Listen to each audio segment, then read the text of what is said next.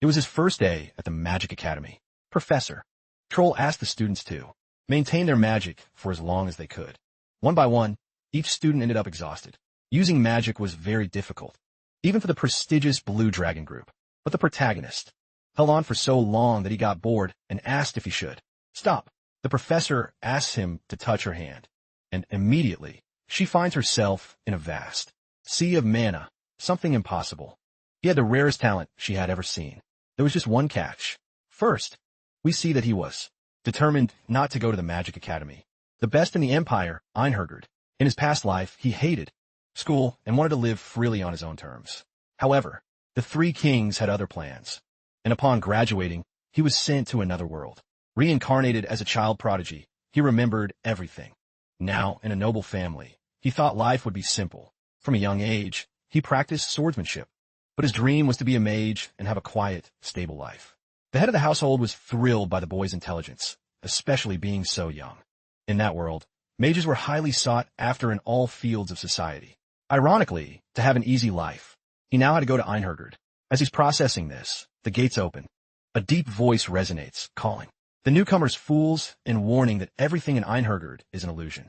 Leon feels an immensa magical pressure and recognizes the speaker as the rumored headmaster of the school. Frozen by the headmaster's aura, the students listen as he mocks those who ignored the rules and brought extra belongings or servants.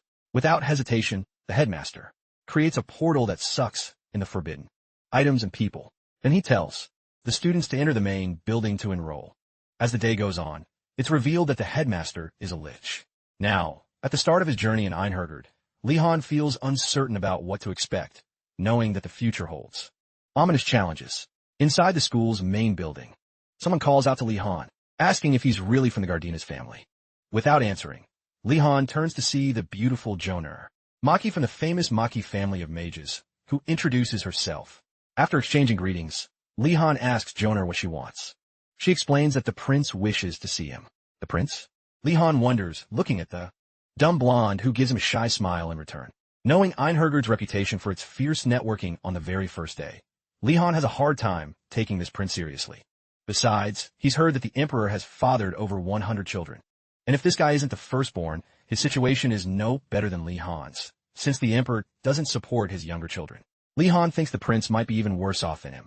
After all, everyone here comes from prominent families, which makes the royal family's position weaker in comparison. John snaps him out of his thoughts, asking if he's going with them or not. Before leaving, Lehan hears two students mocking him and John for looking after some unknown prince. Thinking it's better to have friends and enemies, Lehan takes John's hand and decides to follow her to the prince. She comments on how much they rejected her at first, which resonates with Lehan. Soon, they meet the 97th prince of the Gainando Empire, or rather, the self-proclaimed 97th. Prince, who is actually the 101st. During their initial conversation, Lehan gets distracted, only to snap back to attention when Gainando asks if he's listening. He refocuses just in time to hear Gainando complain about another student who rejected his offer earlier. Despite finding Gainando childish, Lehan humors him, feeding his ego. However, Gainando's responses only confirm how immature and insecure he is. To make matters worse, Gainando gets jealous of another student talking to Einhardt, the 44th. Princess of the Imperial family. Unlike Gainando, Einhardt radiates royal elegance and grace, naturally drawing others to her. Gainando asks Lehan to confront the student for him, but Lehan suggests he act like a true noble and avoid bullying others. Gainando says he's not a bully and asks Lehan for advice. Lehan gives him two options, forgive or challenge to a duel. Seeing how extreme a duel is, Gainando chooses to forgive his half-sister, Einhardt, for doing nothing wrong. Later, John sees Lehan patting Gainando's head and compliments him for putting up with the prince's nonsense. That's something she admits she couldn't stand. Curious, Lehan asks why she keeps looking after Gainando, being just a relative. Before she can answer, Headmaster Lich appears. That's suddenly grabbing everyone's attention. Lehan looks at the headmaster and wonders what he lost to become a lich. The headmaster asks the first-year students why they're called Ironheads. Einhardt guesses it's because of the symbol of steel, receiving sarcastic applause and fake dorm points. From the headmaster. When asked if there's a point system, Lich admits there isn't and warns the students to learn how to spot lies. The headmaster reveals that the first year's symbol is iron, starting a speech about the qualities of steel and its usefulness. After catching them in another lie, he laughs before delivering the real insult. Their symbol is iron because their brains are empty. The mockery surprises Li Han, who notices the headmaster's magical power is preventing anyone from talking back. To Li Han's surprise, he manages to move his arm despite the dense magical pressure. This realization encourages him to adapt to the environment. Noticing Li Han's movement, the headmaster is surprised but doesn't comment. For his final prank, the headmaster opens a large door, revealing a majestic dining hall filled with food. He invites the students to enjoy themselves and recover from their travels.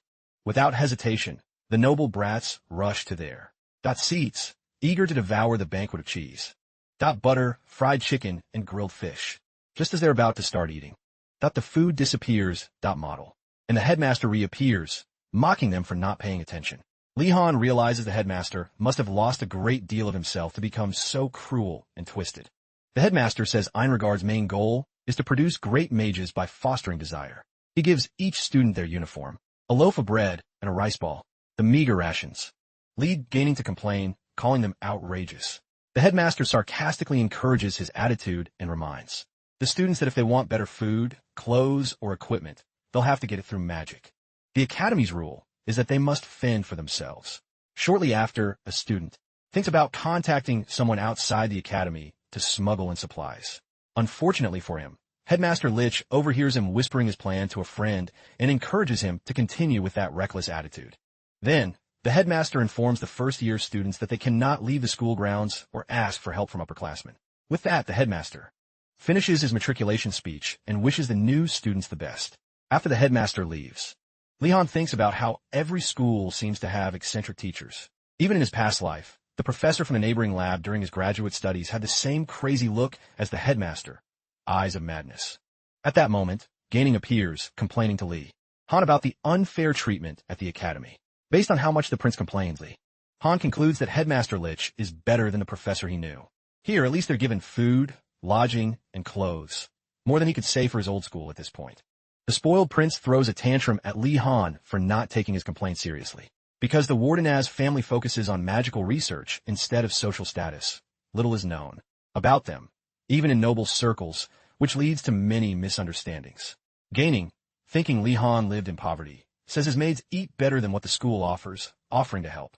He invites Li Han to his house someday, and Li Han, not understanding, thanks him. Li Han Sukists, going to their dormitories to secure a room before it's too late.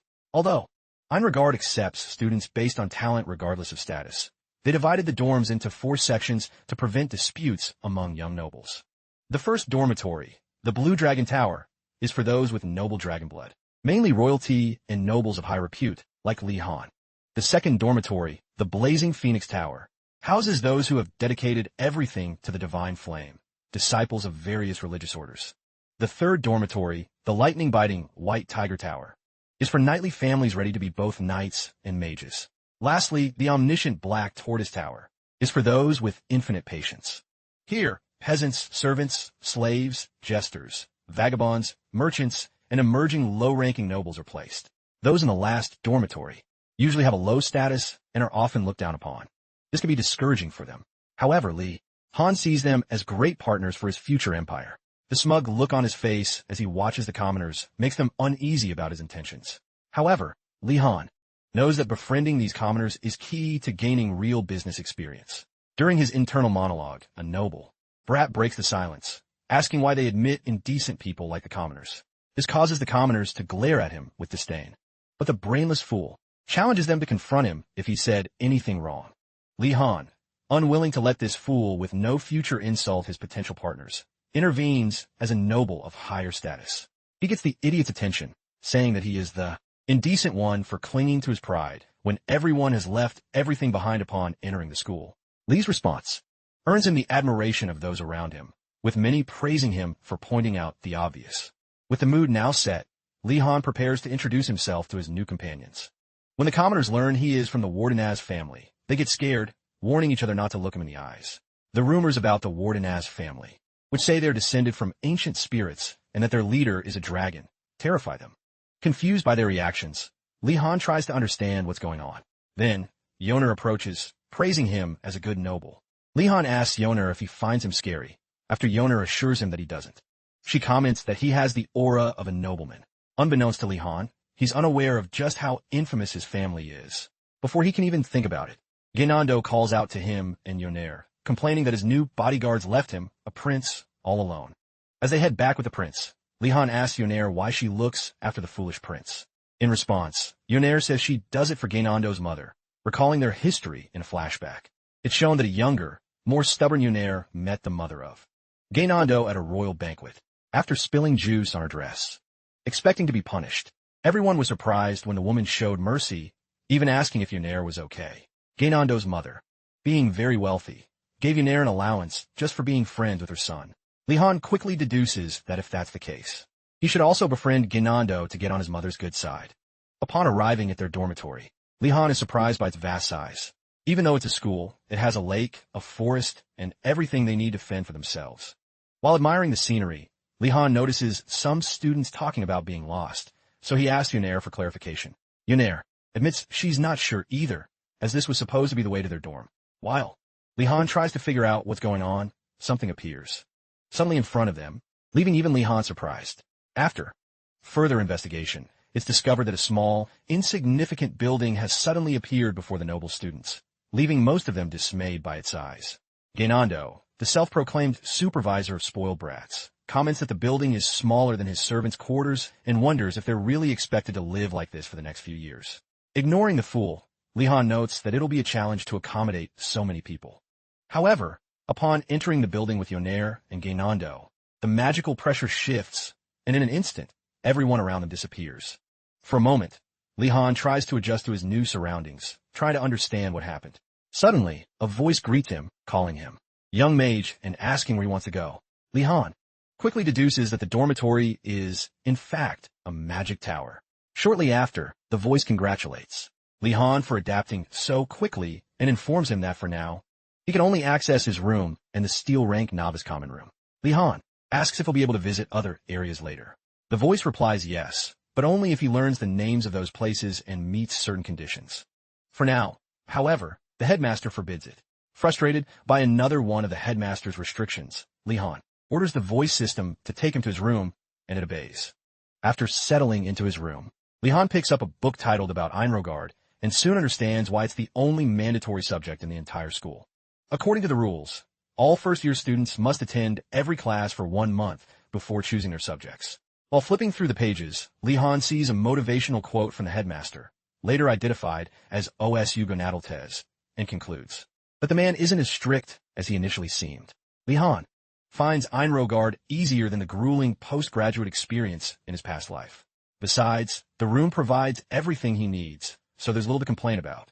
Meanwhile, unbeknownst to Li-Han, the other students are facing an existential crisis over how empty and strange their dorm rooms look.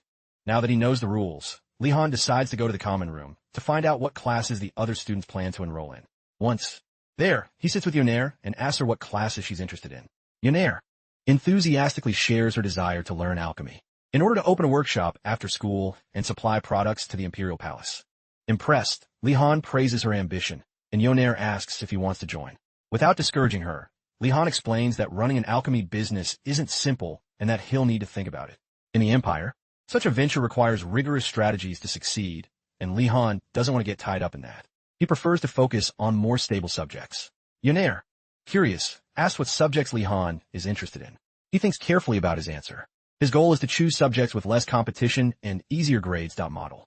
To become an Imperial Palace official, saying something ordinary to someone as passionate as Yoner might discourage her. To avoid that, Lian mentions he'll attend all the classes for a month before deciding, so as not to rush. Just then, Genando runs up with fear on his face, asking for help because he thinks someone broke into his empty room. Hearing his baseless screams, Yoner and Lian ignore the fool and continue their conversation. The next day, Lian and his classmates go to their first class, understanding the fundamentals of magic. The course is mandatory for first years, with classes separated by dormitory. Arriving at the classroom, Lian notices the other students look worn out and asks Yoner what's wrong. Yoner says that many are hungry and not sleeping well because their beds are uncomfortable. Surprised, Lian wonders if their situation is really that bad. He remembers a time in grad school when his classmate offered him a protein bar as his only food for the day. Back then, his schedule had no breaks, and eating protein bars was common.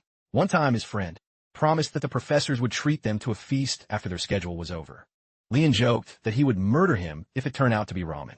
Of course, in the end, it was the same old instant noodles and triangle kimbap. If he survived that, this situation would be a piece of cake. Finally, the students arrive at the classroom for their first lesson, relieved that the room is on the ground floor. Their relief soon turns to shock when they open the door and find a troll in clean clothes at the podium. Trolls are known for being monstrous, ferocious, and tyrannical, so seeing one in a classroom exceeds their expectations. Without hesitation, the troll welcomes them and urges them to sit down. Once they're seated, she introduces herself as Garcia Kim, a half-troll, and assures them that while she understands their fear, there's no reason to worry. She doesn't eat people unless she's very hungry. Although it's clear Garcia is joking, the students believe her for a moment. She finally regrets the joke and begins her class.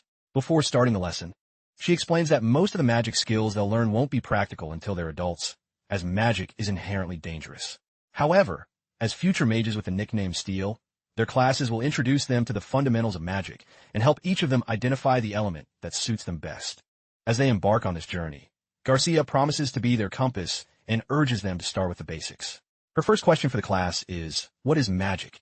Immediately, Professor Einhardt's favorite student stands up and answers confidently. Pleased, Garcia praises her and elaborates, explaining that magic is borrowing magical power and mana from the origins that shape the world. Everyone admitted to the school must be able to perceive and recognize magical power. Most importantly, using magic requires more than just awareness. It requires the exact combination of magical power and mana to achieve the desired results. Garcia continues, explaining that although magic often relies on reactive incantations or specific movements, the core of magic lies in one's will. Realizing she's been talking at length, Garcia cuts her explanation short and asks everyone to stand up to try casting magic. She instructs them to take out their staff and concentrate on gathering their magical power, following her instructions. She advises them to control their magical power while visualizing an image of light. For Yoner, controlling the magical power is especially difficult, as if she's trying to tame a wild horse that could throw her off at any moment. As the students concentrate, Garcia tells them to complete the spell by shouting a short invocation. Oh, light! She assures them that using short invocations helps maintain focus. Leon, paying close attention, goes over the necessary steps to attempt the spell. At first, he's unsuccessful, but he finally manages to generate a faint and somewhat unstable light from his magic wand. Soon, the other students follow Joner's lead, with Einhardt and even Gainando successfully generating light. However, Gainando's magic spiraled out of control, and Garcia had to intervene to keep him from getting hurt. After the incident, Garcia warns the class to focus on controlling their magical power, emphasizing that failing to do so could have serious consequences. She asserts that it's her duty to prevent accidents and encourages them to keep practicing while they still have magic. After the second attempt, many noble students start to complain, and about a third of the class gives up. Garcia knows that Illuminate is the most basic spell, but mastering it requires at least a month of practice. For now, the students will have to figure out for themselves, as she can't explain it directly without discouraging them. She encourages them to try the spell for a third time. By the end of this round, half the class is exhausted and gives up. The cycle repeats, with more students dropping out each time, until the sixth attempt, where only one student remains standing, Lihan. Before the seventh attempt at the spell, Lihan signals to Garcia. He apologizes for interrupting and asks if he can keep practicing, since he's the only one left. Garcia is astonished, wondering how he has endured 7 attempts. Even with a lot of magical power, most students would have exhausted their mana by the 5th try. Garcia explains that magical power, called various names by different tribes, is the primary energy source for mages. Since it's consumed with every spell, young and inexperienced mages tend to run out of it quickly. The fact that Lihan is still standing after 7 attempts is extraordinary and something she must investigate. She asks for his name, and Lihan gives it, omitting his last name, Wardenart, which impresses her. Garcia invites Lihan to the podium and asks for his hand. When he complies, Garcia assesses his reserves of mana and is overwhelmed by what she perceives as a vast ocean of mana, making her feel as if she's drowning. Seeing her alarmed expression, Lihan asks if something is wrong.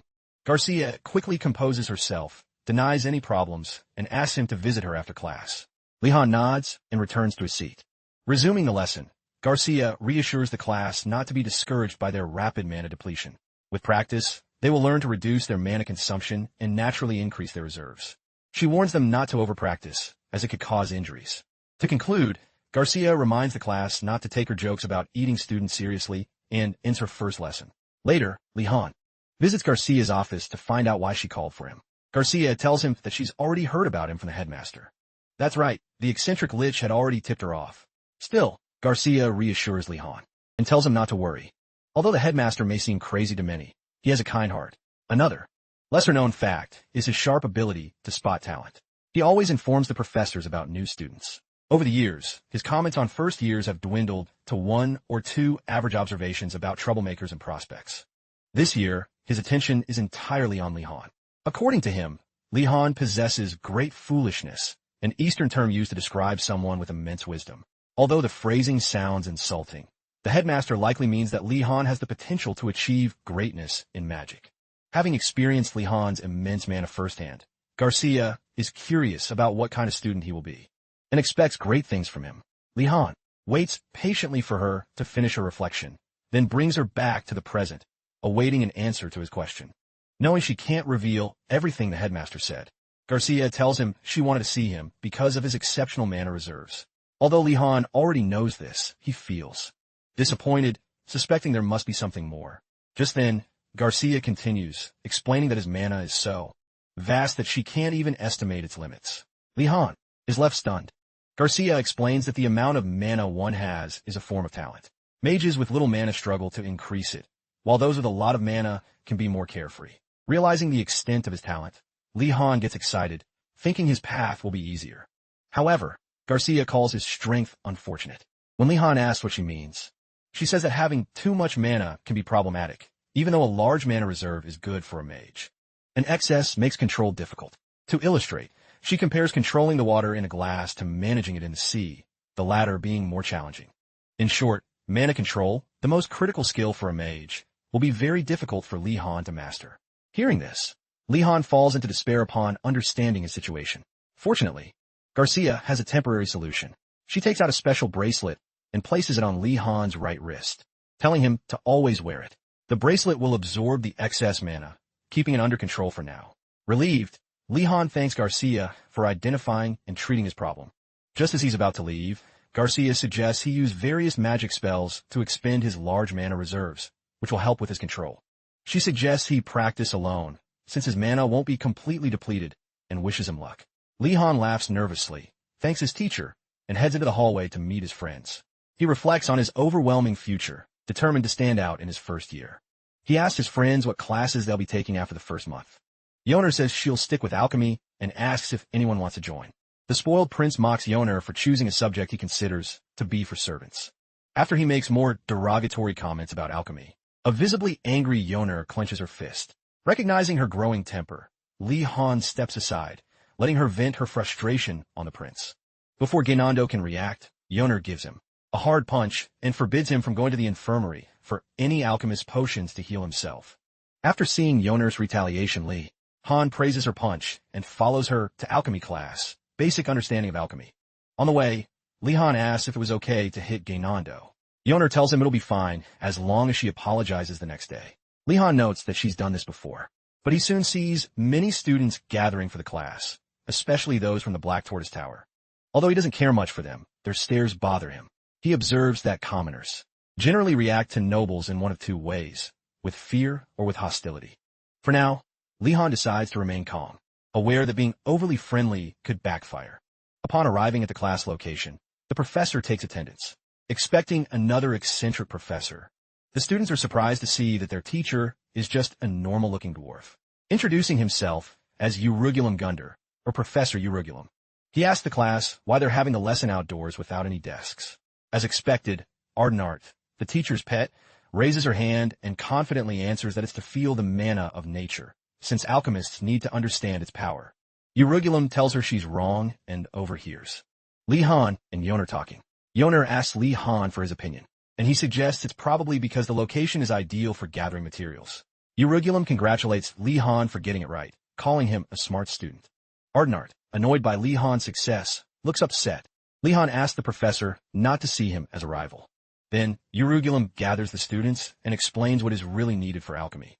Although many think alchemy requires exceptional talent or complex mana control, in reality, the most important skill is knowing how to gather materials. Einhardt challenges the professor, asking why it's so important to learn how to gather materials if they can be cultivated or custom ordered. As murmurs of agreement spread through the group, Professor Durugu becomes visibly angry, calling her stubborn for not understanding the practical realities. In his experience, only 10% of materials are cultivated, and the ones you buy are often unreliable due to poor handling by adventurers. Many of these adventurers yank medicinal herbs out so roughly it would make the gods themselves furious. Durugu emphasizes that alchemists must know how to gather their own materials, as failing to do so dooms them to failure. After finishing his explanation, Durugu hands out scrolls with illustrations of a rare, mushroom-like herb. He orders the students to find this material and not to return empty-handed. Left to their own devices, the students discuss their next steps. Strange rumors surround Einhardt, so when Yoner and Lian identify the herb as doko, a common ingredient in antidotes, Yoner mentions he used it before entering the academy. Among the rumors about the school, one says that students often die learning magic, a dangerous art. Looking at the forest ahead, Lian wonders why the school is so careless, sending first years into such a dangerous area. The forest seems far too perilous for him and Yoner to cross alone. After deliberating, they decide to find someone from their tower to team up with. At first, Lian thinks about asking the princess for help, but Yoner asks if he really sees her as approachable. Lian dismisses the idea, arguing they don't need to be friendly. They just need a medicinal herbalist. Yoner says it's already too late, as it seems everyone has already joined the princess. Lian feels a pang of jealousy, noticing that even students from the Black Tortoise Tower are avoiding him. Yoner tells him not to worry, explaining that the princess was already famous before enrolling. Her intelligence and talent made her renowned, admired by people of all statuses. Naturally, she attracts a lot of followers. Meanwhile, Gainando continues to be unhelpful while most of the students form teams and leave. Lian notices that only students from the Black Tortoise Tower are left. Despite their animosity towards him, he focuses on finding someone who can complement his weaknesses. Spotting a short-haired dark elf with strong legs and calloused hands, he decides she's the ideal candidate. The girl, Nilia, is from the Black Tortoise Tower and belongs to the Shadow Patrol of the Northern Empire, an elite group of hunters and scouts who traverse the mountains with great agility. Looking at the scroll for the doko herb, Nilia initially doesn't think finding it will be complicated. Although she doesn't know the herb, she sees the forest as her home turf. While she was initially overwhelmed by the talented people at the academy, she now feels it's her time to shine. As she prepares to leave, Lian's group approaches and introduces themselves. Suspicious, Nilia asks them to explain their intentions. Lian invites her to team up, but Nilia gets defensive, afraid they might just use her and leave her behind. Han calms her down, pointing out the risks of going alone. He asks how she would handle a monster encounter or how she'd carry the herb back if she found it. Nilia remains skeptical, but she becomes more intrigued as Lian seems to guess her thoughts. After a bit more back and forthly, Han provokes her, suggesting that only a fool would try to do the assignment alone. Finally, Nilia gives in and agrees to join them. Grateful, Lian encourages the group to get moving. As they travel through the forest, Nilia leaps from tree to tree with the grace of a wild animal, while Lian and Yoner walk below. Amazed by her agility, Yoner asks how Lian knew she was the right choice. He replies that her strong legs, callous palms, and frequent use of a bow and arrow are clear signs of an expert hunter. Overhearing their chat, Nilia becomes suspicious, noticing Han's ability to read people. Lian, seeing her reaction, jokes to Yoner that he just saw the Shadow Patrol emblem on Nilia's waist. Continuing their journey, Lian teases Nilia until Yoner asks him to match her pace-up model. Nilia asks why, and Han says that since Yoner is the only one who can identify the herb, they can't risk her getting too tired. Curious about Han's role in the group, Nilia asks what he contributes if Yoner finds the herb and she's the guide. Han states that his job is to protect them. Observing Han more closely, Nilia deduces that he comes from a family of knights. She asks why he's in the Blue Tower, and Han replies that he belongs to the Wardeness family. Hearing this, Nilia is startled, so much so that she almost falls out of the tree where she is. Seeing her horrified expression, Han asks Yoner if there's something wrong with his family. Yoner calms him down, explaining that it's common for famous noble families to have wild rumors, but the Wardeness family is especially infamous. Some believe the patriarch of the Wardeness family is a dragon who burned hordes of undead with his breath during the undead frenzy. Others say the Wardeness family made pacts with ancient spirits to gain their unique magical talent, losing their emotions in the process. It's even said that a Wardeness mage raised an entire city during a riot. Hearing Joner, Li-Han understands that the world sees his family as monsters who leave destruction in their wake. But is it so wrong for great mages to intervene during major incidents? Joner assures him that those rumors don't matter and advises him not to pay them too much attention. Meanwhile, Nilia notes the pain on Li-Han's face and concludes he's not as emotionless as they say. Tired of the somber mood, she encourages them to move on. After walking a few more miles, Nilia sees something unusual up ahead and stops the group to investigate. They discover massive tracks from a monster. Judging by the shallow impressions, the creature tried to avoid leaving a trail. Nilia's inner scout gets excited, marveling at how well-trained a monster must be. Joner, however, feigns interest and Nilia quickly notices. Apologizing for rambling, Nilia tells Joner it's okay if she's not interested in her observations. Li-Han, surprisingly curious, asks Nilia for more details. Surprised, Nilia asks if he's serious. Li-Han assures her there's nothing wrong with his interest. Nilia says that someone from a prestigious family like his isn't expected to admire such tracking skills, but warns him to stay alert. She explains that the creature is large, and it's impossible to predict what else might be lurking nearby.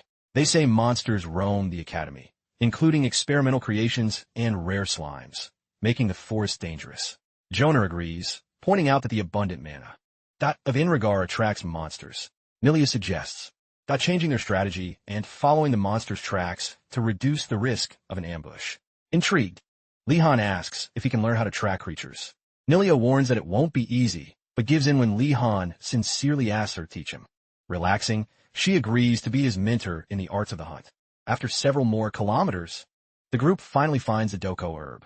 Joner recognizes it instantly, but there are only 2 herbs, one short of the 3 needed to pass the test. With no more herbs in sight, Joner suggests the group move to another location. Before they can act, they fall silent as Joner turns and sees a huge, monstrous boar nearby.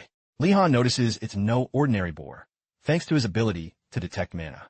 Nilia confirms it's a monster. Recognizing the danger, Li-Han decides to act bravely. With no other weapons, he decides to use his magic staff. Fortunately, he can adjust its size. He extends it, turning it into a long weapon, ready to face the monster. Nilia, impressed by his heritage as a member of the Wardeness family, gets excited, hoping he's learned some magic tricks. She asks if he's confident in his abilities. Li-Han responds with doubt, which leads Nilia to suggest an alternative plan. If things get complicated, he should take the weak Joner and run while she distracts the monster. Joner is moved by Nilia's willingness to protect them, but she plays it down, saying she's just helping because she can. Li-Han thanks her for her support and promises to rely on her if needed. With their plans set, Li-Han faces the monstrous boar. Nilia watches anxiously as Li-Han takes his staff, recalling his training with Sir Arliong when he was 10 years old. Arliong taught him that while the sword is the king of weapons, a true knight must master various weapons to achieve enlightenment. Only those who go through this process can condense their mana into a weapon and master the aura. However, Arliong doubted Li-Han's interest in these endeavors, knowing that few ever reached this level. True to his style, Li-Han told Arliong that he didn't want to pursue such lofty goals. He just wanted to train his body for self-defense and live a quiet life as a mage. Moved by Li-Han's practical attitude, Arliong promised to train him to the best of his ability and added 100 more repetitions to his lunging exercises. With that training in mind, Li-Han clears his thoughts and focuses on defeating the monstrous boar. He shoves his staff into the boar's mouth with an agile movement, killing it instantly. Nilia and Joner are stunned by the outcome. They stare at Li-Han in disbelief, wondering why he didn't use magic. Even though the Einhardt staff is durable, it shouldn't have defeated a monster like that so easily. Unbeknownst to them, Li-Han had condensed some of his mana into the staff, making it function like a sword, although this wasn't true or mastery. His quick thinking and commitment saved him and the girls, allowing them to live to fight another day. Once the monster stops moving, the trio assesses the fatal wound. Nilia is amazed that Li-Han killed such a large creature with just a staff, while Joner worries about how overwhelming the class seems. She can't believe the professors would send new students to such a dangerous area. She even considers skipping future classes altogether when another scream echoes nearby. After calming Joner down, the trio rushes to investigate the source of the scream. Upon arriving, they see a group of students fighting another monstrous boar. With so many students present, Li-Han suggests they observe for now, and Nilia agrees. Just then, a noble boy, Ashen Dalkard, steps forward. With his staff in hand, he confidently declares that he'll handle the monster by himself. Joner recognizes him immediately as a member of the famous Dalkard family, known for their exceptional skills and their history as financial advisors to the Emperor. Based on this reputation, Li-Han assumes Dalkard is competent and trusts that he knows how to use a weapon. However, as the fight begins, it becomes clear that Dalkard's bravery is all talk. His initial attack barely scratches the boar, enraging it further. Seeing his strategy fail, Dalkard tries to recover, but it's too late. The boar kicks him hard, sending him flying several meters. With Dalkard out of the fight, the boar sets its sights on the princess and the others. Then, the princess steps forward. Joner asks Li-Han what to do, but he just watches. Seeing the princess's expression, she seems focused, calculating when to strike. Li-Han observes how the princess waits for the boar to charge, striking at the perfect moment. Her precise blow lands, and the boar squeals in pain before collapsing.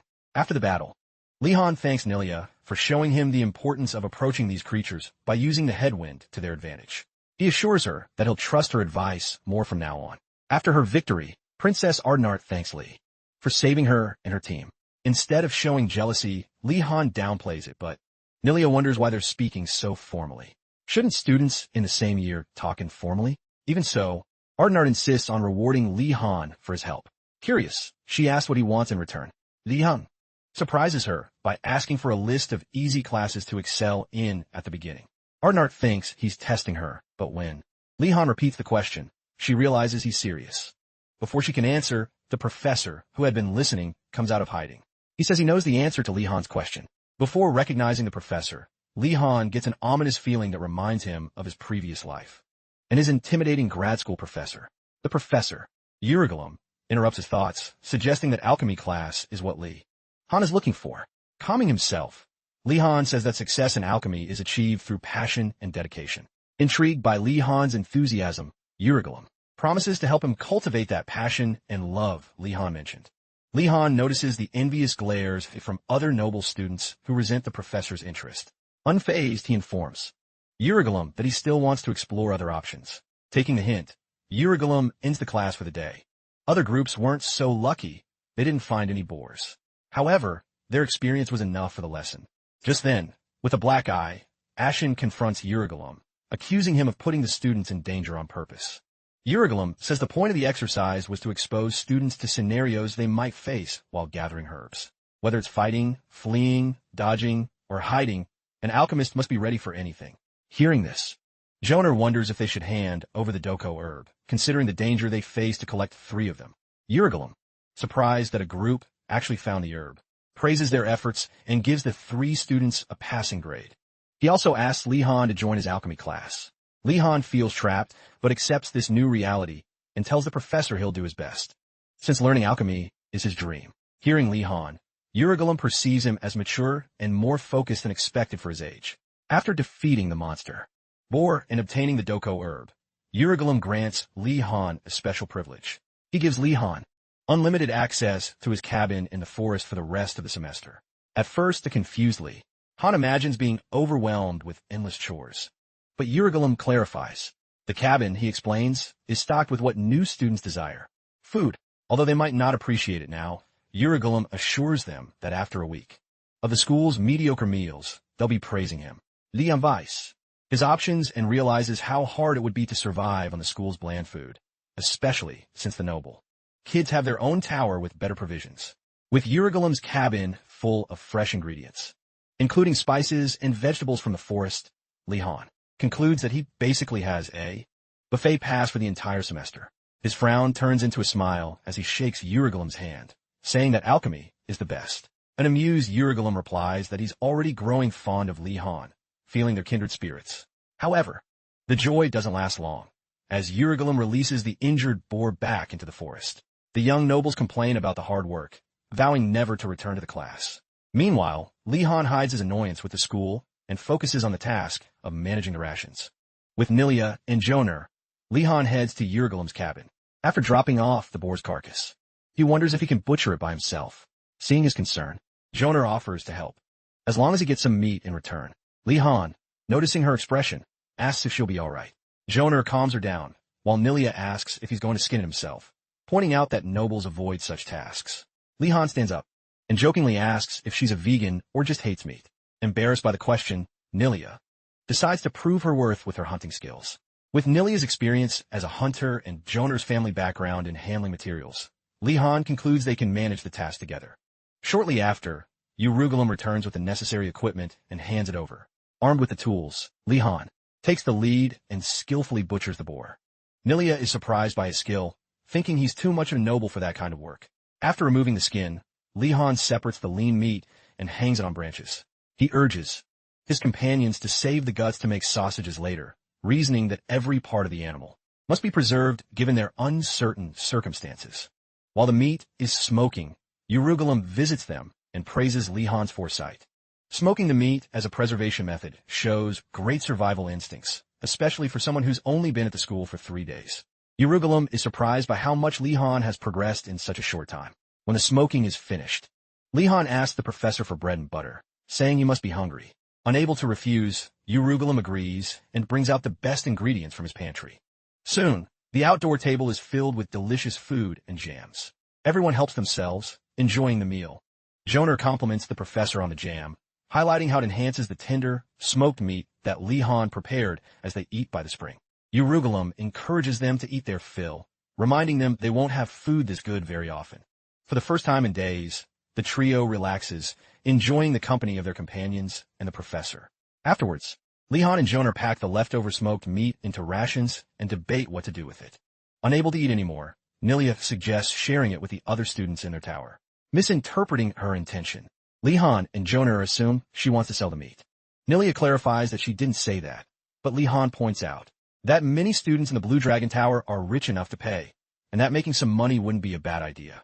As Li Han and Joner congratulate each other on their plan, Nilia shakes her head, confused by the noble's mindset. Not knowing their intentions, she asks if they're going to sell the meat. Li Han asks if she wants a cut of the profits, but Nilia insists she just wants to give it away to her friends. Li Han shrugs and tells her to do as she pleases, but warns her that she might regret not taking advantage of the opportunity. Joner comments that friendships can fade, but riches remain. Exasperated, Nilia asks them to stop, while Durugu, watching silently, notes that the trio is talented but troublesome. Despite the headaches he anticipates from them, he decides he's ready for whatever chaos they might bring. When Li Han and his friend Joner return to the prestigious Blue Dragon Tower, a strange tower, generally isolated from the main grounds and surrounded by the fresh scent of the forest, they immediately begin to grill some of the meat they brought from Durugu's cabin. Their goal is to let the delicious aroma fill the dormitory and attract customers. About 30 minutes later, the other young nobles begin to smell the familiar scent of grilled meat. At first, they're confused, as it's an unexpected smell while they've been enduring their hardships. But soon Li Han calls out to everyone, inviting them to try his grilled meat. Almost immediately, the students gather around their makeshift stall, asking what's going on. Model. Lian calms them down and gets their attention, announcing that they prepared everything for everyone. Before letting them try the food, he tells them it will cost 2 silver coins per person. Even though the price is high, no one complains. Good food is a luxury they want to enjoy again soon.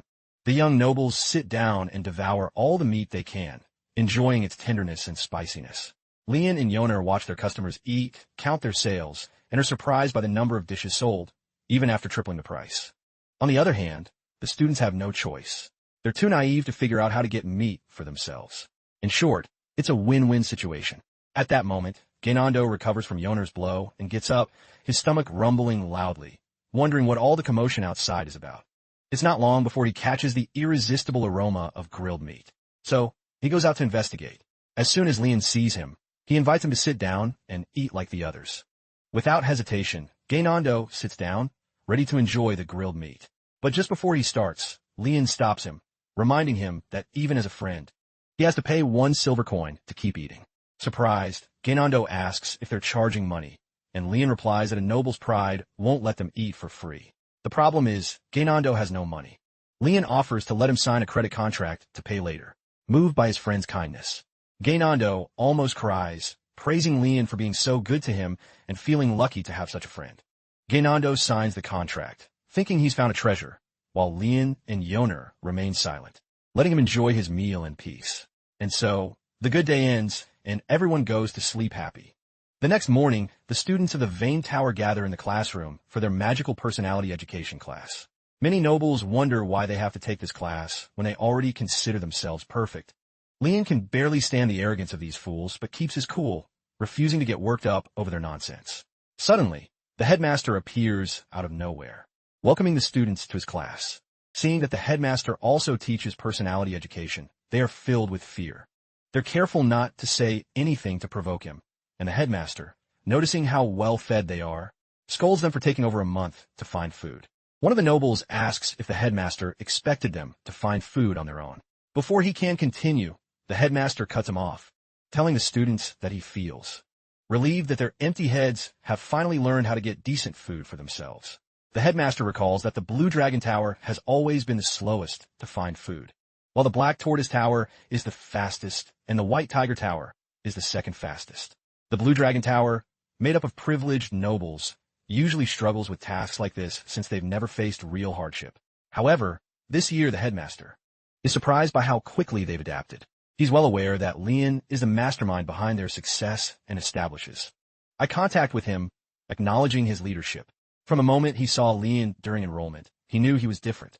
What's most surprising is that someone as adaptable and carefree as Leon comes from the rigid and stubborn Wittiness family.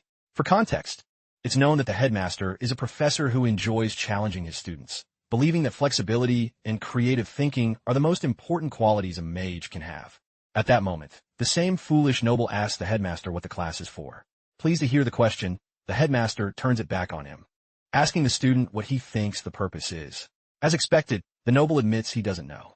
Annoyed, the headmaster explains that the emperor often holds him responsible for the actions of the academy's graduates. Many of their seniors have caused serious problems in the empire, and when they do, the headmaster gets blamed for their foolishness. So, he uses this class as a safeguard, an excuse to avoid being punished for their future misdeeds. He asks them if they understand, then warns them not to deny their flaws, since mages are unpredictable. If they claim to be perfect, it will only infuriate him more. With that, he orders them to open their books and recite the mantra on page 1 out loud. I will not harm common people with my magic. Leon is stunned, wondering if this class could really fix the rotten personalities of his fellow nobles.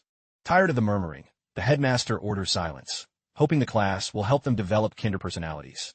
He then asks for 2 volunteers to help him. Everyone avoids his gaze, sensing something strange about his request, especially when the principal threatens to make their lives difficult. If no one volunteers, Leon volunteers, hoping for a reward. In the end, the principal tries to intimidate Leon, but he stands firm, pretending to be enthusiastic and claiming he's happy to help a teacher he respects so much. The principal sees through the lie but doesn't push it, knowing Leon is only looking for personal gain. As the professor speaks, Leon notices that the principal has already figured out his true motive. Just then, Gainando, thinking Leon is making a huge mistake, confronts him and asks if he understands what the crazy principal is planning for them. Before he can continue, another noble interrupts, saying that Leon is sacrificing himself to protect the others from trouble. Moved by this selfless act, Gainando decides to step forward for his friend. Unfortunately, his cowardly legs don't cooperate, and before he can act, someone else volunteers. The principal recognizes the second volunteer as Ashen Dalcor, from a family famous for their skill with documents, and makes a sarcastic comment about his name. As Ashen replies, Leon remembers him from the monstrous boar incident and wonders if Ashen is after the same thing he is. When he's done speaking, Ashen turns to Leon and says this is his way of returning the favor for helping him earlier. Leon tries to talk him out of it, but Ashen boasts about his family's skills and complex calculations, giving the principal the impression that the two boys get along quite well. But the principal suddenly interrupts them, giving them the task of copying all the student safety regulations by the next class. Leon and Ashen are stunned. Later that night, the boys stay after class to start their assignment. After hours of writing, Ashen's anger is boiling over. He swears he'll never forgive the principal for this nonsense, especially since he knows he could have completed the task in an instant using magic. Leon silently watches Ashen's outburst, hoping he doesn't collapse from stress. Reflecting on the situation, Leon suspects the principal deliberately gave them this tedious task to encourage them to use magic once they get too frustrated to continue by hand. Unfortunately, they lack even basic magic skills like creating light, so using magic to write seems impossible. Just then, Li Han gets an idea. He reasons that if the principal has any conscience at all, he must have left them a clue somewhere. Ashan notices Li Han's sudden silenza and asks him what he's doing. Li Han replies that he's looking for something that can help them solve their problem. Ashan hesitates, asking if such actions could be considered theft. Li Han argues that since they weren't given any explicit rules, searching for a solution in the principal's office shouldn't count. Understanding the logic, Ashan agrees, rationalizing that stealing is sometimes okay if it's necessary. They decide to split up and search the room for clues. After searching the room without much success, Li Han stumbles upon a drawer glowing with a green light. He calls out to Ashan, sensing mana emanating from it. Curious, they open the drawer, only for the principal's lich head to pop out, laughing at their supposed stupidity. Although Li Han recognizes it as illusion magic, he remains cautious, expecting more tricks. The principal's message plays, mocking them for using this method and joking that it would be embarrassing if it took them a long time to think of it. Finally, he gives them instructions to use the first circle magic scrolls, especially the basic control one, urging them to learn it soon. With that, the message ends, leaving the boys to figure out the rest. Furious with the principal's teaching methods, Ashan throws a tantrum and suggests filing a complaint. Li Han, ignoring him, starts studying the papyrus scroll. When Ashan presses him further, Li Han asks him if he really thinks complaining to the crazy principal will work. Model. Seeing that the odds are slim, Ashan gives up on the idea and joins Li Han in practicing basic control. After several failed attempts to lift a feather with magic, Ashan exhausts his mana and collapses, leaving Li Han to continue alone. Although magic seems simple, Li Han understands its complexity. The mana is delicate and concentrates differently in each person. Determined, he focuses intensely, treating this as a matter of life and death. After reciting some motivational mantras, Li Han tries to move the feather again. To his surprise, it moves. Both boys stare in amazement, realizing they've made their first breakthrough in magic, and Ashan is frightened by Li Han's power. Now that the spell works on the feather, Li Han's next step is to control its movement more slowly. He concentrates on the feather, trying the spell again, but instead of moving slowly, the feather whizzes past his face, shatters the window pane, and embeds itself in a peach tree outside. Startled, the boys look at each other in disbelief before realizing what happened. To understand the incident, they consult the scroll and discover they must overcome two key challenges to master basic magic control. First, complete the spell. Then, maintain concentration to control the object.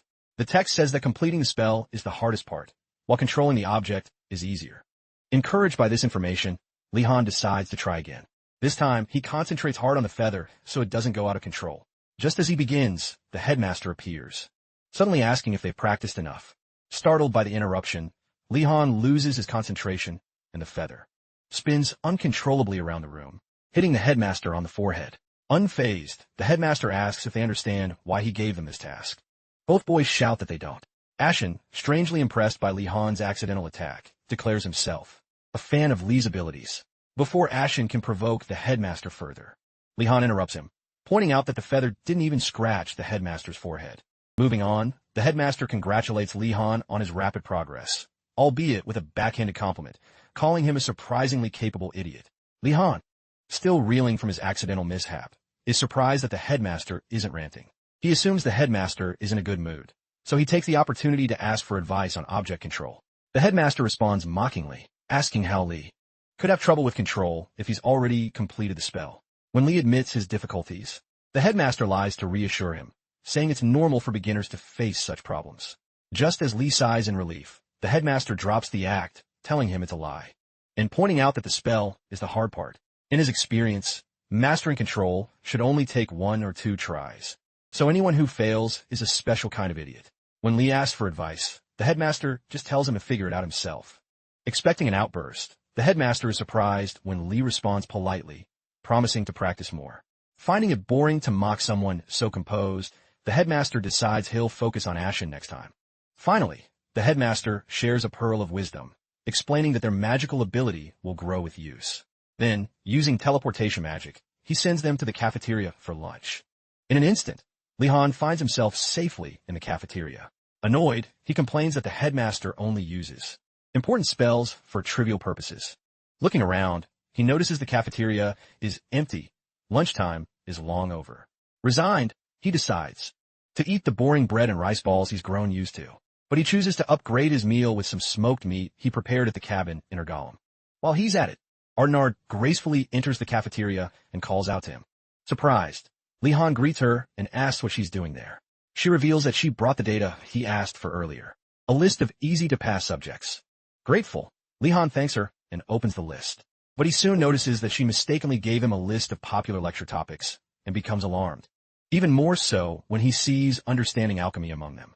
Li-Han gets straight to the point and tells Einhardt about her mistake, explaining the difference between popular and unpopular courses. Upon realizing that he actually wants to study boring subjects, Einhardt becomes disappointed. She initially thought Li-Han was noble, but now sees him as despicable and unworthy of her admiration.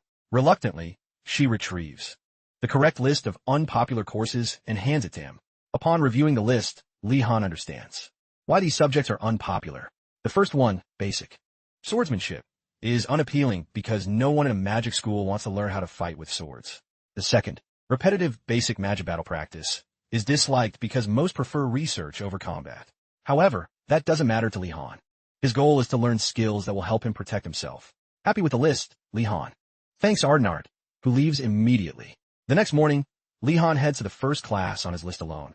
His friends, Gaining, Ashen, and Joner, refuse to join him, and he understands their reluctance when it comes to professors and classes. Li-Han is aware that there's no consideration whatsoever. The professors don't care about their students, nor do they care about their fellow faculty members. That's why Li-Han is choosing a subject he cares little about, so he can focus on the more important ones. Steeling himself with this mindset, Li-Han arrives at the entrance to the school's basement, where his next class is held. Although the descending staircase looks ordinary, Li-Han feels that something is ominously wrong with the place. Over time, warnings have circulated among the Imperial students about the dangers of entering the magic towers. Although they might look ordinary from the outside, once inside, escaping becomes nearly impossible. Since he was a child, Li-Han had read horror stories about people trapped forever in those towers, using them as cautionary tales. One night in his youth, a young Li-Han asked Arlong if the stories about the magic towers were just tales. At that moment, Arlong admitted that while the stories might be exaggerated, they held some truth. Whoever enters a magic tower rarely comes out. In fact, Arlong added grimly, they could die without even knowing it. The once cheerful Li-Han quickly turned serious, starting to sweat nervously. Now, as an older student at Einhardt, Li-Han sees his school as the ultimate form of a magic tower. That's why most new students, though curious, avoid exploring the school. Terrified but determined, Li-Han gathers the courage to go down to the basement, knowing he has a class there. As he steels himself, the eccentric headmaster appears behind him, startling him and causing a panic attack. After calming down, Li-Han hides his irritation and greets the headmaster with flattery and a question. He says he's going to the basement and wonders if the headmaster has any advice.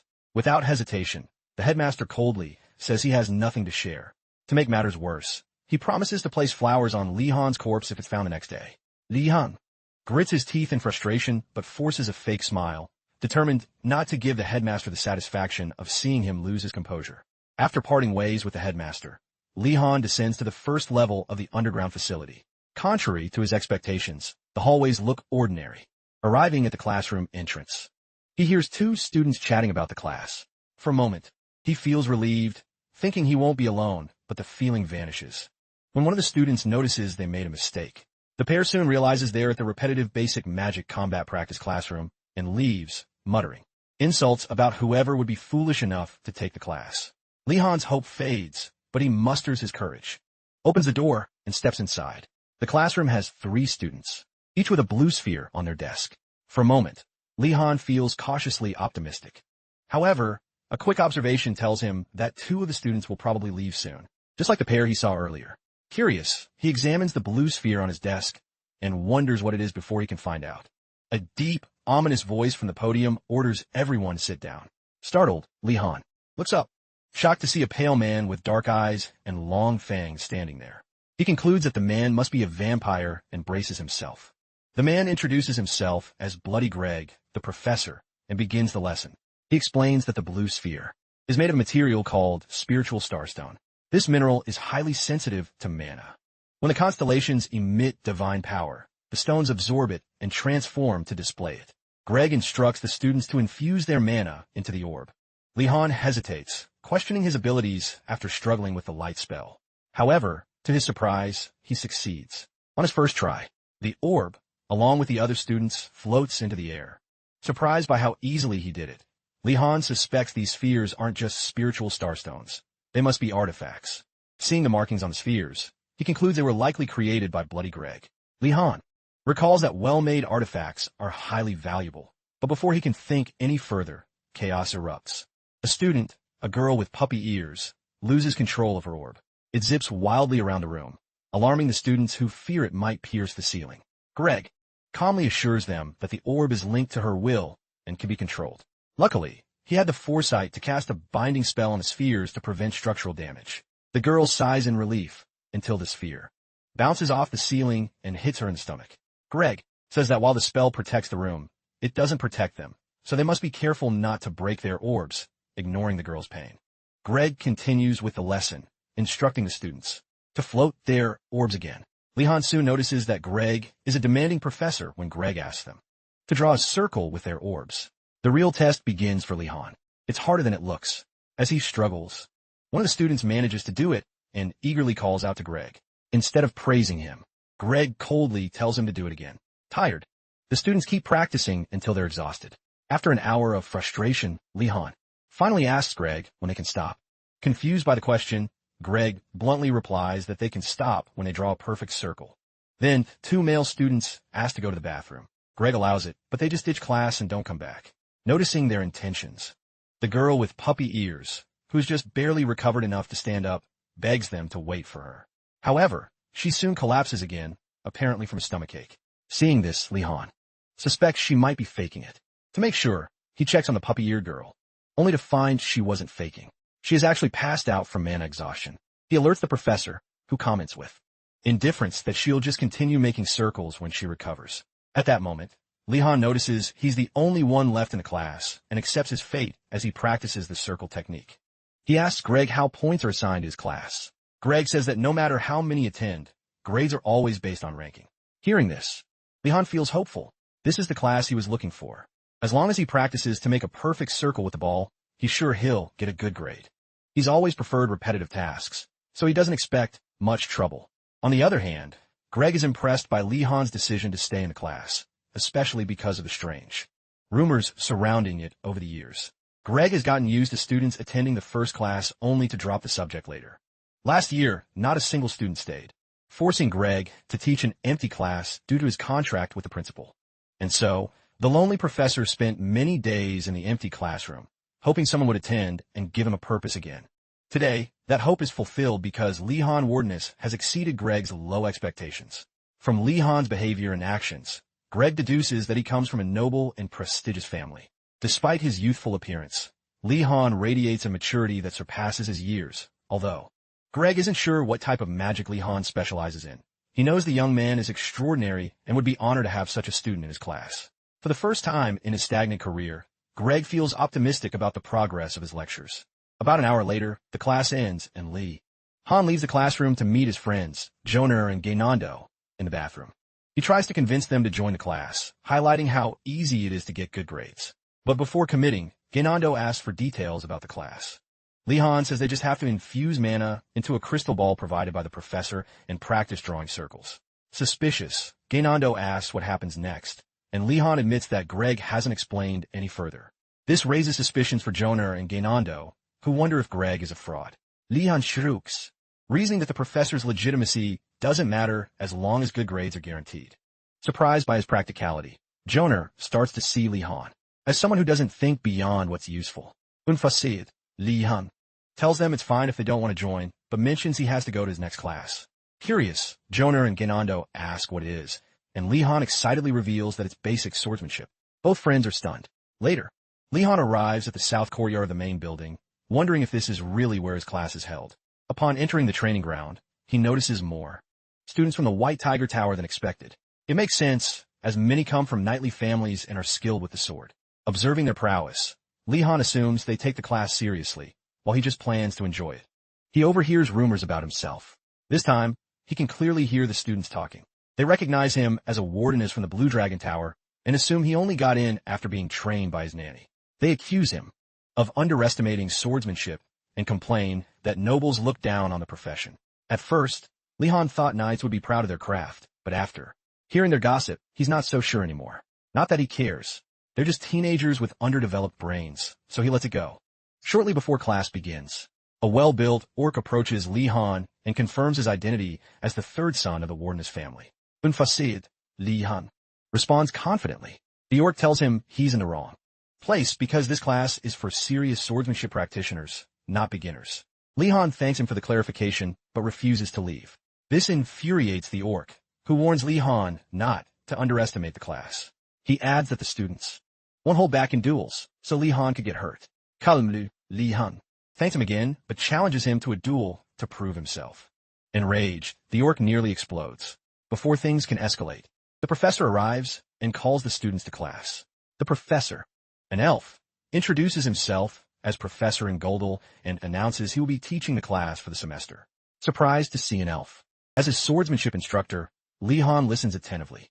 In Goldel says he assumes the students have experience with swords and are here to improve or maintain their skill level. Instead of focusing on the basics, he plans to help them refine their techniques. As he's speaking, someone from the crowd taps Li Han on the shoulder. Turning around, he sees a young, blonde elf smiling warmly at him. After confirming that Li Han is from the wardeness family, the elf asks why someone from such a prestigious magic family is learning swordsmanship. Li Han explains that it's easier to earn points since fewer people choose this class. Although this isn't the answer the elf was expecting, he decides not to press the issue and agrees to disagree. To Li Han, there's no point in lying to a random person, as it could lead to misunderstandings later, so he believes being honest is best.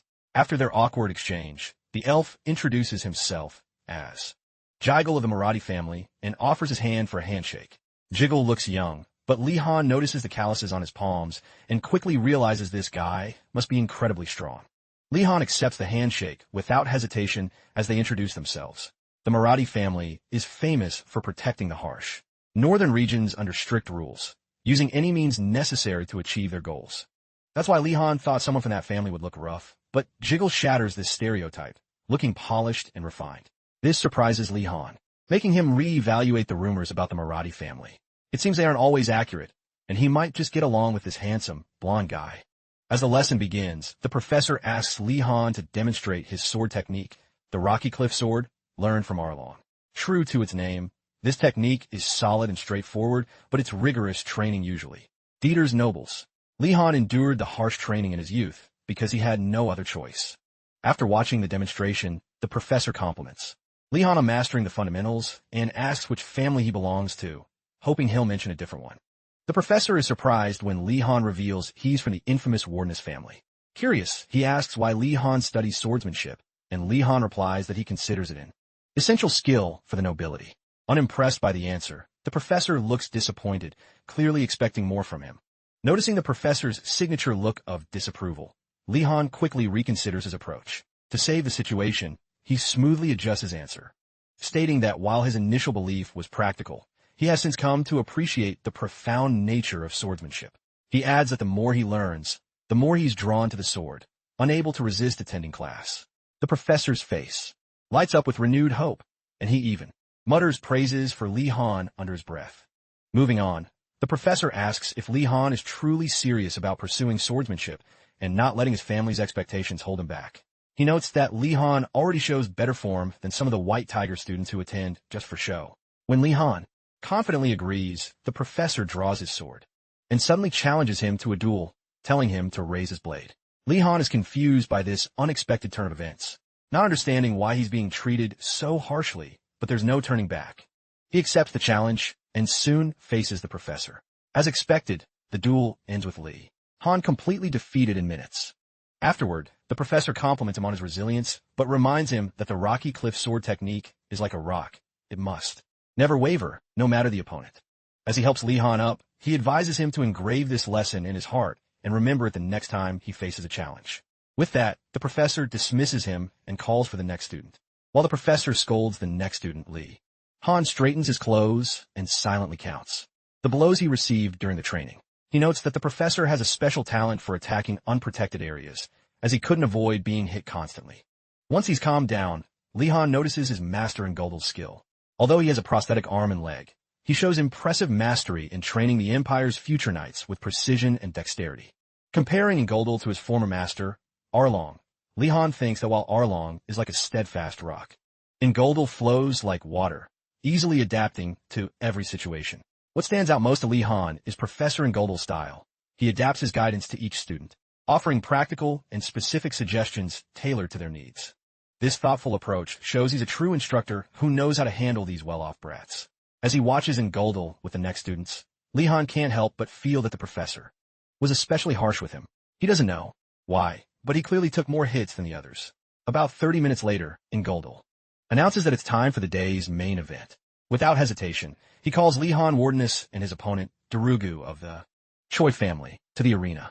Li Han immediately recognizes Durugu as the orc-like guy who tried to pick a fight with him earlier. He steps forward calmly, awaiting the professor's instructions as the stage is set. Ngoldal says they will be sparring for a while. The crowd holds its breath, some wondering if it will be a fair fight. Due to the size difference between the two, Durugu, with a smug expression, clearly expects an easy victory. Ignoring his opponent's arrogance, Li Han focuses all his energy on defeating the green-skinned bully. After all, he spent his life taking beatings and learning swordsmanship for moments just like this. He won't let some idiot steal his chance to shine. The reason Ngoldal chose them both for the match is simply because they're the most outstanding students in his class. Besides, swordsmanship can't be learned from theory alone, as it requires intense practice and real combat experience to achieve proficiency. After giving a practical example, it's clear that Li Han and Durugu have met the necessary conditions for a swordsman to unleash their true power through a mix of theoretical knowledge and practical application. Even now, Ngoldal senses both students unintentionally infusing some mana into their weapons, showing how impressive their talents as knights are. That said, Ngoldal instructs both students to take their positions. As they do, he reflects on how incredible it is that someone like Li Han, who doesn't come from a family of knights, has reached such a high level of skill with the sword. Perhaps, he thinks, Li Han was rejected by his family, which led him to take swordsmanship so seriously. Understanding the pain Li Han must have endured, Ngoldal gets emotional, feeling proud of what Li Han has become. To support Li Han's journey, Ngoldal promises to take responsibility for his path with the sword. Then the duel begins, eagerly anticipating the performances of both students. Durugu Choi comes from a family famous for its mastery of the Alpine Moon Sword, a fast and sharp style. Li Han, on the other hand, uses the Rocky Cliff Sword, a heavy and strong style. Since their approaches are opposites, Ngoldal hopes they will learn from each other's mistakes, which is what rivals are for. As soon as the training begins, Durugu gets tired of Li Han waiting for him to make the first move. Frustrated, he lunges at Li Han and attacks first with his Alpine sword style. Li Han dodges the initial attack and waits for Durugu to get closer. When the moment is right, Li Han throws some sand in Durugu's eyes, briefly disorienting him. This cunning tactic causes a stir among the crowd, as students accuse Li Han of cheating. However, when a student reports him to Professor Ngoldal, he dismisses the accusations and instead praises Li Han for thinking outside the box. In his words, he needs his students to do whatever it takes to win, because in battle, there's only life and death. Recognizing that Li Han understands this truth, Ngoldal encourages him, knowing it will be difficult for other students, born into families that value honor, to understand the harsh reality of life or death combat. For Ngoldal, a true swordsman who survives war is one who is willing to win no matter the cost. Thus, the fight between the orc and the prodigy continues. Li Han takes the lead, especially with Durugu still blinded. After taking a superficial hit from Li Han's sword, Durugu is distraught, realizing he'd lowered his guard simply because he looked down on Li Han. Meanwhile, Li Han notices Durugu's disorientation and decides to press his advantage to keep him trapped. Earlier, by observing Durugu's movements, Li Han saw that the orc was very skilled. Now he just has to stay calm and create a scenario to secure the win. Following this plan, Li Han steps on Durugu's foot and throws punches to keep him off balance. Durugu is surprised by how far Li Han is willing to go to win this practice match. At this rate, Durugu realizes he needs to step up his game to avoid embarrassment. To regain control, he drops to the ground and rolls out of range of Li Han's attack. The unexpected move surprises Li Han, who realizes he's lost his advantage, seeing Durugu's maneuver. Ngoldal is even more impressed by his skills. He praises Durugu and encourages the fight to continue. Determined to reclaim his pride, Durugu lunges at Li Han in a fit of rage. Li Han remains calm, responding to Durugu by blocking and parrying. He attacks only when necessary. As the battle intensifies, Ngoldal He gets excited seeing both students exceed his expectations. He had known they were exceptional from the beginning, but seeing Durugu handle the Alpine Moon Sword with such dexterity was extraordinary. However, it's unfortunate that Durugu is quickly losing stamina due to the excessive force he applies to his technique. Meanwhile, Li Han remains serene, carefully responding to Durugu's attacks without overextending himself. Upon noticing Durugu's growing agitation, Li decides to patiently wait for the perfect opportunity to take advantage of it. As the fight continues, Li notices a strange red aura around Durugu and wonders what it can mean. Regardless of what it means, Li Han regains his focus, maintaining a serious expression to increase his chances of winning. Meanwhile, Durugu the orc notices that Li's decisions are faltering due to the situation.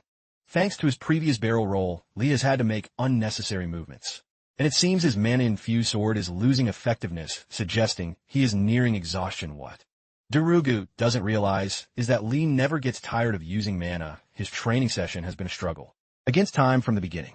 With that in mind, Durugu continues to push himself to the limit, attacking Li with all his strength in an attempt to exhaust what he assumes is the rest of Li's stamina. Over time, he becomes confused as Li's defense grows stronger. He wonders if the problem is the force he's putting into his strikes. Upon observing Li's expressionless face again, Durugu suddenly feels overwhelmed by the feeling of having been surpassed by the guardian prodigy in his mind. He feels that he has been in Li's hands, falling into his trap from the start. This realization unsettles him, and he makes a critical mistake by stopping to rethink his strategy. Li Han notices Durugu's hesitation and takes advantage of it, striking the hand of Durugu and disarming him by sending his sword flying. With Durugu defenseless, a sweaty Li Han gently places his wooden sword against Durugu's throat, signaling to the referee that he has won the training session. To end the class, Ingoldal stops the fight and declares Li Han as the winner. Then he calls both students and shows his disappointment with Durugu for losing his composure at such a crucial moment, and in essence, digging his own grave. However, Ingoldal acknowledges that Durugu is still a teenager, and it is somewhat expected for him to struggle with the oppressive feeling of losing. As for Li Han, Ingoldal is impressed by the aura of refinement and nobility he emanates, consistent with his skill and demeanor. After confronting them, Ingoldal praises their swordsmanship, but reminds them that winning isn't everything. The victor must be humble, and the loser must use defeat as motivation to improve. Ingoldal orders them to bow to each other as a sign of respect. As they do, so Li Han suspects that Durugu might not let him off the hook. Preparing for a possible attack, he gets ready to counterattack. To his surprise, Durugu accepts defeat gracefully and apologizes for his previous behavior. He accepts Li Han as a classmate, leaving Li surprised to find someone so mature. Initially suspicious of Durugu's intentions, Li observes further and concludes that Durugu genuinely accepts his defeat. With that, they shake hands and reconcile. This display of sportsmanship elicits applause from Ingoldal and the students, who clap for several minutes until their palms hurt. After the lecture, Unlethal sends everyone to their dormitories at nightfall. Li Han finds himself in the middle of a problem. The elf he met earlier in Ingolfil's class, Yejel Moradi, gathers students from the White Tiger Tower and surrounds Durugu in a quiet corner near the walls of their tower, a secluded place where no one will see them. Siegel mocks Durugu for his past humiliation at the hands of the guardian prodigy, asking if he really intends to accept defeat without seeking revenge. Durugu maintains that he lost because of his own shortcomings model, but others in the group try to blame Li Han, accusing him of cheating and trying to convince Durugu that the loss wasn't his fault. As the noise increases, Jigel interrupts, declaring that none of that matters now. According to him, Durugu's failure has disgraced the honor of their tower and family. Choi must take responsibility for this shame. When Durugu asks what kind of responsibility he means, Jigel reveals that they plan to ambush Li Han in the forest when he's alone. Disgusted by the proposal, Durugu questions Jigel's sense of honor as a nobleman. Jigel calls him a coward, saying that only winners get to talk about honor. Although there are murmurs of discontent among the other students, none of them dare to challenge Jigel openly. Firm in his principles, Durugu refuses to take part in the plan, declaring that he lost fair and square and won't resort to dishonest tactics. Jigel calls him a coward again and asks for another volunteer to take his place. A wide-nosed student steps forward, eagerly offering himself, and Jigel accepts him into the plan. As Jigel and the group prepare for their ambush, Durugu feels increasingly uneasy, although his pride tells him to stay out of it. He can't let Li Han face such unfair odds alone. Determined to make things right, Durugu rushes to find Li Han in the forest and warn him about the impending attack. However, upon arriving, he witnesses A shocking scene. A swift object flies past him, and he sees several of his tower mates. Already on the ground, defeated, the remaining students, furious at Li Han's strength, insult him, calling him a bastard for daring to beat them, while Li Han stands ready for a fight, warning them to come closer if they're ready to die. Nothing makes sense to Durugu as he watches the chaos, leaving him stunned and wondering what exactly is going on. A short while before Durugu's arrival, 3 idiots from Maradi confronted Li Han in his usual spot, swearing he would never attend another fencing class. Unfazed, Li Han wonders why they're going to so much trouble to prove a point and concludes it's not just about the class. Either way, he finds them annoying and decides to scare them off. With that, he puts on a threatening face and asks if they really know what family he comes from. However, the fools aren't intimidated by his family name, even calling him a coward for trying to scare them. Judging by their misplaced confidence, Li Han suspects there must be some kind of backer or a mastermind behind it all. Thinking about the cleanup after a fight, he considers them fools for believing their actions would have no consequences. He then asks them to reveal the mastermind behind the ambush, assuming it might be someone from a powerful family. To avoid giving themselves away, one of Jigel's men tells the others to shut up and not let Li Han trick them. He then orders the group to surround Li Han, blocking his exit, although Li Han knows that a 3-on-1 fight is a lot for him to handle. He remembers Arlong's advice to prioritize his safety and run if necessary. Unfortunately, his escape is blocked, forcing him to come up with another plan. Seeing some stones on the ground, Li Han notices they're the ideal size for casting the basic control spell he learned in the headmaster's office. With that knowledge, he recites the spell, causing several stones to float in the air. This sudden display of magic startles the 3 attackers, who never expected Li Han, a guardian, to be able to handle such magic. Pleased that his plan is working, Li Han smirks and ramps up the intimidation, hoping to scare them off completely. He then points his wand at the group's leader and accidentally launches a stone at high speed. The impact knocks the leader to the ground, leaving Li Han and the other 2 students shocked by what happened. Realizing how out of control he is, Li Han vows to work harder on his training to avoid similar mistakes. Meanwhile, the 2 remaining students mutter about Li Han's attack before deciding to stand their ground. To keep up his bluff, Li Han floats in the air with an impassive expression and challenges them to come closer if they want to die. At this point, the 2 decide it's not worth it. They grab their unconscious leader and retreat, with the confrontation over. Durugu emerges from his hiding spot. Li, on alert, asks if he's also here to fight after witnessing his skills. Durugu quickly denies it and sits down by the campfire to explain the situation. Upon discovering that Jigel Maradi is the mastermind behind the ambush, Li begins to understand life in the White Tiger Tower. Unlike his Blue Dragon Tower, where camaraderie and joy thrive, the White Tiger Tower operates under a strict hierarchy that often forces its members to act on behalf of their master. While Durugu explains, Li draws Jigel's face in the dirt to jog his memory. He recalls the elf's face and feels disappointed, as he initially thought Jigel was a good guy. Seeing that Jigel's actions contradict his appearance, Li ponders his motives and concludes that Jigel is just playing a part in a larger scheme. Durugu, noticing Li is distracted, calls him back to reality and continues explaining. Li finds it strange that they approached him like this, but Durugu sheds some light on the situation. He explains that as a member of the Wardeness family, Li is a powerful political tool. Besides, if Jigel were to defeat someone like Li, especially as a first year, it would greatly boost his own reputation and influence. Furious at Jigel's intentions, Li shares Durugu's frustration. To avoid future clashes, Durugu suggests Li be cautious, since it's clear the White Tiger Knights will continue to hold negative feelings toward him, especially with his growing success in swordsmanship. Jigel, being a skilled manipulator, will surely exploit those feelings. Their meeting ends shortly after, and Li Han returns to his tower, contemplating Durugu's parting words.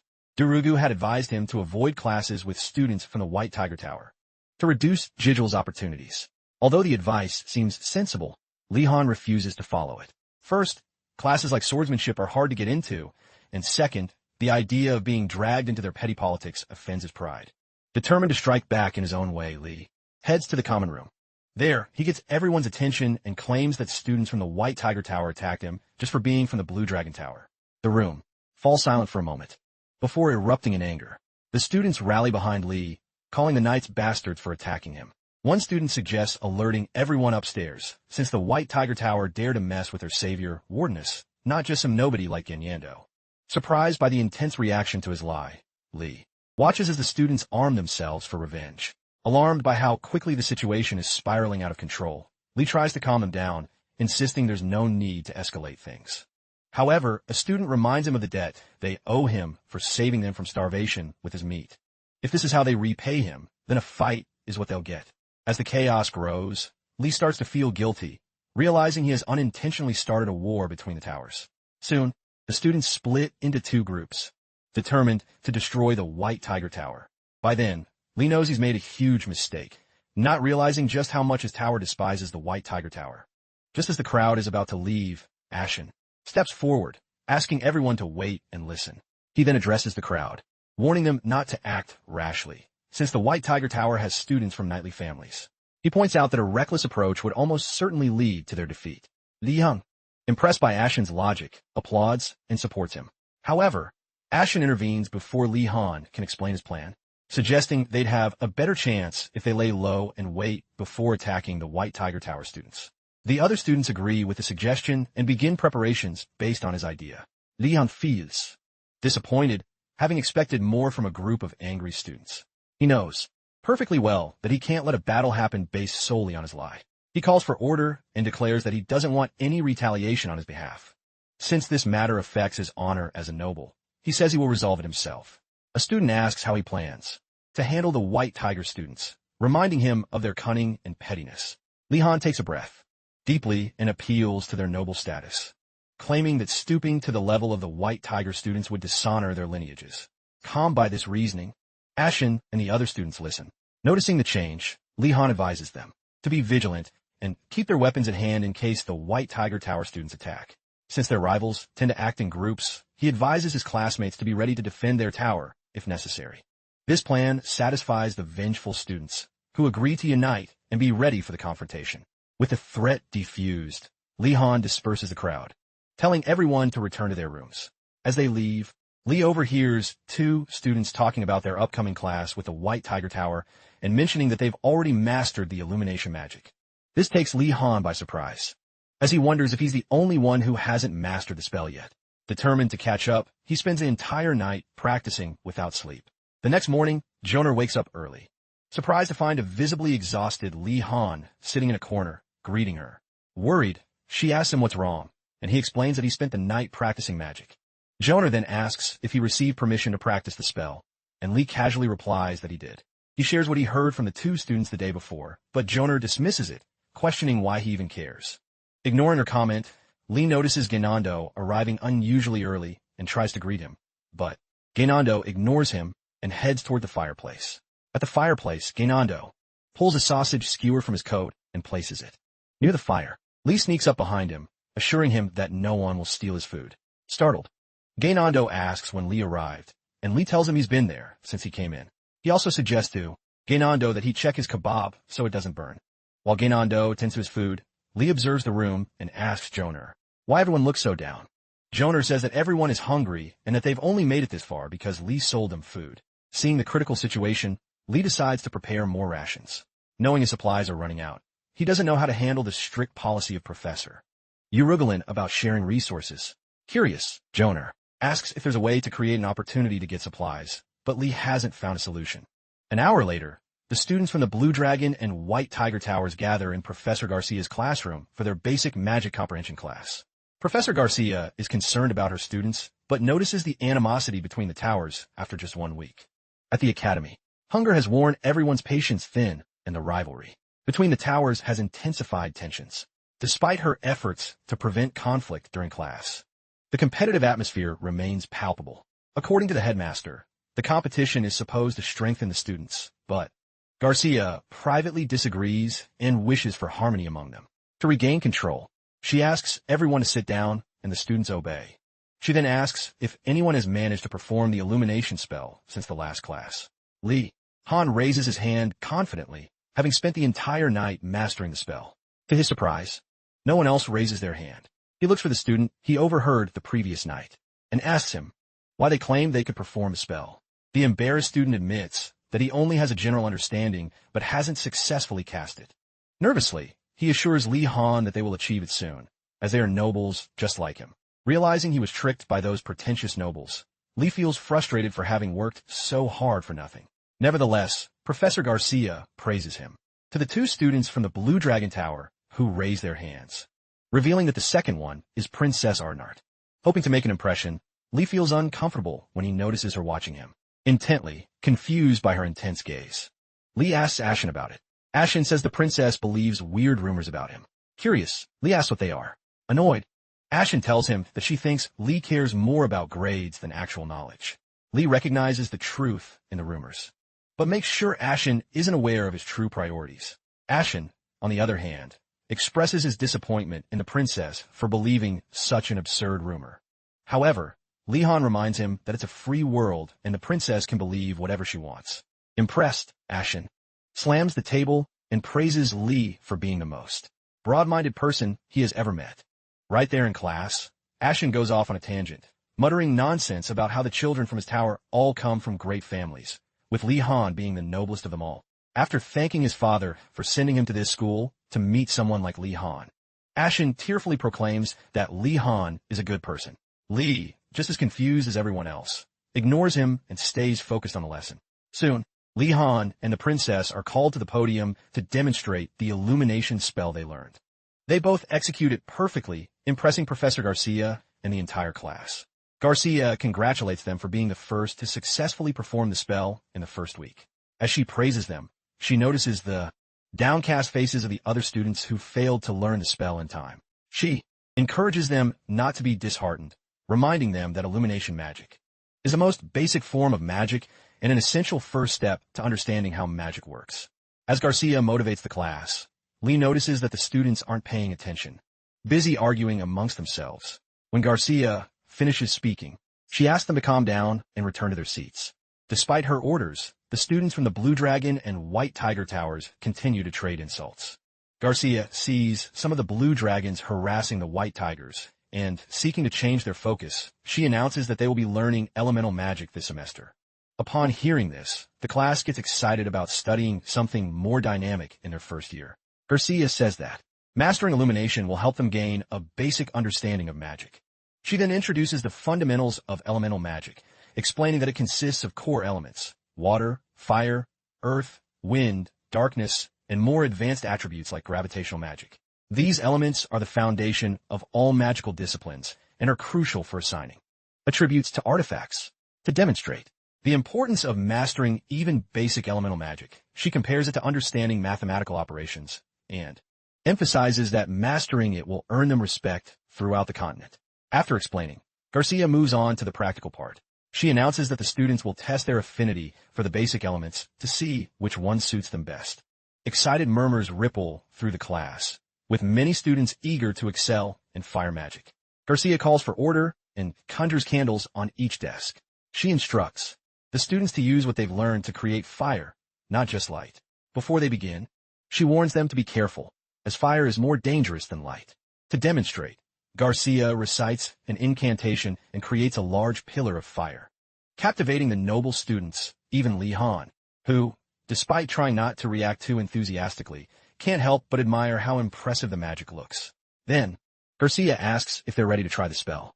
As expected, they jump right in, with many struggling and nearly hurting themselves. Lee-Han, however, remains calm and thinks about why the professor gave out candles. Remembering the mantra about visualizing nearby objects, he gains the confidence to try the spell. As he concentrates his mana, Garcia notices it's getting out of control and quickly intervenes, stopping him before he can continue. She announces that Lee-Han will be forbidden from practicing fire magic for now. When Lee asks why, Garcia tells him that learning fire magic is too dangerous for him at his current level.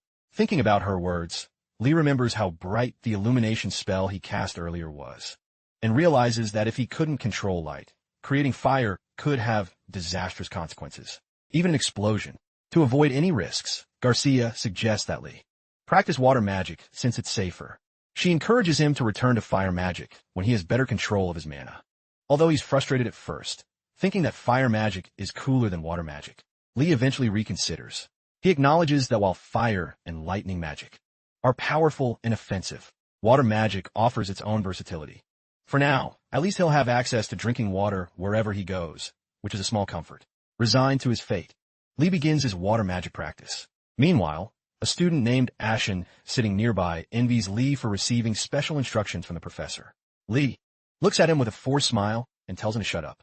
Shortly after, Lee Han observes the bowl of water on his desk and commands it to stir while pointing his wand. His first attempt fails, but Lee, eager to learn fire magic soon, tries repeatedly until he succeeds on his third try. By infusing enough mana into the water, he transforms it into a large drop of pure liquid that floats in the air, to the astonishment of everyone in the classroom. When the other students see that Lee achieved what they couldn't in just 3 attempts, the class is shocked.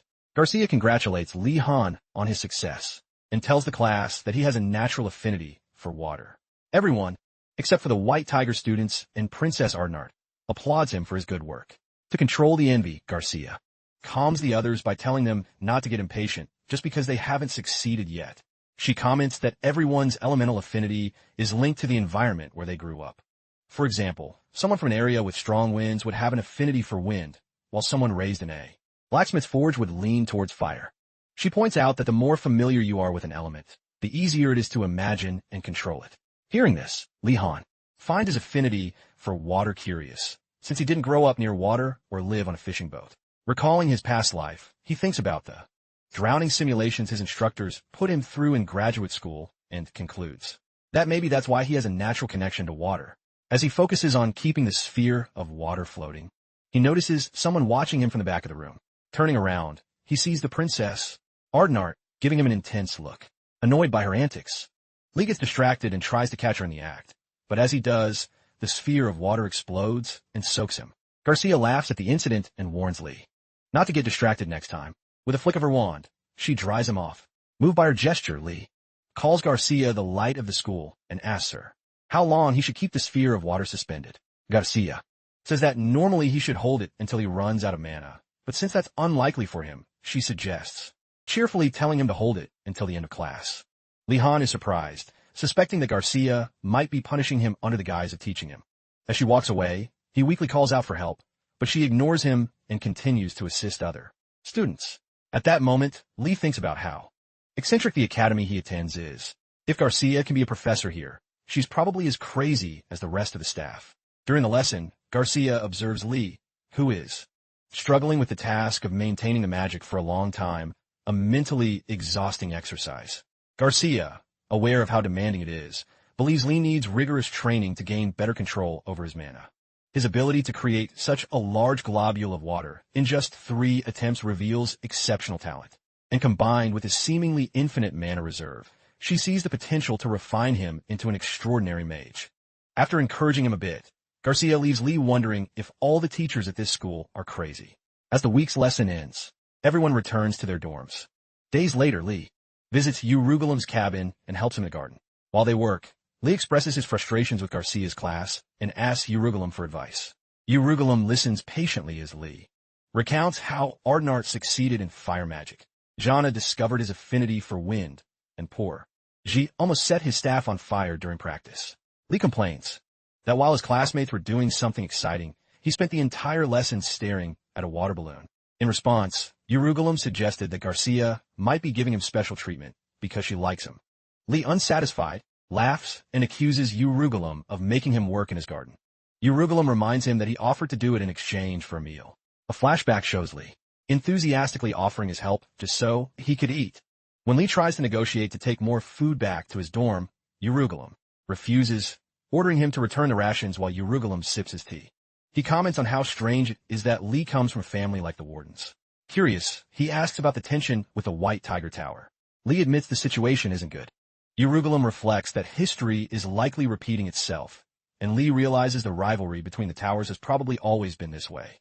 Although Lee understands the tense relations, he expresses frustration with the constant fighting, especially since they already have enough to deal with in their studies. Impressed by Lee's reasoning, Urugulam suggests he ignore those who try to provoke him and focus on improving his magic. After a brief silence, Lee admits he's already fought with them. Hearing this, Urugulam looks disappointed, which makes Lee tell him not to look at him like that, as he's upset too. Urugulam, knowing that fights don't usually happen, in the first week, asks Lee how it happened.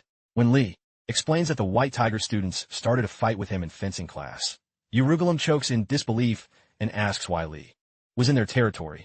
Lee mentions he can choose his electives, and Durugu calms down, seeing the damage is already done. He warns Lee to be careful, as the White Tiger students are skilled fighters, unlike Lee, who is a mage at heart. Afterwards, Lee says that 3 of their best fighters attacked him at once. Durugu, annoyed by his recklessness, stands up without a word. Confused, Lee asks where he's going. Durugu tells him to stop working and come inside to eat. Surprised, Lee asks if he's serious, and Durugu assures him he is. He feels obligated to be nice to the monster in front of him, perhaps so Lee won't hunt him down when he becomes the Empire's greatest swordsman. Moments later, Durugu sighs in relief upon seeing Lee enjoy the food he prepared. After eating, a curious Lee asks if Durugu has been maintaining the entire cabin by himself. Durugu explains that the others who were supposed to help him were too lazy and eventually ran off. He concludes that hard work, like tending the garden, is key for an alchemist. Although Lee struggles to see the connection between laborious tasks and alchemy, he agrees with Durugu. However, in private, he decides not to settle for less, especially after a difficult life. Later, Lee asks if he can plant in the empty field, and Durugu gives him the green light, asking what he'll grow. Lee suggests cabbage or spring onions, and although Durugu has no objections, he asks if Lee plans to sell the harvest. Surprised, Lee asks if his seniors also tried this, which leads Durugu to exclaim that Lee is the first scoundrel to try such a thing. After his outburst, Durugu simply shakes his head, acknowledging how peculiar Lee is, and tells him to do whatever he wants. Lee begins to think about recipes, so he won't have to eat the vegetables raw. He asks Durugu if he can make something with cabbage and spring onions, and Durugu suggests a stew, adding that with a few other ingredients, they can make a great dish. He also explains that food culture varies across the empire. For example, the western regions are famous for their bread and cheese-based cuisine, while the eastern food culture, similar to Korean, focuses on rice noodles and chili paste. Then Lee asks if Durugu likes stew. Durugu admits he does, but avoids it because it's Eastern food. Curious, Lee asks if something happened to make him feel that way. Durugu recounts that his distant, elderly relatives live in the East, and every time they see him, they criticize him for being broke and not visiting them more often. Pretending to understand, Lee wonders just how strict Eastern people are. After venting, Durugu asks Lee his plans for the weekend. When Lee asks if he needs him to work, Durugu gets offended, asking if Lee thinks he's a slave. At that moment, Lee thinks about how unhelpful his graduate school professors were in his past life, forcing him to do lab work on weekends. Changing the subject, Durugu tells Lee that he probably won't have time to come to the cabin, and then asks him what he thinks the hungry students will do. When Lee suggests burning down the school, Durugu dismisses the idea as extreme. Instead, he explains that cornered students always find a way to survive. He predicts that the students from the Black Turtle Tower will forage for fruit, those from the White Tiger Tower will hunt, and those from the Blue Dragon Tower, though talented, will probably take their time before acting. This year, however, Durugu hopes things will change with Lee here. Finally, Lee asks about the students from the Phoenix Tower. Durugu says they don't get swayed by hunger, as they are disciples of the order, and rely on prayer in dire situations. Although Lee is impressed by their faith, it's not a path he wants to follow. With that, Lee decides to go hunting with his friends over the weekend. If another fight breaks out, he plans to make sure he has more allies than his opponents next time. Hearing this, Durugu scoffs and asks Lee if he's avoiding a fight with the tigers because they might act differently than expected. Lee responds by asking what Durugu thinks they might try. Durugu says they might try to escape the torture of the Magic Academy. Lee, without answering immediately, thinks about the impenetrable fortress that is the Magic Academy, with its magic-reinforced castle walls. Despite its defenses, he knows some students try to escape every year. Honestly, he can't blame them. It's natural to long for the necessities of life. They lack new clothes, proper shoes, and good food, and freedom from the Academy's oppressive environment. Noticing Lee's distracted expression, Durugu scolds him, accusing him of daydreaming again. Snapping out of his daze, Lee listens as Durugu explains that the White Tiger students are usually the first to try and escape each year because they're so simple-minded. Then, Lee asks if anyone has ever successfully escaped, realizing that even if Durugu tells him about past successes, it won't stop him from trying. Durugu gives in, saying Lee can do whatever he wants. Suffering more when you're young will only make you stronger. Just as Durugu is about to leave, Lee assures him that he has no intention of running away. Durugu, irritated, tells him to repeat that after wiping the drool off his face. In the next scene, Durugu is cornered in a dimly lit room by 3 hooded figures, his back against the wall. He loses his focus until one figure threatens to harm him if he doesn't cooperate. Durugu, suspecting the hooded figures are Li Han and his friends, scoffs, saying there's no need to go this far. Seeing that his disguise has been blown, Li pulls off his hood and asks how convincing his deception was. Gainando, the third hooded figure, is surprised to see that Li Han knows the person they were supposed to intimidate. Durugu calmly calls them ridiculous, comparing them to little squirrels trying to threaten him. While Gainando complains about being called a squirrel, Li calmly opens the curtains, letting the sun light up the room, and tells Gainando to calm down. Joner, the second hooded figure, asks why Li is going to such lengths for Durugu. Li says that at first, he avoided being nice to Durugu, so the white tigers wouldn't get the wrong idea. Then, Li asks Durugu if the white tigers already have a bad impression of him. Durugu, impressed by Li's strategic thinking, confirms his suspicions, admitting that kindness would probably cause misunderstandings. Li brushes it off and declares that Durugu will now serve as his spy in the White Tiger Tower. Durugu, offended by the dishonorable title, protests, but Li reminds him that he once promised to report on Muradi's actions. Still, Durugu insists on a more dignified title. Joner, after being quiet for a while, asks why Durugu is bothered by being called a spy. Durugu glares at him, silencing him. Li steps in, reframing the role as one of honor and justice. Instead of calling him a spy, Li names him the internal informant, highlighting the duty to fight injustice from within. The title resonates with Durugu, who finds it dignified. Happy with the new name, Durugu accepts the role, and they shake hands. Seeing how easily Li wins Durugu's support, Joner feels uneasy, wondering what dark lessons Li has inherited from his corrupt family. With the deal done, Li shifts focus to the real reason he gathered everyone so early on a weekend: to plan their escape from the academy. Joner and Gainando are excited by the idea, but Durugu is shocked to hear such bold words from Li. Durugu asks if Li is serious, and Li, anticipating this reaction, prepares to present the 10 reasons he's thought of to convince him. Before he can even start, Durugu admits that he's surprised that Li is also thinking about escaping, just like him. Li concludes that even though Durugu comes from a family of knights, he's still a noble. He knows the White Tiger students, who have never experienced true hunger, are struggling the most with the starvation they now face. In the common room of the White Tiger Tower, tensions are rising. Several students, tired of starving, propose going hunting to humiliate the proud students of the Blue Dragon Tower who boast about their magic. The room becomes chaotic until Jigal and his minions arrive, bringing order with an important announcement. Once the room settles down, Jigal acknowledges that hunting is a good idea, but questions if it will be easy in the nearby forest. He reminds them that the monstrous boar Wardeness killed last week was released by Professor Yurgulum. If they want to hunt similar creatures, they'll have to venture further into unknown territory.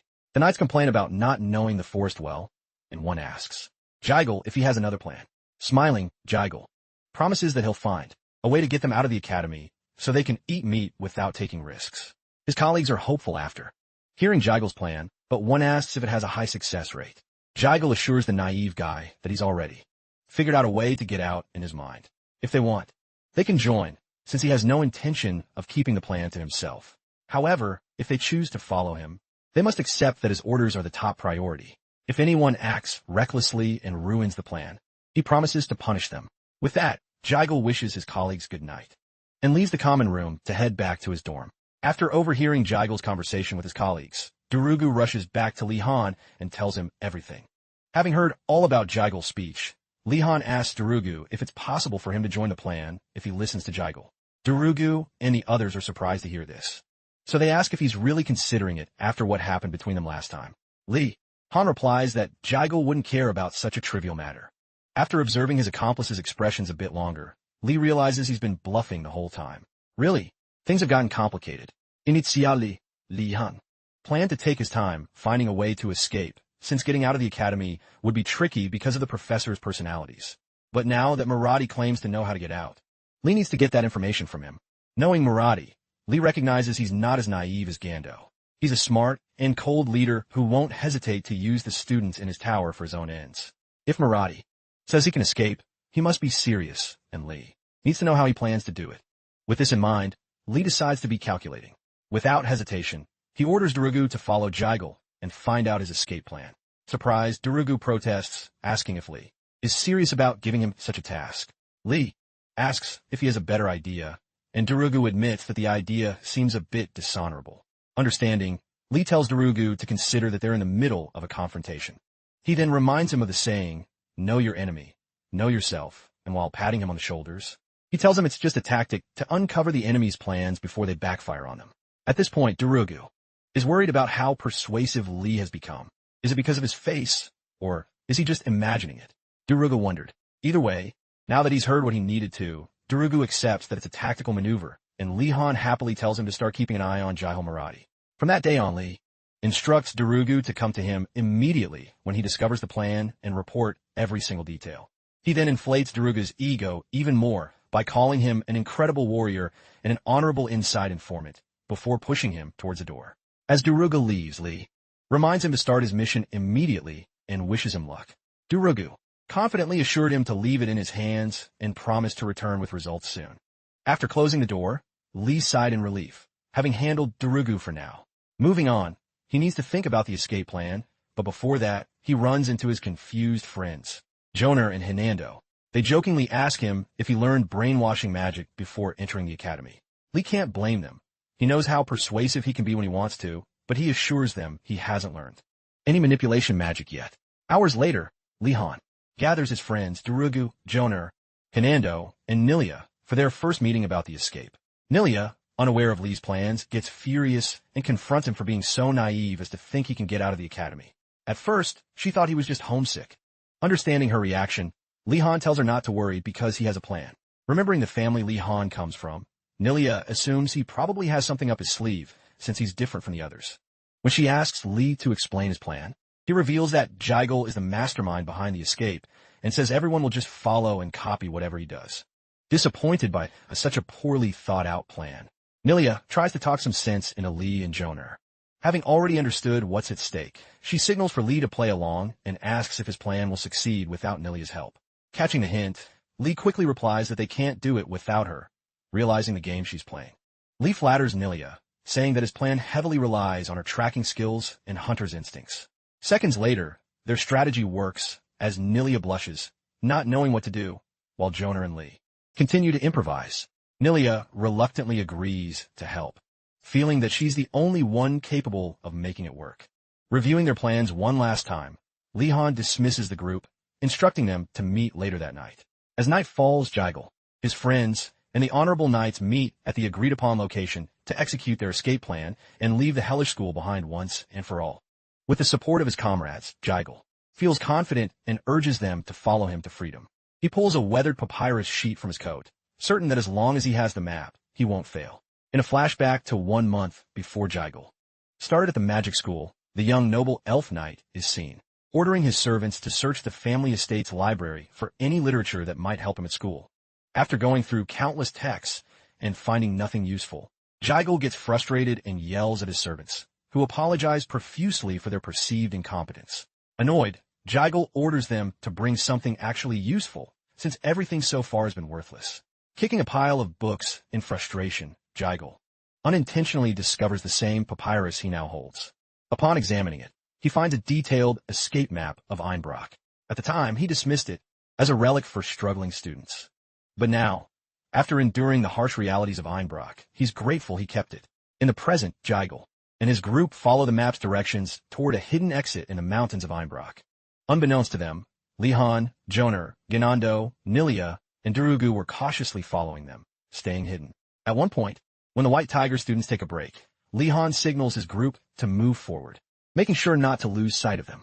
Seeing the group head into the rugged mountains, Lee notes that the route is no ordinary path. As he checks if everyone is ready, the ever-useless Ginando asks why they're climbing mountains when there's a gate near the castle. Instead of answering the absurd question, Lee delegates Ginando to Durugu, who rolls his eyes in agreement. Confused, Ginando demands an explanation. Lee lists Nilia's unique climbing ability, the incredible stamina of Durugu, and Joner's familiarity with the path from his gathering experience. He then humorously mentions his own strengths, which are nothing. Shortly after, Ginando proves Lee right by panting and asking for water after just a few kilometers of climbing. Durugu ends up carrying Ginando while the others continue along the unfamiliar trails. During the ascent, Lee thanks Nilia for joining, admitting that her tracking skills have allowed them to follow the White Tigers without being seen. Without her, their mission would have failed before it even began. Unable to resist his habit of documenting things, Lee pulls paper from his uniform and starts writing about his experience. Suddenly, Nilia signals for everyone to stop.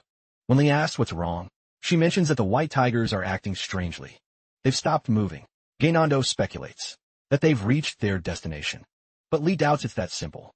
Moments later, a strange breeze blows past them, and Lee feels a familiar chill, the kind of chill he only gets when the principal is near. Hoping it's a monster causing the unease, he asks Nilia, but she assures him she's already checked. His worst fear is confirmed when the principal's laughter echoes through the sky as the white tiger students try to figure out what's happening.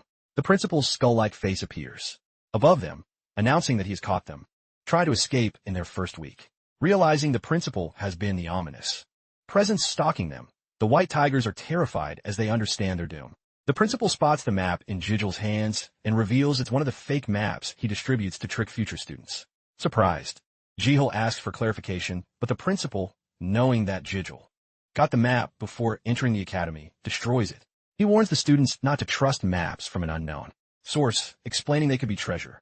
Maps are traps set by an evil lich. Observing the horror, Li Han concludes the principal is a madman who cares little for teaching and seems to enjoy inflicting punishment on others.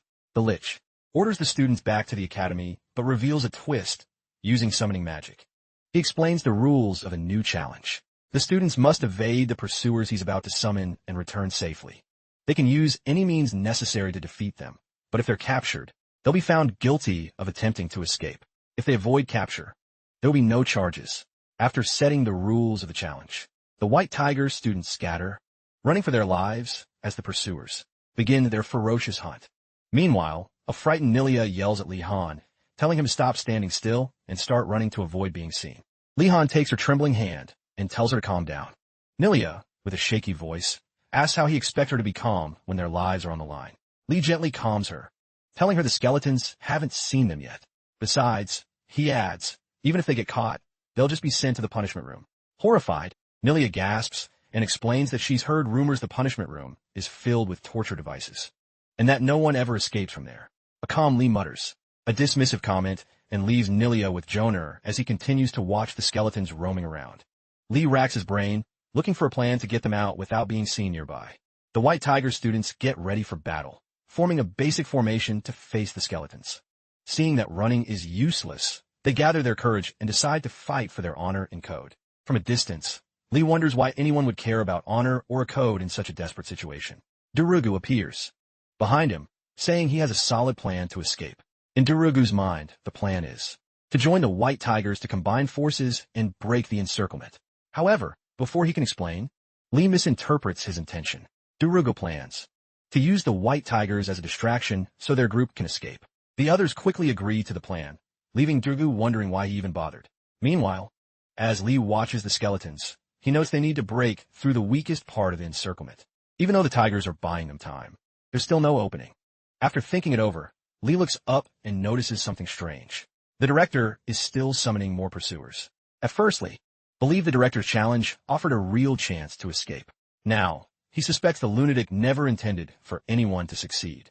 Thinking it over more, Lee believes this might be the director's way of making the challenge as exhausting as possible, with no clear way out and with the Tigers being captured one by one.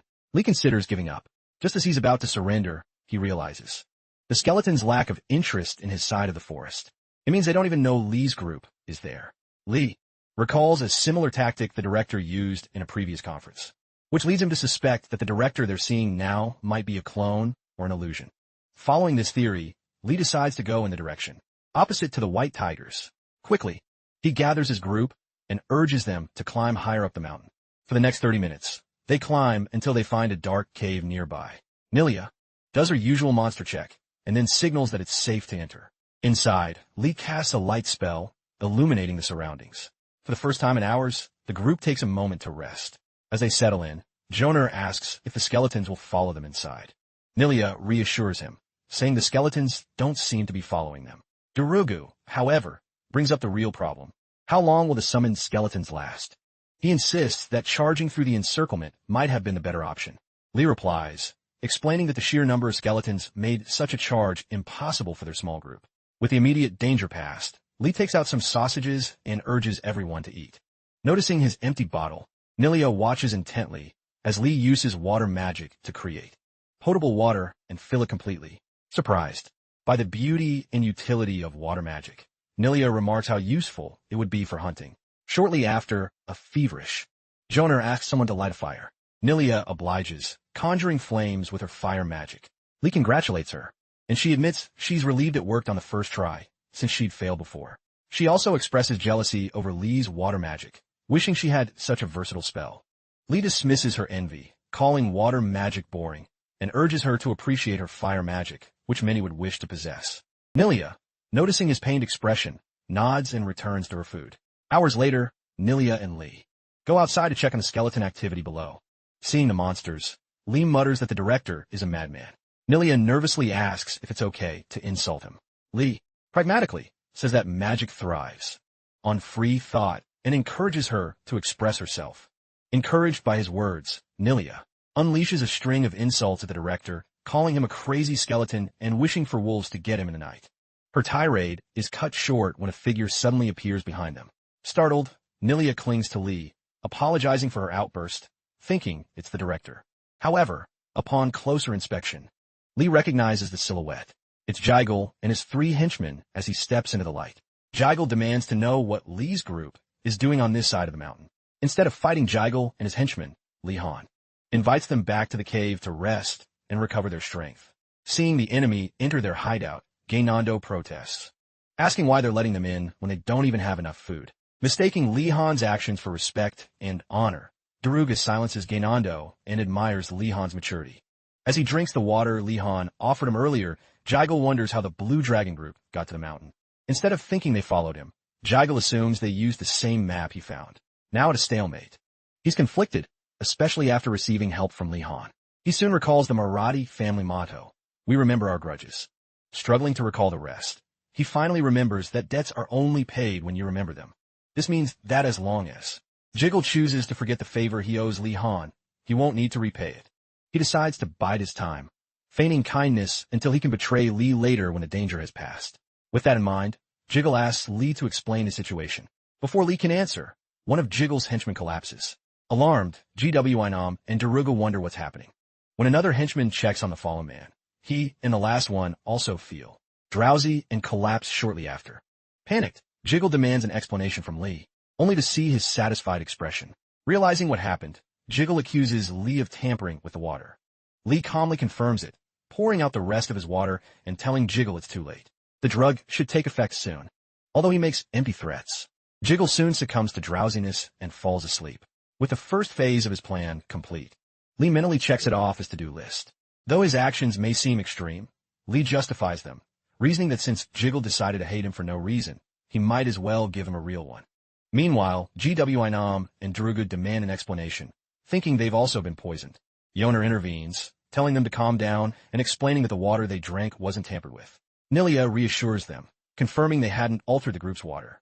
When GW Einhardt asks why they weren't informed, Lee bluntly says it's because they're the dumbest ones in the group. He was sure their reactions would give the plan away.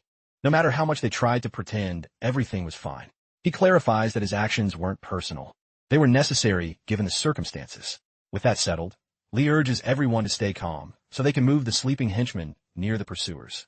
Durugu questions if it's necessary to go that far, but Lee reminds him of Jigel's personality. Acknowledging Jigel's treachery, Durugu reluctantly allows Lee to proceed. Curious, he asks where Lee got the drugs. Joner steps in, explaining that he had seen sleeping herbs near the cave earlier and mentioned it to Lee. When ground up and mixed with water, the herb has potent sedative effects that cause drowsiness within minutes. Lee admits he asked him to gather some, anticipating they might need them later. Although Joner didn't expect to use it like this, he was fine with it as long as Lee was leading. After carrying the 4 unconscious men to a path near the pursuers, Lee's group retreats to a safe place to watch. Minutes later, the pursuers arrive and take the 4 back to the academy.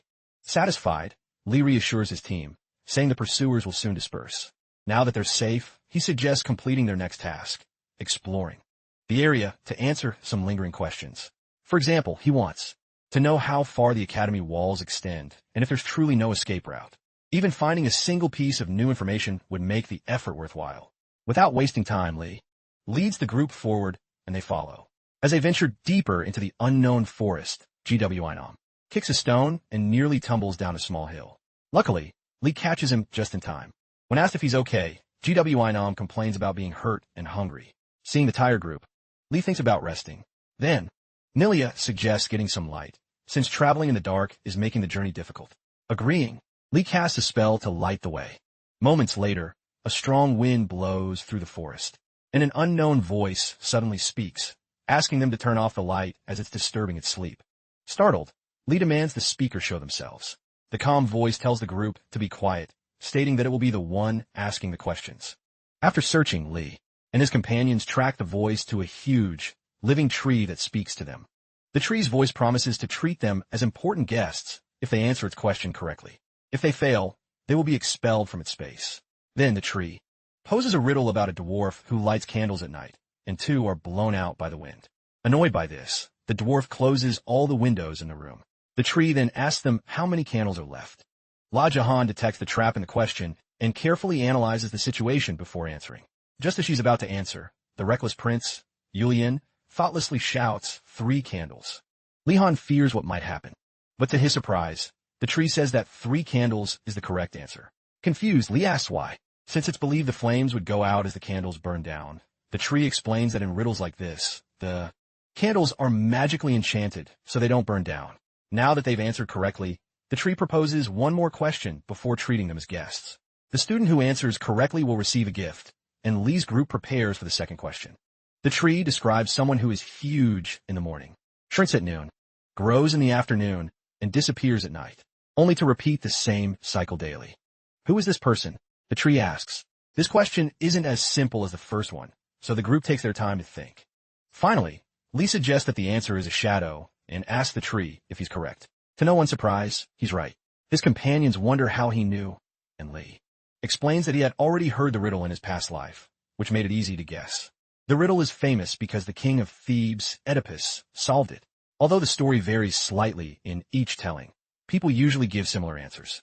As Lee thinks about the connection between the riddles of his past world and this one, the tree praises his intelligence and opens a path to welcome the students. When Lee and his friends enter the inner forest, they are surprised and enchanted to see beautiful spirits decorating the place. The tree offers Lee a green drink to refresh himself after the journey.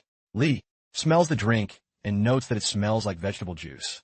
After thanking the tree, he drinks it without hesitation and immediately feels the fatigue, and his muscles fade away like when you drink cold water after hours of walking under a scorching sun. While Lee enjoys the drink, the others hesitate to try it. When he finishes, the tree takes the cup and asks if he liked it. Lee says it was delicious and asks how to make more. Before sharing the recipe, the tree asks for Lee's name. Lee introduces himself, but the tree insists on knowing his last name. When Lee mentions Gardanus, the tree becomes visibly frightened and apologizes for its previous reaction, explaining that the rumors about his family caused its behavior. Seeing that Lee introduced himself without relying on his family name, the tree assures him that he is destined to become a great mage. Then the tree asks what they're doing so far from the school, especially at night. Lihan and Guina almost spit out their drinks at the question, and Lee nervously replies that they were just enjoying a night walk. Suspecting the truth, the tree asks if they're trying to leave the academy. Since it's their first week, the tree asks if they are ready to escape. Lee admits that they have personal reasons and asks the tree spirit for advice. The tree says there's a way out of the academy, but new students can't use it. Lee asks how far the walls go. The tree replies that no one knows for sure, as dangerous magic surrounds them, and anyone who touches it carelessly would suffer immense pain. Seeing that escaping by finding the end of the walls isn't an option, Lee thinks of other options. The tree suggests not trying to escape yet, warning that although everything is calm now, the monsters will awaken soon. Lee thanks the tree for the information, but the tree is surprised to see him still deep in thought. Curious, the tree decides to observe him more closely and presents its reward.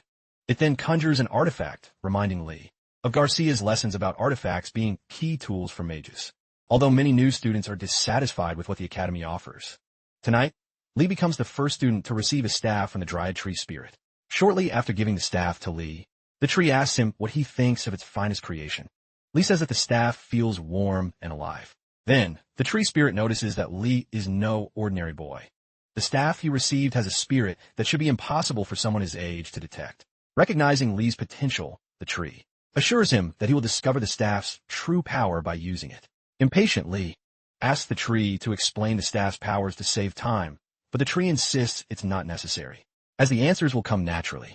As Li grumbles, the tree notes that his talent and temperament remind it of a lunatic guardian it met 100 years ago. Convinced that Li is a true guardian, the tree anticipates a bright future for him. At dawn, the tree tells the students to prepare to return to the academy. The dryad tree quickly uses magic to expel the students from its space and warns Li Han not to use his magic nearby, as it is very strong and could awaken the other trees. When Li asks how they should leave the area, the tree ignores him and ejects him from the inner forest. Upon landing, the students quickly get up and brush the dirt off their clothes.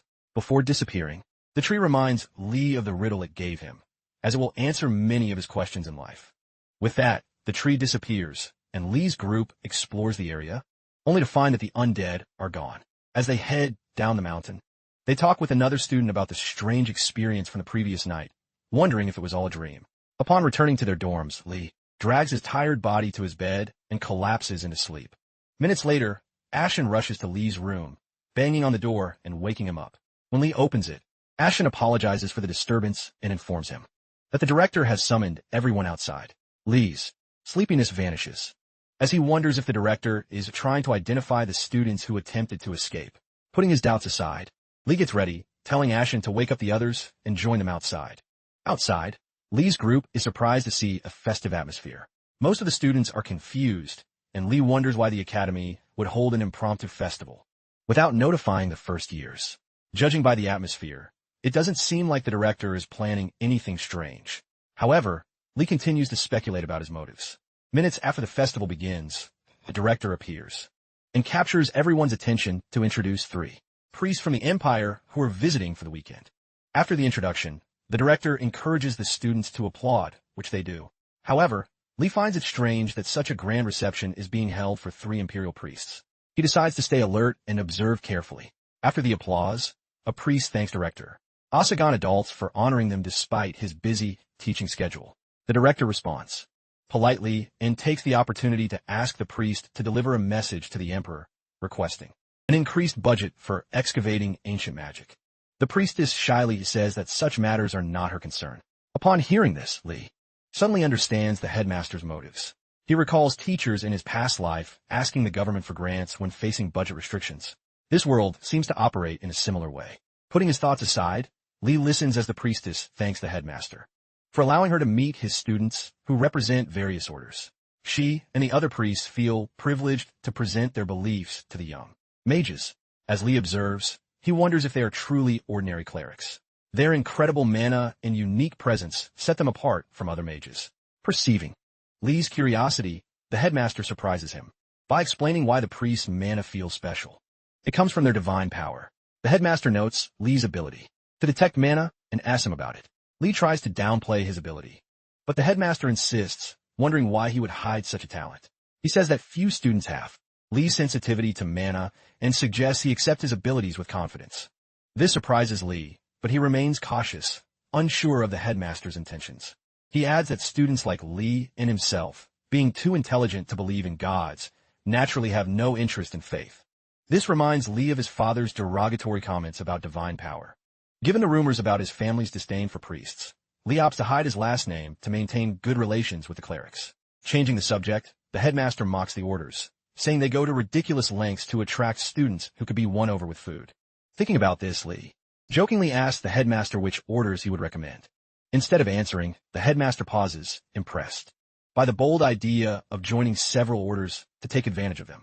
Though perplexed, he acknowledges Li's intelligence and determination, finding his wit and audacity amusing and impressive. In response to Li's question, the headmaster recommends he join the Przinga order, a group where the rule is self-sacrifice. The headmaster assures Li they will welcome him warmly. If he's not satisfied with them, he suggests the Colossus order, since they worship a god who embraces chaos and change, and they wouldn't care if Li believed in another deity or not. Lastly, the headmaster suggests the Capolio order, which worships the god of swordsmen and would probably welcome an eccentric person like Li. Hearing this, Li wonders if the headmaster knows about him attending fencing lessons. If that's the case, it's not good, as he never had positive experiences with teachers who paid too much attention to him in his past life. After thanking the headmaster for his suggestions, Lee learns that the headmaster is going to meet with the students in the punishment room now. Lee says goodbye, and the headmaster hopes Lee will make wise decisions from now on. As the headmaster leaves, Lee remembers what he mentioned about the punishment room and wonders if he was talking about the Tiger Boys. If so, Lee must be careful not to reveal his secret. Shortly after the headmaster leaves, Jonah calls out to Lee, asking where he's going. Lee quickly hides his worried expression and tells her he plans to visit the Przinga Order. Intrigued by his plans, Jonah listens as Lee mentions his intention to visit the Colossus and Capolio orders afterward. Curious, Lee asks about the basket Jonah is carrying, as she offers him a delicious treat from it. When Lee asks where she got such a valuable item, Jonah reveals that it's from the Flamine Order, which worships the god of alchemy. Her family had donated a lot of money to the order a long time ago, and when she arrived, they recognized her and gave her the food basket. Hearing this, Lee can't believe what he's hearing and regrets coming from such a stingy family that was too arrogant to donate money to any order. If his family had done so, it would be easier to find a favorable order. Jonah, confused by Lee's odd behavior, wonders why he's acting so strange after learning about her family's donations. Lee quickly brushes it off, deciding to leave since he's busy. After saying goodbye to Jonah, Lee goes to the Przinga Order's tent and introduces himself as someone seeking the teachings of Lord Przinga. The followers welcome him warmly, and after thanking him for his visit, they invite him inside. Lee continues to charm them with kind words as he enters. He sees a hooded follower call out to someone named Jailing for help. Upon seeing Jailing Lee, he identifies her as a half-demon. Half-demons are a rare breed among mixed bloods, often born from contracts their ancestors made with demons. Although they seem intimidating, these demons usually have passive personalities and are often rejected by society. After a brief exchange, the follower introduces Jailing as the new apprentice of the Blazing Phoenix Tower. Continuing on, the follower expresses surprise at finding another believer besides Jailing, but Lee responds that it's only natural to follow their lord once you know his noble will. Of course, Lee has ulterior motives, but he knows there are two things to consider when joining: what can be gained and what must be done to win their favor. At first glance, the Order of Przinga doesn't seem like much, but Lee notices many mana-filled artifacts in the shop. The sheer quantity makes him wonder if the Order is involved in artifact creation. At that moment, Madame Madrid, one of the priestesses from before, enters the shop, delighted to see a new believer. Lee notices that despite her short stature, her steps leave deep footprints on the floor. Curious, he tries to figure out the reason for this. After introducing himself, Madrid notices his concerned expression and assures him that the heavy footprints are due to an artifact she's wearing. She explains that it's a cursed artifact that drastically increases body weight. When Lee asks why she would use such an item, Madrid replies that it's for Lord Przinga. She explains that since Przinga bore the world's pain alone, they too must share his suffering. To achieve this, they wear cursed artifacts and face the hardships. Hearing this, Lee begins to regret following the director's recommendation. Sensing his discomfort, Madrid gives him the option to leave if he's unwilling to follow the same path, as it is a difficult one. Given the option to opt out, Lee accepts and prepares to leave. But before he gets far, Madrid shows her disappointment, revealing that she had prepared an artifact as a welcome gift for him. Although it's called an artifact, it might not be desirable for everyone, as it absorbs mana. When Lee hears about the mana absorption, he stops, realizing that such an artifact could be useful for managing his immense mana. Noting its potential benefits, he turns and asks what other effects the cursed artifact has besides absorbing mana. If it's cursed, it likely has other functions, and Lee wants to know all of them before accepting it. Madrid, initially confused, explains the cursed item's original effect. Like action and reaction, there are cases where a strong curse enhances an artifact's effects. Examining the artifact Madrid is wearing, it seems to be afflicted with a weight increase curse. However, its effect is equally powerful, known as divine power augmentation. Following this logic, Madrid explains to Lee that his artifact has invisibility magic. However, she points out that its most significant drawback is its excessive absorption of the user's mana. As she continues to list its disadvantages, Lee Han politely interrupts her, expressing his willingness to accept the consequences. His enthusiasm impresses Madrid so much that she feels ashamed for having doubted his sincere faith and for assuming he would walk away after hearing about the curse. Meanwhile, Lee is ecstatic, realizing he's hit the jackpot with this new invisibility trick. After the emotional exchange, Madrid officially welcomes Lee to their order and reveals the cursed artifact. Lord Persinga's belt. The shiny, purple belt is in a box, and Lee puts it on immediately. Upon seeing this, the two hooded followers suspect that, as a new believer, Lee might struggle with the artifact's negative effects. They prepare to help him if needed. However, to their surprise, nothing happens when Lee puts on the belt. Instead, he eagerly asks how to activate the invisibility magic. Hearing the followers' murmurs of disbelief, Lee turns to Madrid and asks if there's any problem he should be worried about. Snapping out of her surprise, she laughs and assures him that everything is fine. She tells him to look for the guide in the box to learn how to activate the invisibility spell. Inwardly, she's amazed at how lucky they are to receive such an incredible new brother from their lord. Lee finds a spell guide inside the box. He reads it and recites the incantation to activate the belt's power. Instantly, he disappears, leaving Madrid and the followers astonished. He's euphoric over the artifact's impressive effect. Lee marvels at how well it works, especially given the strong curse he carries. After savoring the thrill of invisibility, he recites the cancellation spell and reappears, surprising everyone. Now confident in the artifact's capabilities, he begins to wonder if its cursed effect is even noticeable. Since he hasn't felt any adverse impact yet, he reasons that if the effects are this mild, he might as well try using more cursed items. With this in mind, he asks Madrid for more cursed artifacts. However, Madrid, after a dramatic pause, advises him not to push himself too hard, insisting that it's too soon for him to take on more cursed items. Although he tries to convince her, she refuses. Later, in a class about the Order's teachings, Lee reflects on how useful the belt will be for escaping the academy. His thoughts are interrupted when Madrid finishes her class. After thanking her for her teachings, Lee reflects on what he's learned and concludes that anything is possible if one is willing to equip a cursed item. Before letting him go, Madrid offers him a basket of food, explaining that she thought he might need it. Moved by her kind gesture, Lee is nearly brought to tears and expresses his gratitude as he reaches for the basket. Jilling suddenly approaches and offers him her food basket. Confused, Lee asks why Jilling is giving it to him. She clarifies that as a servant of Persinga, she doesn't require such luxuries. Madrid tries to call her back, but Jilling walks away. Shortly after, Lee, impressed by her dedication to her beliefs, observes how different the members of the Tower of the Blazing Phoenix are compared to other towers, which are their polar opposites. Just as he's about to leave the shop, Madrid asks him for a favor, to look after Jilling, since she's worried that the half-demon's blood is too hard on her. Initially reluctant, Lee explains that he lives in a different dormitory. However, Madrid bribes him with another basket of food, and Lee agrees to help. On the way back to the academy, Lee chats with Jilling and asks if he can address her as priestess. Jilling replies that he can call her by her name. Curious, Lee asks about her tower, mentioning he's heard its members rarely interact with others, unlike those from other towers. Jilling says that in their free time, they pray in their rooms or go to the forest or mountains at night to pray.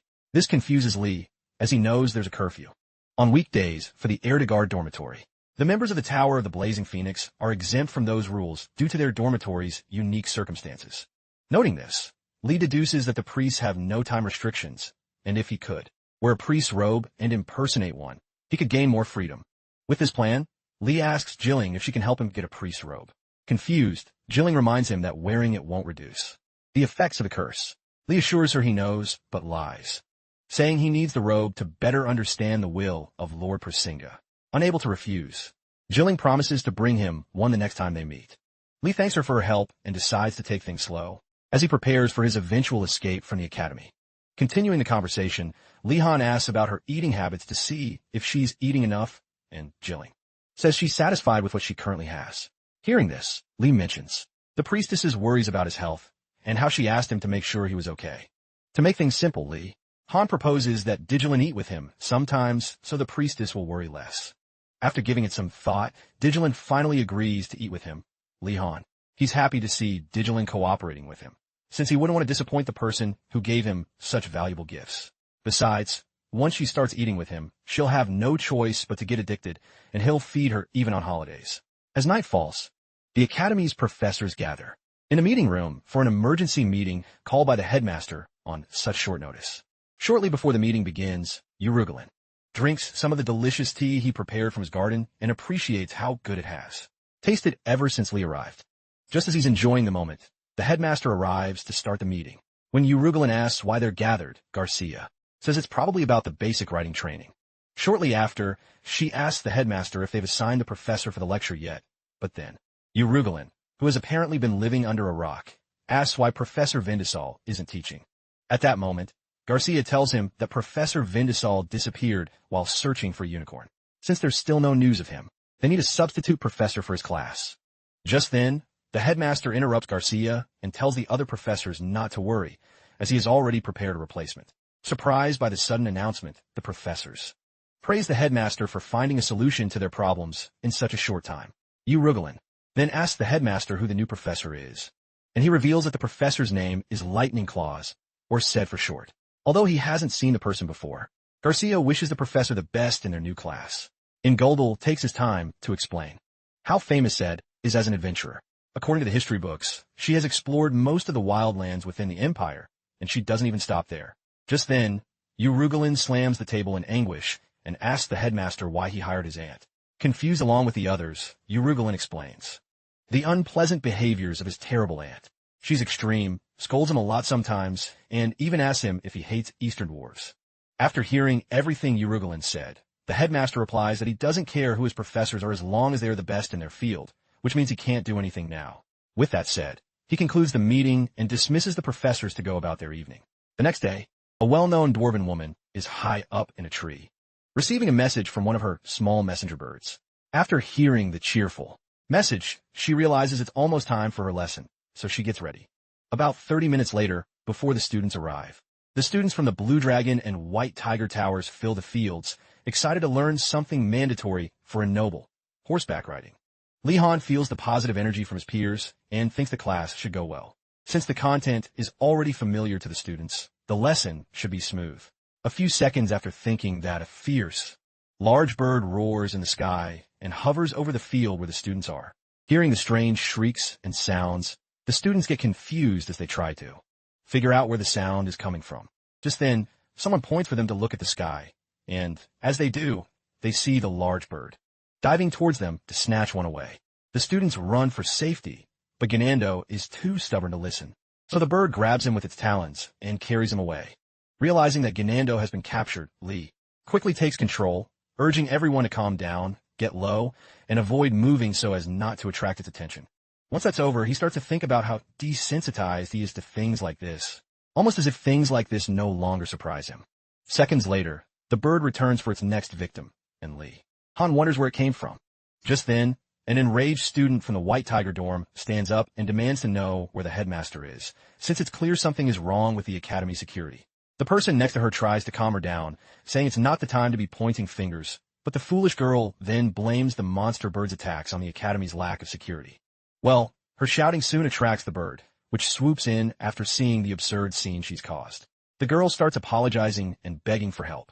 Luckily for her, the bird snatches the boy crouching nearby instead. Seeing this happen, Li-Han finds it strange that the bird didn't take the fool who caused the commotion. After thinking it over, he figures out the answer to his question. All along, it was their hair color. Knowing this, Li-Han orders everyone to cover their hair with their uniforms, as he has evidence that the bird is only targeting those with bright hair. Shortly after they cover their hair, a voice from the crowd of students behind Li-Han compliments him for being quick to make decisions and give instructions. Turning to get a better look at the person, Li-Han demands they identify themselves. In that instant, the person removes their cloak, revealing they're a member of the White Tiger Tower. But just as he's about to introduce himself, a scaredy cat from the Blue Dragon Tower shouts and accuses the White Tiger student of trying to mess with the wardens again.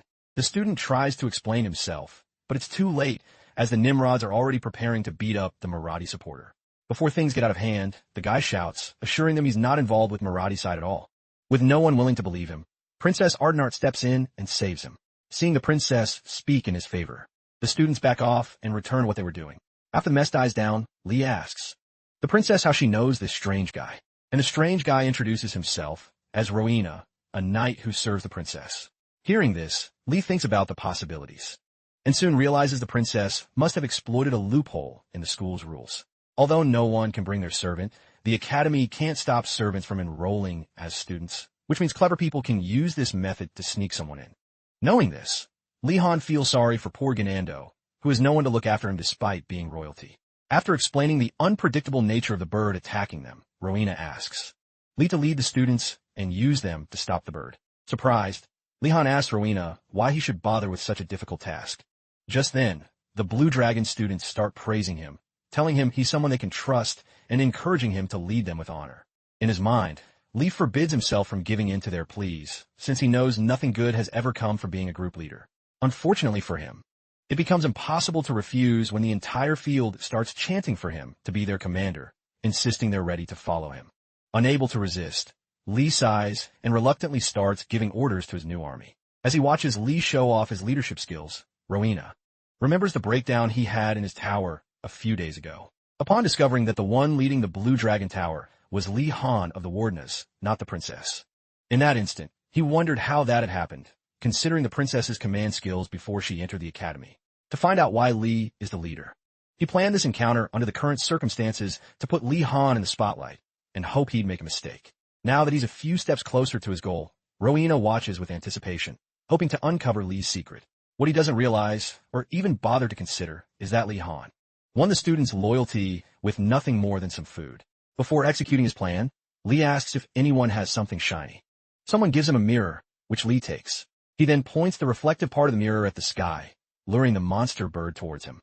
When the bird sees the shiny object, it dives toward Lee Han, fast and reckless like a fool. Before the bird gets too close, Lee Han tells his group to get in line and form a wall. When they do, Lee Han hides behind them and urges them to wait for his signal before acting. When the bird gets close enough, Lee Han comes out. He casts the illumination spell using his new staff and scares away the bird. Shortly after, the students finally breathe a sigh of relief, thanking Lee Han for overcoming his doubts and achieving great success. Even the White Tiger students have no choice but to acknowledge Lee Han's greatness after the brave feat he performed. Before getting too happy, Lee Han asks everyone what they think will happen to G.A. Inando and the other guy who was kidnapped by the bird. Just then, Lee Han hears sounds of a struggle in the nearby trees. Soon, both G.A. Inando and Silverhair fall and are caught by the other students. As for the scared bird, it flies back to its master, Seth, who pets it and finally agrees to head to the lecture grounds with it. Once she's ready, she jumps from the tall tree she was perched on and lands with a thud. She then introduces herself to the brats, who are as confused as anyone, seeing a strange woman jump from a tree and greet them. Lee Han thinks how strange it is for her to appear out of nowhere and wonders if the earlier farce with the bird was orchestrated by her. Observing her more closely, Lee Han notices a certain familiarity between this woman and Urugulum and wonders if she's related to the professor. As he convinces himself that can't be it, the woman, who is a dwarf, appears behind him and tells him he has a lot of potential. Lee Han feels the same way he did with Urugulum in Alchemy class a few weeks ago, and wonders if he's just having deja vu. While the other students wonder who this short woman is, Lee Han asks her if she's close to Professor Urugulum. Seth smiles, surprised that he could figure it out after just a few minutes of interaction. Finally, she tells Lee Han that she's his aunt, and Lee Han warns himself not to stand out any more than he already has in front of this eccentric professor. Just when he thought he could fly under the radar, one of the fools from the Blue Dragon Tower pats him on the back and tells the professor that Lee Han is Urugulum's best student. Not only that, but the idiot also mentions that Lee Han is occasionally invited to Jugline's cabin, something Lee Han desperately tries to stop him from saying. Hearing about Lee Han's relationship with her nephew, Seth asks Lee Han to confirm if it's true, changing his mission. To make a good impression on the professor, Lee Han admits that the student is right. At that moment, the monster bird returns and lands, and Seth calls for the student's attention to begin the lesson. To start, she introduces herself as Lightspear Satyr and explains that their real professor, Professor Vindisol, disappeared while looking for a unicorn, so she's filling in for him. Once she finishes her introduction, the admiration begins as the students recall all the remarkable feats she's done before, like defeating Behemoth and exploring the Spirit Crater, something no one else has ever accomplished. To start the class, Seth asks the students to guess why she brought a Thunderbird. For context, the Thunderbird is a large, aggressive monster and can control lightning, thunder, and whirlwinds, hence its name. Lee Han racks his brain trying to understand. But then a student asks if the goal for the semester is to ride the Thunderbird. Seth laughs loudly and says they couldn't ride such a monstrous bird even in a decade, so that's not the reason. She then asks Wardina's to take a guess. Lee Han suggests that it's to see how they respond when they encounter a dangerous monster. Rowena scoffs at his lazy attempt, dismissing it as incorrect. But to Lee Han's surprise, Seth confirms that it's the correct answer. He finally understands why Urugulum likes him. Then, she says that there's no telling what dangers the students might face while traveling, so they need proper training. Nevertheless, there's nothing to worry about, as she assures them that the core of her class is just writing. For now, they will go to the stables, with Wardina's managing the students and helping with future lessons. At this point, Li-Han has to accept his new reality. On the way to the stables, Seth explains that the horse is the most basic riding animal in the Empire and comments that anyone who can't ride a horse will have trouble learning to ride anything else. To ride more challenging animals, they must first master horseback riding. As the lesson progresses, Li-Han notices that his classmates are getting bored since they already know how to ride. At one point, Seth stops and smiles warmly at Li-Han. If there's one thing Li knows about teachers' smiles, it's that they only flash them when they have something wicked in mind. Suspicious, he warns Joner to be careful. Thinking the lesson won't just be about horseback riding, they arrive at the Einhardt stable, where Seth gives them a warm welcome, telling them to check out the incredible horses housed there. The students admire the fine thoroughbreds and ask if they'll get to ride them. Seth replies that a good horse must be earned. She rummages through her bag and pulls out a cup with sticks in it, instructing the students to draw one to determine the order in which they'll choose their horses. After the draw, Gwyndu gets to choose first. However, when the other nobles complain that the foolish prince is going first despite knowing nothing about horses, Gwyndu responds with snide remarks and rushes to pick one of the angriest-looking horses. Joner and Li immediately notice the aggression in the horse's eyes, but Gwyndu ignores this and declares that a horse must be big and strong to be worthy of him. Thinking the horse is bowing to him, Gwyndu approaches to pet it, but gets hit in the face by the horse's powerful jaw. In seconds, Gwyndu is on the stable floor, bleeding from his nose and mouth. Fortunately, he'll survive, but the nobles he insulted earlier get the last laugh. One of them, thinking he knows how to pick a more docile horse, approaches a smaller, lighter one and pets it. Unfortunately, the horse bites him on the head, leaving him screaming for help shortly after. A student from the White Tiger Tower arrogantly boasts to those from the Blue Dragon about his pride. However, while trying to control his horse, he ends up running through the stable, chased by the aggressive beast. Seeing the chaos, Li-Han wonders why the horses are so aggressive over such small provocations. After having a good laugh, Seth finally speaks up, reminding them that she told them to learn how to ride. Then, she gives them their first lesson to make friends with the angry horses in the stable. Soon, the students are complaining about how strict Seth is, but she assures them that the horses will be friendly if they are treated with love and care. Their main goal in this lesson is to create a bond with a horse of their choosing. Li observes the horses again and notices they aren't normal. Something about them seems strange, and he suspects Seth isn't telling them everything. However, before he can choose the horse that seems most docile, Seth points him out in the crowd and leads him to a special horse. Li immediately falls in love with it. Seth explains that she couldn't give her nephew's favorite student just any horse, so she has chosen this one for him. At this point, the envy begins, with Sean getting jealous of Li for receiving such favoritism. One of the White Tigers complains that Li is being given an easier horse, but Seth clarifies that while the horse she's giving Li is a good one, it's also the most aggressive and difficult to tame in the stables. According to Seth, it's easier to tame a monster than this colossal horse. Li feels devastated hearing this. As Seth continues talking, Li asks if there's any bonus for taking on the most difficult task among his peers. Seth assures him he'll do fine, reminding him that he handled the Thunderbird well earlier. That said, Li remembers why he hates being noticed, but keeps a smile on his face until class ends for the day. A few hours after class, Seth has Li take her to Geraldine's cabin to see her favorite nephew again. Upon arriving, Wuru Gallon, visibly distressed to see his aunt, timidly asks what she's doing there. Seth scolds him for his lack of manners, reminding him that she's his aunt. Wuru Gallon, flustered, welcomes her properly, and Seth invites herself on a tour of his house. Once inside, Urugulam asks Li for an explanation, and Li says he had no other choice. Meanwhile, Seth starts complaining about how dirty and messy Urugulam's cabin is, even suggesting it's why he's still single. Urugulam knows this is just one of her mood swings, so he stays calm, waiting for a chance to quiet her. Just as she's about to ask about his love life, Urugulam quickly changes the subject, saying it's time for lunch, and asking Li if he's eaten yet. Li, understanding the situation, says he's hungry. Urugulam immediately sits him down and offers to make lunch for the three of them. Seth agrees, saying that a growing boy like Li shouldn't skip meals. To help out her wayward nephew, she insists on preparing Eastern dishes for everyone. Urugulam almost objects, saying he doesn't like that food, but a stern look from his aunt is enough to make him keep his mouth shut and act normal. While Seth makes lunch, Urugulam takes the opportunity to ask Li how he's been. Before Li can answer, something shiny on Urugulam's robe catches his eye, and he asks about it. Lee remembers his staff, takes it out, and shows it to Urugulam. Sensing the forest spirit in the staff, Urugulam asks Lee where he got it. Lee knows he can't admit he saw the oak spirit while escaping, so he tells them he just happened to wander into the forest, met the oak spirit, and found the staff. Urugulam and his aunt pretend to believe him, but they know Lee was trying to escape. Urugulam asks if the spirit of that oak gave him a riddle, and Lee asks how he knew. Urugulam says the spirit is famous for being annoying but witty. Lee wonders if the staff has any special powers, especially because of the way Urugulam talks, as if the spirit were inside the staff. After imagining the potential benefits, like invincibility or the ability to use spirit magic, Seth tells him that yes, the staff does have a special effect. It's great for farming. Lee is disappointed by the answer, as he was hoping for something more exciting. However, since the staff comes from a tree spirit, it makes sense that it would be good at taking care of nature.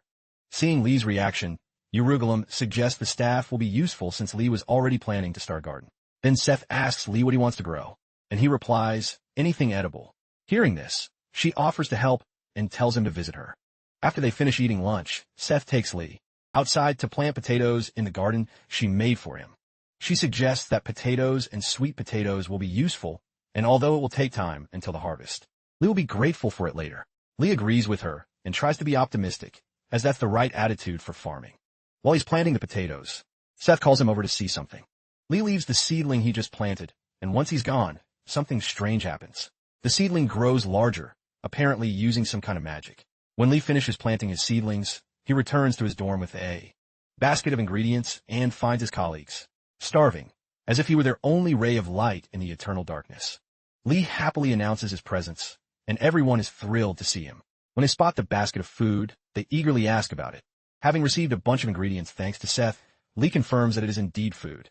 As usual, the praise begins, and everyone starts thanking Lee for being such a good friend. Judging by their expressions, Lee notices how much they've changed in the past few weeks, almost like little birds waiting to be fed. Although he knows they're extremely hungry, he still tells them to be patient so he can prepare a delicious soup for them. After securing the space he needs, Lee begins to cook the soup with skill and precision, to the amazement of his colleagues, who compare him to an experienced alchemist in action. An hour later, after cooking, Lee tastes the soup and finds it delicious. He then tells everyone to bring their bowls, and the students rush over. Moments later, he gives each of them a bowl of his vegan soup, which they eat with gusto.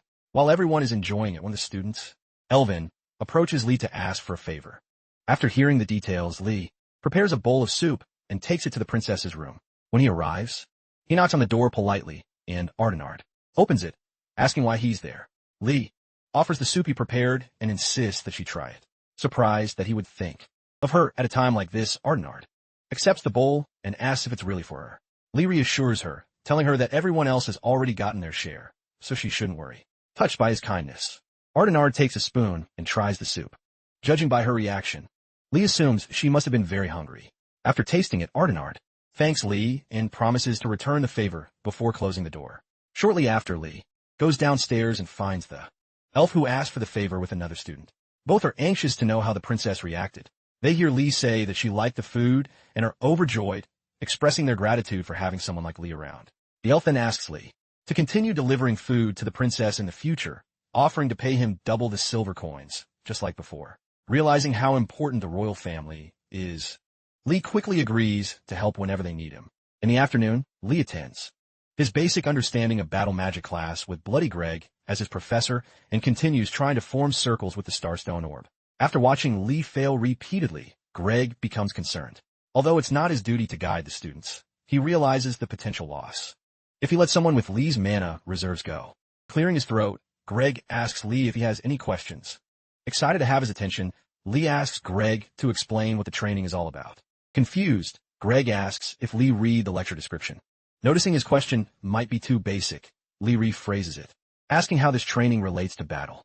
Greg pauses for a moment, making Lee anxious, and finally admits the question is so obvious that he finds it hard to explain easily.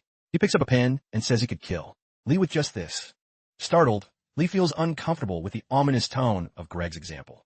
Greg says that mastering high circle magic isn't as crucial in combat as knowing how to use simple tools effectively.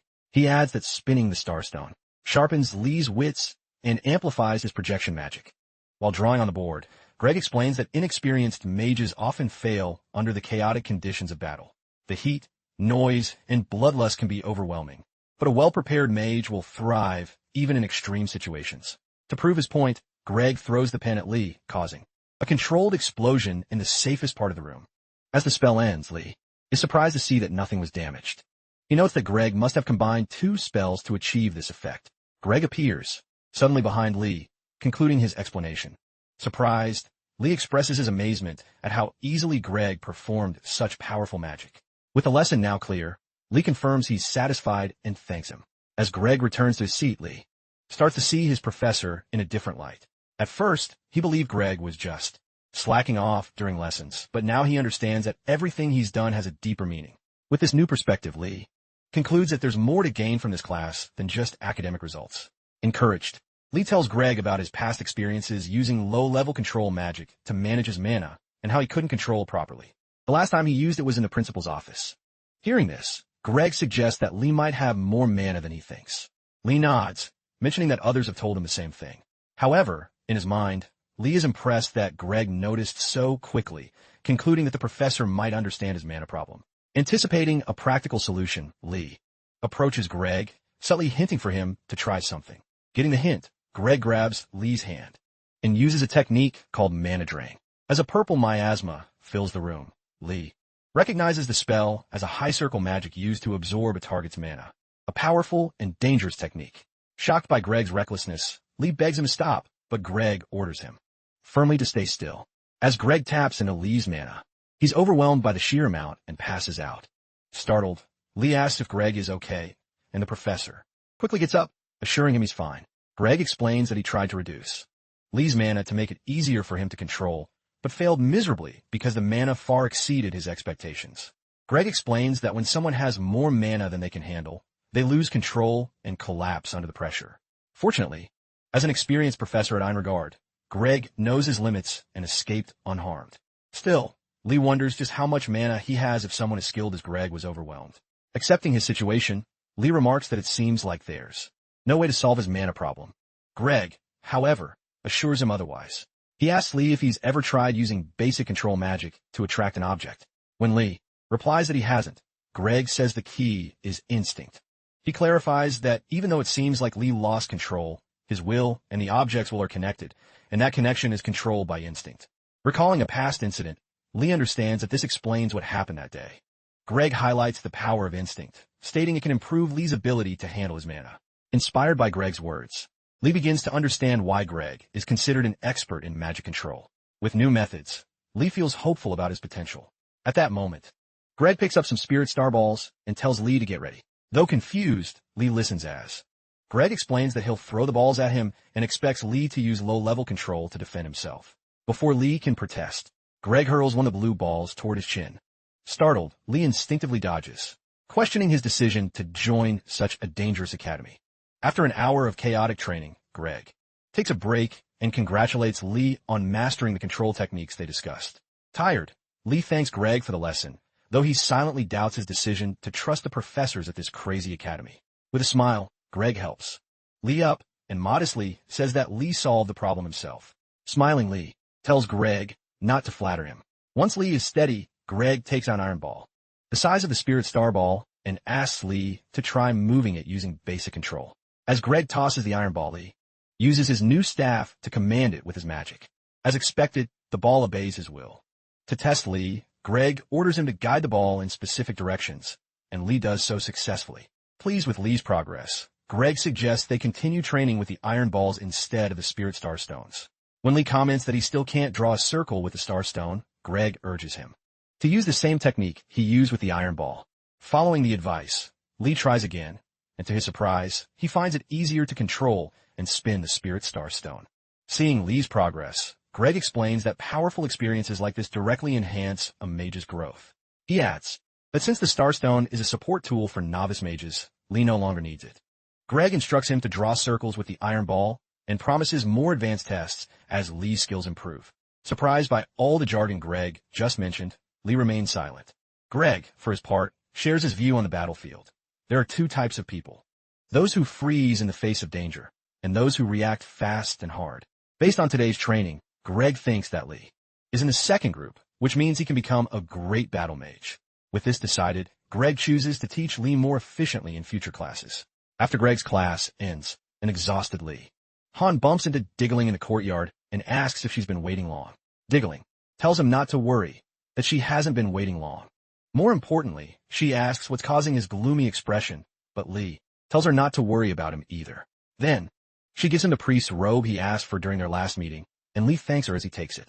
To show his gratitude, Lee tries to give her some food he saved for her, but then Diggling refuses the delicious food so as not to disrespect her lord, Pritsina, who is suffering at that moment. Lee realizes it won't be easy to help Diggling, so he comes up with a plan. Meanwhile, Diggling tells him to give the food to someone who needs it, since tea is enough for her. Then, Lee asks if he can make her tea, mentioning that he's heard priests prefer green tea or unsweetened coffee. Unable to refuse his request, Diggling allows him to make tea for her, and Lee decides to prepare something very different. After lighting the fire, he mixes and cooks all the available ingredients for his strange tea recipe in an attempt to open her eyes to a new flavor. When Diggling notices something strange about Lee's tea-making technique, she immediately stands up and demands to know what he's doing. Lee calmly replies that it's a secret family recipe. He then asks if she has a problem with his family recipe, and a guilt-ridden Diggling says no, even as she's about to complain about the sugar he's adding. Lee asks her again if she thinks his family's secret technique is a waste. Diggling throws an adorable tantrum and tries to exonerate herself from the manipulative Lee Han. Tired of feeling guilty because of this strategist, Diggling stops arguing and tells Lee Han to just give her the tea when it's ready. Lee Han, obviously, appreciates her silence and serves her his special milk tea when it's ready, before urging her to try it. Diggling examines the tea, unsure of what to expect, and then takes a sip. Interestingly, she finds the taste to be subtly sweet, a little spicy, and overall refreshing. In her words, it's a fascinating flavor she's never tasted before, and she likes it. Seeing the smile on her face after drinking the tea, Lee knew his plan had worked. Moving on to phase 2, he starts preparing the next tea. This time, he mixes sugar, nuts, cocoa powder, milk, and cornstarch in boiling water to create a special Gardenia cocoa tea. Before trying the second tea, Diggling notices its thickness and asks Lee if it's a stew. Lee tells her it's a special tea that holds his family's traditions. Diggling, who has heard enough, tells him to stop talking and then tries the tea. Seeing her expression, Lee gets nervous and assumes the taste must be like being reborn into a new world of flavors. With this method, Lee plans to fatten her up with drinks that aren't tea but look like it. When she finishes sipping, Diggling appreciates how delicious the tea is, and Lee Han urges her to finish the rest of the tea now that she's done sipping and savoring it. Moving on, he menacingly tells her to keep coming at the agreed time to have their tea sessions more often. Diggling asks him to stop talking like a villain before agreeing and thanking him for the tea. After their tea meeting ends, they both part ways to go to their towers. As night falls, Lee Han puts on the priest's robe that Diggling gave him and hides in a corner until all the students are in their towers and curfew begins. Once he's sure that everyone has returned safely to their towers, Lee decides to head to his destination in the middle of the night under the pretext of praying. To anyone who sees him, he's simply a young priest full of faith when he arrives at the entrance of the main school building. Lee warns himself to stay alert to avoid any traps that might be lurking. Fortunately for him, not much happened on the first floor of the building, just as he expected. After a quick recollection of the admission ceremony with the headmaster, Lee decides to check out places he hasn't been at first. After snooping around for a few minutes, he discovers someone else lurking in the same area. At first, he thought it was a professor, but looking again, he realizes that the intruder is a student from the Black Tortoise Tower. After observing a bit more, Lee notices the student shows no discernible presence when moving and deduces it's because of his trained technique. Mouse beastmen are usually outcasts in the Empire due to stereotypes that see them as thieves or vagrants. However, this one seems different, with his intentions clear. Recognizing that their goals might align, Lee stealthily approaches the unsuspecting mouse man, presses a wooden stake against his neck, and warns him not to make a sound if he wants to live. The startled student mouse man freezes and turns to see the smiling face of the man who scared him. Lee's intimidating introduction was necessary to ensure cooperation and avoid being discovered. With the tension lowered, the beastman admits his surprise, saying he initially thought Lee was a professor. Realizing Lee is just another student, he calms down. Lee apologizes for the scare and introduces himself properly, asking for the beastman's name. The mouse man from the Black Tortoise Tower introduces himself as Ratford, a professional thief affiliated with the White Crow Group. Radford explains that although his fellow students don't openly ostracize him, he can feel them avoiding him. To prove his worth to his tower, he decided to locate the school's warehouse for essential supplies. After a long search, he finally found a warehouse door. As for the key Radford has, he reveals that he made it using tricks he learned from his group before coming to the school. Impressed by Radford's ingenuity, Lee examines the key and compliments his skill. Radford confesses that he sacrificed all his break time to create it. Otherwise, he'd still be stuck at the start. Now that Lee knows Radford better, Radford turns the tables and asks who Lee really is. Observing Lee's physique and confident attitude, Radford assumes he must be from the Tiger Tower. Lee laughs and reveals that he is Lehan Wardinas from the Azure Dragon Tower. Wardinas. Radford is alarmed. Lee calms him down, telling him not to be afraid and suggests they work together. Arguing that it's better than going alone, Radford hesitates, skeptical about collaborating with someone of such high status. However, Lee points out that they're already working together at that very moment. Radford reluctantly agrees, and Lee urges him to hurry so they don't waste time. Lee asks if Radford has opened the warehouse door. Radford replies that he hasn't, suspecting the door is protected by magic. Lee studies the lock's pattern and asks Radford to step aside. Taking a shiny key from his robes, Lee inserts it into the lock and, to Radford's amazement, successfully opens the door. A confused Radford asks how Lee got the key. Lee says he took it from the headmaster's drawer during an after-school event in the headmaster's office with Ashen weeks ago. Although he didn't mention the key to Ashen, Lee also found a message from the headmaster at that time. He didn't think then that the key would be useful now. With the door open, Lee warns Radford about potential traps ahead. Radford carefully opens it, revealing an underground path. Without hesitation, Lee urges him to follow, but Radford's sharp ears pick up strange noises below. Tells Lee to wait while he investigates. After listening carefully, Radford reports that he hears voices, as if people are working underground. Lee deduces this must be how the external supplies get into the school, probably. The school has used secret tunnels for years to deliver goods discreetly. Lee tells Radford they need to move fast to explore before dawn. Radford hesitates, questioning the idea, but Lee ignores him and starts down the stairs. Radford reluctantly follows him. As they descend, Radford complains about the dense darkness enveloping the staircase and tries to create a light. Lee stops him, warning him not to draw attention to themselves. Since the headmaster hid this place, Lee thinks it's only logical that he'd make it difficult to navigate. Radford understands Lee's point, but he can't help but wonder who this cunning companion is. Radford recalls rumors from his tower about a student who outshone the prince and princess with his power and charisma. It said that the same student subdued a Thunderbird with a single spell and is considered the strongest member of the Blue Dragon Tower. Could those rumors be true? Radford wonders. Lee sees Radford falling behind and tells him to hurry up. Upon reaching the basement, Lee suspects that the floor is the warehouse and suggests Radford proceed with caution. But as they step out from their hiding spot, the room suddenly lights up, with flames spreading all around. Confused and alarmed, Lee doesn't know what to do. As he tries to understand why the candles suddenly lit up, he hears unfamiliar footsteps approaching. Wondering if it's the manager, Lee moves silently to observe the visitor before acting. To his surprise, the visitor stops by a large shelf of provisions and begins counting the items recently delivered to the school's warehouse. Noticing that the school is strict about keeping its inventory airtight, Lee knows he must leave before they get caught. Just as he tries to calm Radford, the visitor approaches and demands they reveal their identities. Lee freezes, not knowing what to do, but he eventually calms down to handle the situation.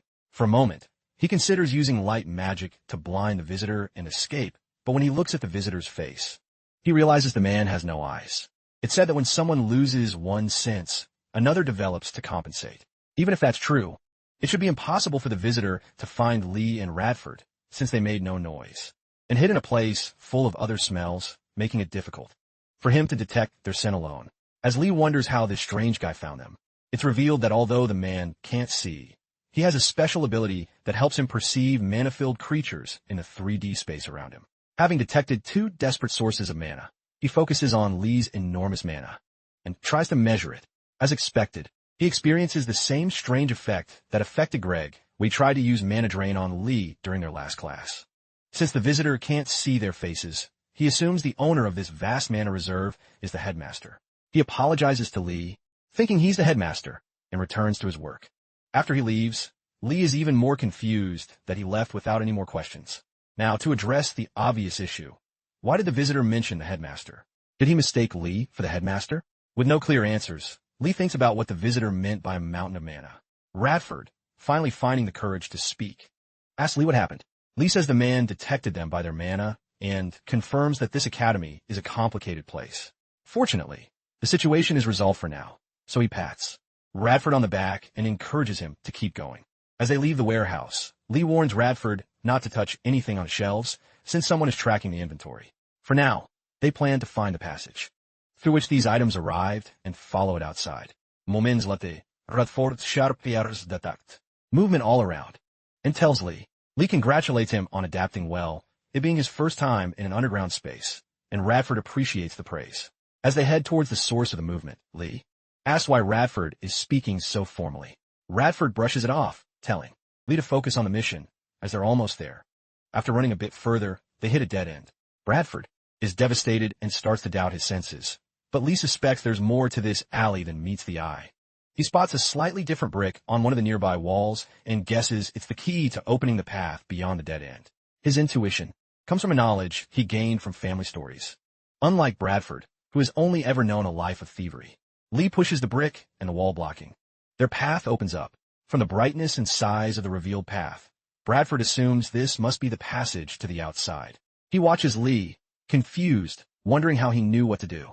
Maybe it's because he's a guardian. While Bradford is still amazed by Lee's skills, Lee is filled with excitement, knowing he has finally found a way to escape this hellish school. All the weeks of suffering finally make sense now that he's found the escape route. Without hesitation, he urges Bradford to move quickly, and Bradford happily follows. After walking a bit more, they finally run into the Einhardt workers. Now, there are a few rules for the workers. They must never speak of what they see or initiate conversations. They can't question those who exit the passage, whether they are priests or students. Shortly after coming out, Lee comments to Bradford that the workers seem strangely uninterested, but Bradford suggests that maybe they didn't even notice them. Lee thinks they shouldn't worry about the workers' suspicions and approaches a carriage handler, and asks if they can get a ride in the horse-drawn carriage. With the workers almost ready, one of them invites Lee and Bradford to get in and rest. Once they're comfortable and the carriage is moving, Lee reminds himself to stay calm, since everything has gone smoothly so far. His only concern is Bradford's intense stare, which is making him uncomfortable. With no one talking, Lee begins to wonder if the outside world is even harsher than he thought. Einhardt, as a symbol of the Empire and of mages, has many hidden enemies. Not only do political forces gather there, but many important items also come and go. Lee believes this must be why the workers seem anxious, although he's still not sure about the part where they trap students and don't let them leave. When the carriage finally leaves the academy, it suddenly stops, and Lee wonders why. As he peeks out to investigate, he sees someone he never expected to find. It turns out Professor Garcia is just a few meters from their carriage, talking and sorting things out with the handler. Lee wonders if she's already caught him, but then thinks that can't be the case. In that instant, Bradford, with a trembling voice, tells Lee there's a professor outside the carriage. Lee quickly ducks back inside, making sure that Bradford stays quiet, as he doesn't think she knows they're there. For now, he tells Bradford to calm down and watch the situation silently with him. After calming Bradford, Lee focuses on figuring out why she's there so late at night. It turns out the headmaster had previously tasked her with delivering an artifact to Imperial officials outside the academy. Before handing over the artifact, Garcia opens it and sighs, complaining about how troublesome it is to pass along artifacts every single time. She soon turns to the other handlers and smiles at them, a smile that completely terrifies them. Their reactions break her heart, as she's only trying to be friendly. Just then, a rabbit beastman detects a warning signal from some wagons further down. He immediately arms himself and urges his companion to do the same. At first, Garcia thinks they're reacting to her smile, but the rabbit beastman clarifies that he hears emergency warning sounds from the vanguard. Garcia goes on alert, ready to face whatever comes. Meanwhile, the leader of the vanguard orders the disguised imposters causing the commotion to reveal their identities, warning them that this is their last chance. In response, the imposters lie, claiming they're just passing merchants. Knowing they're lying, the vanguard's leader confronts them and points out the hidden weapons on their backs. Having been discovered, the imposters congratulate the academy's porters on their sharp eyes, and taking off their disguises, they ask if they're mercenaries or soldiers. Ignoring them, the vanguard leader orders his team to get into formation, and commands the archers to fire their crossbows at the imposters. But the imposters quickly raise a defensive barrier, blocking the bolts. One of them chuckles, mocking the vanguard for thinking the soldiers weren't ready. Seeing how easily they blocked the attack, they realize these aren't common bandits and demand to know who they are. At that moment, the lead imposter calls the vanguard fools for supporting the mages who are leading the empire to ruin. He offers them a chance to surrender and lay down their arms, claiming they can still save the empire. It's then that the vanguard soldiers finally understand they're dealing with the anti-magic group, an extremist faction that rejects magic and spreads terror. As the enemy leader's patience runs out, he and his minions advance on the vanguard, vowing to execute them in the name of the Twilight Dawn squad. Luckily, before the bloodthirsty killers can reach the soldiers, Garcia raises a barrier that blocks their path. The imposters try to push forward, but fail. Seeing Garcia's intervention, the soldiers praise her. But she knows the barrier is only a temporary solution. The Twilight Dawn squad is known for killing mages, and if you're not a combat mage, it's nearly impossible to hold out for long. Since she isn't one, she can only send magical messenger birds to the academy for reinforcements while she holds the attackers at bay until the headmaster arrives. Shortly after the barrier goes up, the enemy leader orders his men to destroy it. One imposter pulls out a shimmering black and gold orb, places it in front of the barrier, and uses it to absorb it until it disappears. With her precious barrier gone, Garcia panics, noticing that her mana is scattering. When a vanguard soldier asks what's wrong, she simply replies that magic isn't all-powerful. Although there are ways to counter magic, it's rare to see an item that can absorb mana over such a wide range. The soldier spots the strange orb in the enemy's hands and asks Garcia what it is. She instantly recognizes it as an ancient relic. Surprised, the soldier asks if she's saying a rare treasure from ruins and dungeons is in the hands of these criminals. Garcia watches in horror as the relic absorbs any mana she tries to gather, preventing her from casting spells.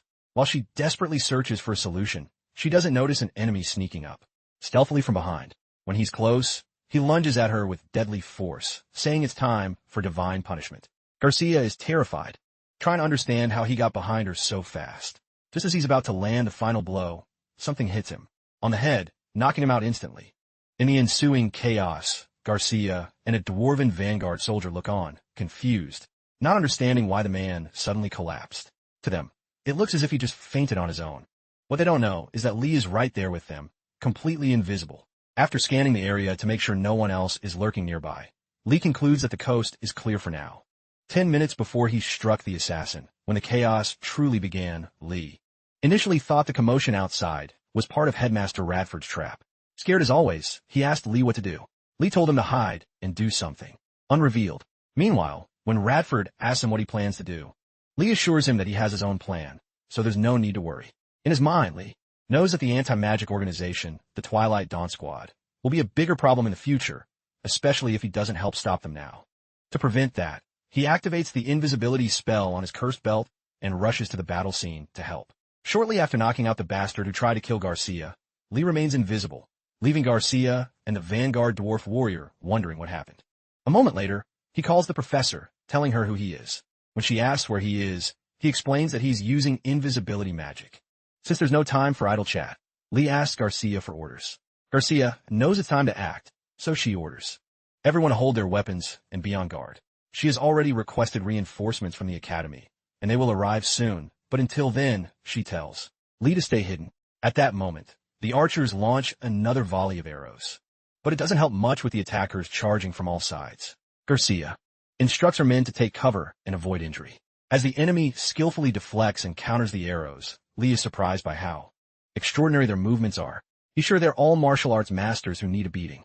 Lee asks Garcia why she isn't using magic, and she explains that her mana was absorbed by an ancient relic.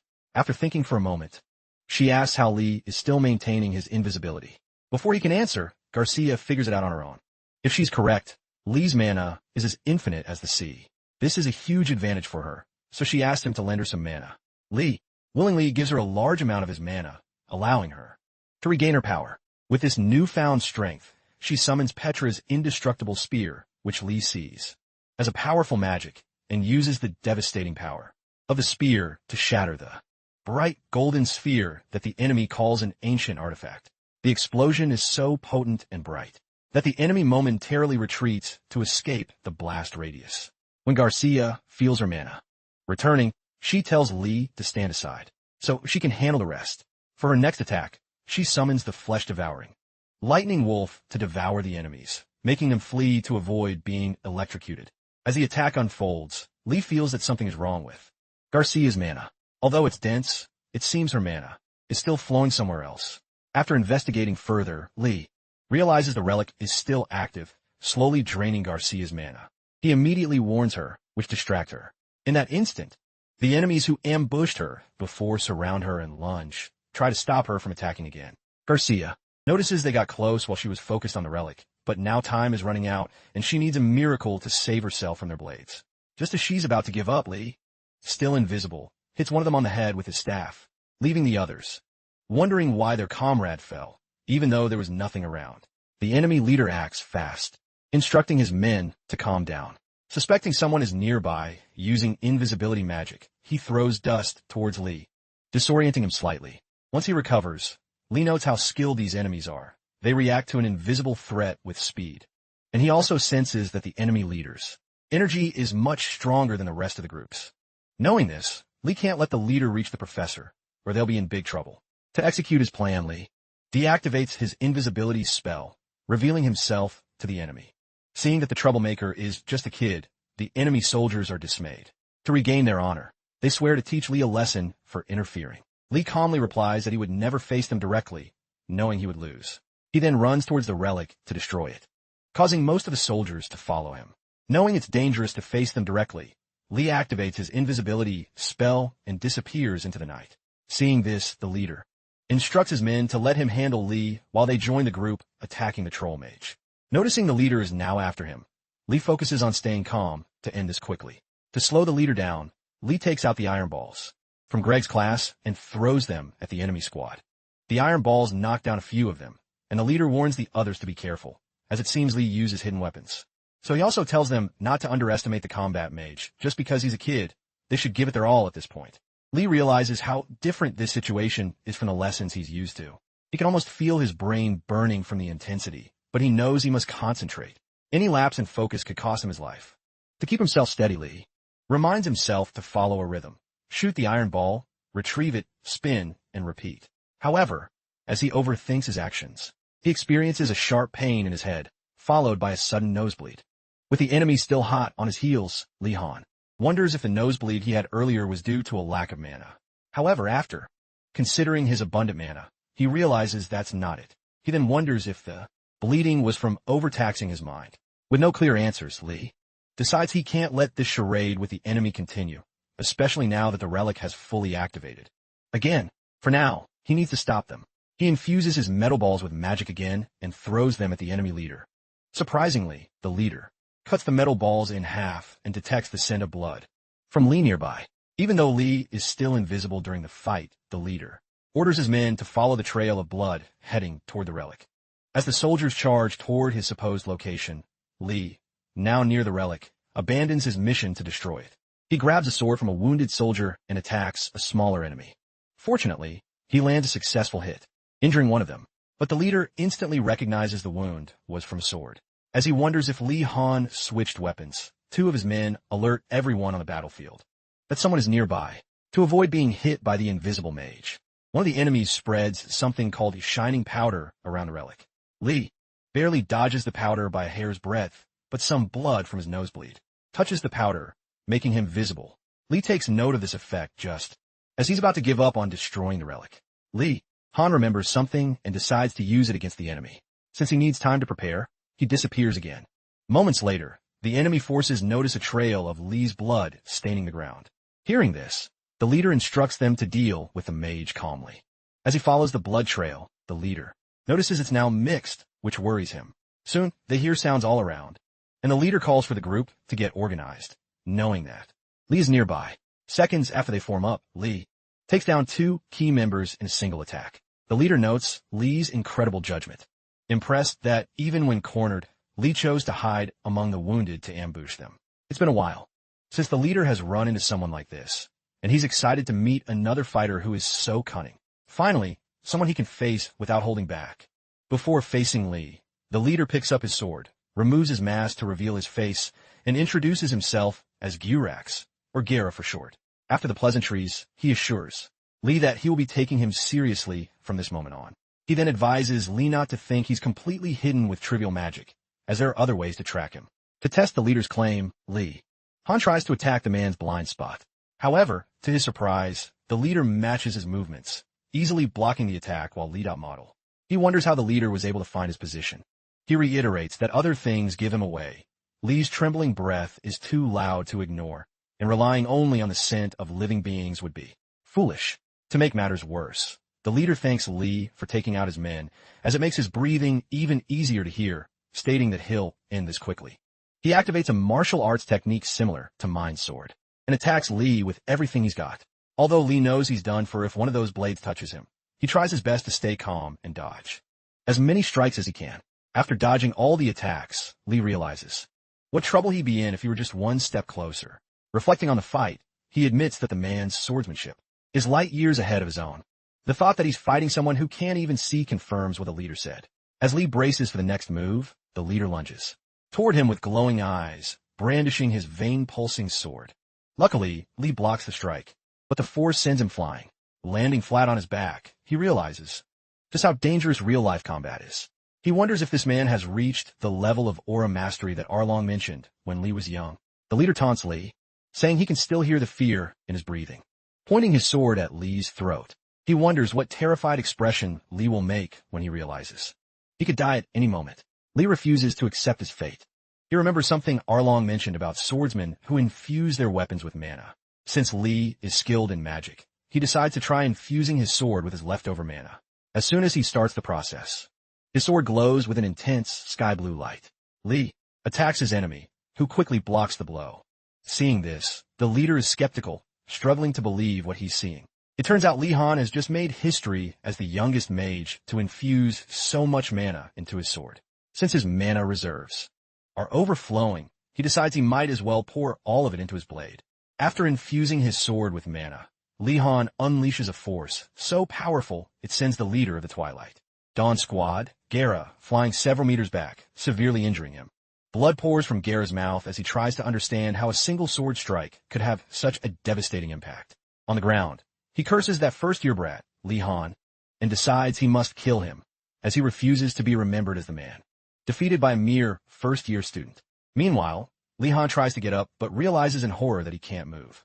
As he tries to understand why, he figures that this might be the side effect of expelling so much mana at once. With what little strength he has left, he watches Gara slowly get up, ready to attack. Once Gara regains his footing, he lunges toward Lee Han with a furious cry of die, intent on finishing him off. Just as Lee Han's motionless body is about to fall into despair, disaster strikes Gara. His body betrays him in midair. He suddenly coughs up blood, and before he knows it, he collapses to the ground, unconscious.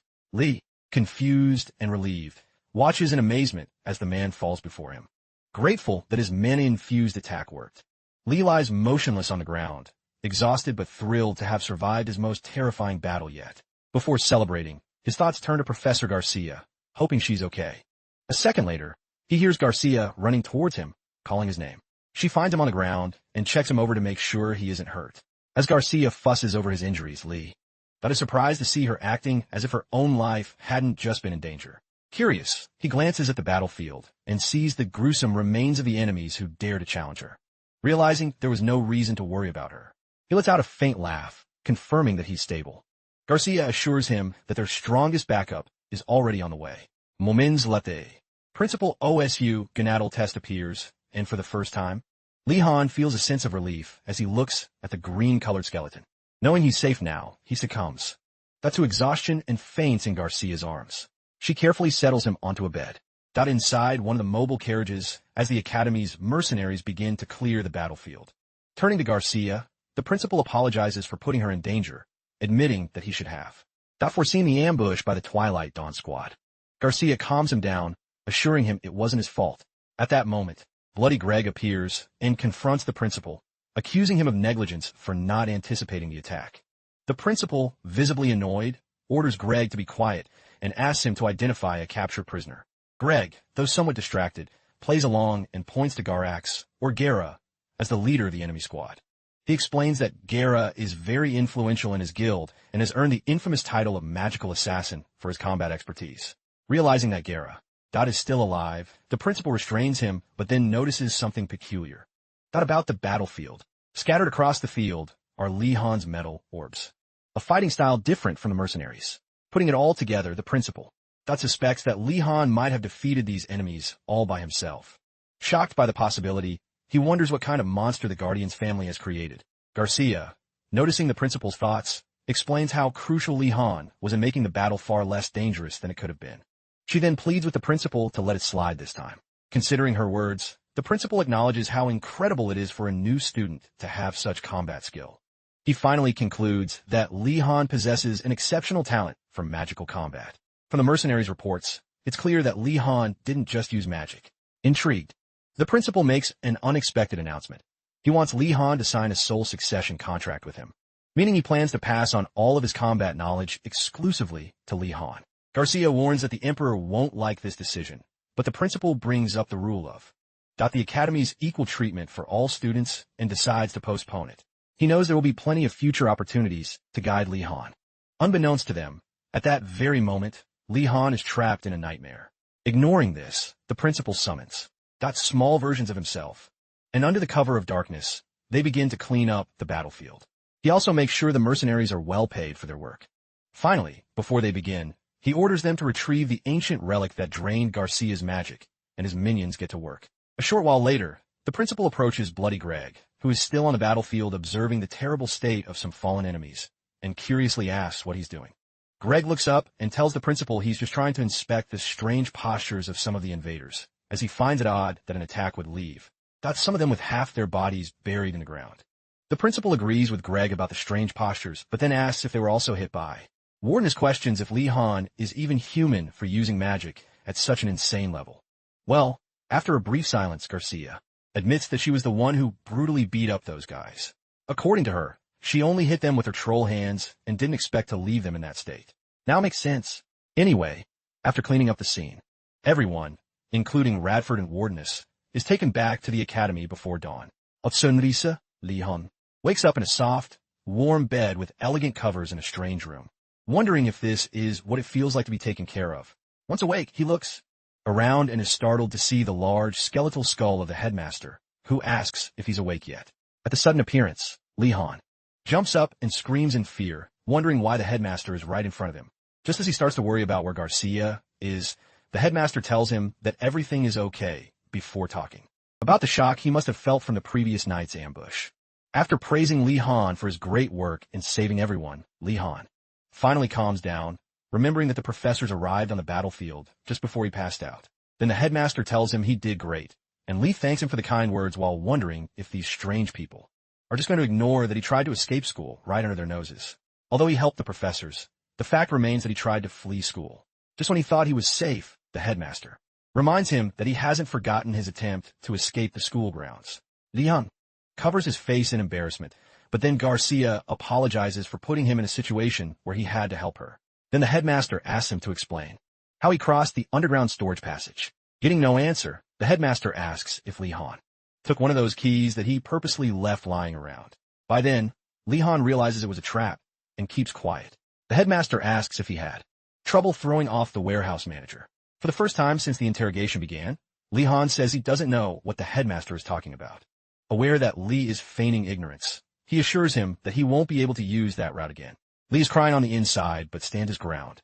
Shortly after, there's another brief pause. The excited headmaster calls out to Li Han by his full name and thanks him sincerely for his brave act of fighting the Twilight Dawn squad to protect the workers and professors. As a show of gratitude, the headmaster gives Li Han the famous Morningstar sword. Upon examining the sword structure, Li soon recognizes it's from the Twilight Dawn squad. He asks the headmaster, wondering if it's okay to give this to a student, but just then, the headmaster hands him another precious gift. Li checks it and soon realizes it's a leave permit. His face flushes with happiness as he thinks about the mischievous things he could do with this new power. Without wasting any time, he bows and thanks the headmaster for the gift, promising to do his best to serve him. Once they get past that, the headmaster asks how his body is, and Li says there's no problem, as he feels fine. Seeing that Li is back to normal, the headmaster announces that it's time for his punishment. This time, he's not being punished for trying to leave, but for getting caught. At this point, Li is already sick of this damn headmaster. What was he supposed to do leave Garcia to face those fools alone and risk dying? Well, the headmaster ignores his polite complaints and checks the window to see if the sun is rising. Once he's sure, he tells Lee that his punishment is to figure out another way to escape the punishment room before the next sunrise to be exonerated. A few hours later, Lee is seen locked in a punishment room by the strange man, and judging by the cell's living conditions. He's in. Doesn't look too different from the dorms, and more importantly, it's definitely more comfortable than his grad school days. Knowing this, Lee-han plops down on the mattress and rests easy. Seconds later, the skeletal principal appears at his cell door. He calls out his name and leaves a basket of food filled with goodies. When Lee-han opens it, he's confused, wondering if his punishment meal is supposed to be this good, but deep down, he knows the principal can't be this kind. So something is up. Just then, the skeleton confirms Lee-han's suspicions, informing him that the food basket is a gift from Professor Garcia to apologize for causing him so much trouble. Garcia to apologize for causing him so much trouble. When Lee-han asks him to thank the professor, the skeleton angrily hurls the food from the basket at Lee-han and leaves him in the room. In the detention room, with food scattered everywhere, Lee-han cleans everything up and makes himself a decent meal. After eating and drinking some tea, Lee-han reflects on his fierce battle against Garaxai. Recalling how dangerous the confrontation was, he feels lucky to have survived. Without Greg's combat lessons, the impossible might have happened, and they'd be planning his funeral right now. He also notices that he can now form a perfect circle with his metal balls, showing his progress with Greg's teachings. Lee-han confirms Professor Greg's words about learning faster and better in extreme situations, but he's not thrilled that he almost had to die. Just understand what Greg meant. Resting his head on the table, Lee-han admits he got lucky and warns himself to be more careful when using mana. If he isn't, he could die a ridiculous death and become the laughingstock of the school. Tired of overthinking, Lee-han lifts his head and looks for something fun in the detention room. As he scans the room, he sees the suspicious book the principal gave him before his punishment and remembers that the principal mentioned it would keep him busy. Lee-han is unsure what to do with the book, thinking it could be a trap or a gift. His inner voice debates whether he should read it or not. His devilish side says the principal's book is a gift, but his cautious side warns him it could be a trap. Thinking it over, Lee-han remembers the principal is an undead being, not human, so it might be a trap. However, just as he's about to look away, the book opens by itself, and suddenly, words magically start flying out of the pages and attach themselves to Lee-han's head. Moments later, Lee-han feels knowledge flooding his mind, leaving him wondering what the principal is trying to teach him. The principal's skull face appears before him, ordering Lee-han to say the name of the magic he's thinking of. Confused, Lee-han struggles to understand the principal's cryptic instructions. But suddenly, a phrase pops into his mind. He blurts out, "Ganadaltz's arrogant steps." Hearing this, the principal smiles, pleased that Lee-han got it right. After the green skull disappears, Lee-han is left suspended in midair while his chair and book crash onto the floor and the table. He also falls to the floor, sitting there in disbelief, wondering if the principal had bewitched the book. Tired of overthinking the situation, Lee-han leans back, smiling at how unpredictable his life is now. Although he can't use the new knowledge right away, he's fascinated that magic can be learned so quickly. While eating an apple from the basket, Lee-han reflects on the principal's shenanigans, and Lee assumes there isn't a deeper reason for what happened. However, he still doesn't know that the principal wanted to teach him personally but was rejected by the other professors. Lee-han refuses to worry about the details and continues to stare at the ceiling. Suddenly, he hears a soft tapping from the nearby punishment cell. Curious, he wonders if he imagined it. When the sound repeats, he realizes someone is knocking on the wall, and wonders if there's someone next door. After a brief pause, the person asks what grade Lee-han is in. He replies that he's a first year, and the person comments that he must be trying really hard. When the stranger claims to be gold, Lee's eyes widen in surprise, recognizing the nickname for fourth-year students. Startled, Lee nervously greets him, wondering why a fourth year is in the punishment cell. If he remembers correctly, fourth-year students can freely leave campus, so why is a senior in the punishment cell? Lee's curiosity and tension grow as the chat continues. Before judging the guy, Lee-han thinks about his own situation and realizes he's in no position to talk about others. So when the guy asks him how he ended up in the punishment cell, Lee admits he was caught trying to escape the academy. Surprised, the fourth year comments that this new batch of students acts faster than the previous ones. However, Lee cuts the small talk and formally asks the senior to explain how he ended up in the punishment cell. A bit embarrassed by Lee's formal tone, the fourth year suggests he speak more informally, since they're all mages. Changing his tone, Lee asks again why he's in the punishment cell. The fourth year, intrigued by Lee's personality, replies that he was punished for failing an exam. Surprised, Lee asks if the punishment isn't too severe for such a minor offense. But the guy simply says it's a common thing. He explains that magic tests require specific materials, and he failed because he didn't gather them in time. To make up for being late, he snuck into the principal's secret vault and stole the reagents he needed for the exam. Although he succeeded in stealing them, he fell into a trap and ended up in the punishment cell. At this point, Lee realizes the guy is basically a thief. But he doesn't think much of it. After all, common sense seems to fall apart in this academy. More importantly, Lee realizes that if he doesn't want to end up back in the punishment cell, he should ask the fourth year about other escape routes. Determined, he tells his neighbor that the underground route is unusable for now and asks if he knows another way to escape the academy. After a short pause, the fourth year hints that he won't share valuable information for free. Catching on to the demand for a bribe, Lee calls for the patrolling skeleton guard, causing his neighbor to panic, thinking that Lee is going to rat him out. Shortly after, the guard knocks on the neighbor's cell door, and he starts to sweat, fearing his punishment will be extended. To his surprise, the guard just hands him some candy, a breadstick, and a jar of jam, saying they're gifts from Lee Han. Still confused, the fourth year musters up the courage and asks how Lee managed to do this while in the punishment cell. Smiling, Lee tells him to enjoy the sweets before touching them. The fourth year from the Black Tortoise is amazed that Lee managed to get food while being punished and wonders who he is. After thinking about his next move, he decides to tell Lee everything before revealing the details. He clarifies that it's just a rumor he heard from older students and that it hasn't been proven. Lee figures he can't be too picky, so he decides to listen carefully. The next day, he and Jonah, who got involved just to tell them about a lecture, visit the stables to verify the neighbor's information. On the way, Jonah wonders how Lee can still be worried about homework after such a major incident. Without questioning him, he follows him to the stables. At the entrance of the stables, Lee stops to remember what his neighbor told him. According to a fourth-year student, there's a hidden stable at the top of the academy's hills. It supposedly houses flying beasts that the professors ride. They say that's where officials keep messenger eagles to send royal letters. Since these beasts are blessed, they can freely enter and leave the academy. Even if the rumor is true, Lee knows that sneaking in and successfully riding one of the creatures won't be easy.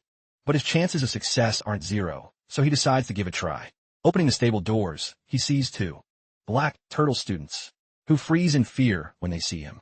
Recognizing their terrified expressions, Lee tries to talk to them, but they quickly turn their backs and ignore him.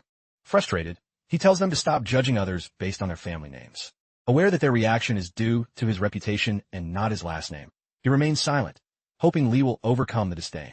At that moment, Radford calls out to Lee and bows deeply, greeting him with "Sir." Embarrassed, Lee tries to get Radford to stop being so formal. Although he asks him to speak informally like before, Radford insists it would be disrespectful. In the end, Radford mentions that speaking formally is more comfortable for him, so Lee should just adapt.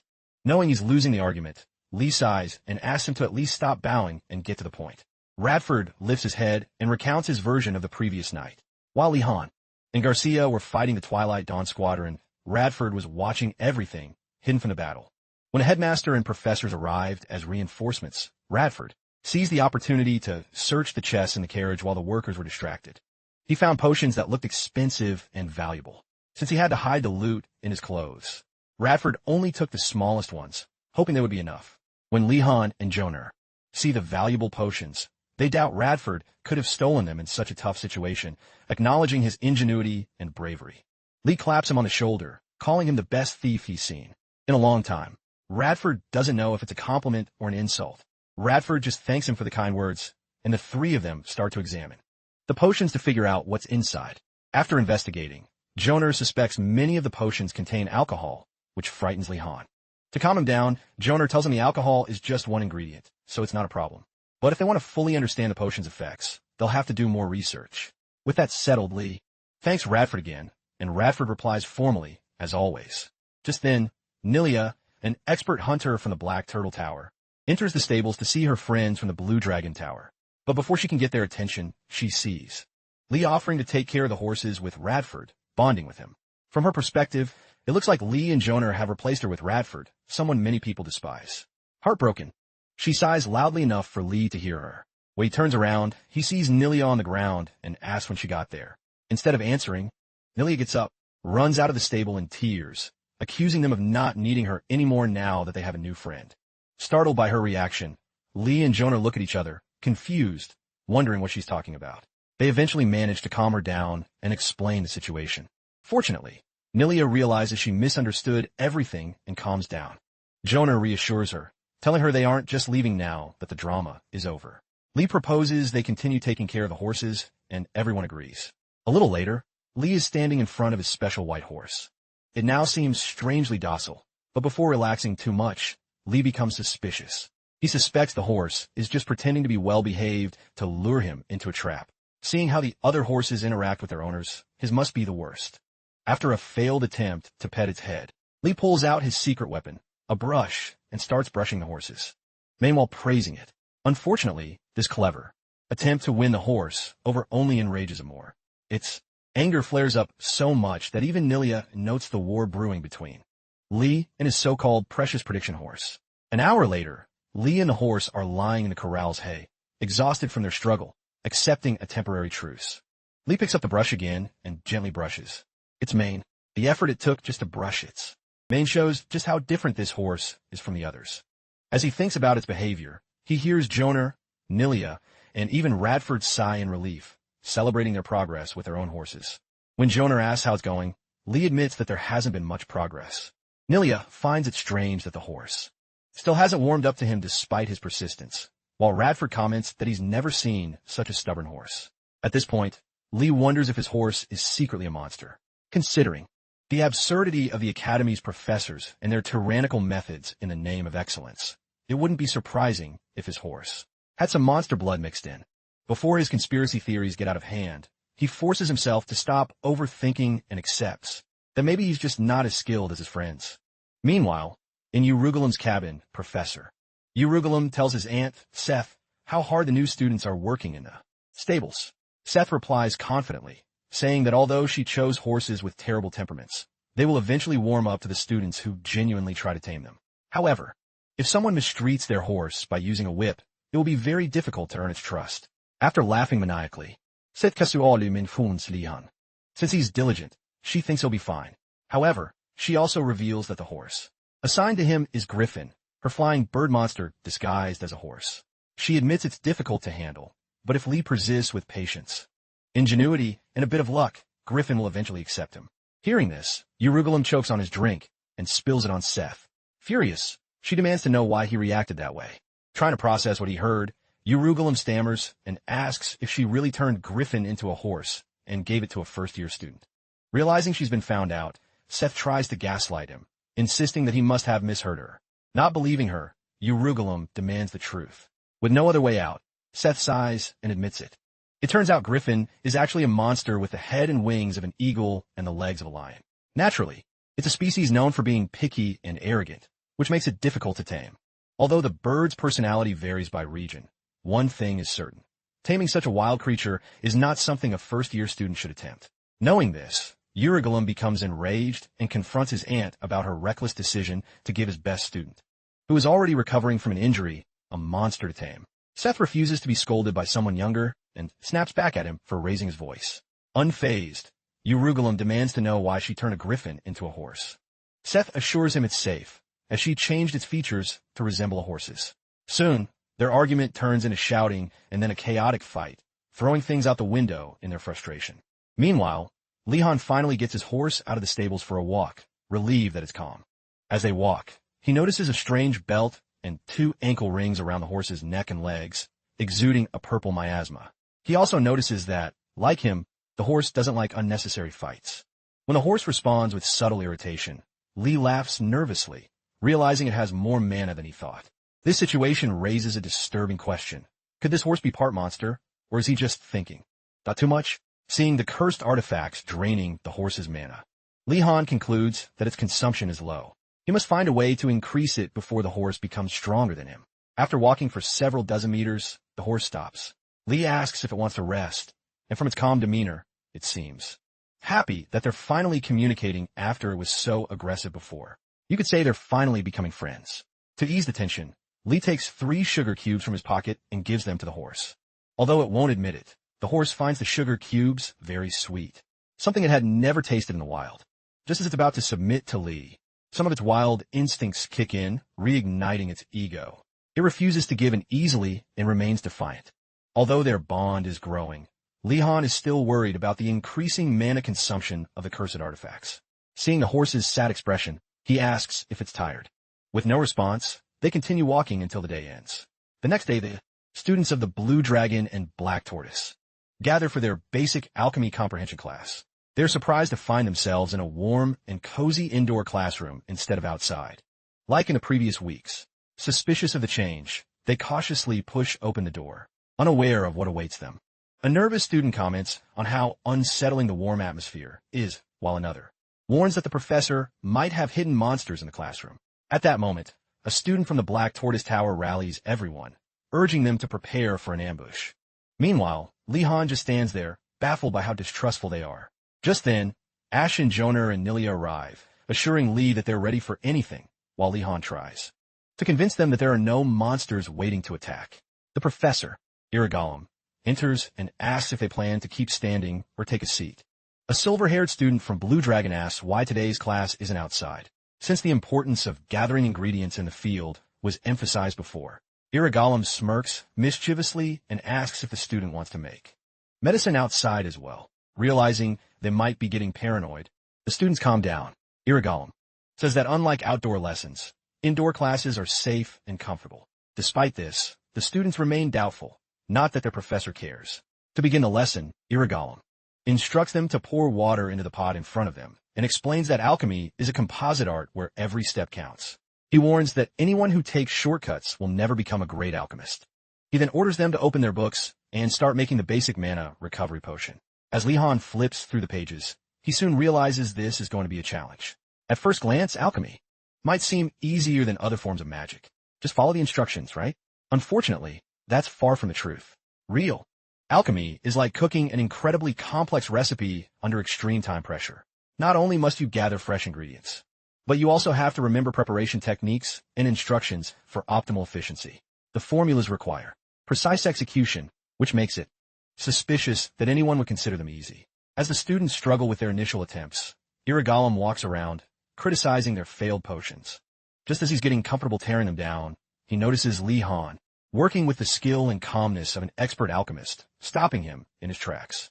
Irigallum watches him, almost unable to believe his eyes. Li's efficiency, precision, and attention to detail are like those of someone who has worked in an alchemical workshop for at least a decade. Although Urugulan might suspect he's a prodigy, Li-Han knows the truth. He's used to this level of suffering from his past life. When Li-Han finishes the mana recovery potion, Urugulan tests it and instantly feels a refreshing wave of mana surge through his entire body. After the almost out-of-body experience, he tells Li that his potion was excellent and even praises his large mana reserves, pointing out that he didn't feel any recovery effect despite consuming a full potion. In any case, Urugulan gets everyone's attention and announces that a student has already made the perfect potion. When the students realize it's none other than Li-Han Wardens, their reactions are mixed. Some are impressed, as always, while others grumble about the so-called golden boy. A student from the Blazing Phoenix Tower watches with disdain as Ashen praises Li, calling him a genius. Once Li returns to his seat, Ashen tells him about Tiana from the Phoenix Tower, who also did a great job, but didn't reach his level. When Li asks about her, Ashen points to Tiana, a snake woman who is busy studying her potion. Li notices a necklace with the emblem of the Order of Flamian and recalls what Jonar told him about them. If he's not mistaken, the Order of Flamian worships alchemy, and its priests are exceptional alchemists, which means Tiana is also talented. As Li and Tiana exchange glances, an uncomfortable silence follows. Finally, Tiana puts on a fake smile and asks if he's really from the Warden's family. Once he confirms that he is, she introduces herself politely, and Li urges her to speak informally, all while wondering how his potion turned out better than hers. When they shake hands, he notices her touch is cold and wonders if it's because she's a snake woman. Tiana then asks if Li learned potion-making from his family, as she never expected to meet such a good alchemist outside the Order of Flamian. Just as Li is about to answer, Urugulan catches them chatting and orders them back to their seats. Li drops the conversation and focuses back on class. Urugulan continues, explaining that although everyone tried to make potions, their results varied greatly. He advises them not to get discouraged or overconfident, as this is just the beginning of their journey into the vast world of alchemy, full of complex and strange wonders. At that moment, Li-Han wonders why the professors at this academy are so skilled at demotivating their students. As if the lesson wasn't exhausting enough, Urugulan gives them homework. They must make a low-grade spiritual friendship potion by next week. To make them take the assignment seriously, he also announces there will be a test on it. After drawing diagrams on the board, Urugulan explains how to make the potion and says the basic ingredients are in their drawers. Nilia finds it's strange that he didn't make them figure out the method themselves, but Joner, her seatmate, reminds her that he's a professor and they're just first-year students, so it makes sense. When Joner opens his drawer, his smile quickly fades. Nilia asks what's wrong, and Joner reveals they're missing a crucial ingredient, the spirit-friendly herb. Hoping it'll be easy to find, Joner asks Urugulan where it is. To his horror, the professor says they have to gather it themselves. A heavy silence fills the room as Urugulan nonchalantly points to the mountains outside the classroom window, informing them the herb is there. He then asks if they remember what he told them on the first day. Completely indifferent to whether they do or not, with that, the class ends. A few days later, Li-Han meets up with Digelin Pritzinger from the Pritzinger Order at their usual spot, where she's enjoying another cup of his thick cocoa. As she finishes the last drop, he asks how it was. Digelin comments that although the texture is a bit thick for a tea, it's still delicious. While they're chatting, Tiana and her group of minions from the Phoenix Tower suddenly appear. Tiana informs Lee that she's been looking for him. Recognizing her immediately, Lee asks why, and she explains that it's about their alchemy homework. Since they need to create the low-grade spiritual friendship potion, she proposes they work together to gather the ingredients. As Tiana speaks, Lee notices the terrified faces of her minions, as if they're afraid he's going to eat them. At any moment, they finally agree to gather students from different towers, seeing this as a rare opportunity for inter-tower cooperation. Lee immediately accepts. Before leaving, Tiana asks if he will help organize the Blue Dragon students. When he says yes, she says goodbye and leaves. After watching her go, Diggling asks if Lee knows Tiana well. He says they're in the same alchemy class, and asks why she's curious. Diggling hesitates with a guilty look on her face, then says it's nothing. Lee isn't fooled. He stands up and accuses her, playfully, of piquing his curiosity only to leave him hanging.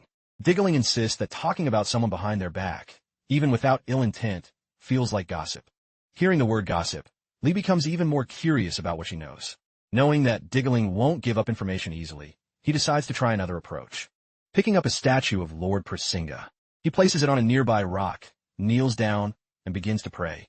Confused, Diggling asks what Lee is doing.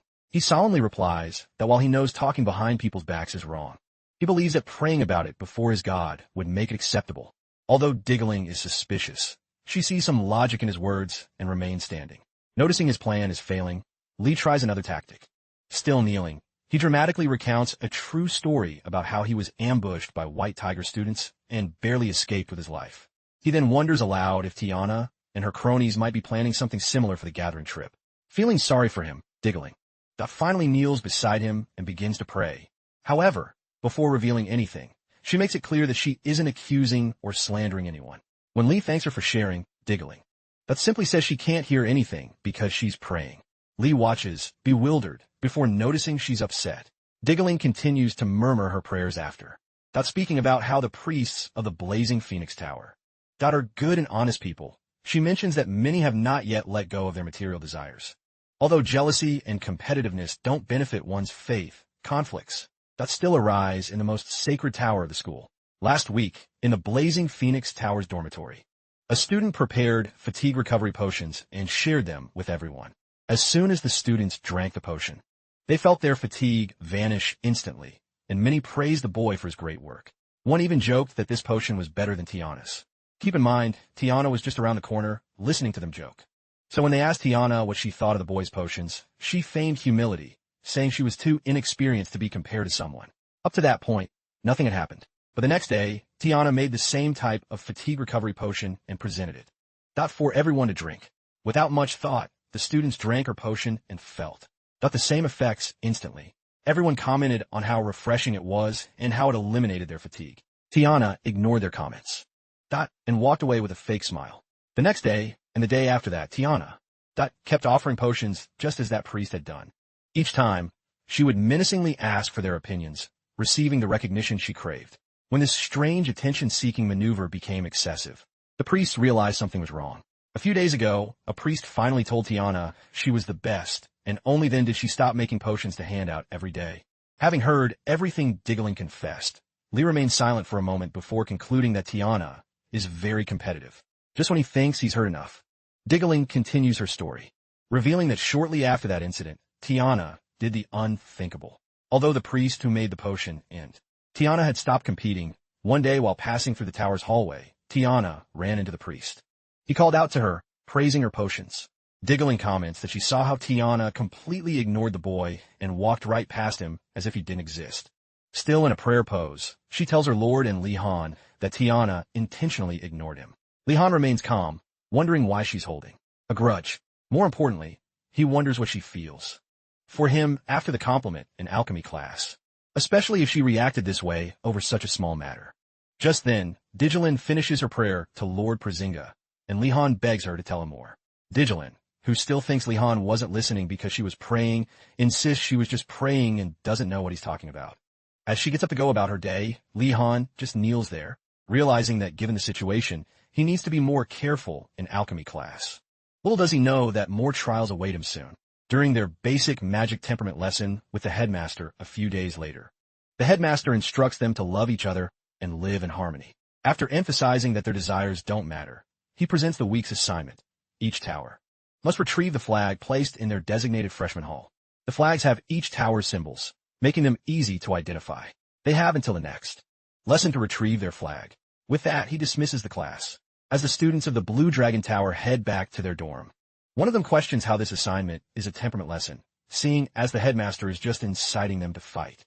Many fall into despair, wondering why their flag is in the White Tiger Tower. After all, words don't work on those guys. Just then, one mentions that the White Tiger's flag is also in their tower and suggests a peaceful exchange. However, the others reject the idea, certain that the knights are barbarians who don't value honor and wouldn't accept a trade. With nothing else to do, most of them start to give up, thinking it's just one assignment and it won't kill them. Li Han, noticing this, decides he can't let them act like this and lose valuable academy grades, especially since they don't know what other absurd assignments this strange academy might give them in the future. Not about to let their grades slip away, Li Han gathers everyone and suggests they don't give up yet. The students then see the light in Gardenus and ask if he already has a plan. Just as he's about to explain, Ashen interrupts, saying he knows what Li Han is going to say.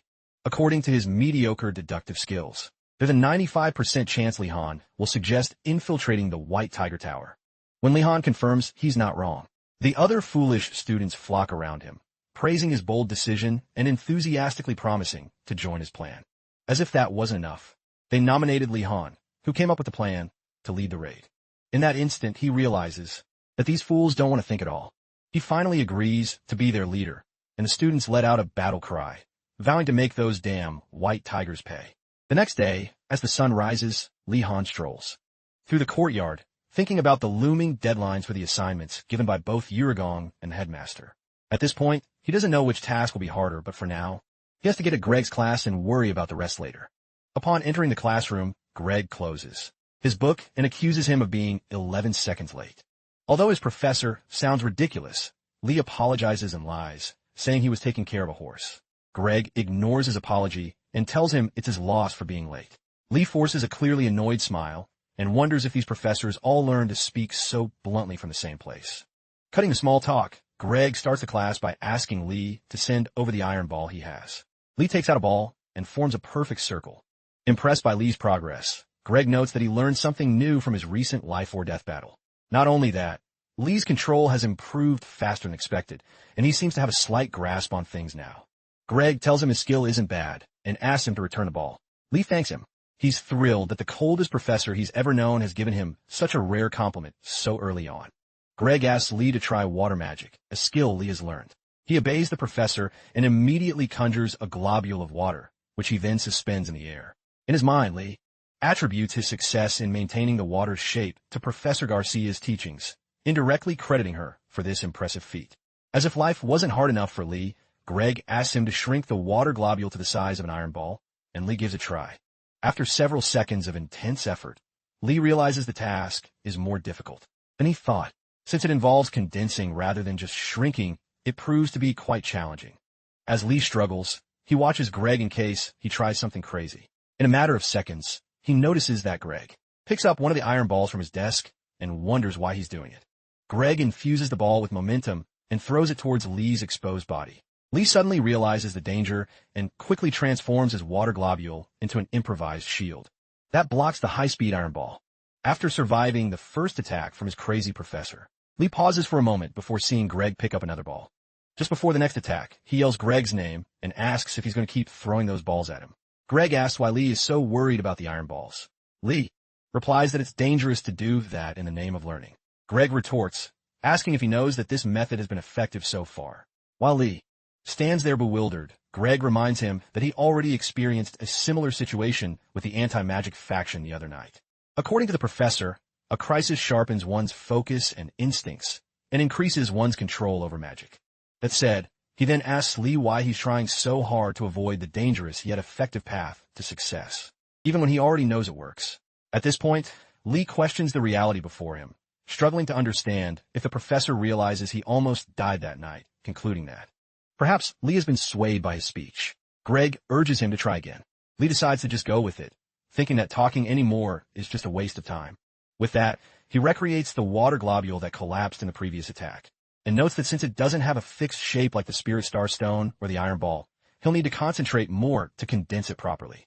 After a few more minutes of watching Lee accomplish nothing, Greg picks up another iron ball and throws it at him. This time, however, Lee successfully blocks the attack, seeing it coming, and gets cocky. What he doesn't notice is that Greg had already hidden one of the previously thrown iron balls outside of Lee's field of vision. When Lee lowers his guard, Greg attacks him from the opposite side, and Lee loses control of his water globule. After the second attack, Greg tells Lee Han to focus, but Lee, now soaking wet, realizes that classes with more homework are definitely better than this crappy class he's putting up with. A few hours later, it's the basic magic class, Understanding Professor Garcia's class.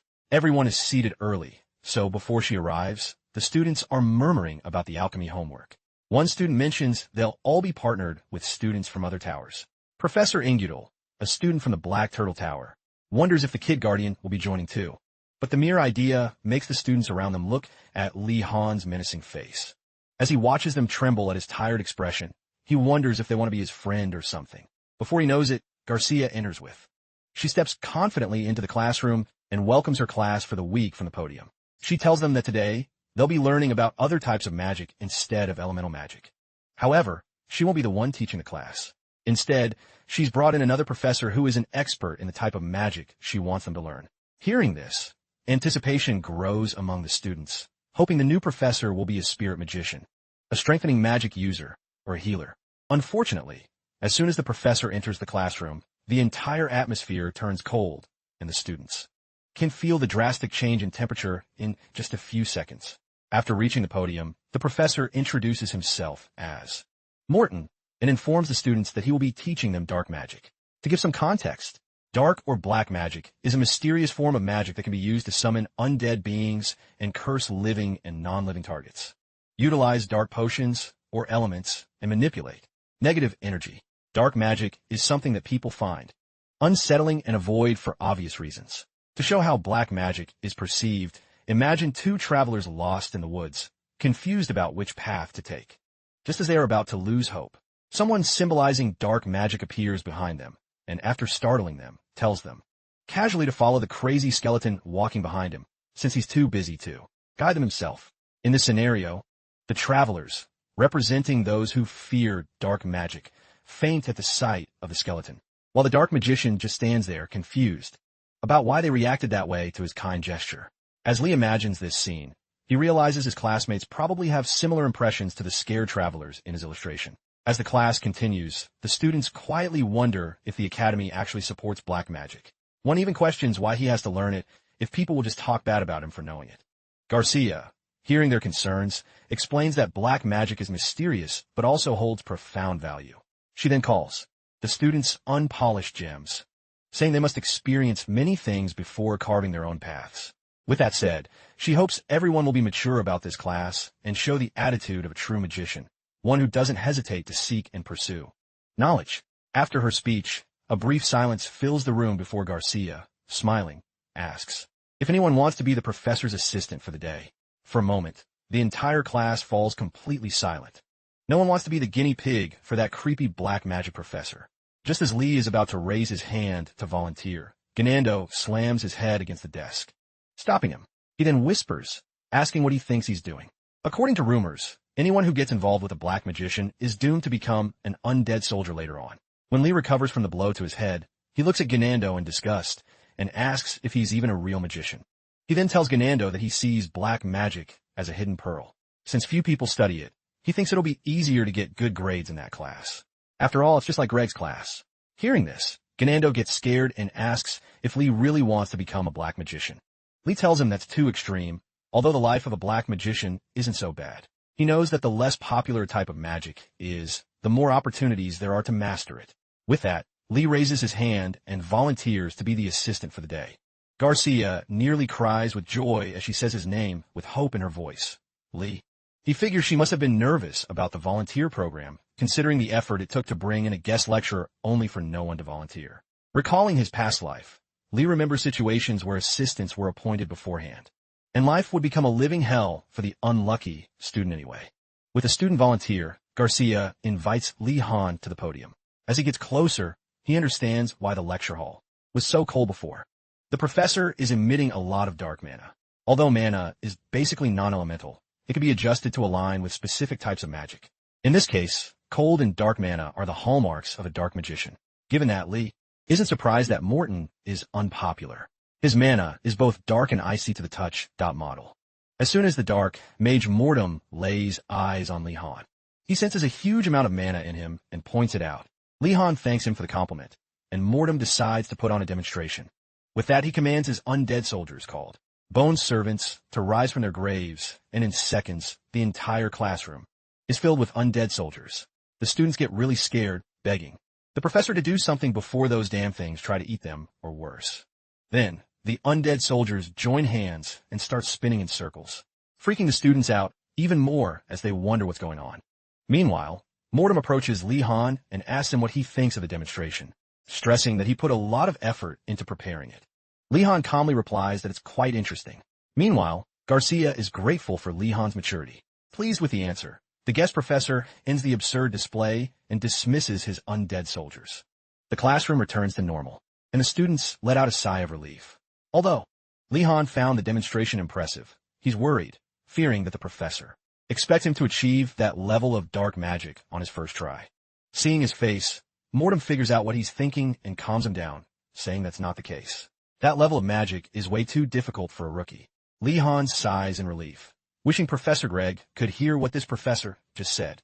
For something simpler, Mortem asks Lee Han if he can convert his mana into one with the yin or negative element. Without hesitation, Lee Han nods and takes out his wand, ready to try converting his mana to the negative element for the first time in his life. Since it's his first attempt, Garcia chuckles, thinking that not even the brilliant Lee Han should find this task easy. For this magic to work, mages have to go through trial and error to visualize the yin element, as it's a vague and vast concept. In short, this magic takes on whatever elemental form the caster imagines. Ice, darkness, even fire. The concept is so complex that a beginner usually can't get it right on the first try. Knowing this, Garcia decides to check on the other students while Lee Han attempts the dark magic. But just as she's about to move, she feels an ominous magic forming. Her jaw drops as she turns to see Lee Han achieving the impossible. Apparently, all Lee Han needed was to think about weird mathematical concepts like hyperbolic geometry, imaginary numbers, and other arithmetic oddities to succeed. Lee Han's great imagination is one of his strengths that has allowed him to survive in both worlds.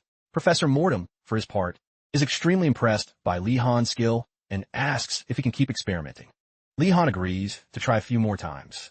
And soon, Garcia is shocked at how quickly Lee Han is improving at creating dark magic. She gets jealous, fearing that if Lee Han gets too interested in black magic, he might not want to attend her classes anymore and could be stolen away by Professor Mortem, her guest professor. Before her irrational thoughts take over, she snaps out of it and decides to observe the situation more closely before jumping to conclusions. After gathering and converting enough mana to the yin element, Lee Han asks the professor when to start. However, intoxicated by how well Lee Han is doing, Mortem urges him to keep gathering and converting mana until he can't anymore. The crazed look on Mortem's face tells Lee Han that the professor has been consumed by anticipation. Garcia is thrilled to see Mortem so enthusiastic, but she starts to worry because Li Han's mana conversion is affecting the other students. Trying to stop the mana conversion, Garcia asks Professor Mortem what the next step of the lesson is. However, Mortem insists that he focus on seeing how much more Li can do, rather than worrying about the next step. Garcia remains calm and gently suggests they evaluate that later, but Mortem is adamant that Li continue. So, Garcia decisively changes tactics, ordering the professor to immediately advance to the next step, fearful of what she might do. Mortem stops Li's conversion and instructs him to move his staff in a specific way and recite the incantation. Paralysis, to utilize the excess gene element that he has accumulated. This spell is a basic paralysis curse in black magic that causes a sensation similar to a muscle cramp. Li asks who he should cast it on, since curses require a target. The professor tells him to cast it on him. Li is taken aback for a moment, thinking about how he's always wanted to use magic on a professor. Still, he asks if it's really okay, and Mortem urges him to hurry before the gene element escapes, telling him not to worry about the consequences. Li aims his staff at Mortem and prepares to cast the spell. Meanwhile, Mortem believes a basic paralysis spell shouldn't affect him much and plans to use this opportunity to show Li the depths of black magic once he easily blocks the curse. In his mind, he imagines Li becoming interested in black magic and seeking him out after the lesson. What Mortem doesn't realize is that Li is pouring every last bit of the gene element in the room into the spell. Even Garcia notices that Li is gathering far too much mana for a simple casting. When the moment comes, Li chants paralysis, letting all the gene mana flow into the professor. Upon impact, Mortem's body seizes up, and he collapses to the floor, shocking Garcia and the rest of the class. Panicked Li rushes to his side, calling out to the professor, who now lies motionless. As the situation unfolds, Li imagines his future as a professor killer, realizing his life is probably over. Fortunately, before things can get any worse, Mortem revokes the curse and sits up, leading Li to believe the professor was just faking his collapse. Without addressing the scare, Mortem turns to the class and asks if they now understand what a low-rank paralysis curse looks like. Getting no response, he turns back to Li and tells him he did well. Li thanks him, concluding that Mortem was just putting on an act to lighten the mood. As Garcia watches the pair's interaction, she notices something odd. The enormous amount of mana that hit Mortem should have caused some damage, since he didn't use any defensive measures. To confirm her suspicion, she asks if Mortem was hurt when he fell. The professor casually replies that he wasn't. However, as he turns away, Garcia notices a subtle twitch in his right hand and realizes the truth. Mortem wasn't faking it when he fell. He really couldn't handle a rookie's curse. For now, she keeps quiet and lets Mortem continue chatting with his favorite student. Mortem tells Li he has a talent for black magic, and Li thanks him for the compliment. However, as if that wasn't enough, Mortem repeats the same words, but this time in a much stranger way. Li thinks he's being sarcastic and wonders if he's actually terrible at dark magic. He's still a freshman, so it's normal to be a little rusty, especially on his first try. Garcia gets everyone's attention and explains that black magic is more diverse than what they've seen today. In fact, low-rank curses are the easiest and most effective to learn. She assures them that mastering these spells will be very useful, not just for threatening someone, but also for self-defense. She concludes by emphasizing that the best way to counter a specific type of magic is to learn it yourself. Finally, she asks the students if they're ready to study various types of magic, and everyone responds enthusiastically.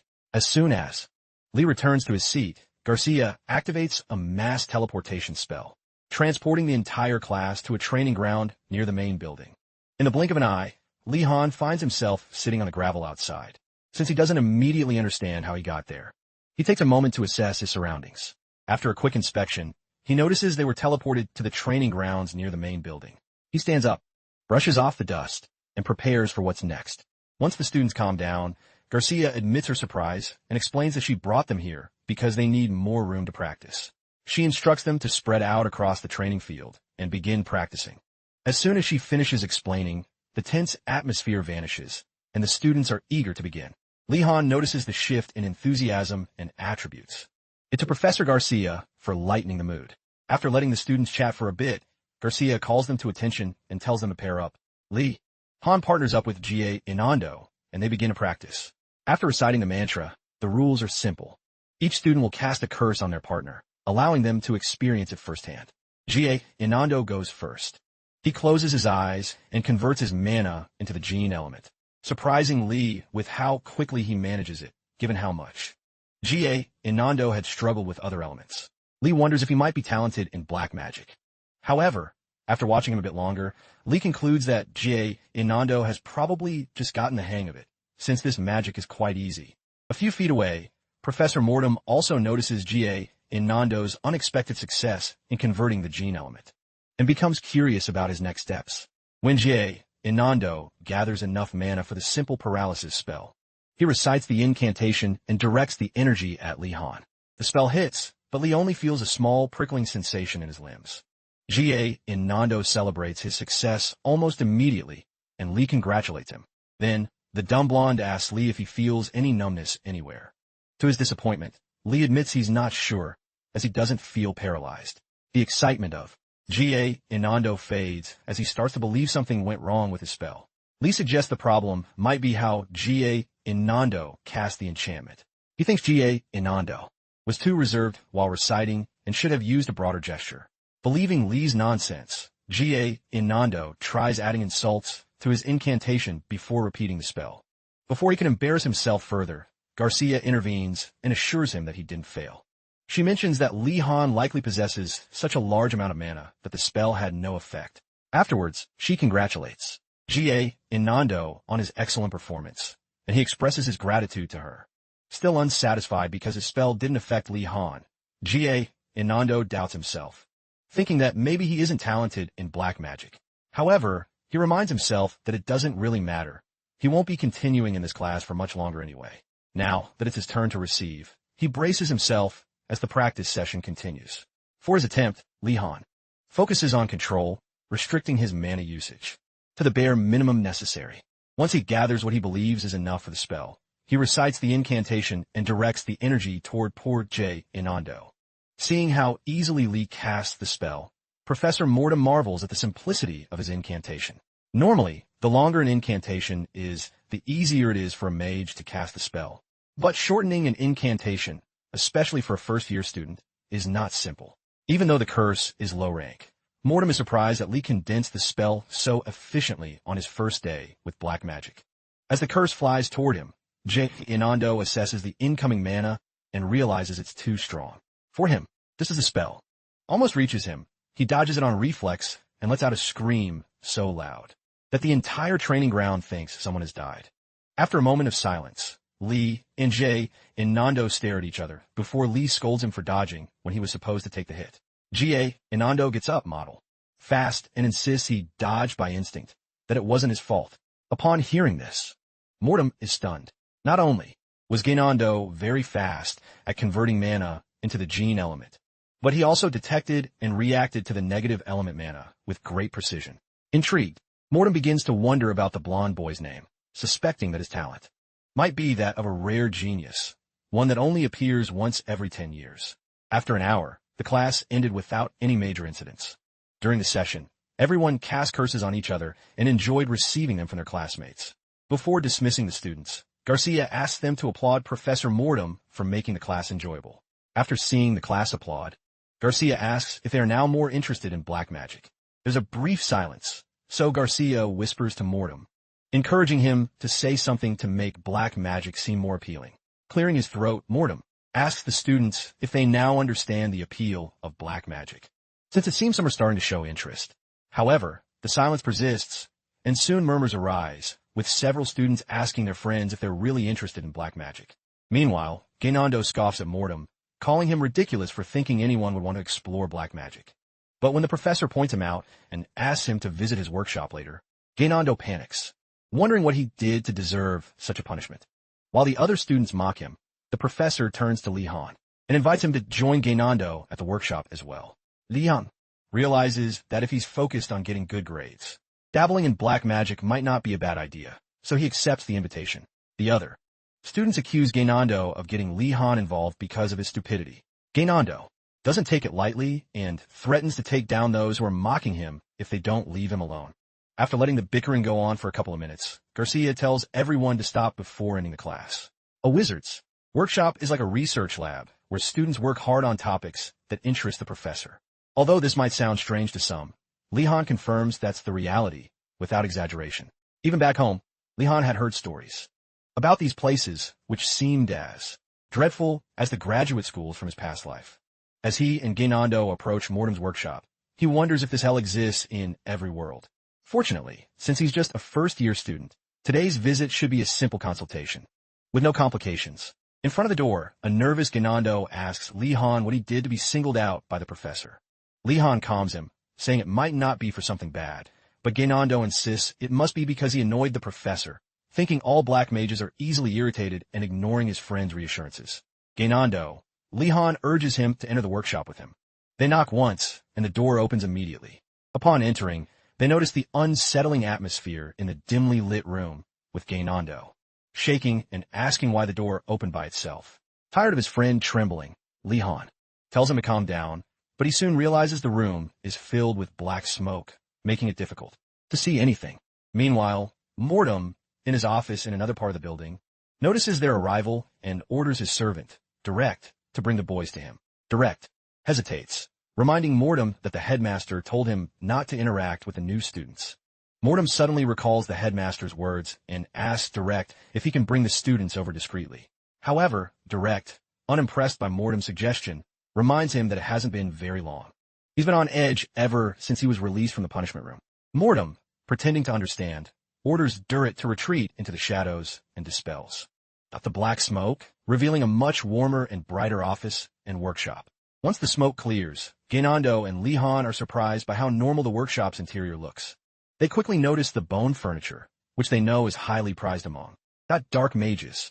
Soon, they see Mortem sitting in front of them, welcoming them to his workshop. After the formalities, both boys sit down. Li Han wonders if Gainando notices the furniture is made of bone. Mortem gets straight to the point, asking the boys if they know why they were summoned. Gainando confidently says he does, but before he can come up with a foolish explanation, Mortem cuts him off, explaining that both Gainando and Li Han have shown talent in black magic. Surprised, Gainando mutters something in confusion, which leads Mortem to ask him to repeat himself. Embarrassed, Gainando stays silent but starts thinking about what Mortem said about his talent. Instead of taking it maturely, he mutters to Li Han, asking if he heard that he's very talented. Tired of his antics, Li Han replies that Mortem never said they were that exceptional. At this point, Gainando worries about what to do, since he isn't interested in the dark nature of black magic. But he's just discovered he's talented at it. As he swells with pride, Li Han wonders if Gainando has finally lost his mind. To keep them occupied while he talks, Mortem that offers the boys black candies with pirate insignias on them. After they accept, he explains that he called them to discuss their talent. To pique their interest, he tells them that black magic is far more intriguing than they might think. What Mortem doesn't notice is that Li Han has already heard this speech many times during his graduate school days. Back then, professors in popular fields were arrogant and would sometimes insult their students' learning standards, while those in less popular fields remained humble, knowing they couldn't fall any lower. Leon feels that the same dynamic playing out with Professor Mortem, a professor in an unpopular field. But this time, he can sense Mortem's desperation. As expected, the meeting went smoothly, and soon the boys left the workshop. Just before they part ways, Gainando starts bragging about being a highly sought-after talent and wonders what he should do with this new status. Li Han, ignoring his rambling, focuses on another matter. Before leaving Mortem's office, the professor handed each of them a strange femur wrapped in yellow ribbon, asking them to keep it safe when they returned to their rooms. Unsatisfied with the vague explanation, Li Han asked Mortem to clarify what the bone was, but the professor simply ignored them and said his goodbyes. Now, with the unsettling bone in hand, Li Han wonders what it's for. He thinks it might be like the headmaster's cursed book, or maybe Mortem is trying to befriend them by giving them a mysterious artifact. His imagination runs wild, even considering humorously that it could be a couple's gift from Mortem. Li Han quickly dismisses the absurd thought and refocuses. Gainando asks him not to tell Yona about what happened in the workshop, especially about the gift. Confused, Li Han remembers the time that Yona beat up Gainando for bad-mouthing Alchemy on the way to their first class, and realizes that Gainando is probably worried about being mocked for his previous comments. To keep him quiet, Li Han agrees not to tell Yona, as long as Gainando doesn't mention anything either.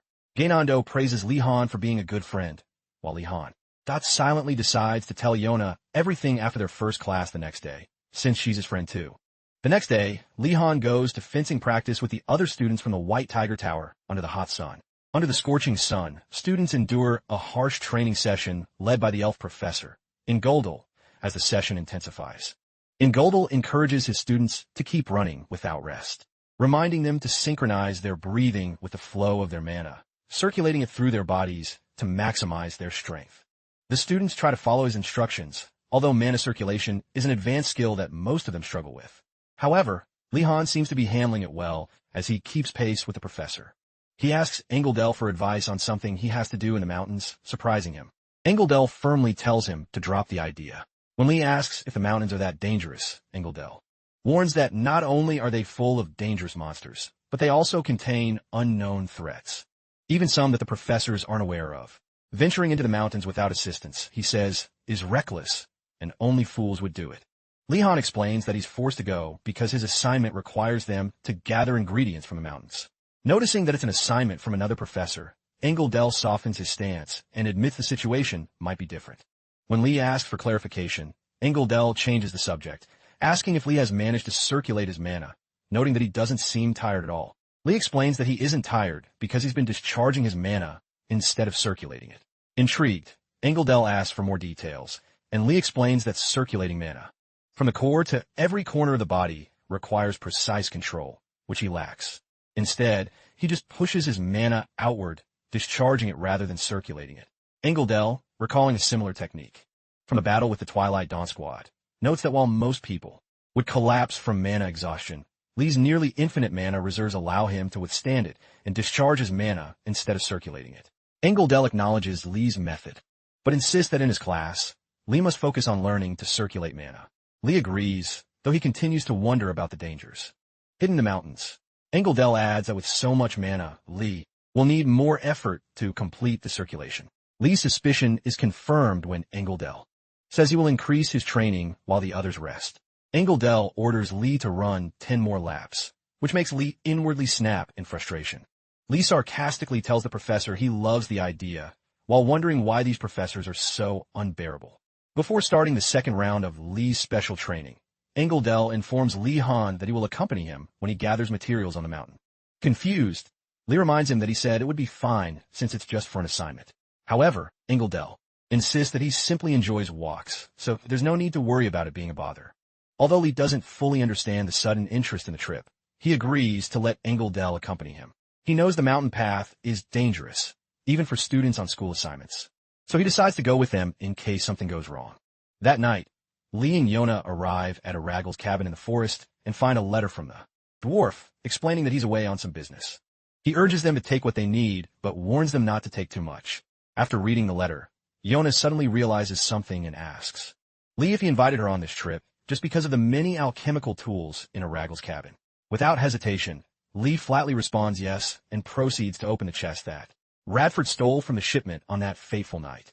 Now that he has it in his possession, Li wants to examine the uses of the potions he acquired, but since he's not as knowledgeable about alchemy as Yona, he needs her help.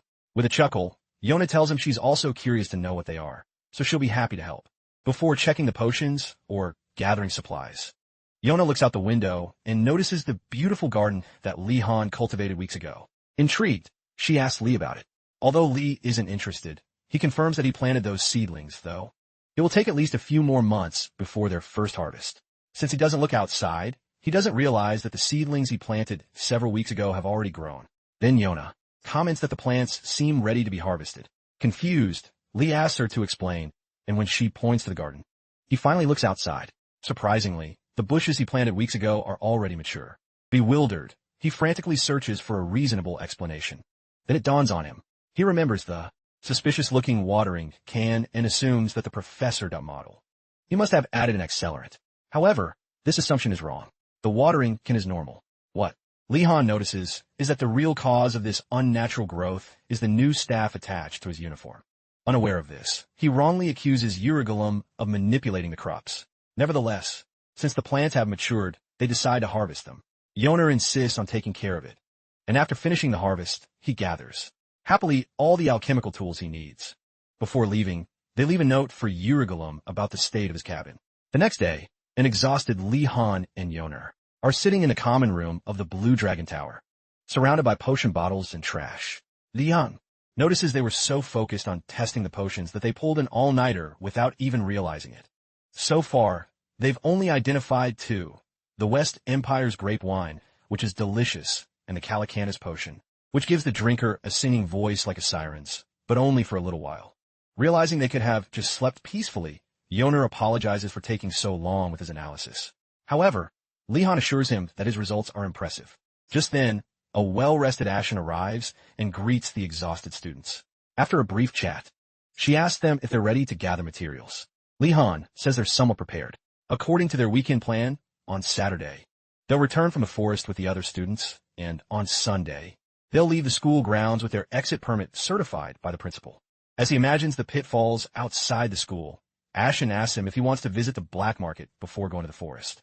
Confiscate, Li-Han asks what the black market is. Instead of explaining, Ashen takes him and Yoner there. At the black market, Li-Han is surprised to see that Ashen wasn't lying. But what kind of school has a black market? How cool is that? Without an answer, Li-Han looks around and notices the market is like a 5-day town festival with many students hustling to sell their products. As they explore, Li-Han hears a familiar voice talking about betting bread and finding an emperor. Curious, he follows the voice and sees Radford hosting a gambling game where players must guess which of the 3 cards has the emperor. If they guess right, they double their bet.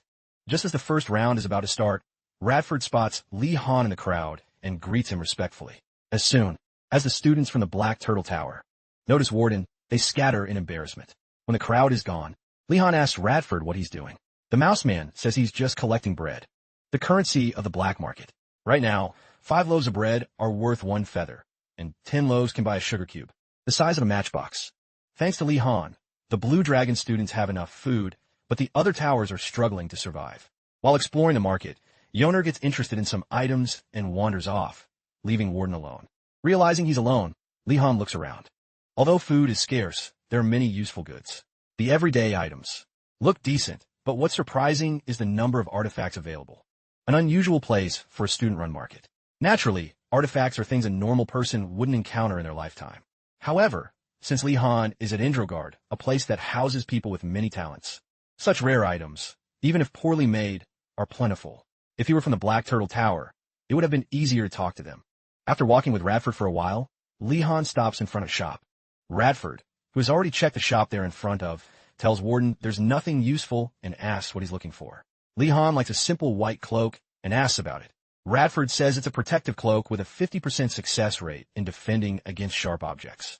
To his surprise, finding it useful, Li decides to buy it. Impressed by Li-Han's ability to see things so positively, Radford looks at him with admiration until he asks him to stop.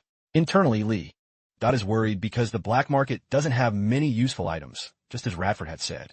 Now, he can't determine the effects of most of these objects. Noticing that some artifacts are losing their mana, he figures their expiration date must be near. That makes having this cloak here even more valuable. With that in mind, he tells the stall owner, a student from the Black Turtle Tower, that he'll buy it. Excited by this favorable turn of events, the stall owner eagerly awaits his payment. Only to be disappointed when Li asks if he can pay on credit, which is immediately shot down. Knowing he can't get it on credit, Li shows the food he brought, having heard that bartering is possible. Upon presenting the food, the students of the tower, of the Black Turtle, get excited at the sight of quality provisions. While Li wonders if he should have brought more canned food, several students crowd around him, eager to trade. As the competition for the food grows, Li wonders what new opportunities this unexpected demand might bring. He finally trades for the cloak with just 2 potatoes, and the stall owner thanks him profusely for the transaction. As if that weren't enough, the overjoyed stall owner then taunts his fellow merchants for their lack of good judgment. The other stall owners just laugh at him, seeing his luck as a fluke and not skill. Then, a green-haired stall owner from the Black Turtle Tower approaches the man who got the potatoes and offers to buy a bite for a piece of bread. As expected, the stall owner refuses, telling her she can eat her own crappy bread. Li-Han watches in amazement, realizing just how hungry these students must be to react like this over a few simple potatoes. Looking closer, he realizes this isn't just affecting a few students. They're all desperate for food, and would do anything to get it. Determined to help, Li-Han calls over Yonder and asks for his assistance. As soon as Yonder arrives, Li instructs everyone to clear space, announcing that he's going to cook a free meal for all of them, just this once. Hearing this, the students nearly lose their minds. doubting if he's serious or just messing with them. After assuring them he means it, Li Han asks Yonder for help, aware that the success of this gesture could greatly impact his standing with them. In less than an hour, they prepare a tomato stew and serve it in bowls, handing it out to the hungry students. Many drink the soup straight from the bowl, leaving Li Han and Yonder not stunned. Realizing just how starved they were, Li believes that even though those ingredients are valuable to him, helping them now is the right thing to do.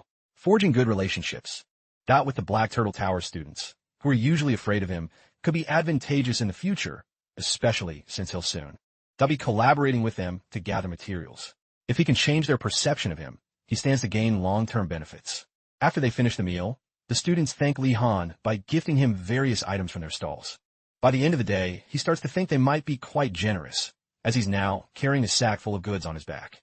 From low-quality stealth boots to a smoke screen chalk, and even a detection bracelet that alerts the wearer when they're being watched. Li Han is more than satisfied with his unexpected haul. However, one question remains on his mind. Why did the upperclassmen create so many artifacts focused on concealment and stealth?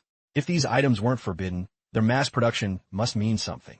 Just then, a rustling sound comes from the sack behind him. Confused, Li wonders what's causing it. Yonder sees his expression and asks what's wrong. Li Han hesitates for a moment before telling him that something inside the bag just moved. Before he can say anything else, a bony claw suddenly rips through the sack, startling him. As soon as Radford and Joner see something moving in the bag, they scream in fear, asking Li Han what's inside. For a moment, Radford suspects that the turtle students Li helped earlier might be repaying his kindness by harming them. But when the bony claw tries to reach for Li Han's coat, he gets curious and asks his friends to wait before raising the alarm. He soon realizes the claw is looking for the bone gift that Mortan gave him in Gainando at their meeting a few nights ago. After a few seconds, the claw joins the bone in Li Han's coat, creating a forearm skeleton. When the skeleton is complete, it floats out of Li's coat, suspended in the air and facing its new owner. Joner, seeing the extra bone Li had hidden in his coat, gets scared and tremblingly asks Li what other strange things he's carrying. He explains that the extra bone is something Professor Mortem gave him during a meeting. However, he quickly notices something strange. The skeleton forearm looks like it's about to attack him. Seconds later, it floats over to Li and cuts his finger. The sudden pain makes him lose his balance for a moment. Confused about why this strange skeleton would want his blood, meanwhile, Radford and Joner prepare to defend their friend from the attacking skeleton, but Li stops them, wanting to confirm a suspicion. Then, he points his injured finger at the skeleton and lets his blood drip onto it. Curiously, the shadow of the forearm skeleton turns into that of a dog. Once the ritual is over, the skeleton submits to Li Han. Feeling a strange sense of control, Li tests it by giving orders to the skeleton dog, which faithfully obeys all his commands. Radford and Joner are amazed and shocked, wondering if Li Han is getting into black magic. Pleased with the results, Li tells his friends that the professor gave him something weird, as you can tell by how attached it is to him. Joner nervously suggests that Li get rid of that creepy thing. But when the skeleton dog gets aggressive, Joner quickly apologizes for being so blunt. Radford reminds Li that in the magical world, people are often warned not to deal with dark mages, and asks if he doesn't find the skeleton creepy. Li is silent for a moment, thanking them for helping him think clearly. Although this situation is strange, Li feels there's more to it than meets the eye. Joner wonders why Mortem would give him such a gift, and Li also questions why the bones were delivered in parts instead of a complete set. Radford suggests that maybe the professor wants Li to find the missing parts and assemble them. Joner dismisses the idea as ridiculous, but when he looks at Li's face, he gets scared seeing that he seems to find some truth in Radford's words.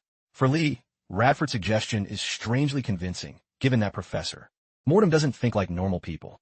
Although ordinary people might find collecting human bones disturbing, someone like Mortem might think that Li and Gainando would enjoy the challenge of searching for them. The thought gives Li goosebumps, and Joner asks if it's because of the bones. Nevertheless, Li decides to keep the bones for now, since they don't seem harmful yet. Besides, his next class is going to be a mess. After visiting the black market, Professor Inguldal gathers the students from all the towers at the entrance to the mountains to begin the search for the spirit-befriending herb, which is needed to complete Yurjum's task. When the four towers gather, Inguldal emphasizes that safety is the most important thing. Li deduces that the mountain holds unknown dangers, so it's safer to go with a professor who can protect them. Before concluding his briefing, Inguldal instructs the students from each tower to stay together, memorize the faces of their tower members, and note how many students are present. Attendance will be checked regularly. This news sends shivers down their spines. They hadn't realized the mountains would be so dangerous. With that, Ingoldal gives the signal to begin the journey, the search. It starts with Ingoldal in the lead, making sure the students are following him closely. On their way, a skeletal bird, similar to the Headmaster's monsters, watches them and silently flies off to report. After traveling a bit further, Ingoldal finds a good spot to gather herbs, sets up camp, and instructs the students to collect the necessary materials for their classes there. The students, grouped by their towers, begin their search for herbs with Ingoldal supervising. A few minutes later, Ingoldal feels relieved that everything is going well and hopes it stays that way until they leave the mountain. However, just when he thinks nothing could go wrong, a green skeletal hand appears out of nowhere and grabs him, leaving behind only the twig he had been holding. The students don't notice the kidnapping and take a while to realize that Ingoldal has disappeared. A few minutes later, the lady, from the black tortoise tower with green hair, turns to ask Ingoldal something, only to realize he's no longer there. As she investigates the scene, she notices there are no footprints, which would indicate he left on his own. In other words, the impossible has happened. She suspects he's been kidnapped by monsters. Scared, she quickly calls the others and informs them that the professor has vanished without a trace. The news leaves everyone in shock. Soon Li-Han and his friends gather around the twig Ingoldal left behind, trying to make sense of the situation. Li-Han sighs. He had already predicted something like this might happen before the trip. Unfortunately, the cowards from the other towers are already panicking. To calm him down, he tells them the professor probably just went off on his own for a bit. Luckily, they believe him and relax a little. Li-Han knows full well he just told them an obvious lie, but for now he needs them to stay calm so he can think of a way out of this mess. Fortunately, no monsters have appeared, and since they aren't lost, there's no need for immediate panic. They just need to go back and report the incident to the Academy's professors. Just as Li-Han is about to share this plan, it starts to rain heavily, trapping the students in the mountainous region for the whole night. Stunned by his bad luck, Li-Han wishes he hadn't come. The students split into two groups. One group, with students from the Blue Dragon and Black Tortoise Towers, sets up camp under a cliff to stay dry, while those from the White Tiger and Vermilion Phoenix Towers camp elsewhere. After preparing some hot tea, Li-Han is thankful he brought extra supplies for unexpected situations like this. To think that Professor Ingoldal could disappear is almost unthinkable. While he's drinking his tea, Rowena, Princess Arnart's guard, approaches Li-Han and thanks him for his help. Li-Han shrugs, telling her not to worry about it. However, Rowena then asks about the rumor that he cooked a legendary stew for the students of the Tortoise Tower. Confused, Li-Han asks for clarification, but Rowena suddenly drops the subject, telling him to forget it. Now curious, Li-Han wonders who exaggerated the tomato stew he made earlier and spread the rumor that it was legendary. Before he can figure it out, the annoying elven guard appears and informs him that the princess, who is sitting just a few feet away, wants to help. Wondering why Arnart doesn't just talk to him directly, Li-Han reluctantly accepts her help and asks if she can make a bonfire, as Yonur is shivering from the cold. Rowena passes the message to the proud princess, who stands up, recites a few incantations, and summons two spirits to light the wet firewood in front of them.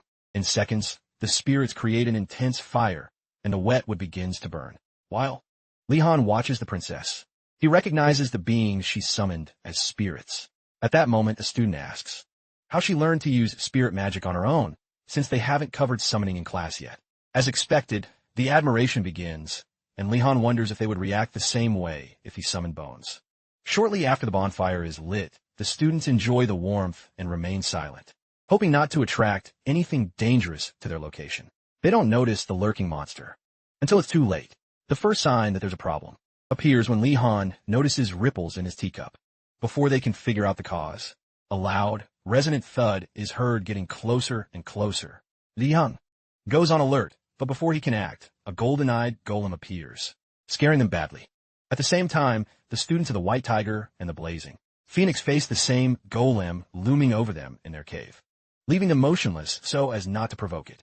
In the Blue Dragon camp, Rowena urges everyone not to make any sudden moves. Golems obey very strict rules, and if these aren't broken, they won't attack. Golems are monstrous creatures, created by mages.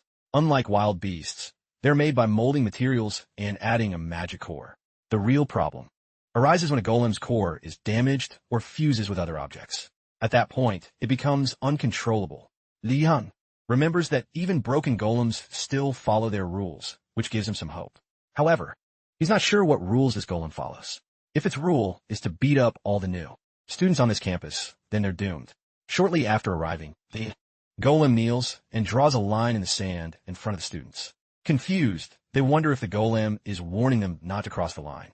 However, Lee Han feels curious about what would happen if someone did cross it. Determined to find out, he prepares to test it. Seeing how risky it could be, Ashen steps in to warn him not to act recklessly. Lee Han assures him that he doesn't plan to cross the line. He knows how dangerous it is. Instead, he takes out the four-armed skeleton he's been carrying in his coat, unsettling everyone with its creepy appearance.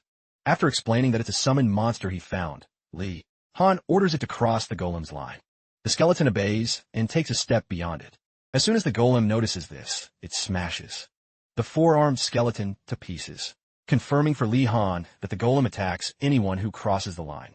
A frightened Ashen asks if this means they'll be trapped there forever and looks desperately to Lee Han for help.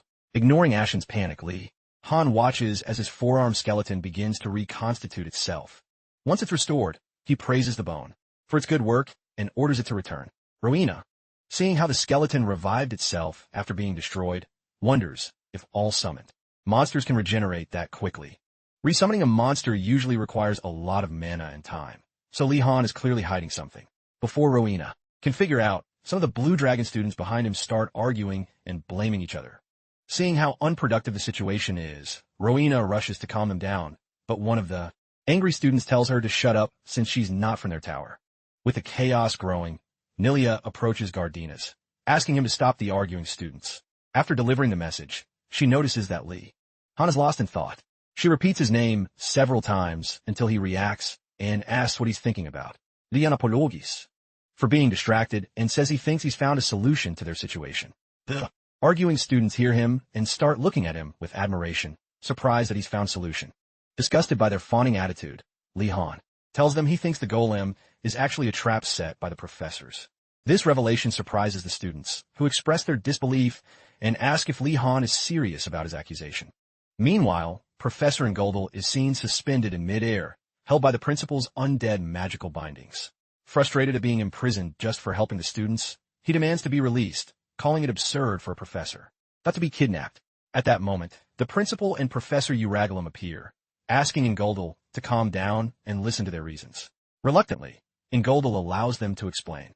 The principal explains that with someone as strong and reliable as Ngoldal by the student's side, they would lose the opportunity to grow on their own. Hearing this, Ngoldal can hardly believe his ears, wondering if the principal is serious.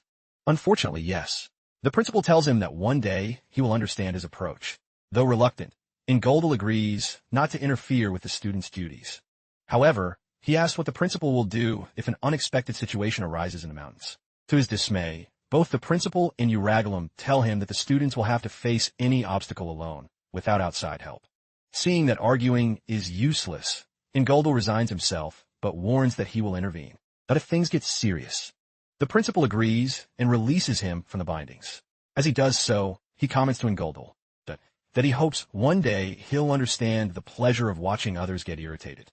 Ngoldal snaps back, telling him to shut up, and asks Uragulum what they've put in the forest. Uragulum steps forward and reveals that it's nothing too dangerous. Just a bull, enhanced with potions. If everything goes according to plan, the bull will be more aggressive than usual, but shouldn't be a serious threat. Pleased with this information, Ngoldal jokes, saying that a bull is nothing against a golem, and the principal laughs with him. In the pouring rain, the students stare at the golem, discussing the professor's possible involvement. Ngoldal, someone suggests he might be collaborating with Professor Uragulum, and they all agree that the professors are unfair.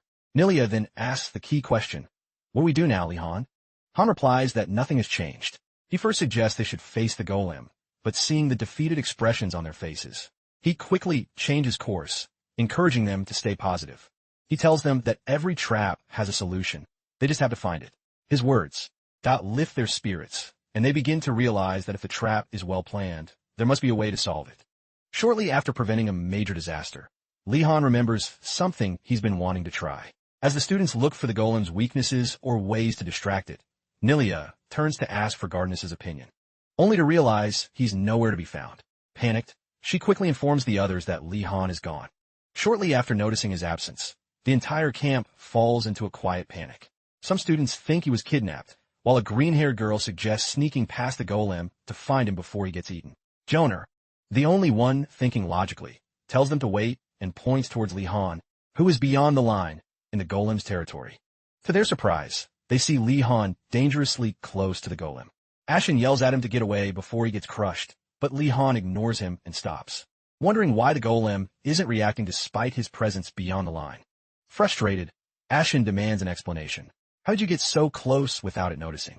Li Han says, coldly, that he used invisibility magic to cross the line. While the other students were panicking, Li Han conducted a simple experiment to see how the golem would react if he became invisible. Fortunately, the golem didn't detect him, allowing him to cross safely. Not only that, but he also discovered something new. Upon crossing the line, the golem stopped paying attention to him.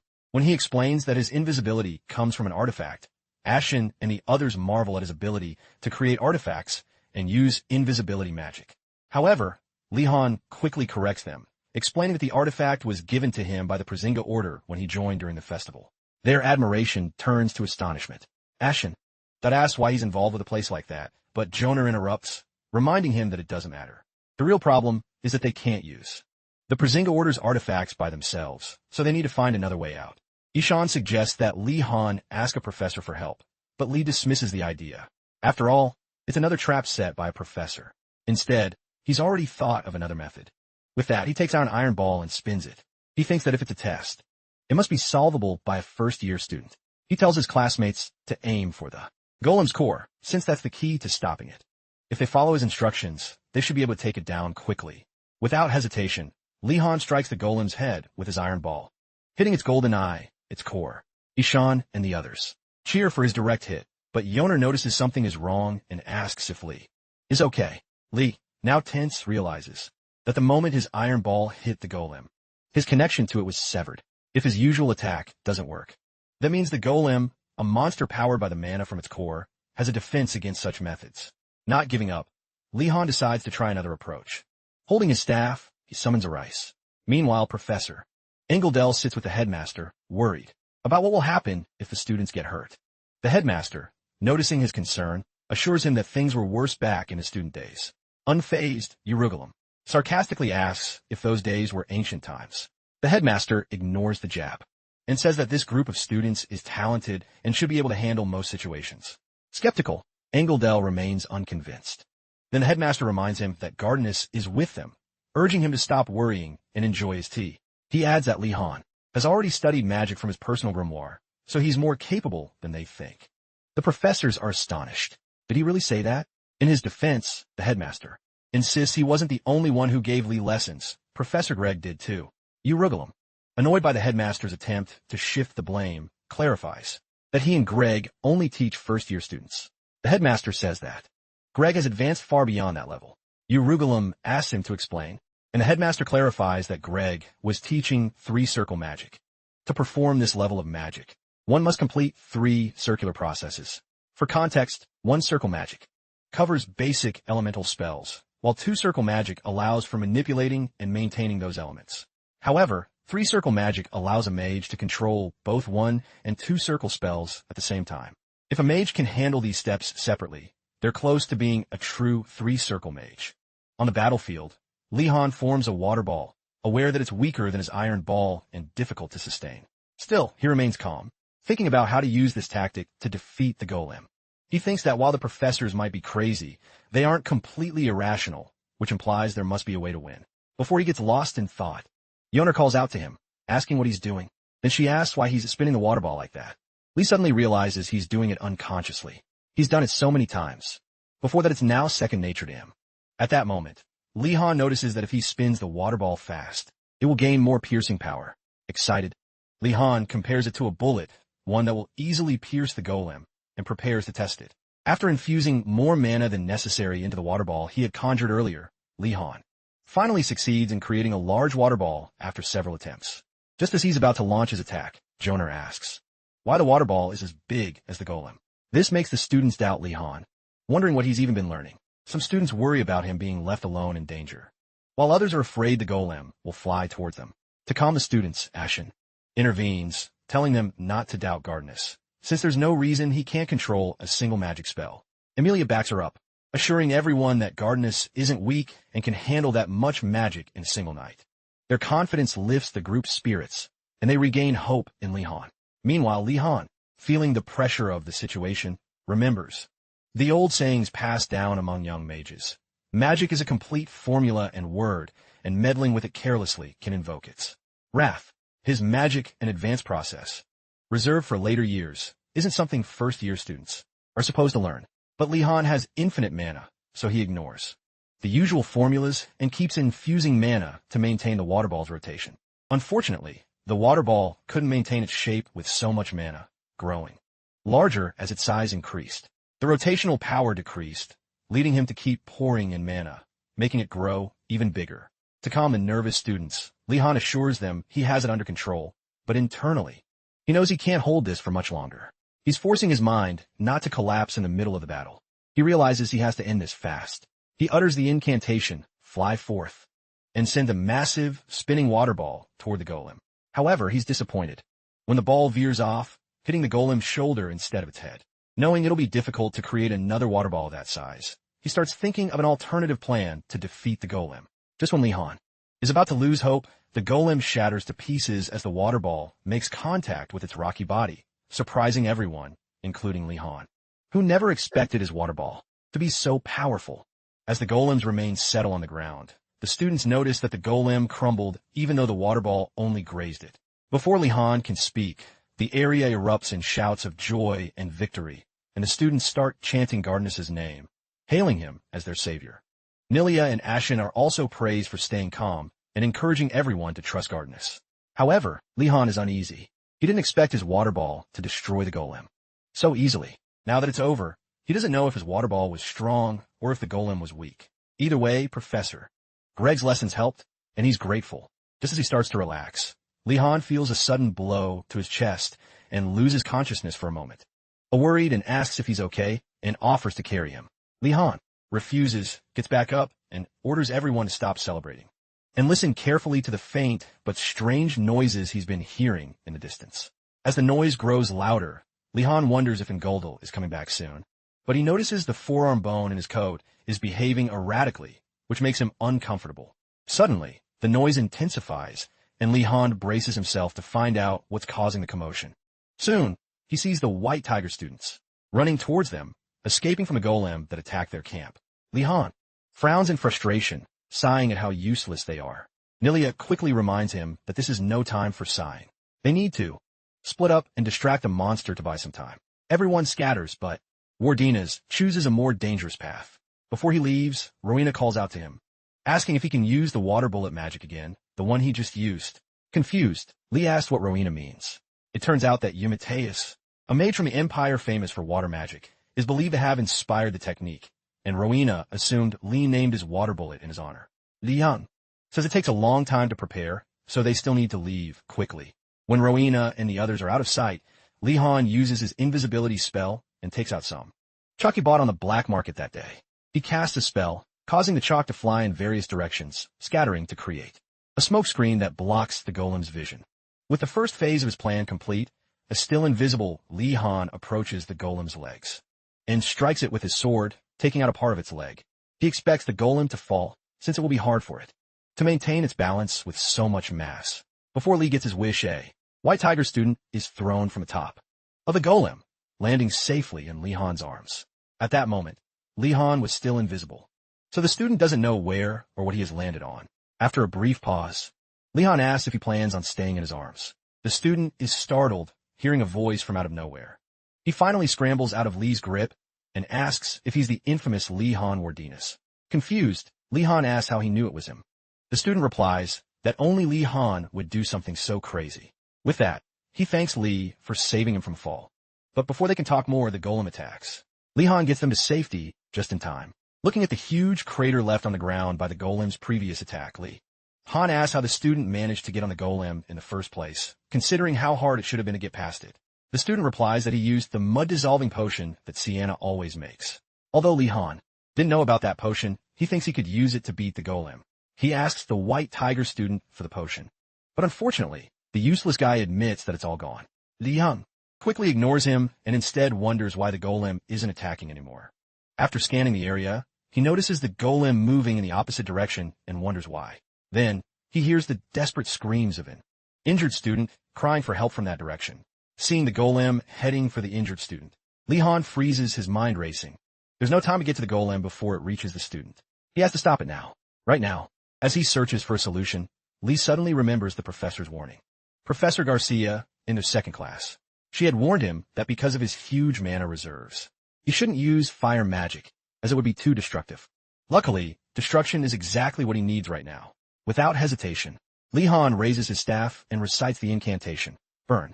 A massive flame erupts from his staff, engulfing the giant golem in an inferno. The fire envelopes its body, consuming every part of it, including its core and its lifeline. The White Tiger student, who had witnessed everything, stares in disbelief. He can't believe that Li-Han Wardinas destroyed the great golem with a single fire spell. Normally, heating earth would just harden it, but this earth wasn't well compacted, so the fire just made it crumble. Seeing this, the White Tiger student finally understands why the people from his tower fear Li-Han so much. Li-Han just stands there, stunned by the immense power of his magic in that moment. He understands Professor Garcia's warning and realizes he was a fool for complaining about the restrictions. Just as Li-Han is about to move on, the White Tiger students run towards him, lifting him up and giving him well-deserved praise for saving them. After their cheers died down, one of the students who doesn't recognize him asks for his name. However, the moment he sees Li-Han's face and coat, he recognizes him immediately and alerts his friends. The group's admiration turns to suspicion as they demand to know why Li-Han is there. As his tower mates bombard him with pointless questions, the student he saved earlier steps in to defend him. He explains that Li-Han did nothing but help defeat the golem and save both him and the injured student from the burning phoenix. Another student calls the rescued boy by his name, Patrick, and asks why he's limping. Patrick replies that he just twisted his ankle a bit and will be fine. Realizing the boy's name is Patrick, Li-Han asks him to help clear the area while he goes to check on something at their camp. Patrick agrees, and Li-Han returns to his camp. After confirming everyone is present, Li-Han finds Jonah and asks how he's doing.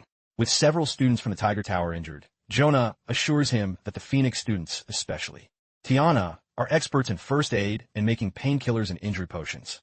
Hearing this, Li-Han gets nervous. If Tiana is that amazing, she could poison him because he ranked first ahead of her. Just when he thinks he might get a break from his troubles, the she-devil Tiana herself calls out to him, offering healing potions for his recovery. After finishing off the mud golems, they have become suspicious. This is no coincidence. As Tiana encourages Li-Han to try the potions, he sees an opportunity to win her favor. Knowing she's an attention seeker, Jonah almost warns Li-Han not to drink the potions when he grabs one from the box, opens it, and drinks it down. Right after drinking, Li-Han starts laying on the praise, telling Tiana and everyone that this incredible potion is the best thing he's ever tasted. He asks Tiana if she really made it herself, and wonders how someone like her could possess something so valuable all this time. In reality, the potion tasted awful, but Li-Han needed to exaggerate to flatter the attention seeker, hoping she'd stop causing trouble for him. The plan works. Tiana smiles and feigns modesty, acting as if she doesn't enjoy the praise. Finally, she hands Li-Han the rest of the potions, and he takes them all until he feels he's had enough. After the experience with Tiana, Li-Han and the students start heading down the mountain, having found the last ingredient needed to finish their assignment. On the way back, Li-Han thinks that even though the task was exhausting, at least his performance won him the affection of not only Tiana, but also the other Phoenix students. A victory in his book. Jonah, who has been walking behind him the whole time, finally asks if he owes Tiana something. Confused, Li-Han asks him to explain, but before he can continue, Jonah dismisses it, telling him to just keep moving down. 1 hour later, the students reach the base of the mountain. A White Tiger student spots 2 figures approaching and alerts the others. Getting a closer look, they recognize Professors Urugulum and Ingoldo. Urugulum seems happy to see the students, while Ingoldo is more concerned about their well-being. He rushes over to them, asking if they're okay. Unfortunately for Ingoldo, the students feel he abandoned them when they needed him most, so they aren't happy to see him, glaring with disdain and thinking about what they'll do to him and the dwarf beside him once they're stronger. Meanwhile, Engeldel feels awkward as Urugulum notices the look in their eyes, and comments that it seems they've learned their lesson. Engeldel tries to convince his colleague to be more empathetic toward the students, but they respond coldly that they've learned something valuable from the experience. Urugulum praises the alchemy and warns the students to stay alert, as danger can arise at any moment. Despite his words, the students continue to glare furiously, wishing they could hurt Urugulum right then and there. Engeldel apologizes for having left them, explaining that he truly wanted to stay with them, but the headmaster forced him to stay behind. However, the students don't believe him and say with barely concealed disappointment that all professors are the same. They just hadn't noticed it until now. Engeldel insists he's telling the truth, but it's too late. The White Tigers have vowed to never trust a professor again. Engeldel collapses in despair, unable to accept that the students he had bonded with through swordsmanship are now abandoning him. Li Hong, enjoying the scenery, silently admires his classmates for being mature enough not to blindly trust professors. However, seeing Engeldel's reaction, Li wonders if the professor might actually be telling the truth. It seems unlikely, but on the other hand, being kidnapped by the headmaster doesn't sound that crazy. Besides, Urugulum, who is usually confident, also seems worried about Engeldel, which is strange. To test his suspicions, Li approaches the kneeling, visibly pained Engeldel and tells him that he trusts him completely, and that he thinks he did a great job. These words move Engeldel so much that he hugs Li in front of everyone, causing Urugulum to get jealous. Getting back to the matter at hand, Urugulum asks the students to explain how they completed the test. Ashen says that Gardinas used the water jade bomb to defeat the first mud golem and then burn the second one. Urugulum, upon hearing they fought with mud golems instead of bull, gets confused and nervously asks if they saw a bull on the way. He says he had only prepared one bull for them to fight this time. The students don't believe his lies. They tell him to stop trying to trick them. They're not kids anymore. Urugulum tries to explain that he's serious, but the students just mock him, pretending to believe the mud golems were a coincidence. Urugulum feels the distrust growing between him and the students, wondering when they became so suspicious. Seeing Li Han, he asks if it's true they fought mud golems instead of a bull. Li confirms it bluntly and asks if Urugulum has a problem with that. Before Urugulum can answer, Engeldel arrives, furious, and demands an explanation. Scared, Urugulum tries to explain that there must be a misunderstanding, that he had prepared a bull and golems. Well, the bull must have gotten lost. He even points to Gardinas and asks why he isn't speaking up. Just then, both professors are surprised to see the students running back to the academy. Only Engeldel gives Urugulum a chance to finish his explanation, but Urugulum just begs and screams as Engeldel gives him a beating. That afternoon, Li Han and his classmates spend their time in the library, racking their brains over books on alchemy and other subjects. As they struggle to understand the material, their frustration grows. One student dramatically complains that someone as noble as him shouldn't have to deal with such nonsense, while others get enraged over solving the state's financial problems. As the complaints pile up, the nobles decide they need something sweet to calm down. At times like these, everyone rushes to Li Han's candy shop, located in a corner of the library, and they buy sweets for a silver coin to satisfy their cravings. He was too lazy to run the shop himself, but so far, it's worked out better than expected. Once satisfied, a noble becomes arrogant and scoffs at the others, asking if even the simplest task is too complicated for them. He thinks this task is a piece of cake for him after finishing the alchemy assignment. As the others listen, the fool exaggerates the events of that night, causing some students to doubt the truthfulness of his story. Li Hong, in a corner observing the scene, imagines that the skeptics believe they won't face the same difficulties he did. Joner notices him spacing out and quickly calls him back to reality. Coming to his senses, Li Han resumes, mixing his alchemy assignment potion alongside his classmates. He follows every instruction from Urugulum's pamphlet. However, over time, more students fail to create the spirit. As he works with the herbs, something seems strange. Li Han knows that alchemy is a precise art where the slightest variation leads to failure. However, this time, everyone is failing. Although he understands the task is difficult, it almost seems like the instructions are wrong. From the very beginning, given the nature of the incompetent professors at this cursed school, Li Han suspects that might be true. Without another word, he stops what he's doing and storms out of the library. Joner calls out to him, asking what's wrong. Li Han tells her he just had an idea, then asks her what she thinks about the possibility that Professor Urugulum gave them the wrong instructions on purpose, forcing them to figure things out on their own. His words send a wave of realization through the students, who begin to reflect on the implications, now aware of their situation. The students erupt into another tantrum, cursing Urugulum's twisted logic and complaining about how unfairly difficult the task is. Li Han knows this is no time for complaints. they still have to finish the assignment, even if they plan to confront the professor later.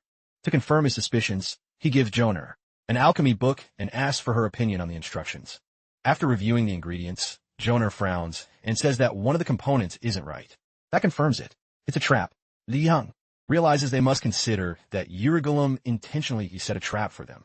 Joner points out that the biggest problem is the lack of spare ingredients to test other combinations, although she believes they can solve it by consulting other textbooks. Li Han knows they don't have that kind of time, especially since he plans to use his pass to leave the school the next day. Determined, Li Han grabs a chair, stands on it, and calls for everyone to gather around. When they do, he announces that the professor has played a trick on them again and that they must work together to solve it. To ensure they finish the assignment that day, he tells his classmates to pool all their ingredients and figure out the correct recipe through trial and error. As they get to work, he informs them that he will visit the other towers to ask for their help. At that moment, Ashen realizes that by sharing ingredients, they can maximize their resources, since each group has different amounts of leftovers. Joner says that if the other towers cooperate, they can share knowledge and speed up the process. Hearing this, Li Han nods and assures them he'll be back soon. With his determination firm, he leaves, resolved to succeed, if only for the sake of his precious vacation. After that, things move quickly. Li Han manages to convince the other towers to contribute their resources, and together, they work tirelessly to solve the problem. After hours of intense effort, Joner and other alchemy students identify the missing ingredient to complete the recipe. Seeing how well the formula works, Sienna tells Li Han that they just need to follow the correct steps to finish the assignment. Pleased with the progress, Li congratulates everyone on their effort. At that moment, a green-haired student from the Black Tortoise Tower comments on the irony of them meeting again, ironically, because of Professor Yurue's trick. While his companion thanks Li Han for helping find the right recipe in time, another from the Blue Dragon Tower chimes in, saying that Li Han should hurry up and finish since he has plans for the next day. Surprised, the others ask for an explanation. Without thinking, the fool blurts out that Li Han has a pass to leave the academy the next day. As soon as the words leave his mouth, chaos erupts. The stunned students demand to know how that's even possible. Soon, the chatter centers on Li's pass. Han, and most of them start asking how he got it. Li realizes that the news about his pass might not have reached the other towers yet, and things could get noisy. For now, he stays quiet as people ask what he plans to bring back from the outside. Before he can answer, someone suggests he bring back as many sweets and snacks as he can. Nilia proposes that Li Han should bring comfortable and durable clothes, but Ashen interrupts, surprising everyone by saying they need books and stationery like quills. The whole group turns on Ashen, asking if books and stationery can be eaten or drunk. Ashen agrees that food is important, but argues that they also need books, especially since his last visit to the Academy's library revealed just how dire the situation is. Normally, a library is full of organized books, but the Academy's is a disaster. He recalls seeing books all over the floor, even on the desks. If things continue like this, they'll probably collapse from exhaustion looking for books before they can even start their assignments. He insists they must get the necessary books first. Hearing his reasoning, the students understand Ashen's concern. Then, Ganando mentions that Li Han should bring magazines, novels, cards, and chessboards to fight boredom. Almost immediately, a Blue Dragon student scolds him for suggesting such trivial things. Ganando defends himself, saying he also has the right to prioritize what's important to him, just as he turns to ask for Li Han's opinion. On the matter, Joner interrupts, announcing that Li Han has already gone to sleep. The discussion dies down, and everyone returns to their daily tasks. Meanwhile, Li Han is already in bed, thinking about how important the next day is for him, his chance to leave the academy. He knows he needs to be in top condition, but for some reason, he feels nervous and can't sleep. He expects there to be catches to this outing, like limits on the quantity or size of the items he can bring back. Suddenly, he wonders how far the town is from the academy and hopes it doesn't take more than a day to get there. If it does, he'll be in trouble. His worries grow when he notes that the Headmaster is involved and decides he must learn magic to move quickly. Just as he's about to fall asleep, one of the Headmaster's curse books comes off its shelf, and Li Han notices it. As he wonders why the book is moving, history repeats itself. Words fly from its pages and enter his mind.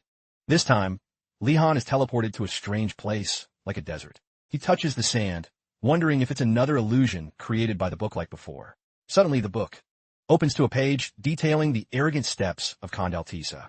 Li recognizes this as the magic he had studied in theory, but never fully learned. He must master it now. For a moment, Li Han wonders if the book picked up on his thoughts about needing this magic and decided to help him. He even goes as far as to call the headmaster's book a good book for looking out for him. But one thing is for sure. He doesn't have time for this right now. He has to leave tomorrow. He orders the book to return him to his room so he can sleep. Predictably, the book ignores his command and forces him to keep reading. Li quickly realizes the book shares the headmaster's stubborn personality. With no other choice, he takes out his staff. He resigns himself to learning the spell as quickly as possible, hoping he can return to his room soon. The next morning, Li Han wakes up early and goes to the entrance of the punishment hall.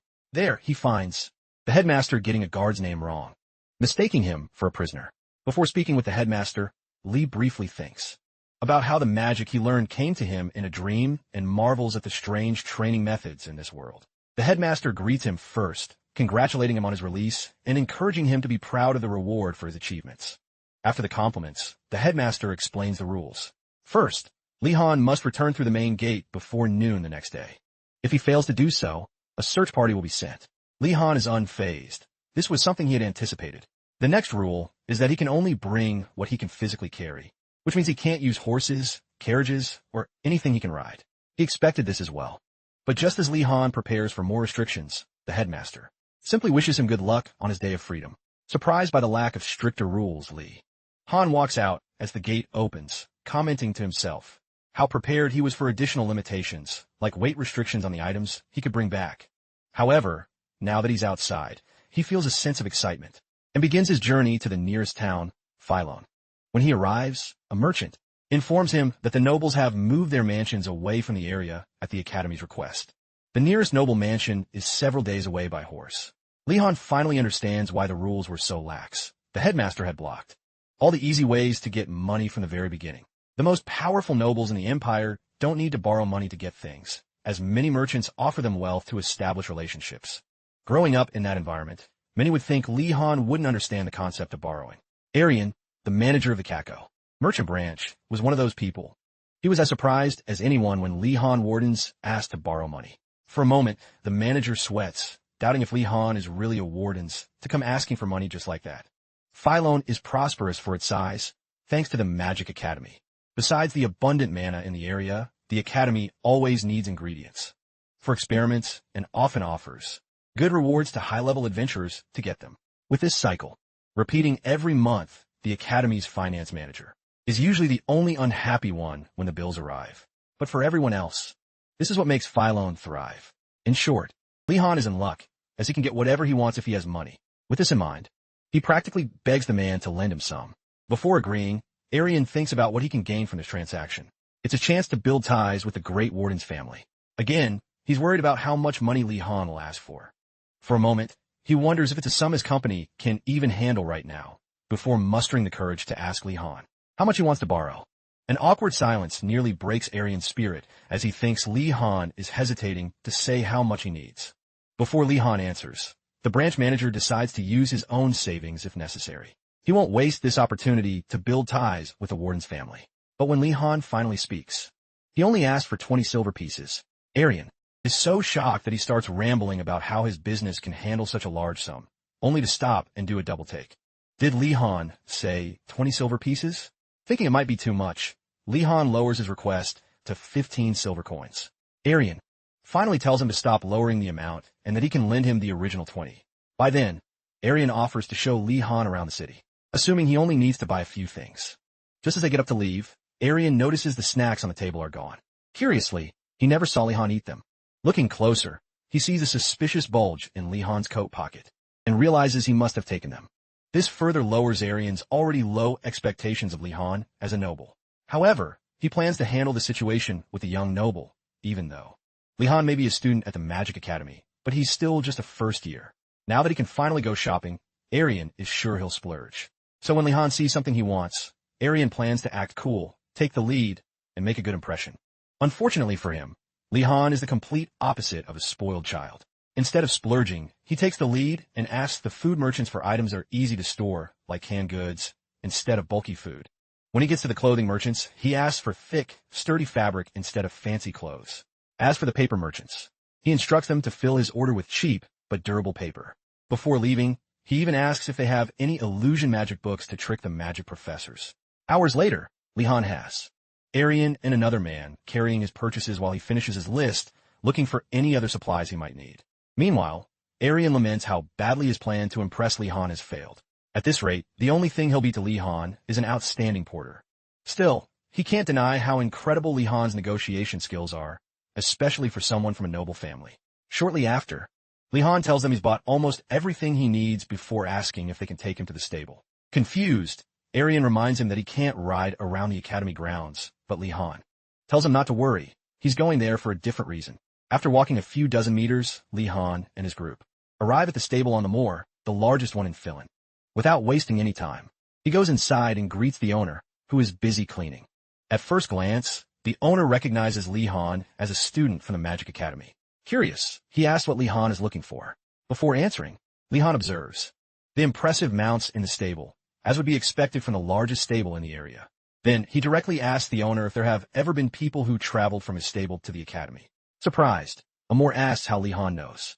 Without answering, Li Han simply listens as the owner confirms his suspicions, explaining that they've had merchants and adventurers hired by the academy, as well as the Emperor's messenger, rest there during their travels. Giving Li Han a stool, Amor asks why he's so interested. Li Han chooses his words carefully before making an offer. He will pay the owner of the stable well if he can arrange something on a specific date to facilitate his escape from the academy. It's then revealed that Li Han only visited the stables to plan his next escape method. Upon establishing that Li Han is just a first-year student, Amor is impressed by his audacity. Even among the tribes living in the harshest regions of the empire, very few are as bold as Li Han. This audacity intrigues the stable owner, making him consider helping Li Han with his escape. However, he warns the young noble that it won't be easy to pull off. Although he expected such a response, Li Han was still surprised to hear it from the stable owner. However, he remains silent and listens to Amor. Amor continues, saying that he's helped a few visitors get into the academy before and has seen how strict the identification checks are. If anything, the process seems even stricter for him, especially since he's an outsider, which is understandable. Before Li Han sinks into despair, Amor assures him that there is still a way. Patting him on the shoulder, he tells Li Han that the plan will only work if he has a flying mount inside the academy. Confused, Li Han asks for more details. Amor reveals that he discovered by sheer luck that the academy doesn't perform strict identification checks on insiders leaving the grounds, only on those who enter. He believes it's because the identities of those leaving are already confirmed. Upon hearing this, Li Han, he suddenly remembers the night he fought the Twilight Dawn squad after the battle. The people there only realized the professor had been there much later. This makes him trust Amor's words more than usual. As their conversation continues, Amor warns Li Han that if he tries to leave alone, he'll be caught. However, if he goes with him, he could disguise himself as a professor or an errand boy accompanying him. With that said, Amor asks Li what he thinks of the plan. Although Li acknowledges it's a solid plan, he's still worried about getting a flying mount inside the academy that doesn't already have an owner. Just as he concludes that he might have to steal an unowned mount, Amor immediately warns him against such an act, reminding him that stealing an animal is wrong. Li quickly lies, saying that wasn't his intention, and soon realizes the academy stables are probably full of traps. Shortly after, Amor offers le terre, the made of corn, and asks him what he'll do now that he understands the risks and rewards. Although there are still many factors that worry him, Li thinks he has no choice but to follow the stable owner's plan. After downing the whole cup of tea, he tells Amor he's in. Amor replies that he'll be at the academy at midnight. In 2 Saturdays. By then, Li must bring his flying mount to the top of the academy tower stable and get ready to leave. Satisfied with his meeting with Amor, Li Han says goodbye to him and leaves the stable for his next destination. In the next scene, Arian and the big guy are chasing Li Han through the city. Arian begs him to stop, warning him that there are no useful shops in that direction. As he runs, Li Han shouts that he has to visit this place. If the items are too heavy to carry, that they can wait for him at the town entrance. Just as Arian is about to say something else, Li Han disappears into the distance, leaving him frustrated. He can't understand why a student from the Magic Academy would want to visit an illusion shop. Shortly after leaving Arian and the other man behind, Li Han arrives at the shop, goes inside, and asks the attendant, a lady sitting by a table, if this is really the workshop of Valderin, the illusion mage. The lady assures him that he's in the right place and invites him to take a seat. Once he sits down, she asks him why he has come. Sensing his hesitation, the lady encourages him to speak freely. Inwardly, however, she struggles to stay calm as she wonders why a student from the Magic Academy is in her shop. After all, She's only a 3-circle mage. That which means her skills are like those of a 2nd or 3rd-year student at High Guard. She doesn't understand why a Blue Dragon student would seek her out when there are more skilled mages at the academy. At that moment, Li-Han replies. He says the tower he wants to visit is protected by magic to keep intruders out. Since illusion magic is tied to security, he thought she could help him crack the code to get past the barrier. The lady immediately realizes he must be referring to a tower inside the academy, which makes his request seem even crazier. From the looks of it, he seems to be a 1st-year student. Not only has he already escaped the academy, but he's also planning to break a high-level security barrier. Seriously impressed by his audacity, she predicts that Li-Han will become an exceptional mage. She says that many great mages admire those who break rules to innovate. However, she explains that there are many types of intruder prevention magic. That's so many that not even the experts know their full extent. Instead of being discouraged, Li-Han only becomes more determined. He asks if there's a shortcut, maybe a way to destroy the detection magic completely. At first, the lady assumes he must be joking, but when she sees the seriousness in his expression, that she pauses and asks if he's actually serious. When Li-Han confirms that he is, she tells him it's currently impossible. Even if, that he understood the security magic structure, dispelling it would be very difficult. If I wanted to destroy it by force, I need enough power to disrupt the very foundation that supports magic. Hearing how complex the task is, Li-Han suddenly stands up. He slams his hand on the table and begs the lady to tell him exactly how to do that. In response, the lady tells him she can't teach him that, because if something goes wrong, his life could be in danger. Li-Han. He promises not to be reckless, begging her again to teach him, even offering to pay a generous fee. Hearing how much he's willing to pay, the lady finally agrees to help. First, she tells him he'll need a lot of mana and suggests that using a magic circle and mana stones would be helpful. Then she asks him if he's already learned how to draw a magic circle. Li-Han admits that he's still learning. So she tells him that next time, he should position himself where the mana concentration in the magic circle is highest and gather his mana there. Although controlling such a tremendous amount of mana will be a challenge, the hardest part, she says, is directing all the mana at once to the desired location. Even if he manages that, it won't be enough. The mana must flow with the force of a wave breaking a dam, not just like a calm river. After his impromptu lesson, Li-Han still doesn't fully grasp the complexity of the magic. The lady notices the worried expression on his face and asks if he thinks the task is too difficult. Contrary to her expectations, Li-Han assures her that he doesn't find it difficult at all. Predictably, the lady observes that his arrogance is blinding him to the danger. Being a student at Einhardt, she presumes he must have been exceptional in his hometown, which explains his confidence. But she knows that the real world doesn't care if he's a genius, and arrogance can be dangerous, especially for someone young and talented. To teach him a lesson, she takes out some moonstone powder. She throws it into the air and chants, "I call upon the moon and draw forth the water." Using the power of the moonstone powder, she casts a 3rd circle spell, invoking the moonlight labyrinth of the Lunarians upon Li-Han. Forcing his consciousness out of his body, Li-Han immediately notices how the distance between him and the lady seems to increase. Then his mind returns to his body, and he realizes he hasn't moved at all. Although he feels as if the lady has moved far away, he notices something strange beneath his feet and senses he could be in danger if he slips. After using the illusion magic meant for ambushes, the lady hopes this out-of-body experience will serve as a warning to the arrogant Li-Han. She warns him not to move, and just as she's about to explain what she did, Li-Han tells her he knows he'll fall into a labyrinth if he loses his balance. The lady is surprised to see that Li-Han has exceptional senses for a 1st-year student. She concludes that this is the reason for his confidence. She then asks him if, despite her warnings and the illusion spell, he still wants to continue learning. Li-Han remains silent, contemplating how skilled the lady is at teaching. In his mind, she's even better than the academy's professors. After being defeated by Greg, Li-Han now watches her with admiration, glad to finally be treated like a human being. He slams his hand on the table and says he'll try what she taught him. Then, Li-Han takes out his staff, reminding himself not to think of magic as the flow of a river, but as a surge that breaks a dam. He concentrates the mana at the tip of his staff and projects it towards a lady, who immediately raises a barrier to avoid being hurt. Although there's no sound, the lady perceives the roar generated when the magic hits. The experiment lights up her shop as if it were broad daylight, for a few seconds before fading into nothing. When the spell ends, the lady is on the floor, looking at Li-Han in astonishment, marveling at the impossibility of what just happened. As Li-Han helps her up, she admits that true geniuses really do exist. Hours later, Professor Garcia and the principal are outside the academy's main gate, waiting for Li Han. Garcia tells the principal she can handle it alone since she's in charge now, but the principal insists on staying, thinking that something interesting might happen soon. Garcia suspects he's hoping Li Han will be late, and advises him not to get his hopes up, since Li Han is different from the other students.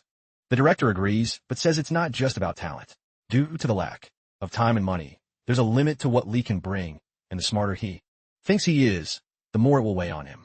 The director mentions he hopes the deadlines end soon, but Garcia urges him to keep those thoughts to himself. Just then, Garcia spots a huge figure approaching the academy's gate from a distance and wonders if it's a giant or a troll. As the figure gets closer, Garcia recognizes that it's Li Han. Apparently, Li Han had bought a lot of items since there was no weight limit. Since he couldn't use horses or carriages, he used basic magic to keep the boxes floating while carrying a large amount on his back. Garcia is amazed by his ability to carry so much, but the director concludes that Professor Greg Bellotti must have trained him well. Surprised, Garcia asks who taught him the physical strengthening magic, since it's highly advanced and first-year students shouldn't be able to handle it. Assuming Li learned it from a library, she suggests warning him before he gets hurt. But just as she's about to, the director advises her to let him grow in an unrestricted environment. In that instant, Garcia understands that the director taught Li Han the physical strengthening magic. To give some context, Gonadaltese's Arrogant Steps is a unique spell divided into 4 categories. For novices like Li Han, the 4 areas of strengthening in just the first circle are already difficult to train. Having learned the first circle magic, mostly through his dream, Li Han finally understands why the director's name is in the spell's name. To illustrate what happened in Li Han's dream the night before, a flashback shows Li Han resting after failing to learn the spell several times. During his break, he wonders why the spell doesn't have a name related to its effect, finding it confusing that the name and the effects don't match. Frustrated, Li considers giving up on learning the spell, thinking it would be a waste of time. So, he sits down to think of a different approach to the problem. He goes over everything, trying to figure out when the director created the spell, hoping to understand what the director was thinking at the time so he could learn it faster. To help his thought process, Li decides to create a sand statue of the director when he was young and human. Since this is a dream, after all, without hesitation, he gathers some sand and molds a statue of the younger director, observing the madness in his eyes, his bad temper, his fierce face, and his strong body. It almost looks like Li is a god creating humans from clay. Once he finishes molding the statue, Li creates dark clothes and a staff to match the director's personality. He pauses, wondering if he can bring the statue to life, especially since there's still dirt in its nose. Moments later, as he looks into the statue's eyes, he realizes it might be possible. Since he's in a dream, Li approaches and blows air into the statue's nostrils. Seconds later, the statue's eyes glow with an intense green, just like the director's aura, and it comes to life. Startled, Li Han steps back. As the statue rises from the ground like a mage, its green eyes still glowing. For a moment, Li feels intimidated by the statue's power, but fortunately, it doesn't move without his command. With this new understanding, Li Han begins to understand the magic he has struggled with for so long. Seeing the creator of the spell, he raises his staff and recites the incantation to activate the magic. Upon finishing the chant, the physical strengthening magic activates, and Li Han, he finally feels what it's like to be physically enhanced with magic. For the first time using the spell, he feels how extraordinary his body becomes. Satisfied with the result, he deactivates the spell and checks the book to see if it will praise him. The book starts acting erratically, but as Li Han reads, he tries to understand if it's telling him to go back or not. Watching the book, he suddenly remembers that there are side effects to using physical strengthening magic, especially magic that affects multiple areas of the body. Just as he's about to discover those side effects, the book slams shut, and Li Han wakes up in the real world, disappointed to see it's already morning. That was Li Han's dream that night. Back in the present, Li Han thinks about how he had no choice but to use the spell, even though it felt uncomfortable, since he had so much luggage to carry. Meanwhile, the headmaster analyzes how Li Han distributes his mana throughout his body to maintain the spell. Looking deeper, the headmaster notices that Li Han is constantly using basic control magic, something unusual for an average human. Normally, someone would pass out from mana exhaustion after trying what Li Han did, but thanks to his large mana reserves, Li Han manages it. As he approaches the door, he announces his return, and the headmaster welcomes him. Li Han notices the disappointed look on the headmaster's face and assumes it's because he managed to avoid his traps. Professor Garcia advises Li Han to take potions and rest to recover from the fatigue. Although Li Han had prepared for this moment, he gets a bit nervous when Garcia shows so much concern for him. Pretending to understand his concern, Li Han says his goodbyes and walks out the door. The headmaster tries to stop him to ask where he got the money, but it's too late. Li Han is long gone. A few hours later, after resting, Li Han comes out, and his colleagues immediately gather around him to see how he is. He tells them not to worry, as he feels fine on the inside. However, he's confused by how good he feels, since he expected to be sore for at least 3 days. As he tries to understand why he feels so good, Jonah arrives with a cocoa drink. Hot to calm his nerves. They both sit down together to drink their cocoa. After thanking Jonah for the drink, Li Han asks her how she handled his eccentric horse. To his surprise, Jonah explains that the horse was always docile and receptive to her touch. However, Li Han gets annoyed with the horse for being so docile with her, and gets frustrated that the damn horse responds better to a woman's touch than to his. While Li Han plots his revenge against the horse, Jonah reminds him that a new week has started and asks about the headmaster's pending assignment. Now that they've finished Yurigaon's assignment, only the headmaster's task remains, which involves stealing the designated flag from the White Tiger Tower. Before making any plans, Li Han asks the other nobles in his tower if any of them have tried to solve the assignment. The group immediately complains about how dumb and stubborn the tigers are. One girl says she tried to win them over with sweets, but failed, while another recounts the strategies they used, like infiltration, bribery at the borders, and disguises. None of them managed to convince the tigers. Despite the complaints, Li Han is relieved to see his colleagues haven't been idle. Just as he's about to come up with a plan, G.A. Nando intervenes, asking why they can't just cooperate with the tigers and exchange flags. The others immediately yell at him, recalling how the tigers tried to intimidate the guardians at the beginning. Before a fight breaks out, Li Han calms everyone down, asking them to wait while he finishes planning their ambush on the tower, which seems to be their only option now. The group leaves, saying they trust him, while G.A. Nando stays behind. G.A. Nando keeps insisting, asking Li Han if swapping flags wouldn't be a better idea, since the tigers seem trustworthy to him. Curious about his reasoning, Li Han asks why G.A. Nando sees them that way, pointing out that it's rare for G.A. Nando to have an opinion on matters like this. He explains that the tigers were kind to him before and even gave him bread and milk to soothe his hunger. This revelation sets off alarm bells in Li Han's mind, as he wonders why those guys would give food to someone like G.A. Nando. Li Han soon realizes that the tigers might be bribing G.A. Nando to set a trap for them. Although at first he saw G.A. Nando as an unlikely target, an idea suddenly strikes Li Han. He calls G.A. Nando over and whispers something to him. Once he's finished, G.A. Nando smiles, thanks Li Han for finally understanding him, and leaves to carry out Li Fan's instructions. Li Han smiles at G.A. Nando's naivety, considering the first phase of his plan complete. In the next scene, Jigal Marathi and a group of White Tiger students are painting their tower's emblem on a piece of white cloth. When they finish, one of them asks Jigal if they should swap the fake flag with the guy from Yellow they spoke to earlier. Jigal confirms the fake flag looks convincing and agrees. Just then, a classmate rushes in and excitedly tells Marathi that G.A. Nando fell for their trap and will meet them in front of the academy at noon the next day. The group praises Enrico for doing a good job, although Jigal remains suspicious. Another student notices Jigal's unease and asks what's bothering him. Jigal confesses he's not sure G.A. Nando can be trusted, finding it strange that everyone in the Blue Dragon Tower, including Li Han, would agree to the swap based solely on G.A. Nando's suggestion. He asks Enrico if he's sure Li Han agreed, but the others tell him to trust Enrico this time. Annoyed, Jigal wonders why his classmates are so naive. He suppresses the urge to scold them and chooses to act calm instead, ultimately praising Enrico's efforts.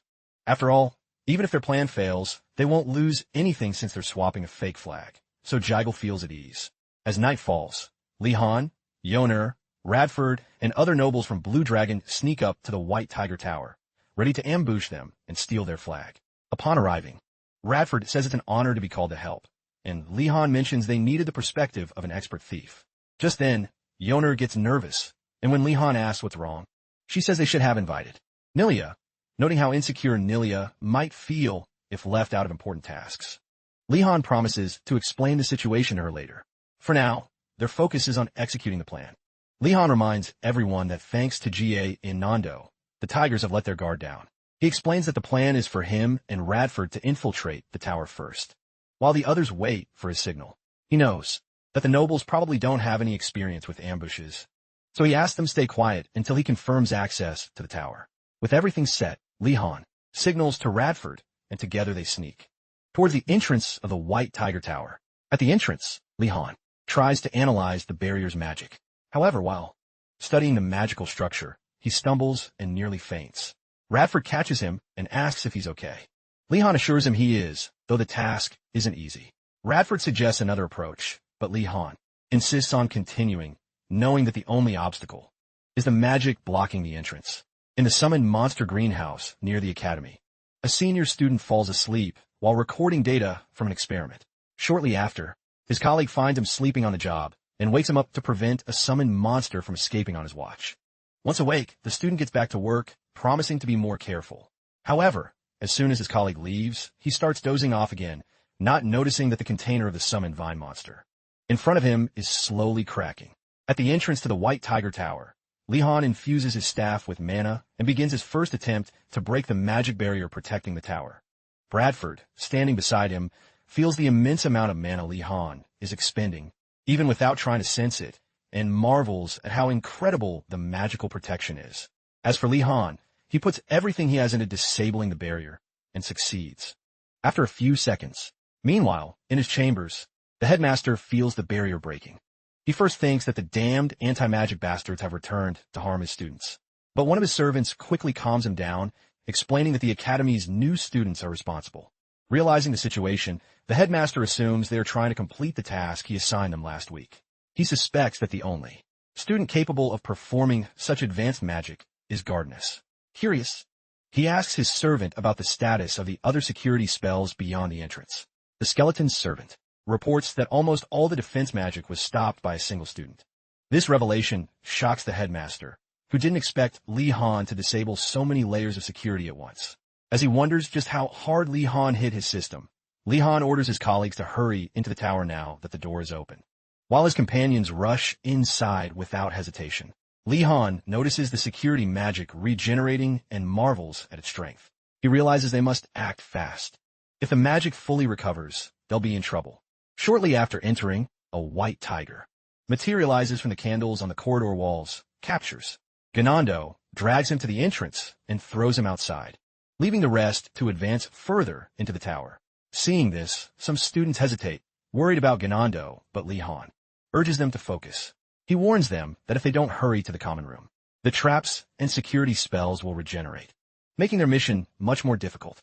Upon arriving, the nobles pause for a moment, admiring how different the tiger common room is compared to their own. They find it fascinating and strange. Li Han and Bradford quickly remind them of their mission: find and steal the flag before it's too late. They split up and search the room. Li Han briefly considers how lucky they are that no one is there to stop them. But before he can celebrate, someone suddenly calls his name. Turning around, he sees Durugu standing there in his pajamas, looking surprised and demanding to know what Li Han is doing in his tower so late at night. Durugu explains he came down because of the noise and asks how they managed to get in. Seizing the opportunity, Li Han tricks Durugu into looking behind him. The moment Durugu turns around, Li Han knocks him unconscious on the floor with an iron ball. When one of the nobles makes a snide remark about Durugu, Yoner asks if it's okay to treat a friend that way. Li Han reassures him, saying he's actually helping Durugu. If the other tigers see him unconscious, they won't suspect he helped the blue dragons, so he won't get into trouble. He adds that this way, Durugu won't end up feeling isolated like Nilia either. Joner appreciates Li Han's consideration, but he still doesn't understand why he compared Durugu to Nilia. Radford shouts, announcing that he's found the flag. But there's a problem. There are several identical flags. Leon frowns, noticing that it's too dark to tell the real flag from the fakes without time for a detailed inspection. He tells a silver-haired classmate to grab all the flags so they can escape quickly. When a student picks up the flags, the candles suddenly light up, activating a trap. White tiger monsters emerge from every corner, capturing several blue dragon students. While this is happening, Radford gathers all the flags and reports to Li Han. After praising Radford for his speed, Li Han shouts for the group to run to the entrance, hoping to escape before they're all caught. At that moment, Rowena and another member of the White Tiger Tower come downstairs to investigate the noise below. Apparently, the guy had complained to Rowena about hearing sounds in their tower.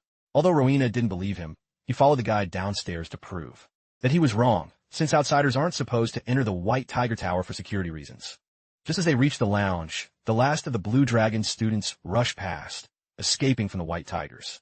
Terrified, he instantly recognizes them by their Blue Dragon Tower uniforms, seeing Rowena and his companion on the stairs. Li-Han thinks they've finally been caught, but before Rowena can react, he spots Princess Art and Art among the criminals and shouts her name, hoping she'll stop. To his surprise, the princess ignores him. Just when Rowena thinks the situation couldn't get any stranger, the White Tigers rush right past him, chasing the intruders. He watches as the tigers capture some of them. Confusion takes over, and he screams at the top of his lungs, "What the hell is going on here?" His voice echoes in the sudden silence that follows the chaos. Moments later, after running for the common room, Li-Han, Radford, Joner, and other Blue Dragon students reach the entrance of the White Tiger Tower. Just as Li-Han is about to be caught by a tiger, he makes a last-second leap, narrowly escaping before landing outside the tower. After surviving the rough landing, he looks back and sees the door slam shut. He exhales, relieved, and tells his exhausted companions, who are gasping for air, that they finally made it. His relief is short-lived as he hears the White Tiger students inside, waking up their comrades, ready to hunt the Blue Dragons. Instantly, Li-Han realizes they're not out of danger yet. He then urges his tired companions to pull themselves together, warning them that the tigers are coming. Before they arrive, he orders the stronger students to carry those who are too tired to run so they can get away faster. Li-Han himself lifts Genando, who was thrown at the beginning, and carries him over his shoulder before taking off. As he's being carried, the clueless Genando, still half-conscious, mutters something about being in a carriage and drowsily tells Li-Han, whom he calls the coachman, to slow down. Annoyed by the spoiled kid's nonsense, Li-Han yells at him to wake up because he's not a coachman. Soon, the entrance of the White Tiger Tower bursts open, and a group of furious students charges toward the stragglers. Seeing this, Li-Han realizes that at their current pace, they'll be caught in no time. Thinking fast, he tells Radford that they'll need a distraction. For a moment, Radford fears that Li-Han wants to use Genando as bait, but Li-Han assures him he won't do that. At that moment, Einhardt angrily calls out to Li-Han, accusing him of betraying Durugu, who had trusted him to be honorable. Seizing the opportunity, Li-Han decides to clear Durugu of any suspicion. He coldly tells Einhardt that Durugu is nothing more than a pawn to him, mocking the orc for ever believing him. Furious, Einhardt loses control and lunges at Li-Han. But before he can reach him, Li-Han recites the Surge enchantment, summoning water bindings that pin Einhardt to the ground. As Einhardt struggles against the restraints, he can only curse Gardinas for being a piece of shit. Before the White Tigers lose sight of the fleeing Blue Dragons, 3 more students arrive and find Einhardt immobilized. They look at him with disdain for falling in such a dishonorable way, yet they make sure he's okay. Meanwhile, Genando, being his usual insufferable self, starts mocking the White Tigers, claiming they'll never beat Gardinas. Fed up with his nonsense, Li-Han tells him to shut up and stay put while he performs a trick to keep their pursuers at bay. Without hesitation, Li-Han warns the White Tigers not to chase them, claiming he can cast his magic as many times as he wants and that they won't be able to dodge his attacks in the dark. However, Li-Han knows they need to escape before more White Tigers arrive, as his threats will only work if they don't attack in overwhelming numbers. Just then, Einhardt shouts to his comrades not to worry about him, and demands they make Li-Han, Durugu's enemy, pay for his betrayal. At that moment, Li-Han regrets not knocking the bastard out when he had the chance, but now it's too late. The 4 White Tiger students stand up and surround him. Seeing this, Genando nervously asks if they're doomed. Annoyed, Li-Han tells him to shut up as he grips his staff and prepares for battle. Just before the fight, he quickly comes up with a strategy. He'll use his water ball and sword to attack and defend before making a run for it. However, after blinding his opponents and before executing his plan, Genando suddenly shouts, warning them to watch out for something behind the White Tigers. As expected, the tigers ignore his warning, thinking it's just a cheap trick. But within seconds, a familiar vine monster emerges, its tendrils wrapping around the 4 White Tigers. Before they realize what's happening, they're trapped by the creature's green vines. Shortly after, the principal informs the students over the school's magical broadcast system that a summoned monster has escaped from the greenhouse. Still speaking over the intercom, the person who woke the sleepy student earlier denies knowing about the situation and asks the professor to send the idiot who was sleeping on his shift to the punishment room. Frustrated, The principal tells the guy to shut up and focus on recovering the monster. From the way the duo is talking over the intercom, Li-Han notes that they're just incompetent failures who couldn't even contain a single experiment. Turning around, Li-Han sees the 4 tiger students trapped in the vine monster's tendrils, and knows this is no time to get emotional. He thinks about what to do, aware that he can't fight the monster while dragging around the dead weight of Gainando. Shortly after, the vine monster launches its tendrils at Li-Han, leaving him defenseless. Luckily, Garcia appears just in time, using her magic to sever the tendrils. Surprised, Li-Han turns and is left speechless upon seeing his savior, Professor Garcia. Without wasting a moment, Garcia tells Li-Han to get behind her to attack before the next wave of tendrils. She remarks how surprised she is that another summoned monster has escaped the greenhouse and warns Li that the next week will be tough for the new students.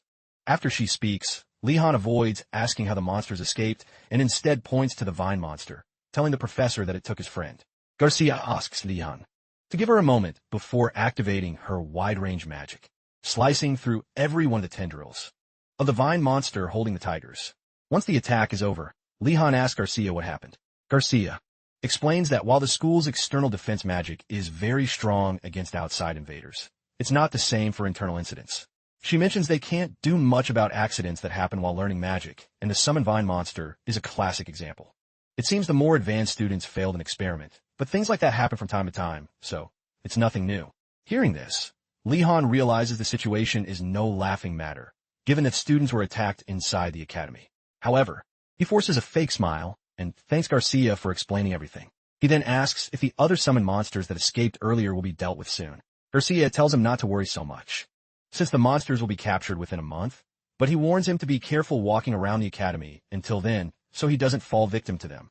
Li-Han is internally freaking out, frustrated by how casually Garcia talks about monsters roaming the academy for a month.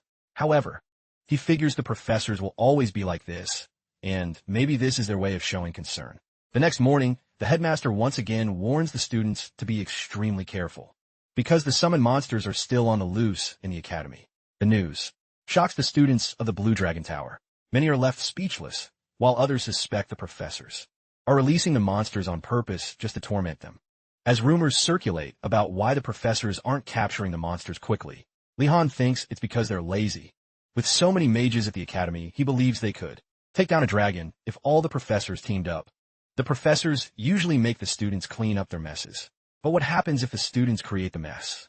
Li-Han thinks of the obvious answer, before deciding to stop thinking and focus on something more useful. He asks everyone to stop talking and get ready to cook breakfast. A little later, Li-Han prepares a great meal for everyone, having Joner serve the nobles the best parts. While serving, Li-Han mentions he made something special because he knows everyone must be tired, especially after what happened the night before. As expected, the compliments start rolling in, and he urges everyone to wait in line while he finishes serving. A little while later, as they sit down to eat, Gainando admits that something good came out of the day. Confused, the group asks what he means. Gainando explains that it was great to see those tigers panic.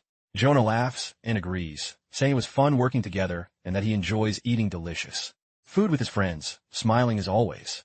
As the sun streams into the room, the mood becomes peaceful, and Jonah wistfully wishes that life could always be like this for them. Suddenly, the message from the headmaster repeats over the intercom, ruining the moment. Once it's over, Ashen complains that the announcement killed his appetite, and Gainando asks if he can have his food. While the two of them bicker, Joner asks Li-Han if their morning classes will be okay, since the monsters are still loose around the academy. When Li-Han remembers it's a weekday, he says they'll probably be fine. After breakfast, Li-Han heads to fencing class, where all the White Tiger students are staring at him intently, for obvious reasons. Just as he's about to get settled, Durugu approaches him and says they need to talk. Once Li-Han gives him his attention, Durugu tells him that if he's trying to be considerate, it's not necessary, since he finally understands Li-Han's reason for knocking him out last night. When Durugu woke up, he asked his dorm mates what happened before he was knocked out. The angry classmates told him that not only did the Blue Dragon students break into their tower to steal their flags, but Li-Han also used him and cast him aside. With that said, they urged Durugu to band together to protect him from similar attacks in the future. After hearing their side of the story, Durugu understood that Li-Han had played the villain for his sake. Now, Durugu tells Li-Han that they can't be real friends if he's always worried about what others think. He insists that Li-Han shouldn't make himself look like the bad guy again, just for his sake. Touched by Durugu's words, Li-Han decides to leave things as they are, even though he still feels there's nothing honorable about stealing flags and knocking someone unconscious. Just then, a tiger student accuses Li-Han of tricking Durugu. The others, they rush to intervene, trying to stop Durugu from talking to that bastard. Indifferent to the commotion, Li-Han assumes that Durugu is now being protected by his peers. Shortly after, Professor Ngoldal, the fencing instructor, arrives and greets the students. After the usual greetings, he's surprised to see summoned monsters roaming the school. Since classes must go on, he says he thought about how to turn this situation into an educational opportunity. Hearing this, Li-Han gets uneasy, sensing this talk is going south.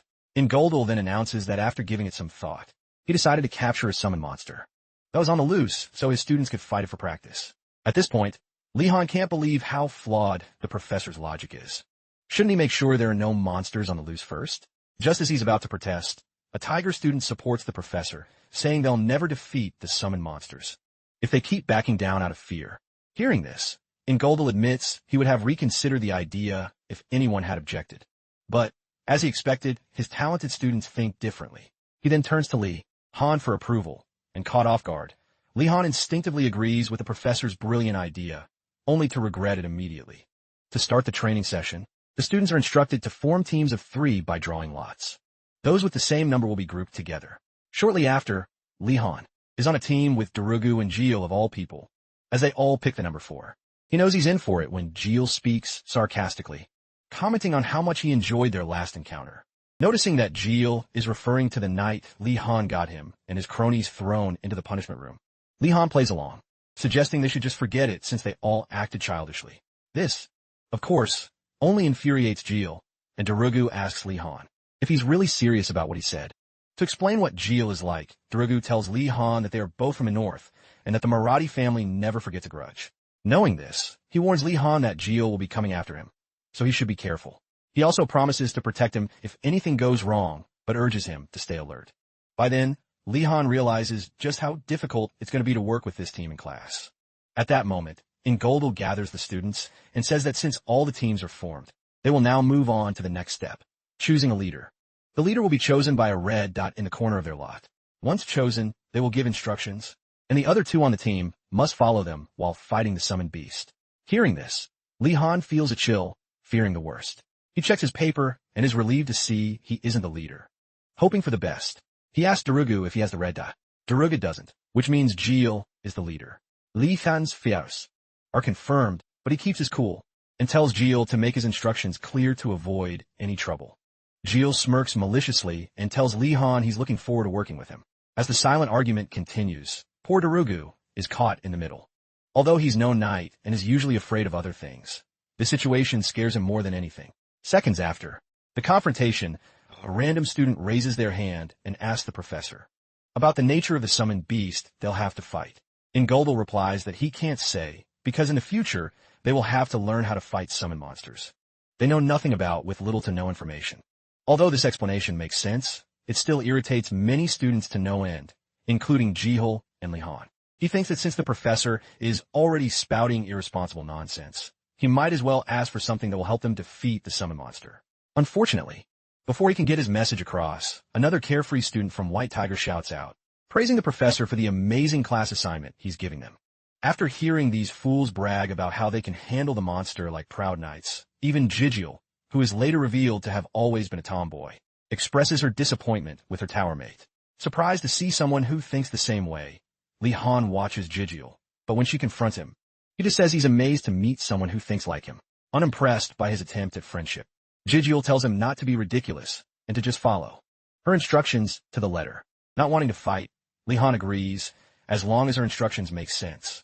Hearing his response, Gigil demands an explanation for why he made them fall asleep that night and handed them over to the headmaster. Li-Han reminds her that they weren't on the same team back then, but Durugu interrupts and tells Li-Han to stop talking. Li-Han insists he's just trying to clear up the misunderstanding, but Durugu warns him that some misunderstandings can't be resolved, knowing full well that Li-Han is only going to irritate Gigil more. Arriving at the entrance and opening the door, Li-Han, Durugu, and Gigil notice that the inside is almost completely dark. Li-Han realizes that Gudel must have prepared the place for them to face the monster in the dark. That's not going to happen, at least not for them, as he quickly illuminates the room with magic. making Jijiel envious of his abilities. Seconds after the room lights up, the trio hears strange sounds from the darkness ahead. Soon, the summoned monster appears, a spirit bull with parts of its body covered in hard spikes. The creature keeps making unsettling grunts, while Jijiel, recognizing it by its appearance, identifies it as a spirit bull. Li-Han adds that it's a unique one as he assesses the bull's magical composition. He detects an energy emanating from it, a clear sign of a magical strengthening potion. This makes him wonder if the bull is the same one Yurgalump sent after them on their trip to the mountains, but then concludes it can't be. At that moment, Durugu sees that Li-Han is distracted and quickly asks him what he's thinking about. Li-Han tells him it's nothing and reminds himself to concentrate and focus on what he needs to do next. With that, he informs his teammates that he senses two types of power in the creature, the energy from the strengthening potion and that of a spirit. After hearing this, Durugu asks their leader what to do to get past the bull. Jijiel scoffs, insulting Li-Han for overcomplicating something simple. Li-Han says it will be complicated to face such a strong creature with normal attacks. Jijiel asks if anyone knows how to infuse their weapons with mana, expecting both of them to say no. To her surprise, both Li-Han and Durugu say they can. She wonders how Li-Han, despite not coming from a family of knights, can use such a technique.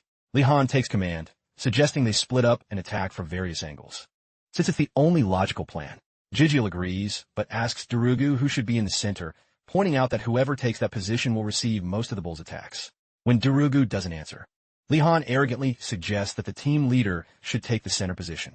Furious, Jijiel gives him a rude gesture, leading Durugu to conclude that he's the only adult in this group of kids. To settle the dispute as normal kids would, Durugu suggests they decide it with rock, paper, scissors.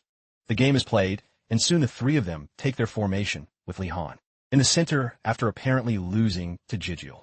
The strategy is simple. They will split up in three directions and approach until the spirit bull reacts. Once it does, the center member, Li-Han, will focus on running away while the other two attack, and if possible, subdue it. Li-Han understands that escaping will be the most complicated part, since attacking the bull will make things easier. Shortly after, the bull becomes enraged, unleashing an aura so intense that even Jijiel and Durugu feel its pressure. For Li-Han, the sheer amount of mana being released tells him that this creature won't go down easily. So instead of just approaching, he decides to strike first. With that, he recites the incantation, Surge and Move, Conjuring, a water prison that restricts the bull's movements. Durugu praises Li-Han for his impressive move, but stops when he notices the water prison seems to be directing the bull toward Jijiel. A little while ago, when Jijiel was assigning positions, she planned to direct the bull towards Li-Han. Unfortunately for her, Li-Han somehow anticipated her plan and did it first. As the bull lunges towards her, she wonders if Li-Han had the same idea. With no time to think, Jijiel concludes that if she's going down, she's not going down alone. She runs after Li-Han, causing the bull to charge at them. Unimpressed by her failed attempt at being clever, Li-Han recites the incantation to activate his invisibility belt and instantly vanishes. Shocked, Jijiel, not knowing he could disappear, frantically wonders where he went. Before she realizes it, the bull is too close, and she understands it's now or never. Like a brave swordswoman, she draws her wooden sword and lands a light blow on the bull's neck, but even she knows the attack wasn't deep enough to hurt it, as the damage is nullified almost instantly. With nothing to lose, Jijiel takes her stance, infuses her weapon and body with mana, and waits for the bull to make one last charge. She hopes this will be her chance to take it down. As the bull charges, just as she's about to land the final blow, something invisible strikes the bull, knocking it down and leaving it unconscious for a few seconds. Jijiel and Durugu are left confused by what just happened. Li-Han deactivates the invisibility spell on his Pershinga belt and reappears. He's holding a broken wooden sword, and as its remains dissipate into the air, Li-Han thinks that it was bound to break. After all, it was just a wooden sword infused with mana. Upon his reappearance, Durugu asks Li-Han how he managed to take down the monster in a single blow. Li-Han tells him not to worry about it, and insists they need to get out of there before the bull wakes up. Seeing the truth in his words, Jijiel, annoyed with Li-Han for using her, and Durugu, who's too scared to look back, run towards the exit. As they flee, Durugu asks Li-Han if it's okay to leave things unresolved with Jijiel, and Li-Han says yes, since they probably won't be in the same group again after this lesson. Shortly after, they reach the exit and finish the lesson. Then the last group finishes the training session, and Li-Han wonders if Swordsmanship class is over for the week. A moment later, Ingoldal calls the students to gather around. Before the professor speaks, Lihan wonders how the other groups escaped the bull safely, considering his group had members who could infuse their swords with mana. With no answers, he stays quiet and listens to the professor. After praising their efforts, Ingoldal highlights the achievement of one team that actually managed to subdue the bull, unlike the others who simply ran away. At that moment, Lihan realizes they were never required to subdue the bull at all. Reflecting on the professor's initial instructions, he remembers that Ingoldal never once mentioned defeating the bull. Jigal, on the other hand, becomes even more furious when she hears her classmates whispering, asking if she was the one who defeated the bull. Moving on to the next topic, the professor asks the students to share their thoughts after facing a monster. The others give cowardly opinions, most saying the bull was faster and stronger than they expected. Ingoldal says that's normal since they're beginners, but adds that while running away, they should have noticed there's no reason to be afraid. After sharing tips on overcoming fear and the art of the sword, Ingoldal says the key is to calmly analyze your opponent. Once you recognize you can't win, you must figure out how to escape. With that, the professor thanks them for their efforts in learning lessons that words can't teach before ending the session. Engel then informs the students that he will be keeping the current groups. As he's noticed, the group's synergy is better than expected. Upon hearing this, Lihan, Durugu, and Jiggle nearly despair. Lihan looks at Durugu and asks if he should apologize to Jiggle for what happened. Seeing the situation, Durugu suggests Lihan use him as a mediator for now. After the lesson, Lihan goes to his next class, Basic Understanding of Alchemy, in the Horned Beast Tower. There, he finds Jonar and Nilia getting ready for their classes. When Jonar sees Lihan, she's surprised to find two other nobles clinging to him like bodyguards. Curious, she asks about it, and Lihan explains that these two fools volunteered to protect him after their swordsmanship class. One adds that any place outside their tower is like a war zone, so they are doing their best to look after their star boy, Lihan. They believe monsters and tigers are planning to go after him, and they must protect him at all costs. Jonar, unimpressed, says that Lihan could easily beat anyone who attacks him. Before they can respond, Sienna appears with a box of potions and agrees with Lihan, pointing out that they're in a tough spot. Upon seeing Sienna, Lihan immediately showers her with compliments, showing off his excellent suck-up skills. Sienna, pleased with the attention, offers him some potions she made to repel monsters. Watching the scene, Nilia turns to Jonar and asks if Lihan owes this girl something. Shortly after, Professor Yurigulum arrives and orders everyone to take their seats. Once the students are seated, he asks if they finished their potions. Everyone answers yes, while silently dreaming of ripping out Yurigulum's beard someday. From his seat, Lihan observes his classmates' glares and wonders what dangerous plans they might have cooked up for the poor Professor Yurigulum. However, he's surprised to see that all the students have completed the assignment after hearing from a Phoenix student that they worked together to get it done. He congratulates them on their effort. He then tells them that successfully creating a low-grade spirit friendship potion proves they are beginner alchemists. Naturally, he reminds them that their potions aren't perfect. To demonstrate, he opens a random vial and brings it close to a plant, and lets the potion's essence flow out. A small fire ignites on the plant, and Yurigulum explains that the fire is weak because the potion lacks potency. As the students marvel at the small flame, Yurigulum stops the demonstration and tests another potion on the plant. Now, the fire is much larger. Surprised, he checks the vial's label to see who made the potion and finds Lihan Warden written on it. He observes the peculiar student for a moment, clears his throat, and tells the class that, although some potions are well made, they shouldn't get arrogant over this small success, as real alchemy is just beginning. Moving on to the main lecture, Yurigulum pulls a small rabbit out of his pocket and informs the students they will be practicing what they've learned so far, this time with a real spirit. Seeing the small, rabbit-like spirit in Yurigulum's hand, Lihan wonders if spirits always manifest as adorable animals.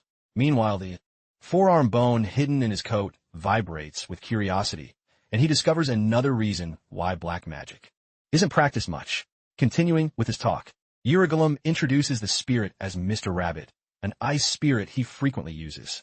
He tells the students not to underestimate its power, just because it looks small and cute. If necessary, this harmless-looking rabbit could wipe out the entire class. Since forming spirit contracts is difficult for them right now, Yurigulum says they will start by gradually getting closer to low-rank spirits. He says that contracts are formed slowly because they require trust, which is built up gradually, while spraying the classroom with a green potion. Explains that he's raising the spiritual energy in the room to make it easier for the students to access the spiritual world. Once there, he advises them, focus on earning the spirit's trust. He says the best way to achieve this is by showing sincerity. On the other hand, if they approach the spirits with arrogance, they will notice and ignore them. With that, he urges the students to drink the potions they prepared. As they do, he wishes them a successful journey to the spirit realm. Li-Han closes his eyes and opens them again to find himself in the spirit world, standing between the territories of the fire and ice spirits. For a moment, he notes that the feeling of being here is similar to what he felt with the Headmaster's book, except now he is here of his own free will. Since everything seems to be going well, he decides to start by befriending the spirits. Wandering through the fire spirits' territory, Li-Han begins his task. Minutes later, the students return to their physical bodies. Yoner, excited, shares how incredible her experience was, marveling at how, although she thought she had been in the spirit world for a long time, only seconds had passed. Ashen talks enthusiastically about his encounter with a carp spirit. However, Urugulum, tired of the chatter, tells them to wait until they're back in their towers before discussing their experiences further. By now, he hopes everyone understands how difficult it is to connect with a spirit. He advises them to keep trying to communicate with the spirits whenever they can. With that, he dismisses the class, but asks Li-Han to stay behind for a brief chat. Once he has Li-Han's attention, Urugulum asks about his experience in the spirit world, worried that he might have already made a contract. When Li-Han replies that his experience was terrible, Urugulum breathes a sigh of relief. Smiling, he asks Li-Han to explain further. Li-Han explains that although he found many spirits, they all fled as soon as they saw him. Hearing this, Urugulum racks his brain and remembers something from the past. He recounts the story of a man who entered the spirit world after becoming an archmage. Although his great magical power made it easy for him to enter the realm, the spirits were terrified of him. When Li-Han asks why, Urugulum explains that the spirits feared the overwhelming aura emanating from the mage's soul. Curious, Li-Han asks Urugulum to diagnose his problem. Urugulum theorizes that it's due to Li-Han's vast amount of mana. Fortunately, there is a solution. The archmage did eventually befriend the spirits. Excited, Li-Han asks how he managed it. Urugulum replies that the archmage used magic to capture the spirits and then befriended them. Li-Han is left stunned as he processes Urugulum's awkward solution. Shortly after, he asks Urugulum if the spirits are stronger in the spirit world. Urugulum tells him that might be the only real obstacle stopping him. Still, he advises the worried student to do his best and try to enjoy the challenge of winning over the spirits.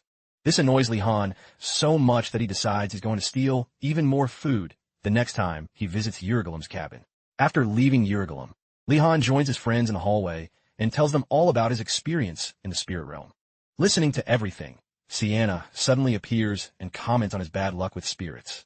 However, she points out that sometimes spirits get scared due to misunderstandings. Even within her order, she explains that similar situations have occurred, so Li-Han's experience isn't unique.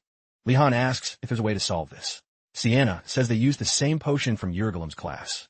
She believes it's so effective that whoever uses it could seem appealing to the spirits. Among the secret potions of the Fleming Order, there is one made for spirits. Since Sienna has helped create it before, she promises to make some for anyone who wants them, as long as they gather all the necessary ingredients. Before anyone gets too excited, Sienna warns that they will need a lot of ingredients. After writing down a list, she shows it to them and Li-Han. He's surprised by how long it is. He asks if it's possible to gather everything, and Tiana assures him there's a way. She's heard that Professor Urahelm has a lab on the upper floors of the main building, with all the necessary ingredients. If they're ready, she'll join them to break into the lab and take what they need, while the Blue Dragon students praise Tiana's alchemy skills. Li-Han hesitates, wondering if it's okay for a priestess to steal. Feeling uneasy, he pulls Tiana aside and reminds her how dangerous it could be, especially if the headmaster catches them. In response, Tiana calls him by his full name and tells him that this horrible way of life is exactly what they're being taught in this cursed academy. Although her reasoning sounds ridiculous, Li-Han can't argue after seeing her determination. Besides, if they manage to secure a large number of ingredients, it will be useful in the future. They just have to make sure they get it right this time and bring everything back without getting caught. Lost in his thoughts, Li-Han is tapped on the back by Nilia, who says she wants to join the heist. Looking at her, he realizes she wasn't like this when he first met her, which leads him to suspect that the academy itself is the real problem. A few minutes after finalizing their plans for the heist, Li-Han says goodbye to his friends and heads to Greg Bellity's classroom for the week's lesson. After greeting each other, Greg starts the class by throwing heavier iron balls at Li-Han. After a few hits, Greg stops and observes Li-Han, who is now on the ground. He tells him he seems distracted. Li Han denies it, although he's actually annoyed because Greg always increases the difficulty as soon as he starts getting used to things. Like, why aren't they making the spirit star spin anymore, huh? Unfortunately, Greg, who can't hear Li Han's thoughts, interprets the situation differently. Surprised by Li Han's performance, Greg wonders why the boy still doesn't get it. Although it's normal for a professor's attacks to hit a student if he tries hard, Greg never thought that the reason Li Han is struggling is because he's expecting him to add spins to the balls. With this in mind, he asks Li Han if that's the problem. Li, still lost in his thoughts about why Greg stopped attacking, remains silent. Taking the silence as confirmation, Greg declares that he knows why Li Han is holding back. It's because he wants him to add spins to the balls, like when he defeated the golem. Li Han is still silent, baffled by Greg's strange confidence in his assumption. Ignoring Li Han's silence as stubbornness, Greg advises him not to be impatient and warns him about being too ambitious. Shortly after, it's revealed that for the first time, Professor Greg Belody has put himself in Li Han's shoes and has devised a dangerous but effective way to push him. He wants Li Han to truly understand the dangers that are coming so he can properly earn the title and the respect of being called a mage. Reaching this conclusion, Greg mutters something to himself. When Li Han asks what he said, Greg approaches and tells him it's okay to be impatient because now he will help him focus better. For some reason, that phrase scares Li Han. Seeing that Greg has already made up his mind, Li Han desperately tries to talk him out of whatever he's about to do, but Greg is determined. He needs Li Han to understand that the moment he steps onto the path of a mage without proper preparation, he could die. To reinforce this lesson, Greg increases the density of the iron balls and throws another one. Li Han barely dodges it. Standing there shocked, he realizes he only avoided the attack by pure luck. As if that wasn't enough, Greg throws another iron ball at him this time. Li Han sees it coming and raises a water shield just in time to stop the projectile and prevent it from blowing a hole through his chest. After surviving the second attack, he notices that Greg has increased the weight of the balls. Now he wonders just how far the crazy professor will go as Greg prepares his next shot. Li Han seriously wonders if this man is trying to kill the only student who's actually interested in his class. Since he's facing the infamous vampire Greg Belady, Li thinks the professor might actually be trying to kill him now that it's come to this. Li decides to take out the professor first, a thought he's had for a while. Without warning, Greg throws another iron ball, and Li instinctively dodges it, realizing he needs to stop the barrage before he can act. Li takes his staff and conjures water with magic. Seeing this, Greg wonders if Li plans to create more balls with water magic. Although it seems logical, Greg knows it will only complicate Li's control. At that exact moment, Li Han chants the spell, "Oh my shield, deploy." The conjured water hardens, creating a magical water shield with 2 circles. Although the spell isn't difficult, Belady is impressed that Li, who has never learned water shield magic, thought to use it in the middle of a battle. Knowing that a hastily made shield is easier to break, Belady keeps throwing iron balls at Li, who is now terrified. However, contrary to what Greg expected, the iron balls fail to break the shield. Observing closely, Greg notices that Li is focusing on condensing and strengthening the shield, since unlike the balls, he doesn't need to move it. After blocking another attack, Li gets cocky and decides to counterattack. He takes one of the lighter iron balls and throws it at Greg, who dodges it with ease. Frustrated by his failure, Li sends his 4-armed skeleton dog to attack Greg. As the skeleton gets closer, Greg kicks the table between them, causing Li to lose his balance. In that instant, Li realizes that nothing he's trying is working. However, he decides to defeat this monster at all costs. The 4-armed skeleton reaches Greg, but just as it's about to bite him, Greg effortlessly swats it aside. Getting serious, Greg lifts another iron ball and hurls it toward Li Han's shield. With no time to react, Li tries to harden the shield, but it's useless. The ball pierces through both the shield and the skeleton dog, leaving Li paralyzed by the consequences of his failure. With that last attack, Li Han's water shield is destroyed. He kneels at Greg's feet, completely defeated and waiting for his master to finish him off. Recognizing this as an act of submission, Greg moves closer, looking down at his student in his tattered uniform. For a few moments, there's only silence. Li Han, still in shock that his defenses fell so easily, braces himself for what he assumes will be the end. To his surprise, Greg leans in, pats him on the shoulder, and tells him he did a great job. Li freezes, trying to process what Greg just said. He finally gets up and asks the professor a few questions to understand his intentions. After a brief exchange, Li realizes that Greg simply enjoys watching him struggle and push himself to the limit.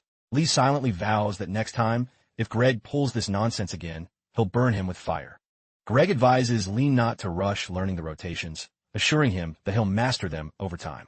After a few motivating words, Greg explains that this struggle is what his training is all about.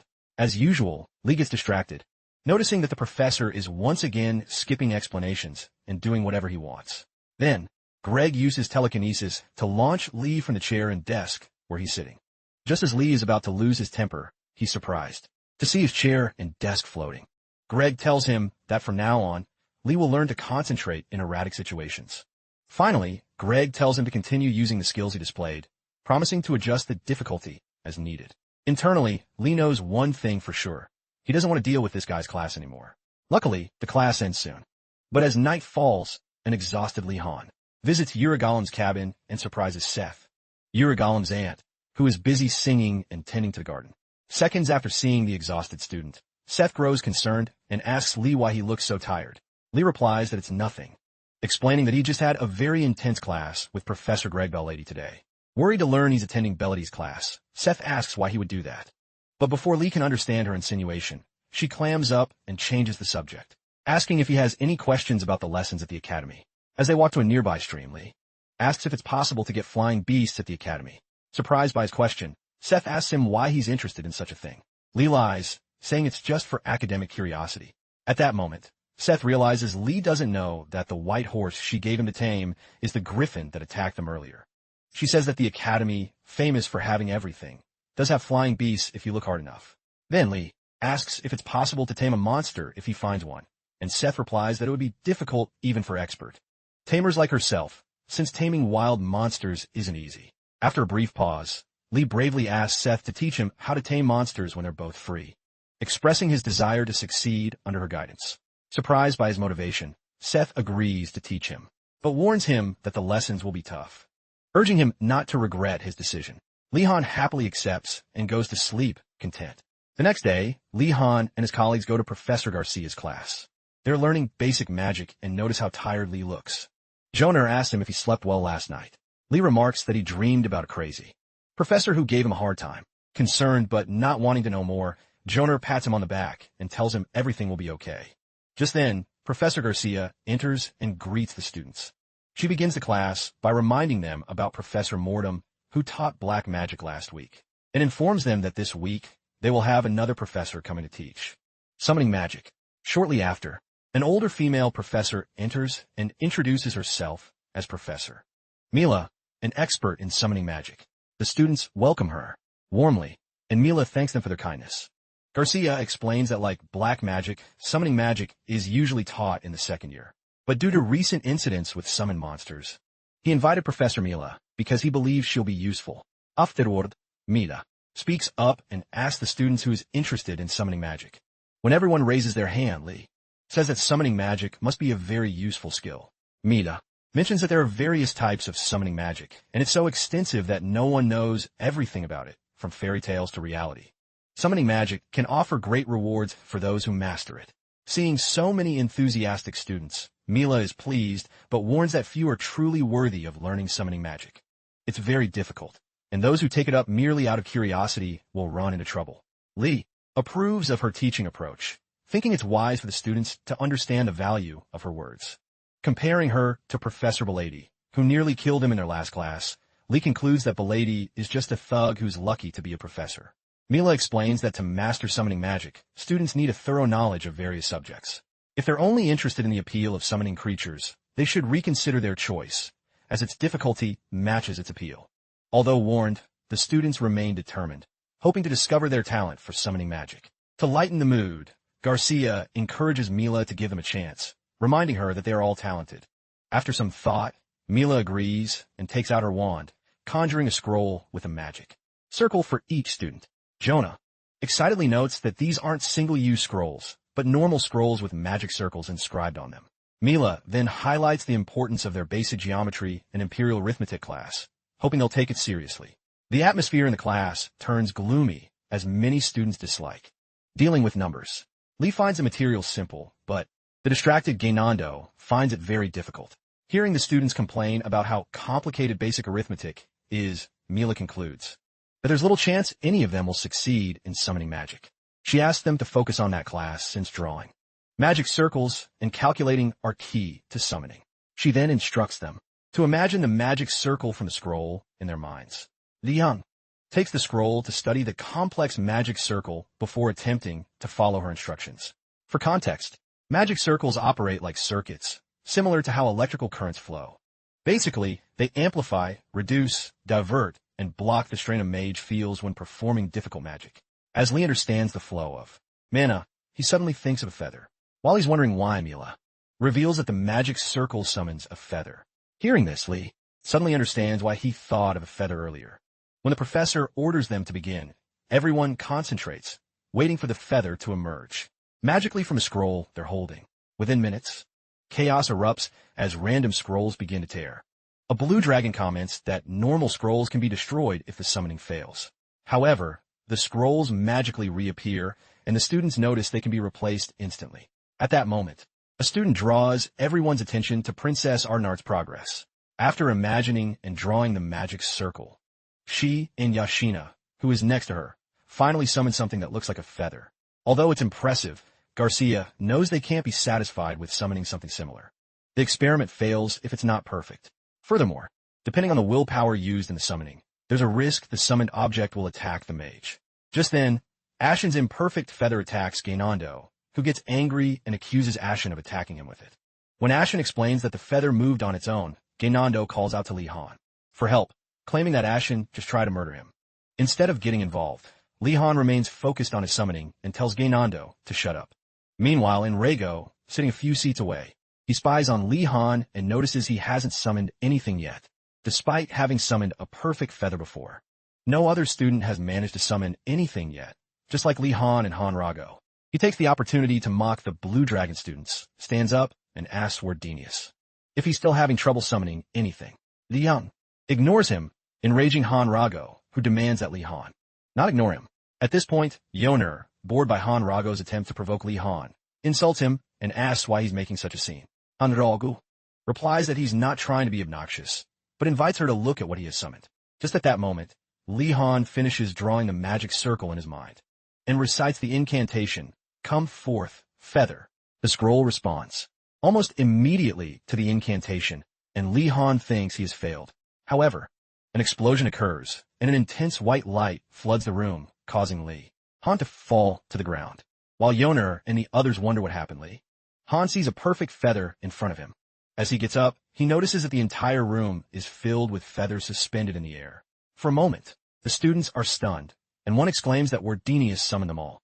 Upon evaluating the feather, Li Han realizes that although its form is good, he still finds it difficult to manage the correct amount of mana, given his considerable mana reserve. Just as he thinks he won't be able to use the scroll again, it returns to its normal state, and Li Han wonders how that's possible. It's then revealed that Li Han's mana control has improved more than he thinks. When Professor Garcia picks up one of Li Han's feathers, she expresses her surprise. While the other students struggle to summon just one feather, Li Han has summoned countless. Garcia looks at Professor Milla to see her reaction, and is surprised to see the disdain on her face. Garcia tries to explain that Li Han's mistake was due to his large mana reserves, but Milla interrupts her, saying it wasn't a mistake, although she acknowledges Li Han's talent. In summoning magic, she perceives his actions as arrogant, especially because he summoned so many feathers, which she assumes was to show off. Garcia tries to defend Li Han, explaining that he's not like that, but a withering glare from Milla silences her. It turns out that Garcia was Milla's student, so despite being a professor herself, she still feels a natural need to submit to her former teacher. Milla tells Garcia that it's fine to trust and care for her students, but she shouldn't be blinded to their flaws. After Garcia nods, Milla assures her not to worry, as there are many ways to correct a student's arrogance. Meanwhile, Li Han taunts Han Rago for trying to sabotage him earlier, which causes Han Rago to scream that he's a wicked bastard. Then the White Tigers try to start a riot in class to defend Han Rago before things can get out of hand. Garcia restores order. Once the atmosphere calms down, Milla reminds the students that summoning isn't as easy as they think. What they learned that day was just basic summoning magic, and normally they would have to do it without scrolls. Nevertheless, if they still wish to pursue the craft, she invites them to visit her workshop soon. Although many think talent is the key to mastering magic, Milla emphasizes that perseverance and patience are what truly matter in the pursuit of magical excellence. As she concludes her speech, Li-Han feels that Professor Milla is speaking directly to him. After Professor Garcia's class, Li-Han and Hernando, they go to the Black Rock Tower to see Professor Mortem and attend his lecture. Upon arriving, Li-Han is amazed at how eerie the place is, wishing someone would take care of it, so it wouldn't look so neglected and ugly. Given the subject's unpopularity, he feels the professor should at least maintain the basics to attract more students. Just as Li-Han is about to conclude that he and Gainando are the only black magic students, he sees two others at the tower's entrance and is surprised to see more students interested in black magic. Gainando, however, bursts with anger and asks Li-Han why the other two are there to learn. Li-Han tells him it shouldn't bother him so much, but Gainando keeps complaining, insisting the professor chose him for his supposed talent in black magic. Li-Han looks at the fool, remembering how Gainando used to criticize black magic, and wonders if he still hates it. As they're talking, another student calls Li-Han and Gainando Blue Tower nobodies and tells them to shut up. Looking closer, Gainando recognizes the dark-haired man as the infamous Wardinas and identifies him as a student from the White Tiger Tower. What intrigues Li-Han more, however, are the student's golden eyes and the strange energy he emanates. To confirm his suspicions, Li-Han asks if the student is part angel. The former White Tiger student, Raphael, smugly confirms that he has inherited the noble blood of his holy ancestors. As Raphael boasts, Leon compares him to Diggling, who is less proud of his divine lineage, and concludes that perhaps Raphael has very little angel blood. Despite Raphael's hostility, Li-Han doesn't believe he would follow that scoundrel Jigil. To test this, Li-Han provokes him, asking why someone with such noble blood would serve Marathi. Offended, Raphael responds that he would never follow someone like Jigil Marathi. Confused, Li-Han asks why Raphael is hostile towards him if he despises Marathi. After another outburst, Raphael explains it's all because of Durugu of the Choi family, his honorable friend whom Li-Han ridiculed the night he broke into the White Tiger Tower to steal their flag. Understanding why Raphael is angry, Li-Han realizes there's nothing he can do at the moment. Gainando interrupts to ask if Raphael is from the Grawl family. The Grawl family, a family of knights from the south, is known for having angel blood in their lineage and for their unwavering commitment to justice. Raphael confirms this.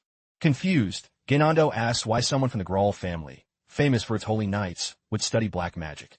Raphael insults the Blue Tower students and says he's only studying black magic to defeat dark mages more easily in the future.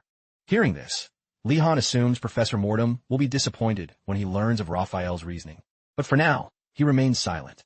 The other person with Raphael finally speaks. As she stands up, she asks Li-Han and Gainando why they've come to study black magic. Gainando is shocked by her towering height, while Li-Han takes his time to recognize her as a mixed-blood giant. The shy and kind giant introduces herself as Ymir and explains that she is genuinely interested in black magic. She expresses her hope that they can all get along. While Raphael dismisses the idea, Li-Han offers his hand for a handshake and tells Ymir that he also hopes they get along. However, as their hands meet, Li-Han feels the pain of Ymir's strength nearly crushing his bones. Thankful for having wrapped his body in mana to protect himself, he thanks his lucky stars, since his bones might have otherwise been broken. Gainando, not hearing Li-Han's warning, also shakes her hand and feels the same pain. Upon arriving at Professor Mortem's office, the professor is surprised to see so many students interested in black magic, especially Raphael, who seems very enthusiastic. As Raphael continues to act like the ideal student, Li-Han feels sorry for the professor who doesn't know the truth. After the introductions, Morton asks the students to gather around the table for the lesson. Before starting, he asks Li-Han if he has found any more partner summons. When Li says no, the professor suggests he look in darker places for better results. Sensing the professor's ominous aura, Li responds that he will. Continuing, the professor reviews the previous lesson and informs them that today's lesson will focus on deepening their understanding of curses. Upon hearing this, Gainando opens his mouth and blurts out that learning about curses is much more fun than learning summoning magic. When Morton hears summoning magic, he asks Gainando if they've already studied it. Gainando confirms, and Morton asks how the other students reacted. Gainando explains that everyone except them seemed to enjoy it, and that the others went to the summoning magic workshop. Li-Han scoffs at Gainando's insensitivity, and Morton abruptly changes the topic from curses to the study of undead summons. While the other students are excited about the change, Li-Han feels that the professor has skipped levels in the curriculum for emotional reasons.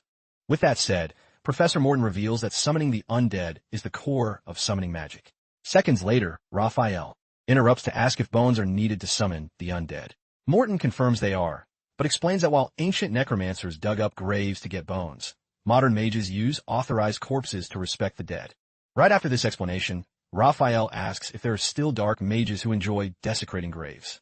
Morton admits that there are, but assures the class he doesn't plan on making them do anything like that.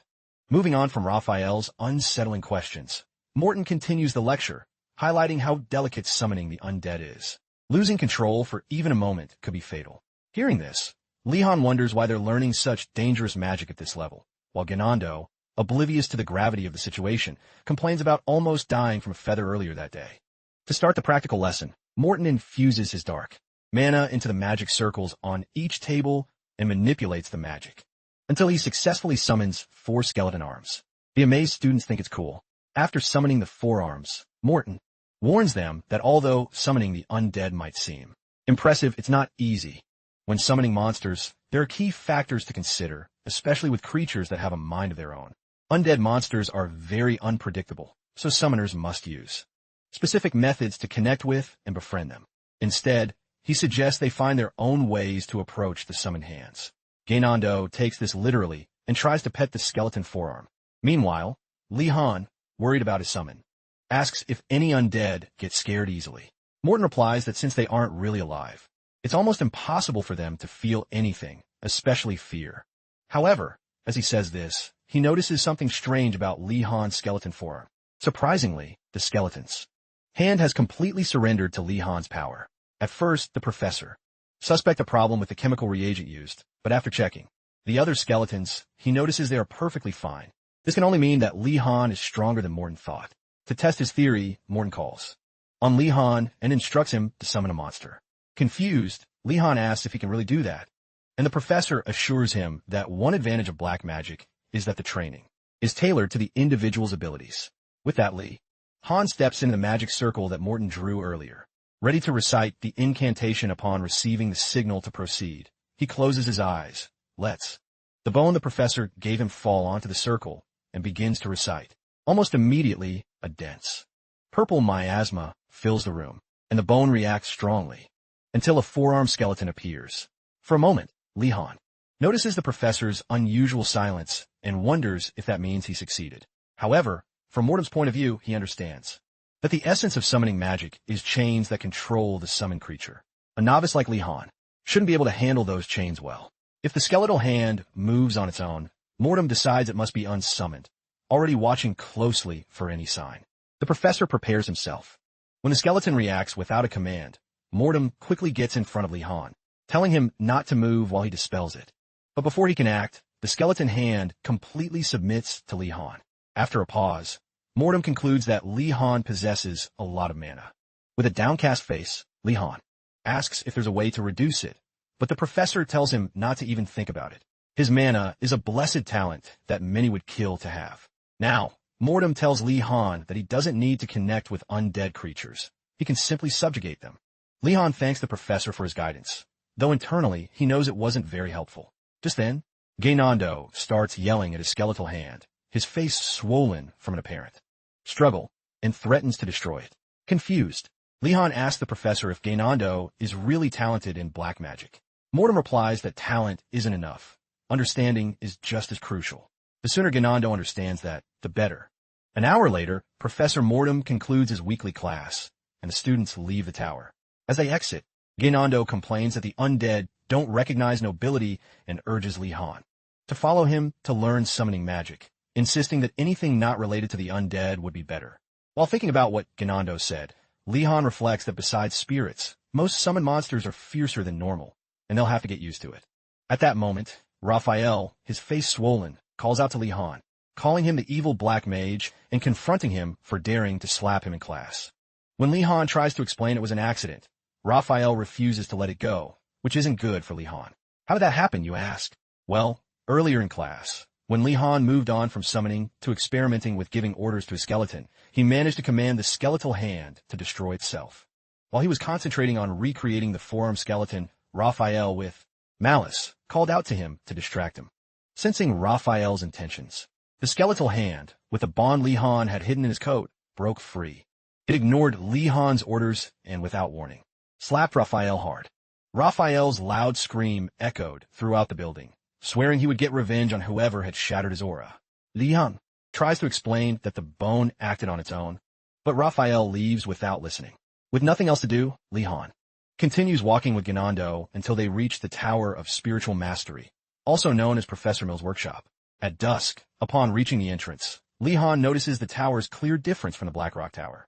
After knocking and entering, they apologize to Professor Milla for being late, lying that they had a prior appointment. Model. Professor Milla, not noticing it was Li Han speaking, says that prior appointments are unavoidable, so there's no need to apologize. Then she looks up and recognizes him. She glares at him with disdain and looks away, leaving. Li Han, wondering why she seemed surprised to see him in her workshop, for a moment suspects that Professor Mortam might have warned her not to bother his favorite student, but even he knows that's unrealistic. Ganando, not noticing the tension, asks about the other students who came before. Mila tells him they already left after attending her class and receiving their assignment. Surprised, Ganando protests that they already have too much homework from their other classes. However, Mila, unfazed, summons a full textbook for them both to read. Li Han glances at the title, Cases and Basic Theory of Summoning Magic, and anticipates what he'll find inside. Mila instructs them to take a seat, read the book, copy it, and solve the problems it contains. Li Han opens the book and is surprised. It's clear and easy to understand, unlike many textbooks that seem designed to waste his time. As he reads, he remembers Mila's advice about assimilation and silently praises her for being a great teacher, smiling at her in appreciation. Mila, on the other hand, is internally flustered, wondering why he's looking at her like that. Mila finds Li Han's behavior strange. When assigning homework like this, students usually complain, especially teenagers. However, Li Han, whom she thought was arrogant, is the only one following her instructions without protest. Seeing this, she remembers something Garcia said earlier about Li Han not being arrogant, and decides she'll have to observe him more closely before judging. A few hours later, Mila finishes the lecture, hands out pamphlets, and tells them to study before the next class. Ganando, feigning interest, accepts them, but both Li Han and Mila know he won't be back. Li Han gathers the pamphlets and says goodbye to the professor. Before leaving, Mila calls out to him, apologizing for misunderstanding him, and promising to see him next week. Li Han, unaware that he was being misunderstood, is left, puzzled, wondering what he could have done for her to think badly of him. The next day, all the first-year students attend the Headmaster's class on basic understanding of magical temperament. To begin, the Headmaster reminds the students of the assignment he gave the previous week, and decides to review the results from each tower. Li Han thinks that no one would forget such an intense assignment, as it required very cunning tactics to complete. The Headmaster reviews the results from the Black Tortoise and Vermilion Bird Towers. The representatives from each tower stand up and report that they exchanged flags, completing the task peacefully and without issue. The Headmaster, clearly uninterested in their boring result, half-heartedly congratulates them on a job well done. Then, turning to the Blue Dragon Tower, Li Han stands to represent his group and announces that they also retrieved the flag peacefully, thus completing their assignment. The Headmaster, upon hearing of Li Han's peaceful method, cheerfully praises him, calling him incredible for his strength. Finally, the Headmaster enthusiastically asks the White Tigers if they retrieve their flag. At this moment, Li Han can feel the intense glares of the White Tigers burning the back of his neck. Growing impatient, the Headmaster prompts Shishul, who stands up and, with a hint of anger, apologizes, admitting that they failed to capture a flag. This means the White Tiger Tower didn't finish their assignment. Jiggle is furious inside, aware that this failure will affect their grades upon hearing Jiggle's confession. The principal mocks the White Tigers for failing their negotiation, saying things that make Li Han wish he would shut up. The principal then begins his speech, a pompous one about the purpose of the class being for everyone to get to know each other and study in harmony. Now, seeing the White Tigers' failure, it's clear that not everyone understood that objective. With that said, the principal announces that this time, their task will be extremely simple to understand. He explains that if they head west of the academy, they'll discover a vast lake that's almost the size of sea. On an island in the lake, he has hidden a pass that will allow whoever finds it to leave the academy. The class is instantly interested, seeing an opportunity to escape this prison-like school. Upon seeing their enthusiasm, the principal quickly changes his tone, saying they must collaborate to retrieve the pass. Immediately, the student's excitement vanishes. Gainando loses his cool, asking how they're supposed to work with those idiots, while the white tigers, equally displeased, respond with a scoff. The principal had already told them that the Phoenix and Turtle Towers would be one team, and the Blue Dragon and White Tiger Towers would form a second. At that point, he offered them the option to refuse the task if they could face the consequences, but wished them luck anyway. After class, the Phoenix and Turtle members get together, chatting like old friends. Meanwhile, the Blue Dragons and White Tigers are stressed about the new task and the forced collaboration.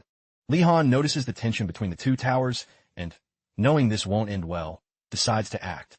He calls over his friends from the White Tiger Tower, asking if they can put aside their differences and work together on this task. As expected, the Tigers immediately reject his proposal, claiming the odds of the Academy collapsing are higher than them partnering with the Blue Dragons. To make matters worse, another White Tiger blames Li-Han for their low grades, much to Li-Han's surprise. To clear his name, Li-Han urges them to reconsider, pointing out that if the principal's goal is to educate them, he wouldn't fail them for a single mistake. As the Tigers think it over, Li-Han insists, warning that it's more likely they'll fail if one botched assignment ruins their teamwork.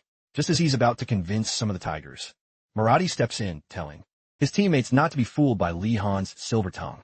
He reminds them that nothing good has ever come from working with him, mentioning how they were ambushed and punished because of Li-Han.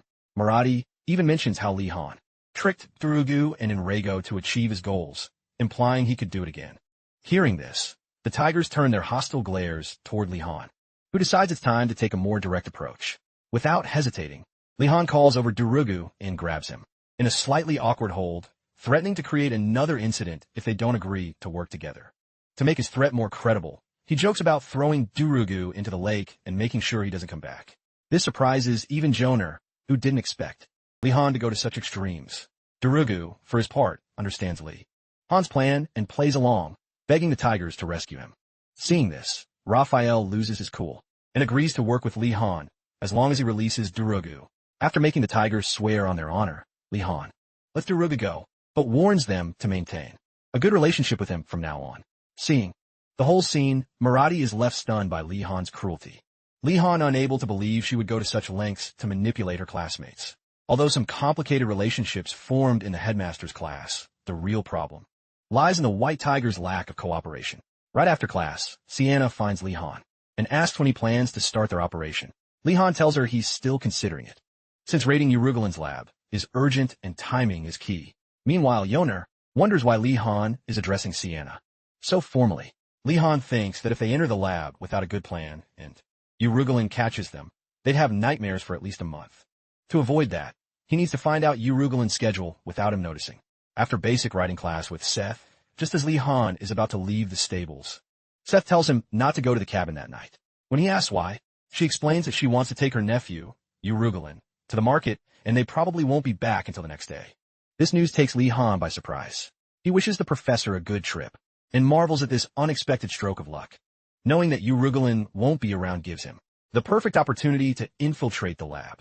With this in mind, he returns to his friends who are waiting outside the stables. When they ask what's going on, he informs them that the date for the operation has been set. Without hesitation, he tells them to get ready because they're moving out that night. Ashen, though a bit surprised, agrees it's a good plan, since it means they can rest during the weekend. Joner also supports the idea and enthusiastically gets ready for action. When everything is ready, the group embarrassingly sings about doing this to have a homework-free semester, much to Li-Han's dismay. To provide some context, the narrator explains that there are two types of people, those who have snuck out multiple times at night, and those who are more of a homebody. Fortunately, Li-Han is from the first group and feels more comfortable doing suspicious activities under the cover of darkness. Later that night, after confirming that all participants in the operation are gathered, Li-Han sets everything in motion. Before they move, Sienna asks if he knows how to open the door to the Hornbee's tower. Li-Han reassures her, saying they've already figured it out. He asks them to follow him quietly to show them what he's prepared. The group follows Li-Han to a part of the building where there's a large hole in the wall, big enough for a summoned monster to fit through. At first, the students think that Li-Han did it, and Ashen even praises him for his extreme preparation. But after a brief pause, Li-Han asks the most important question of his life. What is this? Both Joner and Ishan are stunned, realizing that Li-Han wasn't the one who made the hole. Irritated by their assumption, Lee clarifies that the original plan was for Rodford to unlock the physical locks while he handled the magical ones. Although this unexpected development is problematic, the presence of debris inside the Horned Beast Tower means that something or someone has broken in. In short, something that was supposed to stay outside has gotten into the tower. It's only logical that the more timid students start to get scared, asking if they should go back. Lehan dismisses that idea. Instead, Model says that they are no longer secretly infiltrating the Horned Beast Tower. Now, they're on a mission to stop the monster, summoned beast that has invaded the tower, and to protect the professor's belongings. If anyone ever asks, they're to say they volunteered to help. This change in perspective boosts the group's morale, and they press on, convinced that they are heroes protecting the professor's property. Leon doesn't care about the misunderstanding. If anything, it'll just make the search go faster. However, as they enter, one of the students complains immediately about how dark and creepy the place is. To keep them from getting scared again, Leon conjures a light with his wand and warns them that the darkness isn't their biggest problem. The real issue is the fact that they've only explored the first floor and have no idea what's waiting for them on the second. Despite the uncertainty, Leon urges them to keep moving forward. He notices the nervous expressions on everyone's faces, but he knows that turning back is no longer an option. As they head up to the second floor, Leon stays on high alert.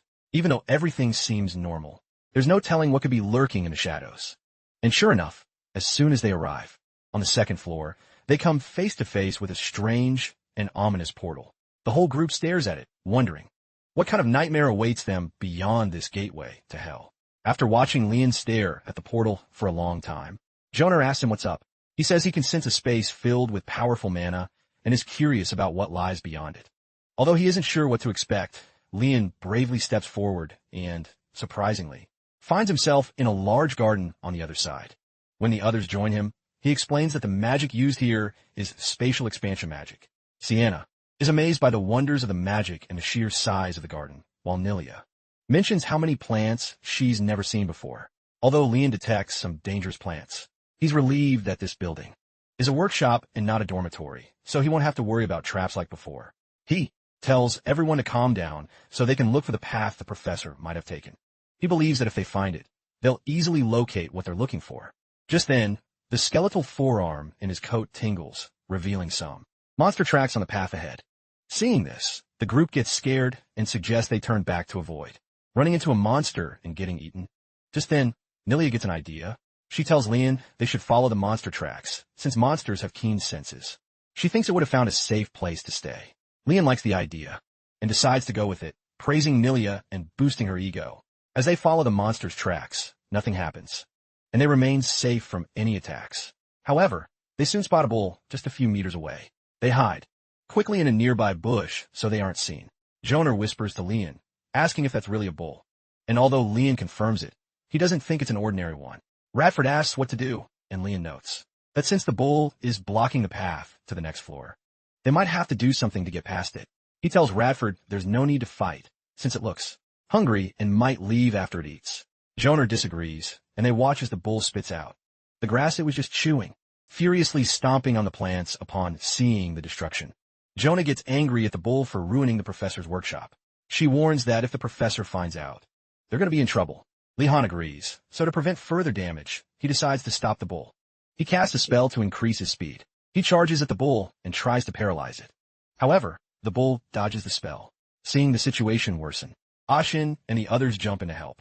Shan tries to use fire magic, but Lee warns him not to, reminding him that there are plants all around, and that the flames could do more harm than good. Aiken and the others use curses to try and paralyze the bull, but it doesn't seem to affect it. As they wonder what kind of food the professor has been feeding this bull, Anna arrives with a weakening potion and urges them to throw it on the bull. The students douse the bull with the potion, but instead of getting weaker, it charges at them. Furiously, Jonar quickly tells them to calm down, explaining that the potion has lowered the bull's magic resistance, making it vulnerable to their spells. They cast curses on the bull again, this time. In unison, the bull reacts violently, struggling to resist the combined attack, but it ultimately fails. Jonar and the others come out of their hiding spots, thinking the fight is over. But the bull isn't defeated yet. It starts to move again, charging at them. Most of them manage to dodge, but some don't, and Lihan watches as the bull corners his friends. Seeing his friends in danger, Lihan understands he must cast a spell stronger than before. In this crucial moment, something awakens within him. His magic activates even before he finishes the incantation, and, as he utters the spell, this small but mysterious change becomes a miraculous moment, one that will surprise everyone in the future. As the bull falls, a creature watering the plants in the garden hears a disturbance nearby and decides to investigate. After paralyzing the crazed bull, Li Han exhales in relief and encourages his classmates to come out of hiding. As soon as they appear, they check if everyone is okay and thank him, confirming they can move on. But before they can relax, Li Han warns them to stay alert. Something feels different. Remembering the paralysis spell he just cast, he realizes it activated before he even finished speaking the incantation. The crucial thing is, the bull is only paralyzed so it could get up soon. Plus, there might be more monsters nearby. So they need to keep moving and get to a safe place before they run into another one. Just then, a deep rumbling shakes the entire garden, startling everyone. As they search for the source of the noise, they notice something approaching. Moments later, a booming voice erupts from a towering willow tree, demanding to know who they are. Reality hits. The students like a ton of bricks as they realize the tree is talking. Fear grips them. Is it another monster? Li Fan quickly takes control and tells everyone to calm down. The energy he senses from the willow convinces him that this is no ordinary entity. Judging by its reaction, he suspects it holds a position of authority here, which means they need to stay on its good side. Li Han quickly tells the tree they were just trying to protect Professor Aragolem's plants. Joner chimes in, assuring the tree that Li Han is telling the truth. The tree, impressed by their efforts to protect the garden without a professor, softens its tone after Li Han's explanation. In response to their kind words, the tree introduces himself as Professor Willow, a botany instructor. Professor Willow then asks if they were the ones who defeated the bull. When they confirm, the professor showers them with praise. Grateful that they protected the garden from what he calls a useless bull, Willow explains that the bull belongs to the careless dwarf, Professor Urugulum. Seizing the opportunity, Li Han asks if Professor Willow is the one who takes care of the garden. Willow explains that he was asked to help out for the day, though he finds it troublesome because Urugulum that was supposed to meet with officials from the Emperor. Surprised, Li Han comments that Urugulum had told him he was going to the market with Professor Seth, his aunt. Suspicious, Willow asks if he's sure, and Li suggests checking with Professor Seth. Not when she gets back. Willow appreciates the information. Grateful for them protecting the garden, the professor, Willow decides to reward the students. He asks them if they need anything. Li Han takes the chance to ask if there's a place where they can gather alchemy materials and reagents. Willow refuses, saying the area is too dangerous for their level. Seeing that he won't get a direct answer, Li Han decides to play the victim. He apologizes for making such a difficult request, explaining that after seeing such that beautiful place, he got greedy and hoped to find useful materials. He then shifts the conversation to Professor Urugulum's lab, wondering if there's anything useful there.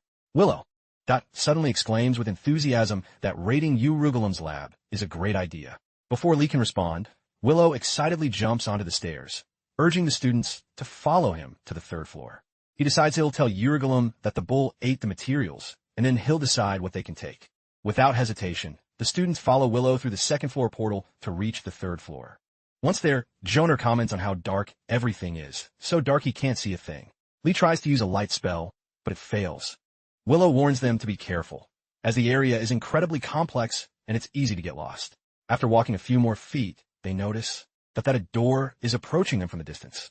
Suddenly, a door with the number 6 on it appears in front of Professor Willow.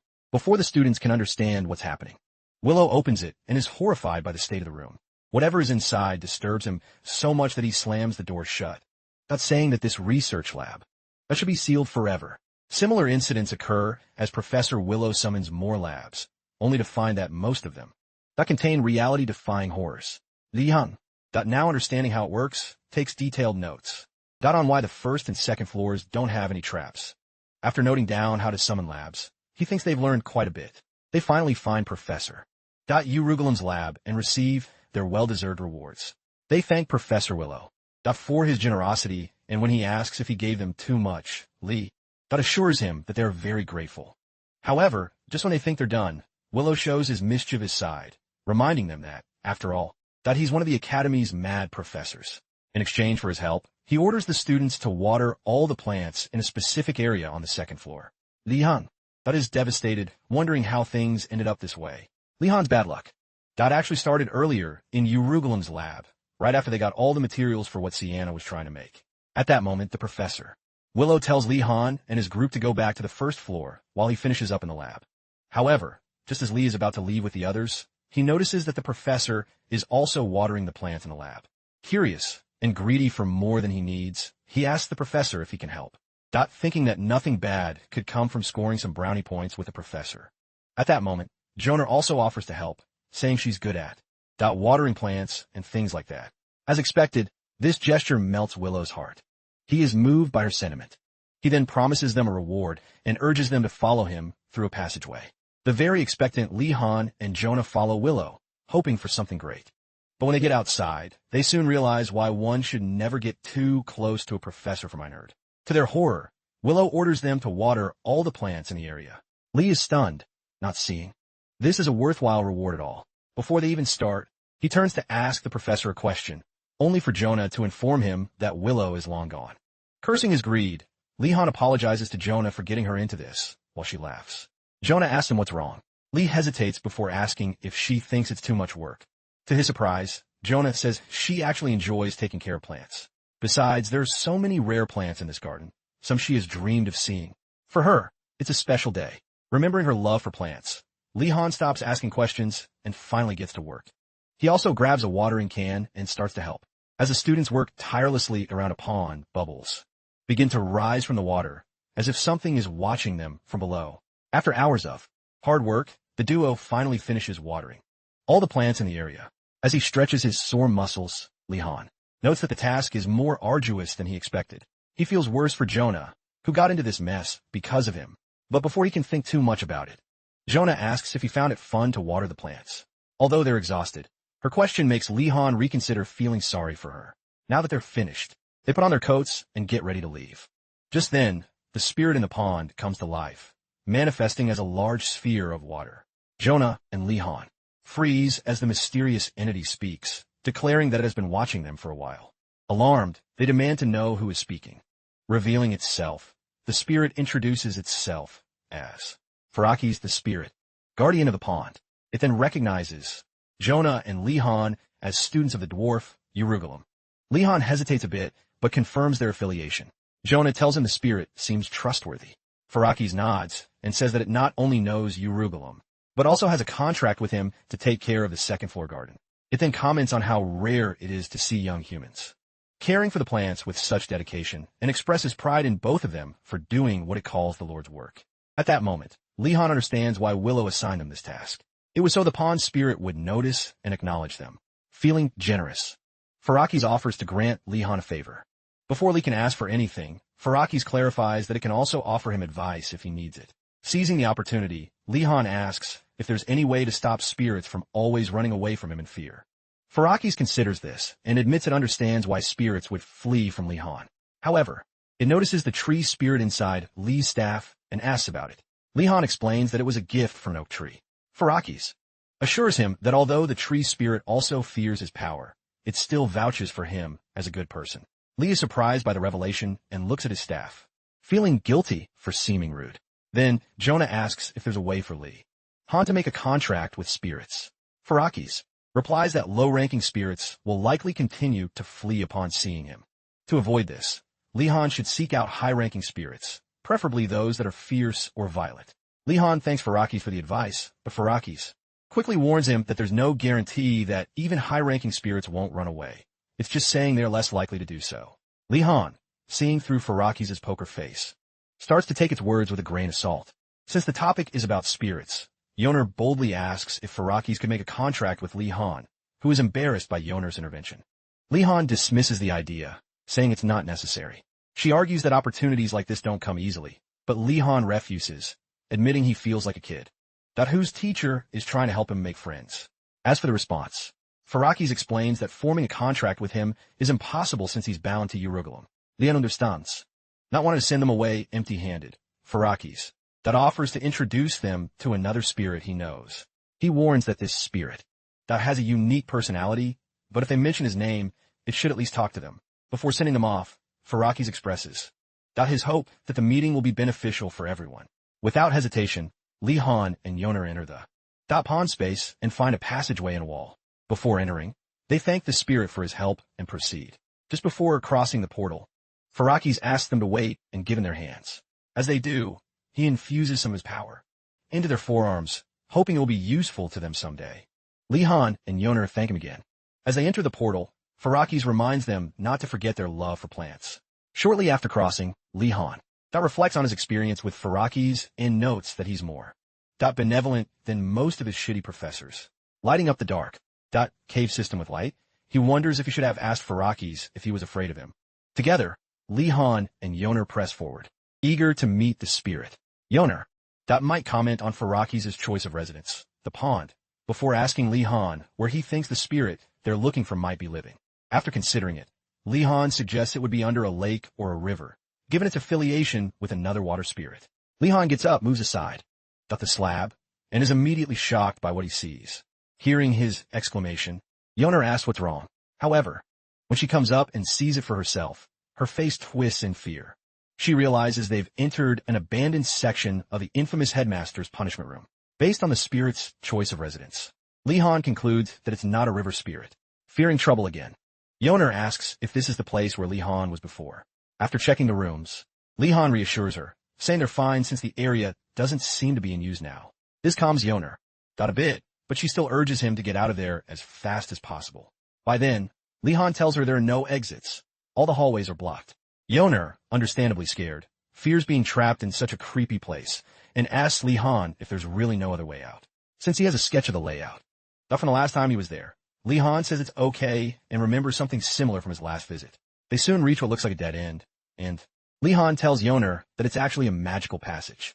Unlike last time, there are no conspicuous devices around here. With no other options, Li Han takes out his staff, determined to open a path by force to get out of this hellhole. He tells Yoner to get behind him, so she won't get hurt. If a technique doesn't work, then brute force will. But this time, he needs to carefully control his mana output, just like when he shattered the White Tiger Dorm's defense. He prepares to release only the power necessary to open the passage and get out of this damn building. But just as he's about to blast a hole in the wall, a voice suddenly yells at him to stop. Stop lit, Li Han. That stops and looks at Yoner, who demands that the voice identify itself. The voice responds proudly, saying it doesn't reveal its name to those who aren't qualified. Instead, it asks Li Han why they are there. Li Han explains that Faraki's brought them to this place, saying there would be a spirit he could make a contract with. After a brief pause, the voice mutters that both Li Han and Yoner seem like the type of young mages Faraki's has a weakness for. However, immediately declares he won't make a contract with Li Han and advises him to go back to the hole he came from. Then, without another word, the voice falls silent. Jonah, wondering if it has disappeared, and disappointed by the rejection, she tells Li that this is turning out just like last time. Another spirit is afraid of him, but as she mentions fear, the voice suddenly returns, angrily demanding to know what she's talking about. It insists that it's not afraid of anyone. Relieved that the spirit is still present, Jonah challenges it, asking why it keeps avoiding Li Han if fear isn't the problem. Faraki's already said that most spirits are terrified by Li's presence, and that seems to be the case here too. This time, Li Han remains silent, intrigued by the spirit's real reason for rejection. After a brief pause, the voice returns, saying that it simply doesn't like pointless fights. Clearly, Jonah and Li Han don't believe this half-baked excuse, and the spirit notices.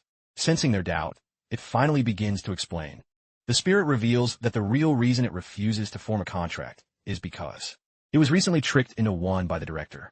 It explains that as a spirit with immense pride, it initially refused a contract with a lich. However, after fighting the lich director for a whole week, it finally gave in on the condition that its tasks would be easy. Unfortunately, that supposedly easy task turned out to be watching over the students sent to the punishment room and making sure they didn't escape. But the academy students were not easy to control.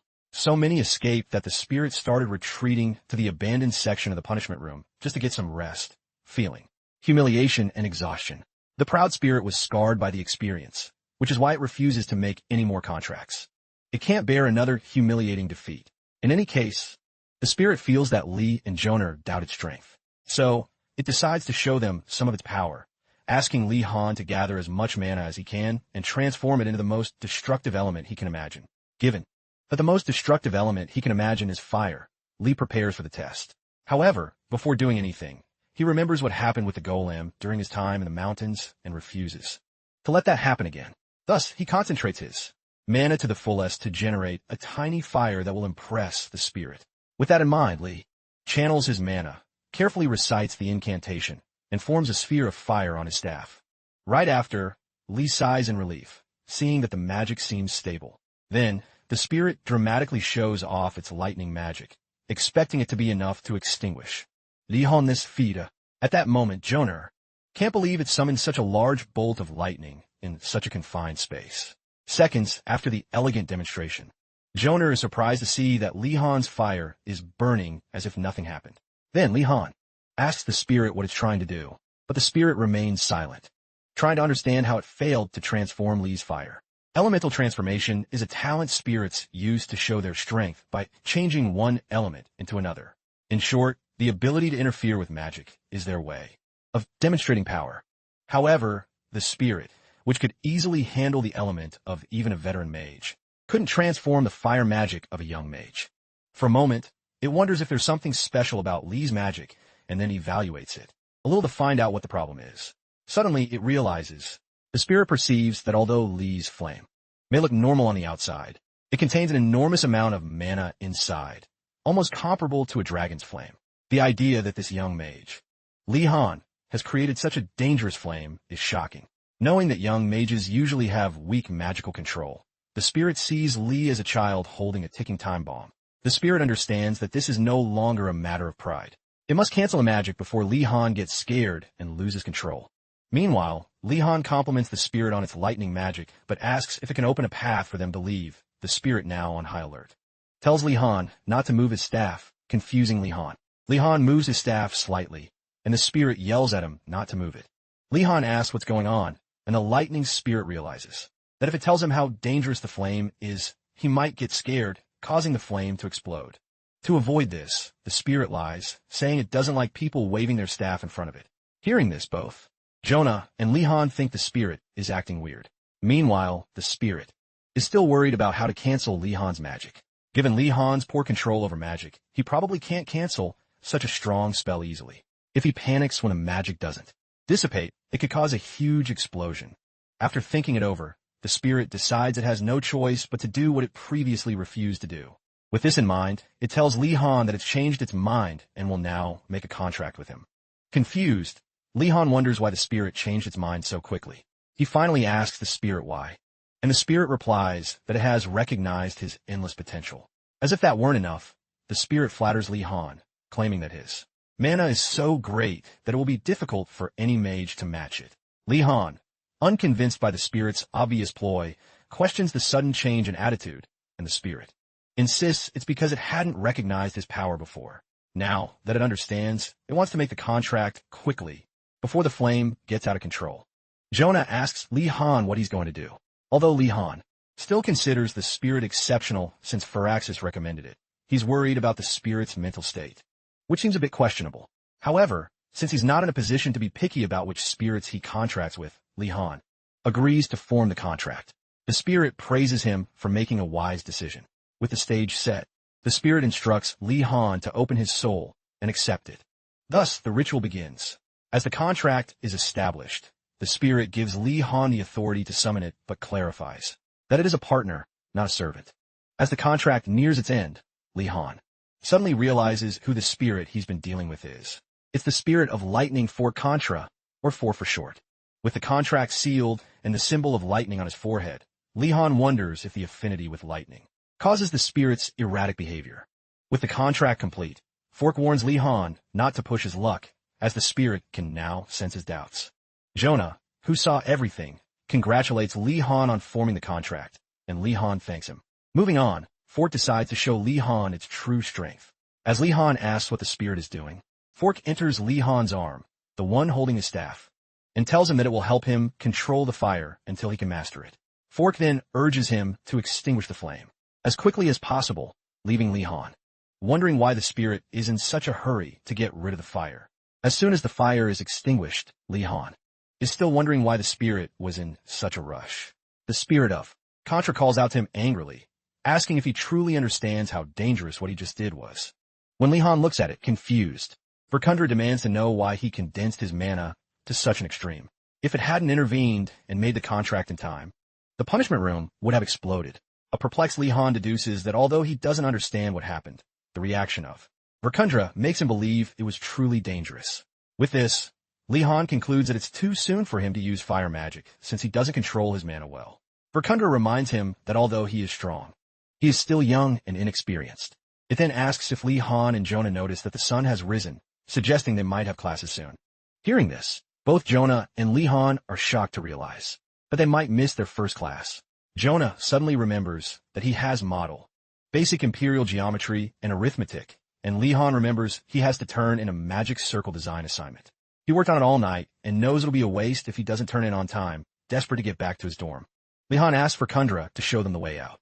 After a pause, the lightning spirit says he can't help since he's under contract to protect the punishment room. Frustrated, Li Han wonders if they'll even make it to class on time with Verkundra's help. Feeling the pressure, Li Han gets upset and tells the spirit he hasn't been helpful at all, questioning why they even made the contract. He's furious that Verkundra isn't helping at such a crucial moment. Verkundra replies that the punishment room is special. If they were outside and called him, he could show them his real abilities. For now, he opens a blocked path, asking them to leave him. Seal the room for a while. Since he can't leave yet, he asks them to tell someone he's trapped so he can get help. Li Han sighs in relief, accepts Verkundra's request, and leaves with Jonah through a portal the spirit opens as they disappear from view. Verkundra reminds them to call him once they're outside. To show his full strength, after running down some stairs, Li Han draws a quick map of the punishment room on paper. He and Jonah review it, looking for the fastest way out. The map is hard to follow since it was drawn so quickly. Suddenly, the forearm skeleton from Li Han's falls out of his coat and starts running in a specific direction. For a moment, Li Han thinks he's found a path, but the skeleton stops abruptly. He thinks the place's layout is like an ant's nest, a complex structure that makes finding an exit almost impossible. When Li Han suggests another hallway, someone from a nearby cell chimes in, saying it's a waste of time, and asking if they're looking for an exit. Surprised, Li Han asks the person to identify themselves. The prisoner recognizes Li Han's voice and asks if he's the new student who got caught last time after escaping through the underground passage. Shocked, Li Han realizes it's the upperclassman who was caught stealing from the dean's secret storeroom. Jonah asks who it is, and Li Han says it's the upperclassman who was imprisoned with him during his last visit to the punishment room. Nearby, Li Han's forearm skeleton finds more scattered bones. The imprisoned student warns that escaping isn't simple. As the skeleton gets curious, Li Han tells it to calm down while he talks to the prisoner. The skeleton runs back to the scattered bones, arranging them into the frame of a leopard. Meanwhile, the female prisoner asks why she should tell them how to escape. Li Han realizes he has no food to bribe her with, so he has to think of something else. Just then, he notices his forearm skeleton, now in the shape of a dog, is acting playful. Jonah, scared, thinks it's a monster, but Li Han reassures her, saying it's his summoned creature.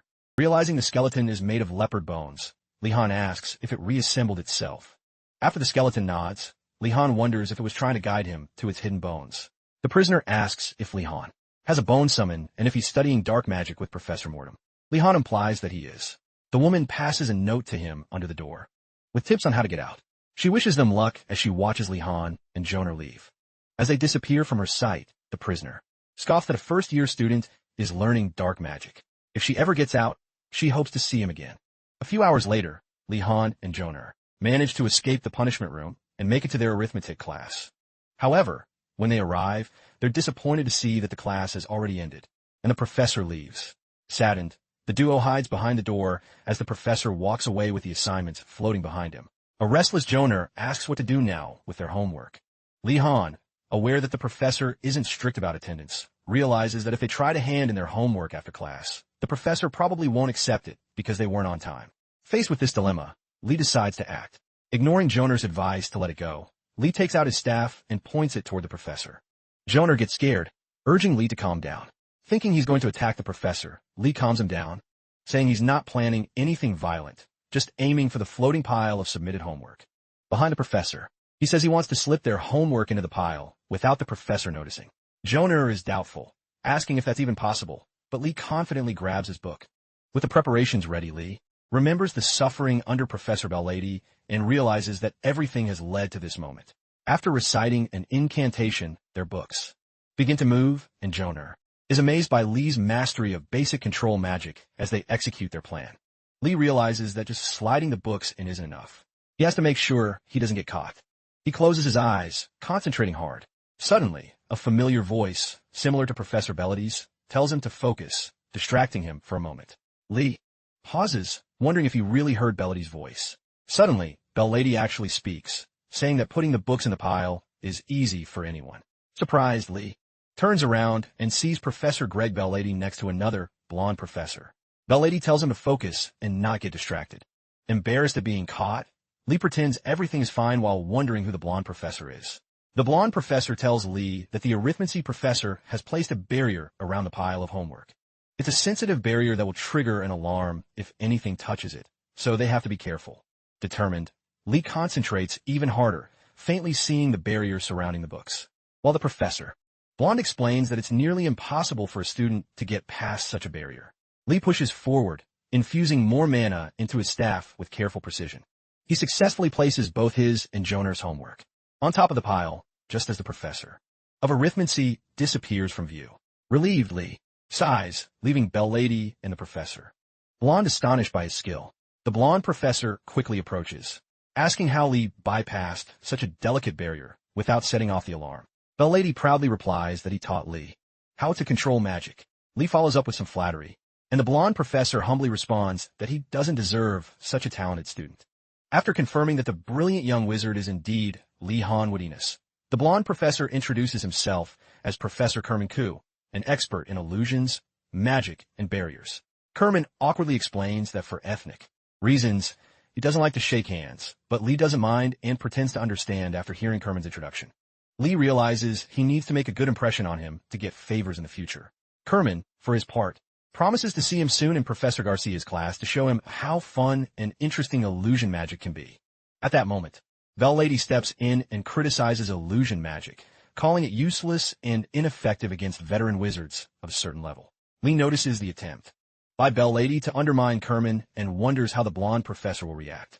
To his surprise, Kerman ignores the comment and instead asks Lee why he was trying to bypass the barrier and sneak the books into the pile.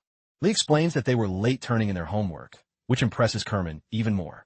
He tells Lee that instead, he wouldn't have worried about Professor Alpin's assignment. When asked why, Greg says that Alpin was a high-ranking administrative official of the Empire, which means he knows more about politics than magic. Kerman complains that Alpin takes half of his research budget, but Lee sees it as an opportunity and decides to win Alpin's favor. Kerman warns Lee to be careful not to let Alpin drag him into becoming an Imperial official. Greg quickly interrupts, saying that Lee would never choose such a low path. Lee, whose dream is to be an Imperial official, realizes he must never reveal his ambition. Regardless of that, the meeting ends, and the students return to their tower. Meanwhile, as Lee prepares to hand out items to his colleagues, he sees them gathered outside. Just then, Ashen runs up to him, delivering the shocking news that Gainando and Durugu have been kidnapped. Without hesitation, Lee Han, Joner, and their classmates rush to the main building to report the incident to the professors and hopefully get help. On the way, Ashen explains that a summoned monster appeared out of nowhere while they were returning from class and attacked them. Most of them managed to escape, but Gainando tripped and fell. Lee Han thinks that's typical of Gainando, but asks how Durugu was captured. Ashen explains that the orc was caught because he tried to rescue the fool, Gainando. As they approach the main building, Ashen tells them to focus on asking the professors for help. However, when they arrive, they're surprised to see that the students from the Tiger Tower are already there. Han Rego had rushed in to report the incident, hoping the professors would help rescue Durugu, but the professor told them to solve it themselves.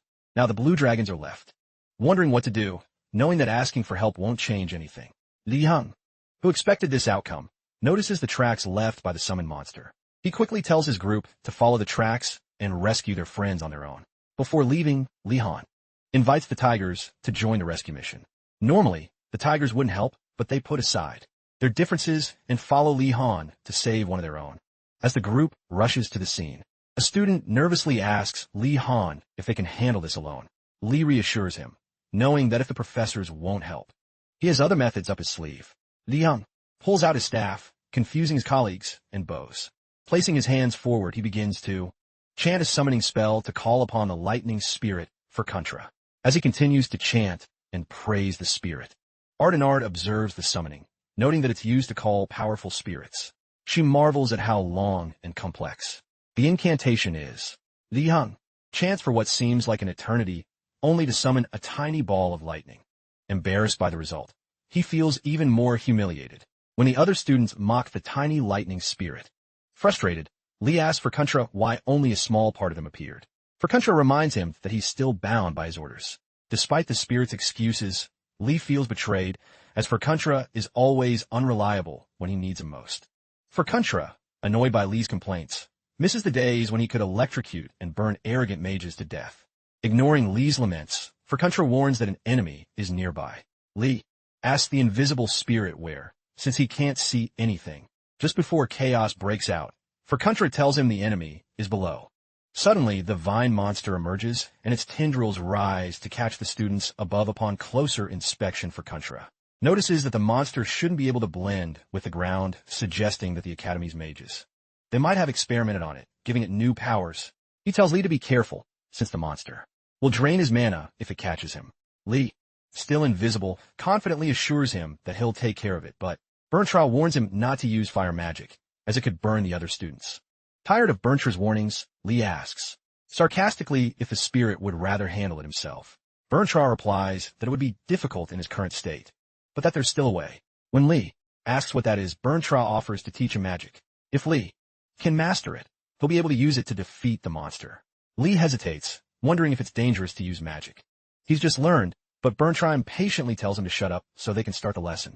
Berntra instructs Lee to imagine lightning not as a force that's gathered like other elements, but as something that falls from the sky and splits in different directions. Using magic usually requires controlling mana by gathering it in one place, but lightning is the opposite, always moving and unpredictable. Berntra warns that imagining a lightning bolt that doesn't split is complicated, but offers to help by controlling Lee's arm. When Berntra controls Lee's arm, lightning appears at the tip of his staff. Surprised, Lee asks if he'll always have to lend his arm to Berntra to cast magic. Berntra, equally surprised, asks how Lee managed to summon the lightning, and Lee nonchalantly replies that he just thought of batteries. Berntra is impressed by Lee's talent with lightning, but Lee isn't. With that settled, Berntra tells Lee to recite the incantation he's about to teach him. Despite the violent and unpredictable nature of spirit magic, Lee Han, guided by Berntra, is about to cast a powerful spell.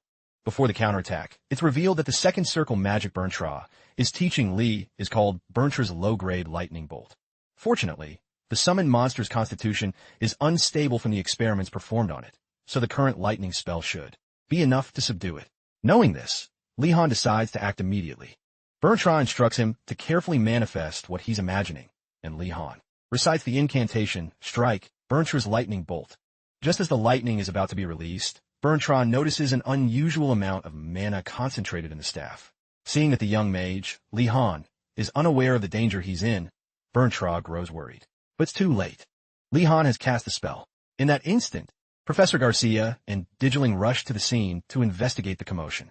Upon arriving, Garcia is horrified to see so many students trapped in the monster's tentacles and moves to rescue them. Just as she's about to cast a powerful spell to subdue the monster, Lee Han's magic takes effect. A massive bolt of lightning falls from the sky, striking the monster continuously for several seconds. In the aftermath, Garcia examines the destruction left in the monster's wake and wonders, who could have unleashed such immense magical power? At that moment, Digiling reminds her that the captured students are now falling and could get hurt. Quickly, Garcia catches them in midair with magic and lowers them gently to safety. Once they're safe, she checks them for any injuries to treat. Upon closer inspection, she notices that, although the students were slightly electrocuted by Berntra's lightning, there are no serious injuries. Meanwhile, Li Han stares at the charred remains of the monster, shocked at how the lightning spell completely fried it. He then asks Contra if the power output was controlled, since it didn't feel that way to him. Contra insists the miscalculation wasn't entirely his fault. Garcia, noticing Li Han's presence, comments briefly on the powerful magic he used. Li Han relieved too. C. Garcia asks about the captured students. Garcia tells him that although she was worried at first, there are no serious problems, except for a few who received a mild electric shock. At that moment, Li Han freezes, watching Garcia prepare to heal the students. However, seeing her reaction, he realizes the situation isn't as serious. Not as he thought. Besides, seeing her use recovery magic surprises him, since he knows that most Professors don't specialize in magic outside their own field. In any case, Garcia heals all the injured students, restoring them to full health.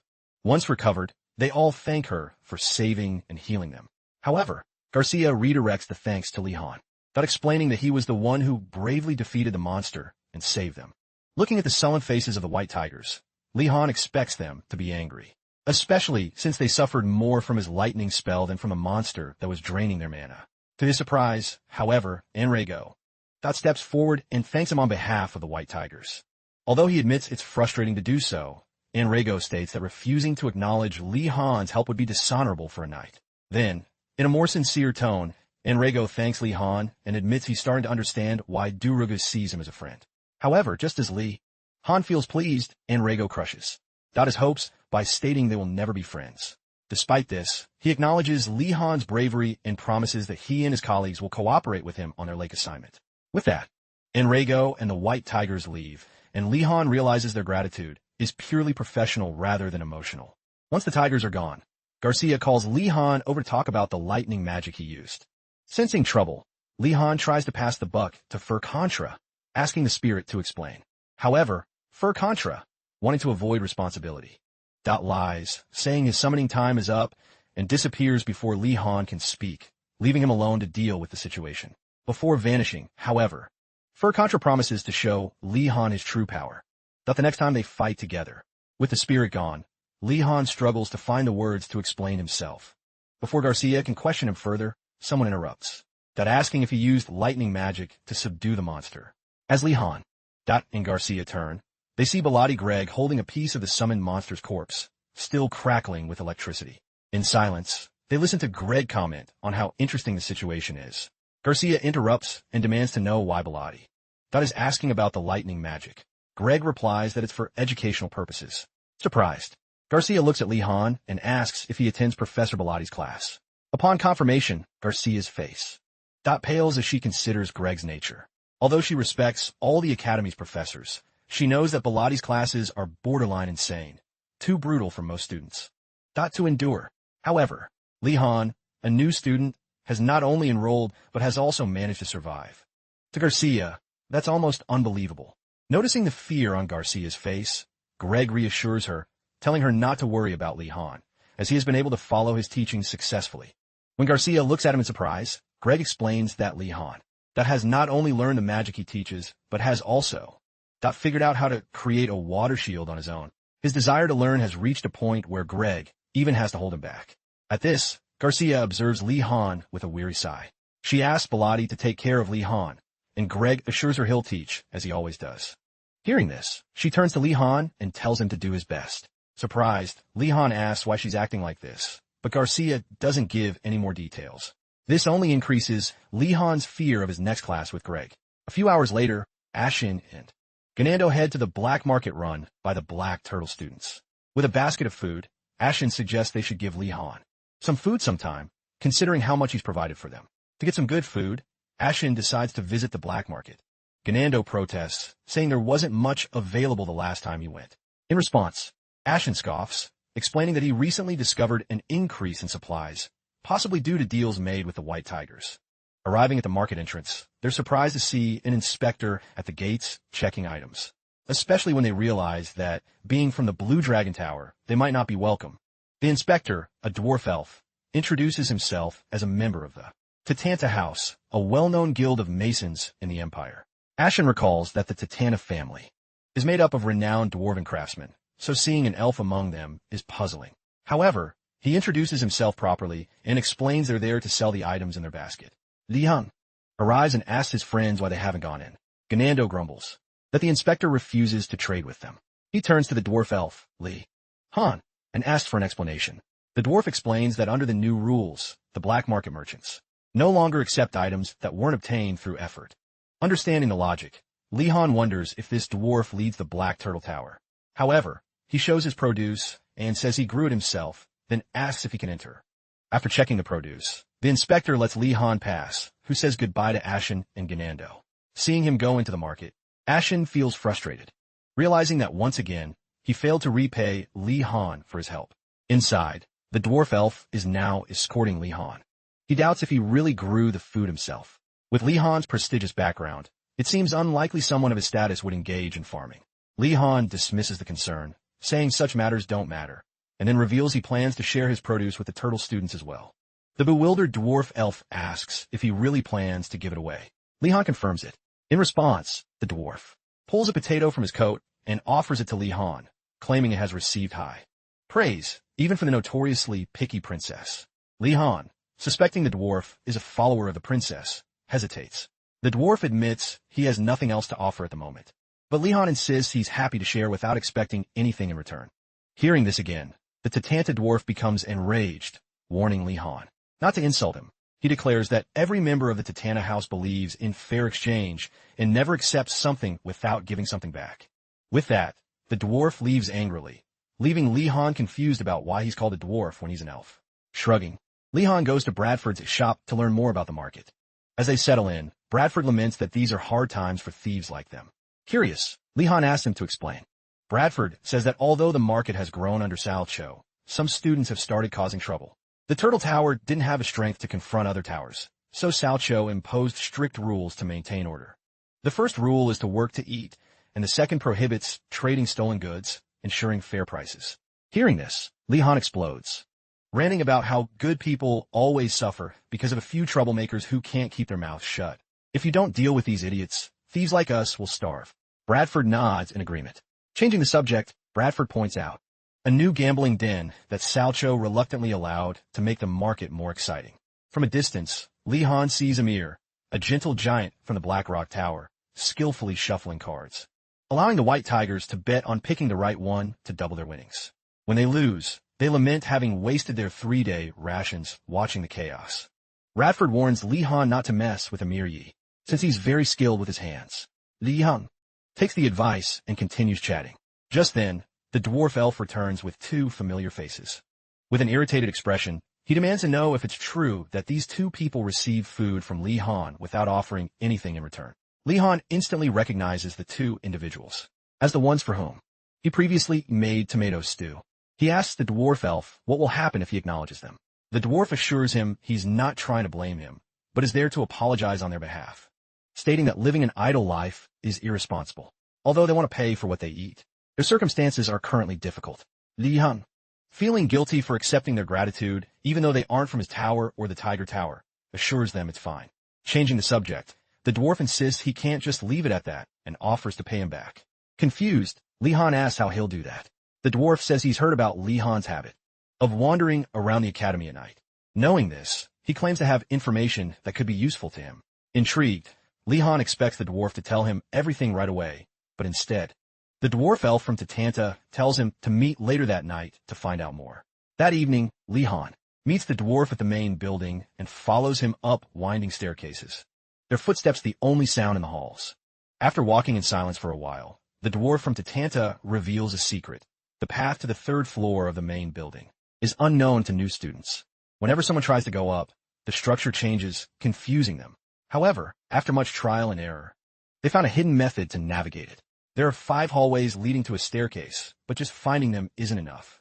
The key to opening the access lies in fulfilling 3 conditions. First, the clock's hands, both the hour and minute hands, must be on odd numbers. Second, the moon must be visible and not covered by clouds.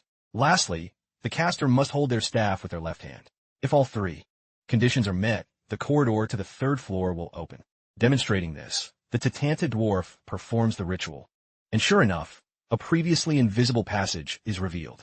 Li Han, Amasid, acknowledges the brilliance of the academy's magical structure. However, fascinated, he turns to the dwarf and asks if he brought him here just to show off. The dwarf denies it, saying this is just a step before introducing him to someone. When Li Han asks for more details, the dwarf remains cryptic, telling him to be patient. Li Han, growing suspicious of the vagueness, feels something might be wrong. The dwarf suddenly mentions that he has asked other students what kind of person Li Han is. Li Han wonders what rumors might have spread about him. Nothing good, he thinks his paranoia creeps in. He briefly considers that this might be a trap, a setup by those annoying tigers to ambush him. He tries to shake off the thought, convincing himself it won't get any worse. The dwarf notices his unease and asks what's wrong. Li Han brushes it off and instead asks what the others have said about him. The dwarf replies that he's heard Li Han shares food with others. Concerned, He advises him against it, believing that people who don't earn their own food or clothes won't understand their true value. Li Han agrees without hesitation, acknowledging that those who don't work don't value the effort, especially the professors. The dwarf. Surprised by his thoughtful response, he apologizes for having misjudged him. The students from the Tiger Tower had described Li Han as a ruthless and cruel mage, but now that he knows him, he realizes those rumors were baseless. Li Han, playing along, thanks him for thinking so, and insists that those rumors are false because they are after their chat. The duo continues walking until they reach a statue of a woman sitting on a throne. Li Han examines the intricately carved stone and notes its surprising beauty. Although he had never seen it, it seems strangely familiar. The dwarf elf examines the statue and, noticing that it's broken in some parts, says that bro repaired it last time. But upon returning, he found it damaged again. Due to his workaholic nature, bro tried to repair it again. Li Han, curious, asks why the statue keeps breaking, but the dwarf has no answer. He is also perplexed by its repeated damage. Determined, the dwarf inserts a missing piece of stone, and in doing so the statue moves with a deep grinding sound. A hidden entrance is revealed beneath the statue, unveiling a dark cave system previously hidden from view. The dwarf turns to Li Han and urges him to enter, alone stating that someone inside has been waiting to meet him. Li Han hesitates, looking into the completely dark cavern, unsure of what awaits him. But trusting to Tanta, he musters his courage and moves forward, with the dwarf's assurance echoing behind him. Li Han ventures deeper into the cave. As he moves further inside, a hidden presence in the darkness stirs. An unknown creature lurking in the shadows immediately recognizes the arrival of a new visitor. Soon Li Han encounters the unknown creature and is a little confused about what to call it. Upon seeing Li Han, the creature seems friendly and introduces itself as the statue of a forgotten beast. It calls Li Han the student who fixed the stone statue and asks him to swear not to tell anyone he saw it in the cave. Li Han promises to keep the secret, but then asks the forgotten statue why it's hiding in such a dark cave. The statue says it's just passing the time since the Hall of Garda was closed 187 years ago. Li Han, confused, asks why it's crucial to keep its presence a secret. The statue replies that the professors might make it work more if they find out. Understanding, Li Han appreciates the statue's wisdom and asks how he can get out of the academy. So as not to arouse suspicion, Li Han quickly flatters the statue, saying he has heard about its wisdom and could use its advice. He then asks if the statue knows where the stable is in the main building's tower with a smug look. The statue says it knows at least 3 places. Excited, Li Han almost asks about them when the statue interrupts him and proposes a game for fun. To Li Han's surprise, the challenge is to play chess. The statue enthusiastically invites Li Han to play, and he realizes it must be very bored to challenge him at chess. As the match begins, Tanta is outside fixing broken statues, thinking about how good the forgotten bee statue is at chess. Even Tanta, who has never rivaled in his family, could never beat the statue. Unsure of Li Han's skill, Tanta believes Li Han will still lose. However, when Li Han comes out of the cave with an unreadable expression, Tanta starts talking about guiding him until he wins and to come back again. Li Han shocks them by saying he won the match and got a map from the statue. The astonished turtle listens as Li Han explains that the statue was less skilled than he thought. It even worse than the foreign professor from the neighboring lab in his previous life due to the statue's low standards. Li Han thinks he'll sleep well after a short break. Tanta is relieved that Li Han won and suggests they return to the dorms before they get caught. As they walk, an eager Tanta asks Li Han to explain how he won the chess match, wanting to talk about the Tanta family's chess strategy, the dwarf's gambit. Although reluctant, Li Han agrees to help, feeling like he's gotten himself into something he'd rather avoid. Back at the academy, the dwarf Tanta keeps pestering Li Han to talk about chess, seeing him as a grandmaster. Fortunately, despite the endless chatter, Li Han manages to spend the rest of the night in peace. The next day, which is a Sunday morning, Li Han goes to the lake for an assignment from the principal. Upon arriving, he marvels at its size, taking in its vast expanse. Li Han realizes he'll need a potion to cross. He had checked his potions earlier, only to find grape wine from the Western Empire, which is useless, a contus potion, and another strange item.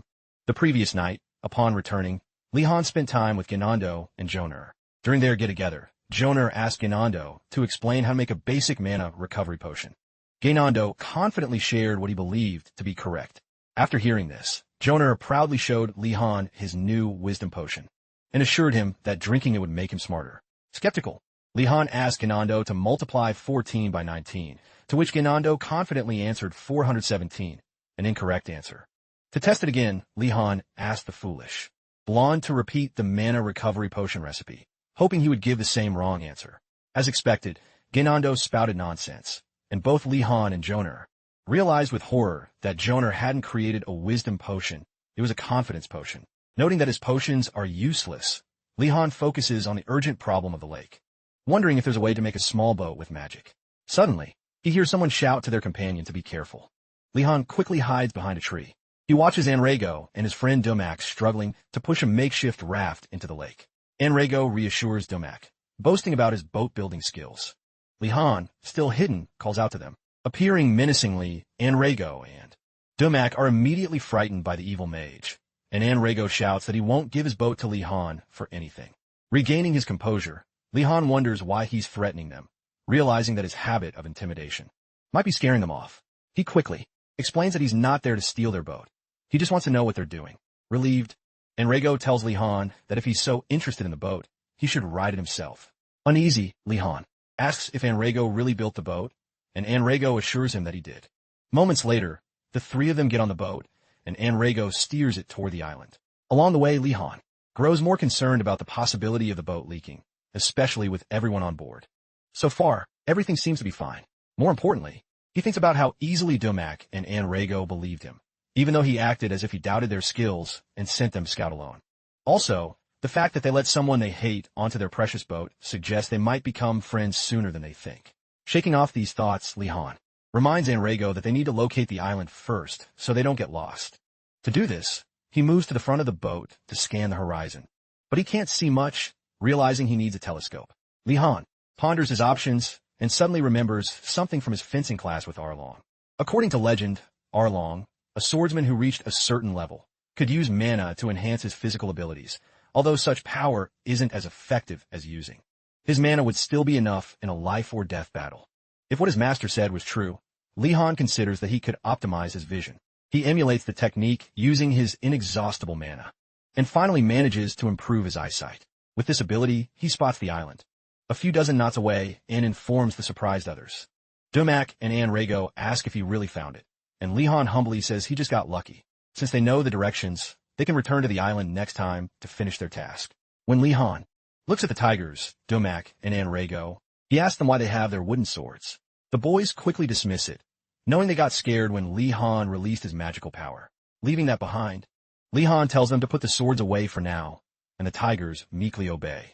Meanwhile, the boys don't notice the sea creature stalking them in the shallow waters. Shortly after, Anrego gets tired of rowing and says they need to head back before his arms give out. While rowing, Anrego suddenly hits something, and his surprised reaction catches Li Han's attention. Li Han asks what's wrong, and Anrego nervously replies that he hit something in the water. Soon, bubbles begin to form under their boat, growing in size and number every second. Moments later, a medium-sized ball of water rises from the lake and floats as if something inside was watching them.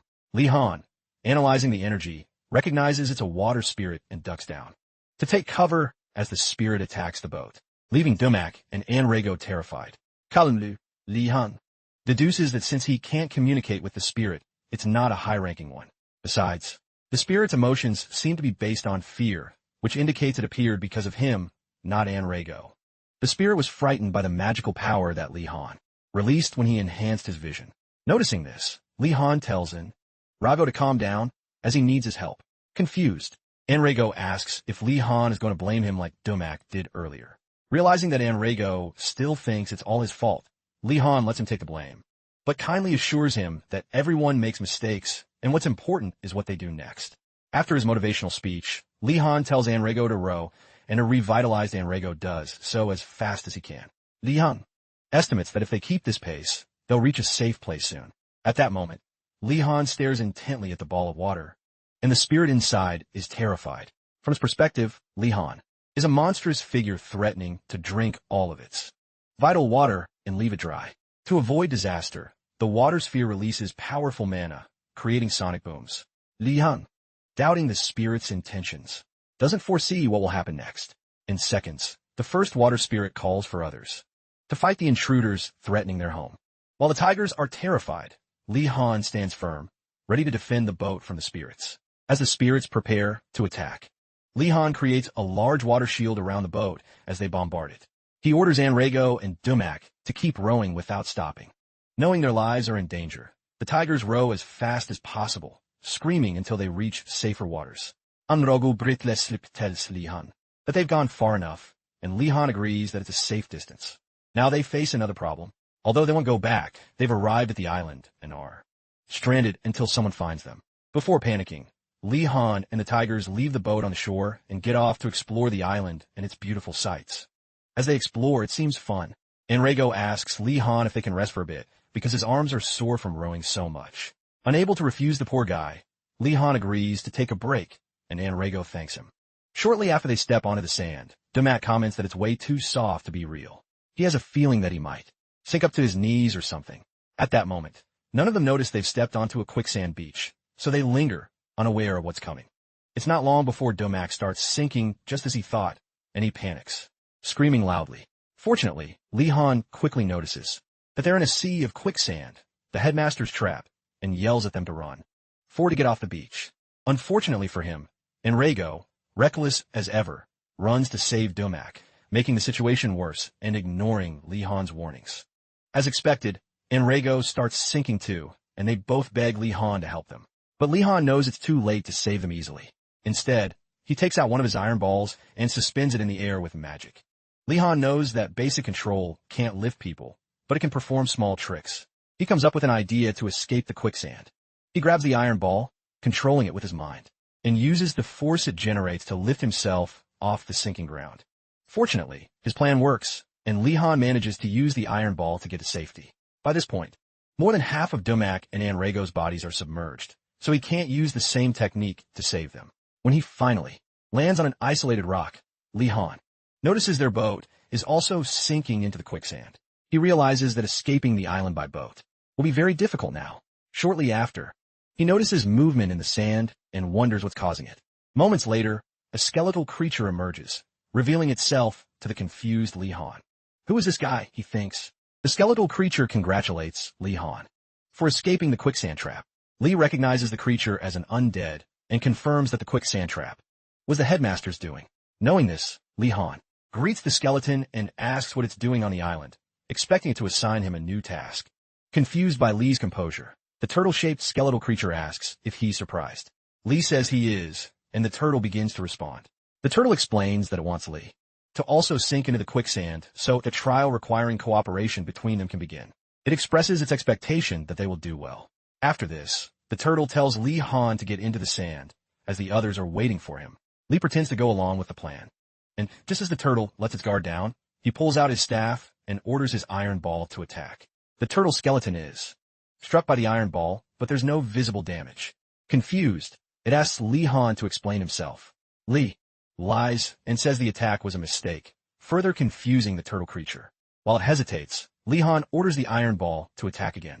This time, the turtle reacts quickly, raising a sand shield to block the second attack.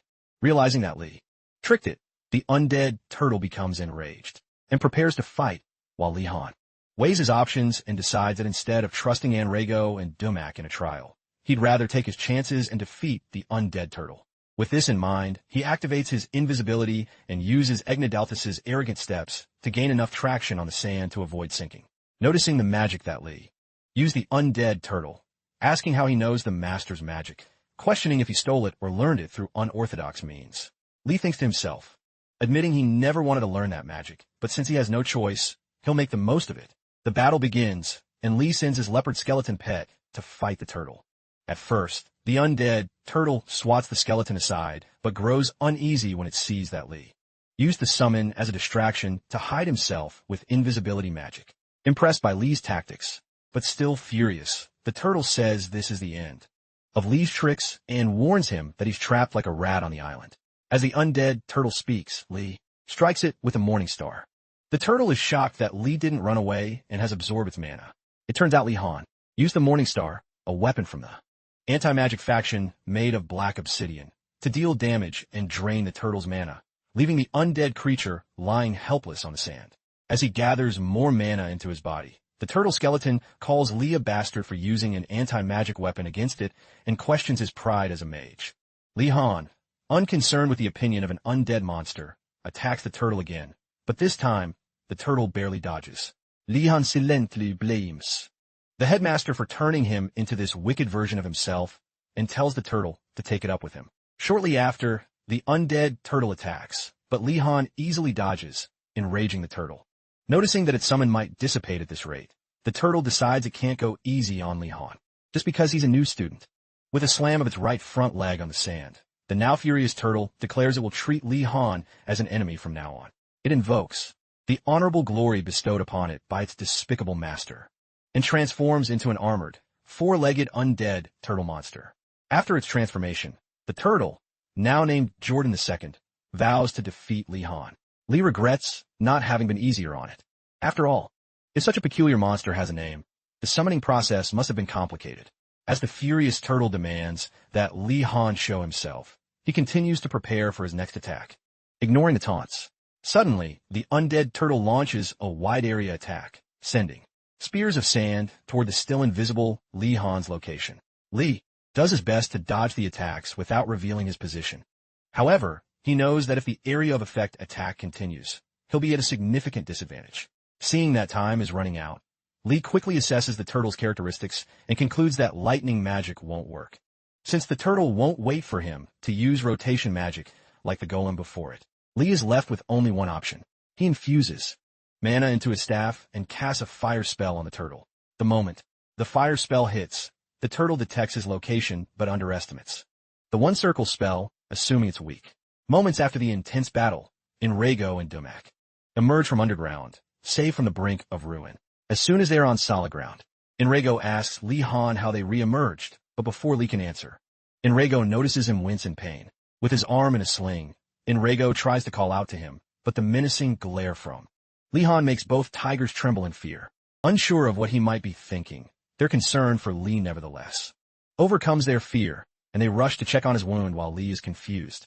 Dumak asks Li Han what happened, and he says he ran into the undead summon of the headmaster, but assures them they're now safe and there's no need to worry. Trusting Li, Dumak offers to check his arm to make sure it's okay. Li hesitates, unsure if he should trust the tiger, but Dumak insists, explaining that he's trained in healing magic and was skilled enough to be admitted to the academy, so handling this injury is nothing for him. Dumak checks the sling and compliments Li Han on taking good care of his injury. Enrego asks if Li Han defeated the headmaster's undead summon, and Li Han confirms. Both tigers are amazed by Li Han's strength. Dumak admits that at first he was doubtful, but now that he's seen it, he's astonished. Upon examining the scene, Enrego concludes that there was an intense fight and believes that Li Han must have fought honorably to defeat the undead summon. However, Li Han knows that what happened was far from honorable. In the heat of battle, after launching such a powerful fire attack, the turtle monster realized that if it didn't suppress the fire quickly, the entire island, its master's domain, would burn. Before it could react, a surprise attack, as if a large boulder had struck its shell, gave it only seconds to realize what had hit it. It was then revealed that Li Han had struck it with his morning star, incapacitating the monster and draining its remaining mana. As the turtle loses its remaining mana, it decides to retreat for now. Before leaving, it asks the new student, Li Han, to tell it his name so it can remember and challenge him in the future. In a final, cunning act, Li Han lies and tells the turtle his name is Morada Jigel, a blatant lie. Fortunately for Li Han, the turtle believes the fake name. Before leaving, it tells Li Han it won't be lenient next time just because he's new. When it's all over, Li Han lets his guard down, not noticing that a large, severed tree behind him is slowly falling towards him. By the time he realizes it, it's too late. The tree comes crashing down, and in the process of protecting himself, he breaks his left arm. After hearing him recount his most vulnerable moment in battle, Dumak asks Li Han why he didn't just surrender and instead chose to keep fighting. Li Han lies, saying that surrendering is dishonorable. While the other two are amazed, the real reason Li Han fought the turtle was to avoid the trial with the tigers. As a reward for his honorable actions, Enrego and Dumak offer to be Li Han's arms while his own arm recovers. Dumak asks if he can carry Li Han's backpack, but Li Han remains silent, making the situation awkward between the three of them. To not seem ungrateful, Li Han suggests they eat something first. The two offer to prepare the meal, with some reluctance, but Li Han refuses. An hour later, Li Han prepares a nice tomato stew for the guys and has them eat it in front of him. As they collect the bowls, Dumak and Anrego apologize for not having cooked for him. Li-Han cooked because even though they offered to help, they were planning to eat tree bark. Seeing the two enjoy the aroma and flavor of his stew, Li-Han asks them to listen carefully while they eat. He reminds them that their boat was destroyed, which means they're trapped on Hell Island and need to come up with a plan to get off the Headmaster's island. That said, Li-Han asks if there's a way to build another boat. When they all say no, he realizes that escaping alone will be very difficult. A serious problem. Recognizing the gravity of the situation, Enrego recalls that Gardinas defeated the Headmaster's undead figures. Whatever Li-Han's concern is, it must be serious. He and Dumak press him to say what's on his mind. He tells them that at this rate, they'll miss the next day's classes. Han Rago and Dumak are stunned. They never imagined the great Li-Han would look so serious just over missing a few classes. Dumak suggests that given their circumstances, skipping a few lessons might not be so bad. However, Li-Han insists that no matter what, they must not skip a single lesson. At that moment, Han Rago lays out the reality of the situation. There's no way they can possibly attend class. Even if we try, Li asks. He asks if the other tigers might come rescue them after noticing their absence. Han Rago explains that even if they know they're missing, there's no way for them to be rescued. Considering their options, Li feels relieved that Monday's classes start with Magic Personality Basic Education, also known as the Principal's class. At that instant, Han Rago suggests that the principal himself might come to rescue them. Li quickly dismisses the idea, knowing the skull-faced principal would just tell them to work harder and figure out themselves. Seeing that they're running out of viable options, Li-Han concludes that the only way off the island is to swim. Moments later, he senses a familiar energy nearby and turns around quickly to see the crazy water spirit that attacked their boat earlier. As the spirit churns its bubbles, Li realizes the undead weren't the only thing they had to worry about. Just as he's about to recite an incantation, the water spirit gets spooked and flees without a second thought. Li, Han, and the boys, one of whom hasn't even finished his meal, give chase. They run for several minutes, fending off its attacks until they nearly catch it. Along the way, Li notices that the water spirit's attack is quite simple, but he also knows they won't accomplish anything by just chasing around the island. To put an end to the chase, Li-Han releases an overwhelming amount of mana, enough to scare even a fire spirit, and orders the water spirit to stop, assuring it that he has no intention of harming it. While Han Rago is frightened by Li-Han's power, Li asks the spirit if it's one of the principal's subordinates. Strangely, the spirit denies it. Skeptical, Li warns it not to lie, then demands to know why it attacked while they were resting. In response, the spirit points to the felled tree that had fallen and broken Li-Han's arm earlier. While the tigers are confused, Li-Han notices that the spirit is furious because he burned the area during his fight with the turtle. Han Rago asks the warden to translate for the spirit, but Li lies again, saying the spirit attacked them because it got enraged when Han Rago hit it with his oar. Unfortunately, poor Han Rago believes the lie and sincerely tries to explain that it wasn't intentional. If he had known the spirit was there, he would have rowed more carefully. Although the water spirit doesn't speak, it seems confused by Han Rago's reaction. It notes that something isn't right, but doesn't question it further. Then, Li-Han tells Han Rago that the water spirit has decided to forgive him, so he should just accept it and move on. With that settled, Li asks the spirit to show them the type of spell the principal used on the island. As the water spirit ponders, Li realizes the principal surely hid more traps somewhere on the island. They just have to figure out what and where those traps are before they get caught. Just then, the spirit twists its liquid body, and Han Rago tells Li that the spirit is trying to communicate something. Once it has Li's attention, the water spirit transforms into the shape of a lock and a tomb, making Li. Han realized that the principal sealed something inside the island. Li thinks intensely, putting all the information together, until he realizes the principal must be hiding the ticket for the off-campus school trip. With that knowledge, Li-Han wastes no time and orders the water spirit to take them to where the ticket is sealed. After following several trails on the island, they arrive at a stone and mortar structure. While Li-Han wonders what the principal was thinking, building something so unusual on a remote island before he can figure it out. Han Rago calls him over to check something on stone. Li rushes over, asking what he found. Enrego is confused, wondering if the writing details the traps they should expect. Enrego says that doesn't seem to be it, but asks for a little time to read it more carefully. Once ready, Enrego reads the headmaster's message, which congratulates the new students for making it this far, and asks if the test took them by surprise. To justify the traps and tests, the headmaster says the harshness of his methods is meant to help young mages like them grow. He hopes the students have learned to collaborate with the other towers on their way here. The message also suggests maintaining good relations with the towers, as it will be key for a final task if they enter the sealed chamber. The headmaster says they will see an altar in the center of the stone pillars. To break the seal on the altar and get the ticket for the off-campus school trip, they must place someone on the altar and sacrifice them for the greater good. After reading the message, Lee wonders what will happen to the person on the altar. Domak immediately panics, saying there must be another way, but Lee Han assures him there isn't. This is just the kind of trick the skeletal headmaster loves to pull. This is what the headmaster meant by the final cooperative task. This puts Lee in a difficult situation. Not only are there 2 tigers with him that he doesn't trust, but he's also injured, which makes things even worse. As he plans his ambush to win, Enrego quickly walks past him, making Lee think Enrego is going to take him down. However, upon closer inspection, Lee sees that Enrego isn't trying to take him down. When Domak asks what Enrego is doing, he explains that, although he can't forgive Whis for his past misdeeds, he must help them. If Lee Han hadn't helped them at the beginning, they would still be trapped in the dungeon. Enrego promises to let Lee have the ticket for the off-campus school trip and vows to win the next one with his own strength. Inspired by Enrego's selflessness, Domak decides to join the noble cause and offers to sacrifice himself as well. Seeing this, Lee Han notes that the tigers have some conscience. Just as he's about to observe the situation, the water spirit catches his attention, urging Lee Han to stop the fools from sacrificing themselves needlessly. Without hesitation, Lee agrees and stops the tigers with water magic. Enrego and Domak yell at Wardeness, accusing him of sabotaging their noble sacrifice and demand to know why he did it, so as not to be seen.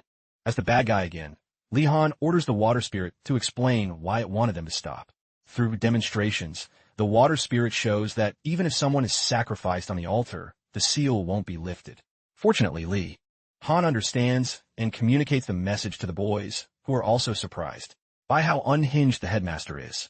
Lee can't believe it when he realizes the sacrifice is a trap. Knowing this, he tells the boys to ditch the original plan and look for another solution. If offering a sacrifice isn't the solution, then the altar, which has always been suspicious, is what they should investigate. The altar is too well-maintained, almost as if it's trying to draw attention. Lee, suspecting something is wrong, points his staff at the altar and decides to destroy it, just as he destroyed the barrier of the Tiger's Tower. A few weeks ago, once ready, Lee Han pours all his mana into his staff. Ignoring Domak's warnings about the danger of the power, he launches the accumulated mana in an explosion towards the pristine altar. However, even after that powerful attack, the altar remains intact, leading Lee to conclude that it's no ordinary altar. After the attack, Enrego asks Lee what happened. Lee says he tried to use magic to dispel any enchantments on the altar, but it didn't work. He assumes the magic on the altar might be different from the one in the dorms. In that case, his last resort would be to use the forbidden technique of Greg, but he recognizes the risk. If he's caught using such magic, he could really die this time despite everything. Lee decides to do the job, so he orders everyone to stand back. He gathers mana at the tip of his staff and creates a large ball of water using water magic. According to Professor Velati, adding rotations to elemental magic is very ambitious and dangerous, but since Lee only needs to avoid being discovered using that spell, he makes sure to be careful. After he casts the spell, Domak and Enrego inspect the damage done to the altar, baffled by what just happened. Apparently, Lee Han formed a large ball of water and shot it at the altar, causing significant damage. Although Enrego has seen Gardinez's water magic many times, this is the first time he's witnessed such a powerful spell. Surprised by the overwhelming strength of Lee's magic, Enrego wonders what level this madman has already reached. Meanwhile, Lee struggles to stay on his feet as fatigue overwhelms him, surprising him. Since he's only used the spell once, he now understands why such a method isn't yet suitable for use in the field, vowing to be more cautious in the future. As he tries to regain his balance, the grimoire of Gonadalts falls from his coat. As Lee reaches down to pick it up, the book opens, and green words flow from the pages into his mind. Domak and Enrego, seeing this happen, rush towards Lee, worried and asking if he's okay. Lee signals for them to stop and assures them he's fine, telling them to focus on finding the ticket for the school trip instead of worrying about him. After the duo leaves, Lee picks up the grimoire, wondering what the book is trying to teach him. It had shown Gonadalts' sharp hand, a second circle body strengthening spell that makes the caster's hand very sharp. Lee wonders if the book is mocking him for trying to break the altar with brute force, or if it has a deeper meaning. Just then, Enrego finds the school trip ticket and proudly shows it to Warden. Oz. Expecting Enrego to claim it, Lee is surprised when Enrego hands it to him, assuring him they won't break their promise. Lee takes the ticket, noticing it has the same pattern as the previous one. Curious, he wonders if all the school trip tickets have the same design. To investigate, he tells Enrego and Dumak to bring him a common rock from nearby. Enrego, confused, asks what Lee is going to do with the rock, while Dumak suggests taking a break to recover his strength.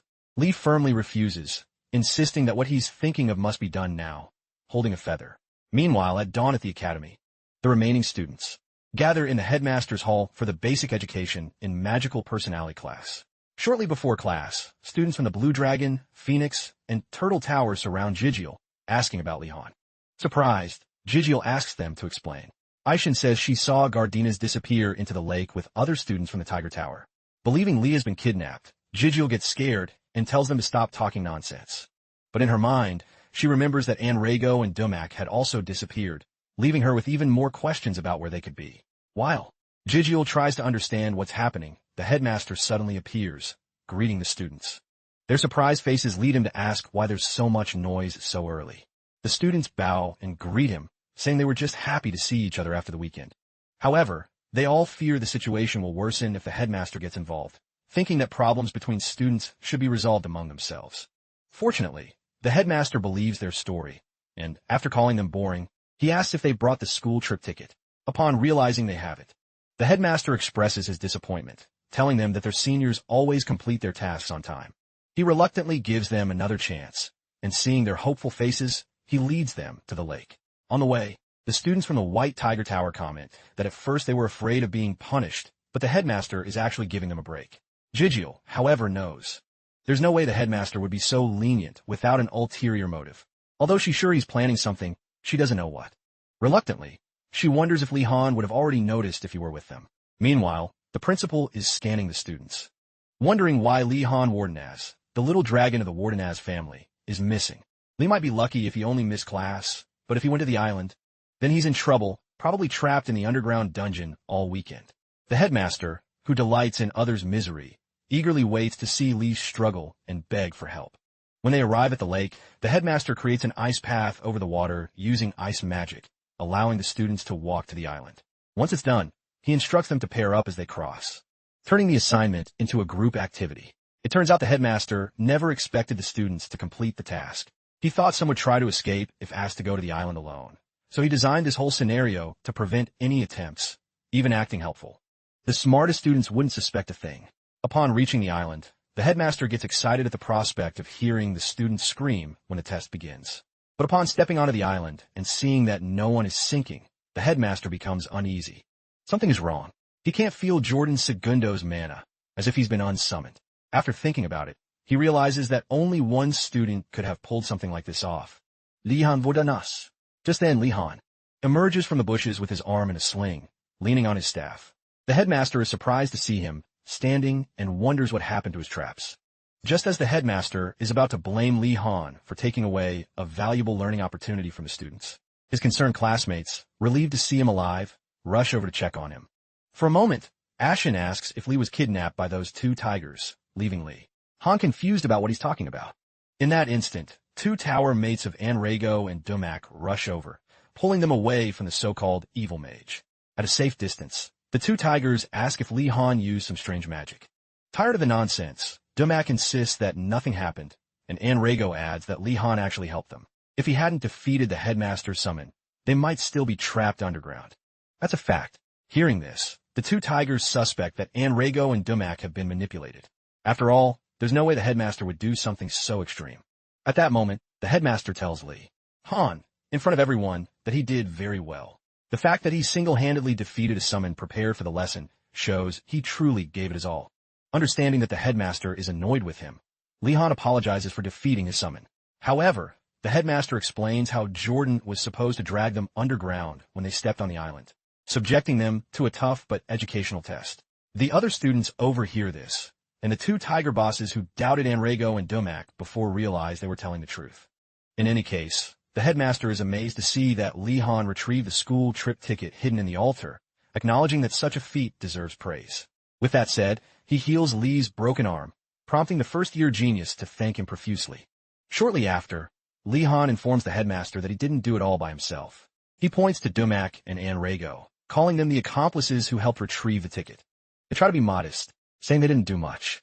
To their surprise, the headmaster tells them he already knows and that there's no need to state the obvious. Continuing, the headmaster calls Li Han by his full name and offers him special marks as a reward for being the first to complete the assignment. He then asks for the school trip ticket, which Li Han hands over. The ticket quickly disappears, and the students panic when they notice it's gone. Some wonder if the headmaster took it back, while others accuse him of breaking his word.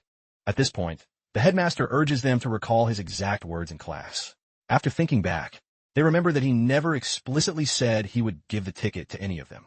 Devastated by this realization, the students fall into despair. Amused, the headmaster laughs and tells them to value the importance of words and to see this as a lesson. At this moment, Li Han realizes that the skull-faced headmaster is an expert at being annoying. To prove he wasn't tricking them, the principal calls on Li Han and asks if he thinks he was deceived. After a brief pause, Li Han says he never wanted to claim the school trip ticket for himself, so he has no complaints.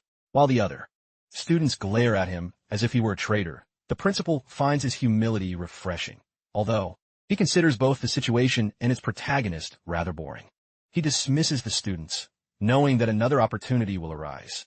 As the students travel the icy path back to the mainland, Li Han keeps Anrago and Dumak close. He knows he got extremely lucky. He hadn't expected the principal to come in person. The school trip ticket that Li Han handed over turned out to be a fake. The night before, Li Han had convinced both tigers to help him create an exact copy with magic. Although they were skeptical that the principal would fall for such a trick, they agreed to give it a try. After several failed attempts, Li Han finally managed to produce a perfect duplicate. Back on the ice path, Dumak and Anrago ask if he foresaw this outcome, but Li Han tells them to be quiet. Shortly after, they ask if it's okay to take something so valuable from the principal. This time, Li Han says it's fine as long as they use it only when the principal is away from the academy. For him, treating his accomplices well is key to preventing betrayal. As he wonders if the fake ticket will work, Li Han evaluates his options. Since the situation surprised the principal, there's no way he'd suspect the ticket is fake. Li Han decides to wait and see if his accomplices can use it before drawing any conclusions. Not that it matters much. After all, he still has the real ticket. When all the students return to the mainland, the ice bridge vanishes. Li Han thanks the water spirit for its help, and the spirit, blushing from the compliment, becomes shy, while Li Han wonders if he has grown closer to a spirit. The water spirit spots Nilia and rushes to hug her. At first, Nilia is confused, but upon realizing that it wants a contract with her, she rejects the proposal, suggesting a bond with Gardenus instead. When the students return to the academy, Li Han walks to the basement for Greg's class. On the way, he's still annoyed that the water spirit made a contract with Nilia. However, he decides to put it aside and focus on surviving Bilatti's class. This is no time to worry about that. Shortly after, Li Han arrives at Greg's empty classroom and finds the cold-hearted instructor with a book, staring intently at him. Upon seeing him, Li Han greets his teacher, and Greg tells him he knows he used lightning magic. Unable to deny it, Li Han confirms it, while reminding himself to stay on guard. Ever since he was caught using lightning magic on a monster last week, he suspected his next class would be like this, so he prepared beforehand. However, he didn't expect that Bilatti would also know what happened on the island. It seems the principal had already told most of the professors that Li Han defeated his summon, Yovan Sagano. Surprised, Li Han curses the principal and wonders how many people he told about their fight. Shortly after, Greg changes the subject and asks about Li Han's injured hand. Li Han explains that some unforeseen circumstances led to it. Greg, unfazed, comments that injuries are common in battle, but reminds Li Han that enemies won't care about his excuses. Li Han can't deny the truth in those words, which only makes him feel more annoyed with the crazy professor. After assessing Li Han's hand, Greg returns to his desk and tells him that he has prepared something special for today's lesson. As he gets ready for his training, Li Han braces himself upon seeing the dark lightning aura. Greg quickly conjures water around him, planning to strike first and block any counterattacks. Before he can act, Greg attacks immediately, forcing Li Han to use the conjured water to create shield. Li starts to get worried. Professor Velati had never tried to stop his attack before it even began. As he analyzes the attacks, he realizes the crazy professor is trying to force him to dodge instead of block. He's shocked by the magnitude of the impact when the attack hits the wall behind him. Barely recovering from the first blow, Li soon faces 3 more attacks. He quickly dodges them, surprising himself. Has he always been this good at dodging? At that moment, Greg complains that the lesson is too easy and that Lee won't learn anything this way. To make things more challenging, he turns off all the lights in the classroom and hides in the darkness, making it impossible for Lee Han to see him. He then throws a blindfold to Lee and tells him to put it on. For a moment, Lee intentionally misunderstands the order and even tries to help Greg put the blindfold on instead. However, when Greg corrects him, Lee asks if it's really necessary to cover his eyes since it's already pitch black in the room. Greg just tells him he can do it, and before Lee can protest any further, he magically fastens the blindfold over his eyes. Now completely blindfolded, Lee notes that he can't see a thing. With no other choice, he relies on detecting mana and sound to get a read on his surroundings and Greg's location. His extreme teaching philosophy, which condemns students who can't keep up, is only reinforced after meeting Lee Han. Upon discovering that Lee could use lightning magic, the most difficult element to control, he got excited and planned to train him in it. However, after learning from the headmaster that Lee Han had broken his arm in a battle, he put himself in Lee's shoes and figured he might want to focus on evasion techniques instead. And so, after a series of unusual thoughts, they both arrived at their current situation. Unfortunately for Lee, after dodging every one of Greg's attacks while blindfolded and in total darkness, his talent only further reinforces Velati's twisted values. After seeing what many would call growth in his first-year student, Greg, Velati marvels as he understands the true joy of teaching. Now that he's experienced it, he finds that teaching is truly pleasant. While Greg is excitedly, Han notices changes in his hand and asks why he feels traces of other elements. Getting no answer, Lee realizes that expecting anything normal from Greg was naive from start.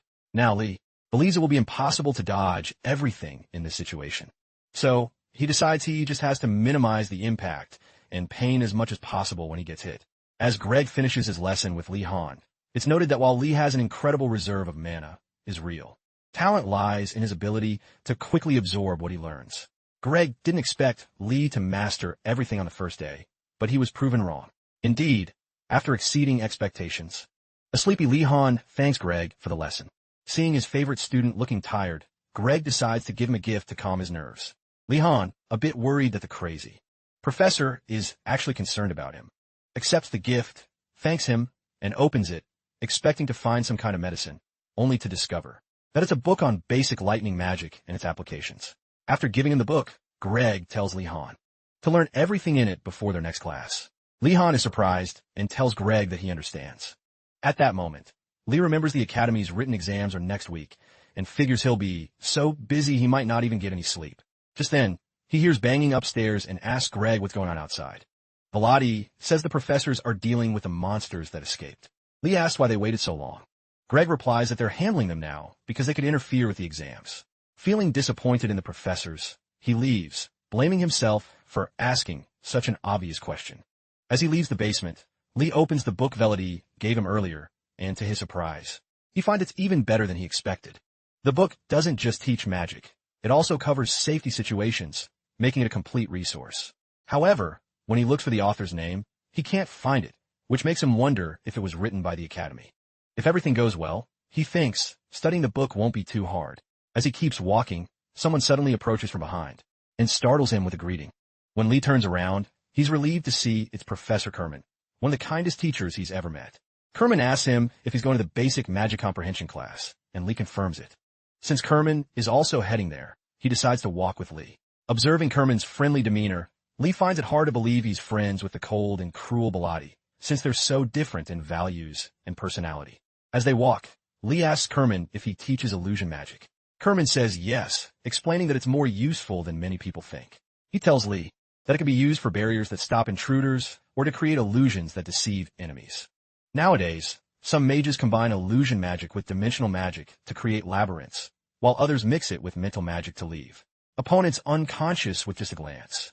Hearing this, Lee Han gets excited about the idea of learning illusion magic, thinking it would be perfect for tricking the professors. Seeing his enthusiasm, Kerman comments that Lee seems to have a talent for illusion magic and asks if he's interested in learning it. Confused by the idea of having a talent in this area, Lee weighs his options.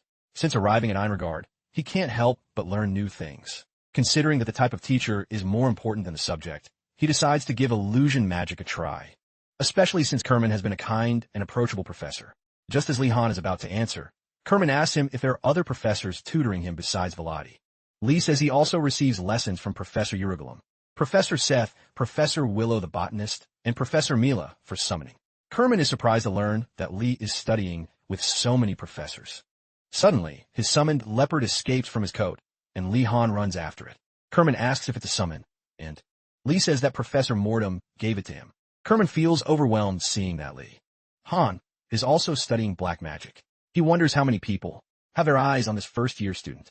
Exhausted just from hearing Lee's list of professors and seeing Kerman's strange behavior, Lee asks him if he's okay as they walk. Kerman thinks about how exhausting it must be for Lee to handle Velati's classes, not to mention the private lessons. Besides, he should let him decide, just as Kerman is about to ask Lee if he wants to learn illusion magic. Lee Han shows him the principal's grimoire and asks for help deciphering it.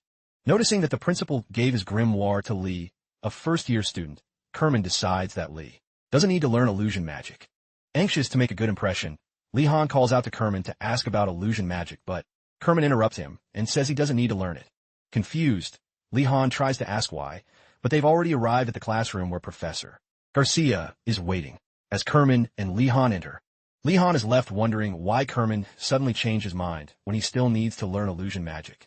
Minutes later, the class begins, and Kerman takes his place in Professor Garcia's class. As he steps up to the podium, the students bombard him with ridiculous questions about illusion magic. Some ask if they can dispel the illusion magic on the stairs. Others if they can cast illusion magic on bread to make it taste like honey. Kerman cuts off their chatter, asking them to calm down. He appreciates their enthusiasm, but informs them that from this moment on, he will introduce them to the fascinating world of illusion magic. First, Kerman explains that they need to understand what illusion magic really is. To demonstrate, he asks the class to pay close attention. Then, without warning, he stops talking. Lee Han's friends are bewildered by his silence and stillness. However, Lee Han senses that something is wrong. Although he can't pinpoint it first, he feels that Professor Kerman isn't really there. After thinking it over a couple more times, Lee Han deduces that the professor has already cast an illusion. At that moment, while everyone was watching, trying to perceive the professor's mana, Lee Han concentrates, but before he can speak, Gainando shoves him and asks why the professor is just standing there. In that instant, Lee Han sees that Kerman is hiding right next to Gainando. He quickly warns his friend, who pulls out his wand and casts a paralysis spell at the invisible professor. Unfortunately for him, Kerman easily reflects the spell, causing Gainando to paralyze himself. Now that he's been discovered, Kerman congratulates Lee Han for noticing him, but warns Gainando not to cast spells so carelessly as they could backfire. Lee Han apologizes on his friend's behalf, and an amused Kerman doesn't make a big deal out of it. Then, he dispels the illusion, revealing how easily he had moved around the room without being noticed. Illusion magic allows mages to become invisible, go unnoticed by enemies, and create illusions to confuse them. Since the class has new students, Kerman decides to start with the basics. He announces that he will call up the students who noticed something was off for a demonstration. He then invites those who sense the illusion magic to come forward and try to dispel a basic illusion. Liang, a green-haired turtle student, and Ardenard approach the podium. Before they begin, Kerman tells them to find and dispel the illusion magic hidden in the room. Liang immediately spots some wooden boxes that weren't there before. Kerman chooses the green-haired student to go first. Nervously, she tries to dispel the illusion, but only manages to open a lock on one of the boxes, which surprises her. Kerman warns her to be careful, as illusion magic often hides traps. Then, it's Lee Han's turn. Knowing he needs to make a good impression, he carefully examines the wooden boxes. He recognizes they are an illusion, but assumes their current appearance is their real form. Concentrating, he recites the incantation, illusion, disappear, while channeling his mana. Moments later, the wooden boxes vanish. The class erupts in admiration. Once again, Gardenus succeeds on his first try. Kerman, however, reacts differently. He acknowledges Lee Han's success, but tells him he doesn't need to try so hard to be good at illusion magic. Hearing this, Lee is discouraged. No professor had ever reacted like that before. For the rest of the class, gets lost in his thoughts, trying to understand why Kerman spoke to him like that. After the lesson, Kerman encourages the students to practice more. As he prepares to leave, Lee Han stops him and asks if something is wrong. Kerman assures him there's no problem, but reveals that many professors are interested in him. Standing there confused, Li Han listens to Kerman speculate that while having a lot of mana is understandable, there must be another reason why so many professors are interested in him. Kerman advises Li Han to rest when he needs to, concerned about his health. Noticing how kind Kerman is compared to the other eccentric professors, Li Han decides to take his class no matter what. With renewed determination, he tells Kerman that he's ready for whatever he has planned. Surprised by Li Han's sudden decision, Kerman tells him that if he really wants to take the class, he should attend the next meeting. Li Han thanks him for the opportunity, and Kerman reminds him not to overwork himself. Li Han assures him that he doesn't plan on taking any more classes after this one. In that moment, Kerman knows in his heart that Li Han is lying, but for Li Han's mental well-being, he decides to let it go. The following Tuesday, Li Han joins his classmates to take Professor Seth's exam. Moments before it starts, Li Han thinks about Professor Garcia's exam. Garcia told them they had to review everything they'd learned since the start of the semester, including lessons from Mordomake, Mila, and the new Professor Kerman. As Li Han gets distracted again, Yona pats him and tells him to snap out of it. Li Han pulls himself together, realizing it's not the time to think about other exams, especially with the basic writing quiz taking place that day. When the students and Seth arrive at the exam location, an energetic Seth asks if they're ready for the test. As expected, the students sleepily respond with a half-hearted yes. Seth, thrilled by their lack of enthusiasm, tells them to bring their horses to the event. Anxious to see their connection with their steeds, the students go to the stables, and Yona asks if they could just let the horses go. Gainando says that his horse tried to run away the last time he petted it, and Li Han is also worried about his demonic horse. So far, Li Han's horse has the worst temperament of all of them in the stable. Besides its bad personality, it's also huge and has incredible stamina, which often leads Li Han to wonder if it's really a horse. However, he's relieved to have found a way to control it before the test day, or things would have gone badly. After retrieving his horse, Li Han orders the beast to follow him to the test site. Along the way, the other students are amazed to see Li Han's horse calm for the first time. One student even calls the others over to see the wild horse that Warden has tamed. As the news spreads, admiration for the horse grows, and people marvel at its elegance. However, Li Han knows the truth. His horse is just waiting for the right moment to get its revenge. Gathered with their horses, Seth addresses the group and explains the test. Using his sundial, he instructs them to follow a path to a river chosen for the exam. Once there, they must let their horses drink from the river and return. Completing this means they've passed. Just before the test begins, Gainando asks Li Han if Seth would notice if they just gave their horses water from the well and pretended they'd been to the river. Before Li Han can answer, Seth warns that if anyone tries to cheat, he'll hold them underwater for hours. Gainando quickly backtracks and says they should just follow the instructions. With the test underway, Seth gives the signal and the students begin. While Yona is mounting her horse, she sees Li Han walking beside his and asks why he isn't riding it. Li Han says that riding it might tire the horse out, although he knows it's because its stamina is limited by a magical tool. Hearing this, Yona decides to get down and walk alongside him. Li Han tells her to keep riding, but she insists that her horse, Bammy, might also get tired, so she'd rather walk. Li Han, he watches with some jealousy as Yona and his horse show mutual affection, just as he's lamenting his own cursed horse. Ganando's horse passes by. It speeds past them with Ganando shouting frantically for help as the horse quickly turns back. Li Han notes that he's not the only one with a troublesome steed as Ganando disappears from sight.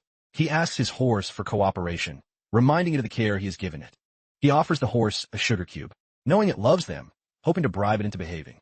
As the horse eats, Slacko the dwarf elf and two turtle students approach, calling out to Gardness and asking what he's giving his horse. Li Han says it's a sugar cube, which causes one of the turtle students to ask why he's wasting something so valuable. He suggests that Li Han could have sold it on the black market. Confused, Li Han wonders what they're talking about. Slacko offers him a basket of carrots, saying that horses like them as much as sugar and that it's a scarce commodity. Li Han takes the basket and thanks the dwarf, still confused by his generosity. Slacko suggests that Li Han visit the black market again to play chess together. As Slacko and his group leave, Li Han understands the carrots were a bribe to play chess. Yoner, excited about the carrots, says that now Li Han can save on sugar. Li Han's horse isn't interested in the carrots, which makes him consider switching to a more docile horse for his own sanity. Upon reaching the river, Li Han sees Rowena kneeling beside her horse, observing the surroundings. Rowena warns Li Han to be careful, as there's something unusual about the river. Li Han asks what the problem is, and Rowena directs his attention to the green-haired student who is trying to water his horse. As his horse drinks, the water mysteriously recedes, arousing Li Han's suspicions.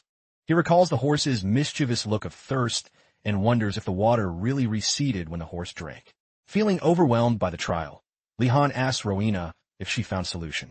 Unfortunately, Rowena explains they tried to approach the water, but it retreated too quickly to do anything. Just then, Einhardt passes by. Rowena notes that the princess seems happy to see Li Han. However, Li Han notices that she's looking at the basket of carrots, not at him. Thinking she wants one for her horse, he offers her a carrot, but Einhardt bites into the raw vegetable herself, making a face of disgust. Li Han realizes she wanted the carrot for her horse, not for herself, while Yoner pretends to ignore the awkward situation. Eventually, Li Han and Yoner look away from the uncomfortable scene. Li Han proposes using water magic to get the necessary water for their horses. He summons a ball of water from the river with his staff, impressing Rowena, who is amazed at how quickly and easily Li Han uses magic. Rowena thinks that if she follows Li Han's method, there will be no failures. After forming the water ball, Li Han directs it to his horse's mouth for it to drink. But the water evaporates, surprising everyone, seeing that they must lead the horse to the river. And recognizing how complicated the task is, John Gray asks Li Han for an alternative. Li Han responds that he has already prepared something for these circumstances. He then pulls out a shiny material and shows it to John, who recognizes the object but keeps its identity to himself. Shortly after Li Han, he uses the glowing rope he showed Jonah earlier to create a long support line between the students and their horses. While Jonah can't believe Li Han brought such a long rope, Li Han suggests using themselves as anchors to resist the tides, no matter how fast they are. Shortly after sending Rowena to test the theory, Li Han asks if the rope system is working. Luckily, it does. As Rowena reports, they don't need to go down much further because the water level isn't dropping anymore. This news relieves Li Han, who immediately believes they'll be able to complete the task. When Li Han finally manages to lead his horse to the river, the horse resists drinking, but after bribing it with sugar, the horse gives in. Just as Li Han is about to relax, he senses that something isn't right. He's suspicious of the professor's plan and believes there's more to this test. Suddenly, a roar echoes in the distance. Soon, Li Han and his classmates, still in the river with their horses, see a flash flood approaching fast. Furious with the professor for such a dangerous maneuver, Li Han yells for everyone to escape while they can. As his classmates flee the river, Li Han casts a water shield to buy them some time. In the chaos, Jonah thanks Li Han for keeping them safe, but reminds him that he and his horse are still in the river. Li Han tries to maintain the spell and escape while holding the shield, but the flood catches the horse's leg, pulling out of the shield. Seeing his horse in danger, Li Han decides to take drastic action to save it. He lets the flood carry him away, alarming his friends. Rowena suggests going in to help, but as Jonah is about to follow, Nilia stops him, warning that he'll be swept away too. Nilia tries to release the rope Li Han used to secure everyone, but it's stuck. She asks Jonah to pull the rope, but the current has already snapped it. In the desperate situation, Rowena calls out to Li Han, urging him to leave the horse and save himself. Worried that Li Han has been swept away, Rowena panics until suddenly, Li Han's horse appears. Li Han pulled the horse out of the water all by himself, surprising everyone. His water shield, though, thin, is still protecting both him and his horse. The confused horse isn't sure what's happening, but Li Han tells it not to resist. If it does, he threatens to throw it back into the river. The horse seems to wonder why Li Han is trying to save it when he's clearly struggling himself, but Li Han remains focused, using all his mana to keep the shield intact and avoid being swept away. He finally gets out of the ravine with the horse and sets it down on the ground upon reaching the riverbank. As soon as he catches his breath, he angrily shouts Professor Said's name, leaving his classmates confused about why he keeps calling her. Unaware of Li Han's frustration, the clueless students still don't understand why he shouted. When the horse calms down, it checks on Li Han to make sure he isn't hurt. Li Han warns the horse that even if it acts friendly, he'll never remove the cursed items. Realizing this, the horse gets scared and tries to bite him. Li Han covers its mouth, admitting he always knew the horse was trouble and wondering if the animal thought it could fool him. To Rowena and Jonah, Li Han's struggle with his horse seems strange, but they're relieved that he's okay and unharmed, while he deals with his troublesome horse. The other students complain about how the test risked their lives and the lives of their horses. One student mentions how disappointed she is for admiring Professor Said and reading about her expeditions, only to realize she's not as admirable as she thought. If she had known Said was like this, she wouldn't have bothered looking up to her. While they're voicing their complaints, a giant black crow appears in the sky and lands on the scene. Nilia and Professor Seth are on the scene, with Seth surprised to see that Nilia wasn't exaggerating. Fortunately, Seth isn't late. A student tells her they don't want to continue with the test, explaining that they'd rather fail than risk their friend's life. Seth says he didn't think the river spirit would throw a tantrum and try to harm them, but upon hearing the students complain that their horses almost died, he asks them to wait, since he has come to stop the test. After a pause, Seth asks the students to explain what happened. Getting no response, Seth ignores them and continues with his task, while Nilia notices how affectionate Lee Han's horse is and asks if they've gotten closer. Still annoyed with his horse, Lee Han tells Nilia that it's just tricking her and that its behavior shouldn't be confusing. Nilia insists that she can clearly see the horse showing affection, but Lee Han doesn't believe her. At that moment, Seth overhears the conversation and asks if Nilia really just said that the white horse, actually a griffin in disguise, has accepted Lee Han as its owner. To understand Seth's shock and frustration, you should know that griffins are very proud creatures with the characteristics of an eagle and a lion. A griffin would rather die than submit to someone unfit or evil. Even Seth, being a professor, couldn't secure the griffin's loyalty despite years of trying to bond with it. Confused by what's happening, Seth asks Lee Han to clarify. Confused himself, Lee Han asks what's wrong. Joner intervenes and tells Seth that the horse fell into the river when the river spirit became enraged, but Lee Han carried it out and saved it from drowning. To make matters worse, Lee Han downplays his bravery, saying it was no big deal. This infuriates Seth even more, seeing that the griffin certainly doesn't consider it insignificant. He now understands why the griffin accepts Lee Han as its owner. Lee's selfless and brave act of risking his life to save the griffin earned its respect. Although arrogant mages believe that knowledge or magic are the key to taming magical creatures, in reality, sacrifice and bravery are what truly win them over. As Seth reflects on this, Lee Han is still telling the horse to go away, which leads Seth to call him a frustrating idiot. Then Lee asks Seth for the horse's name, but Seth explains that it rejected every name they tried to give it. After some thought, Seth rearranges the letters of Griffin and names the horse Finferg. Lee Han considers the name unique and asks the horse if it's happy to get its name back. The horse clearly doesn't like the name. Lee, tired of the horse's attitude, sighs and moves on. While the other students give river water to their horses, Lee calls out to the professor, thinking he wants to ask about his grade. Seth is surprised when he instead asks about the monster, Sarkhan. Seth says there isn't much to tell, only that Sarkhan is the king of leopards. Legend says that Sarkhan was born from a mountain and a leopard. Lee asks if Sarkhan is dangerous, and Seth replies that even a normal leopard is dangerous, so Sarkhan is even more so. Lee continues by asking what Seth thinks about making Sarkhan an undead and controlling it. A confused Seth warns him that being undead doesn't remove its wild nature.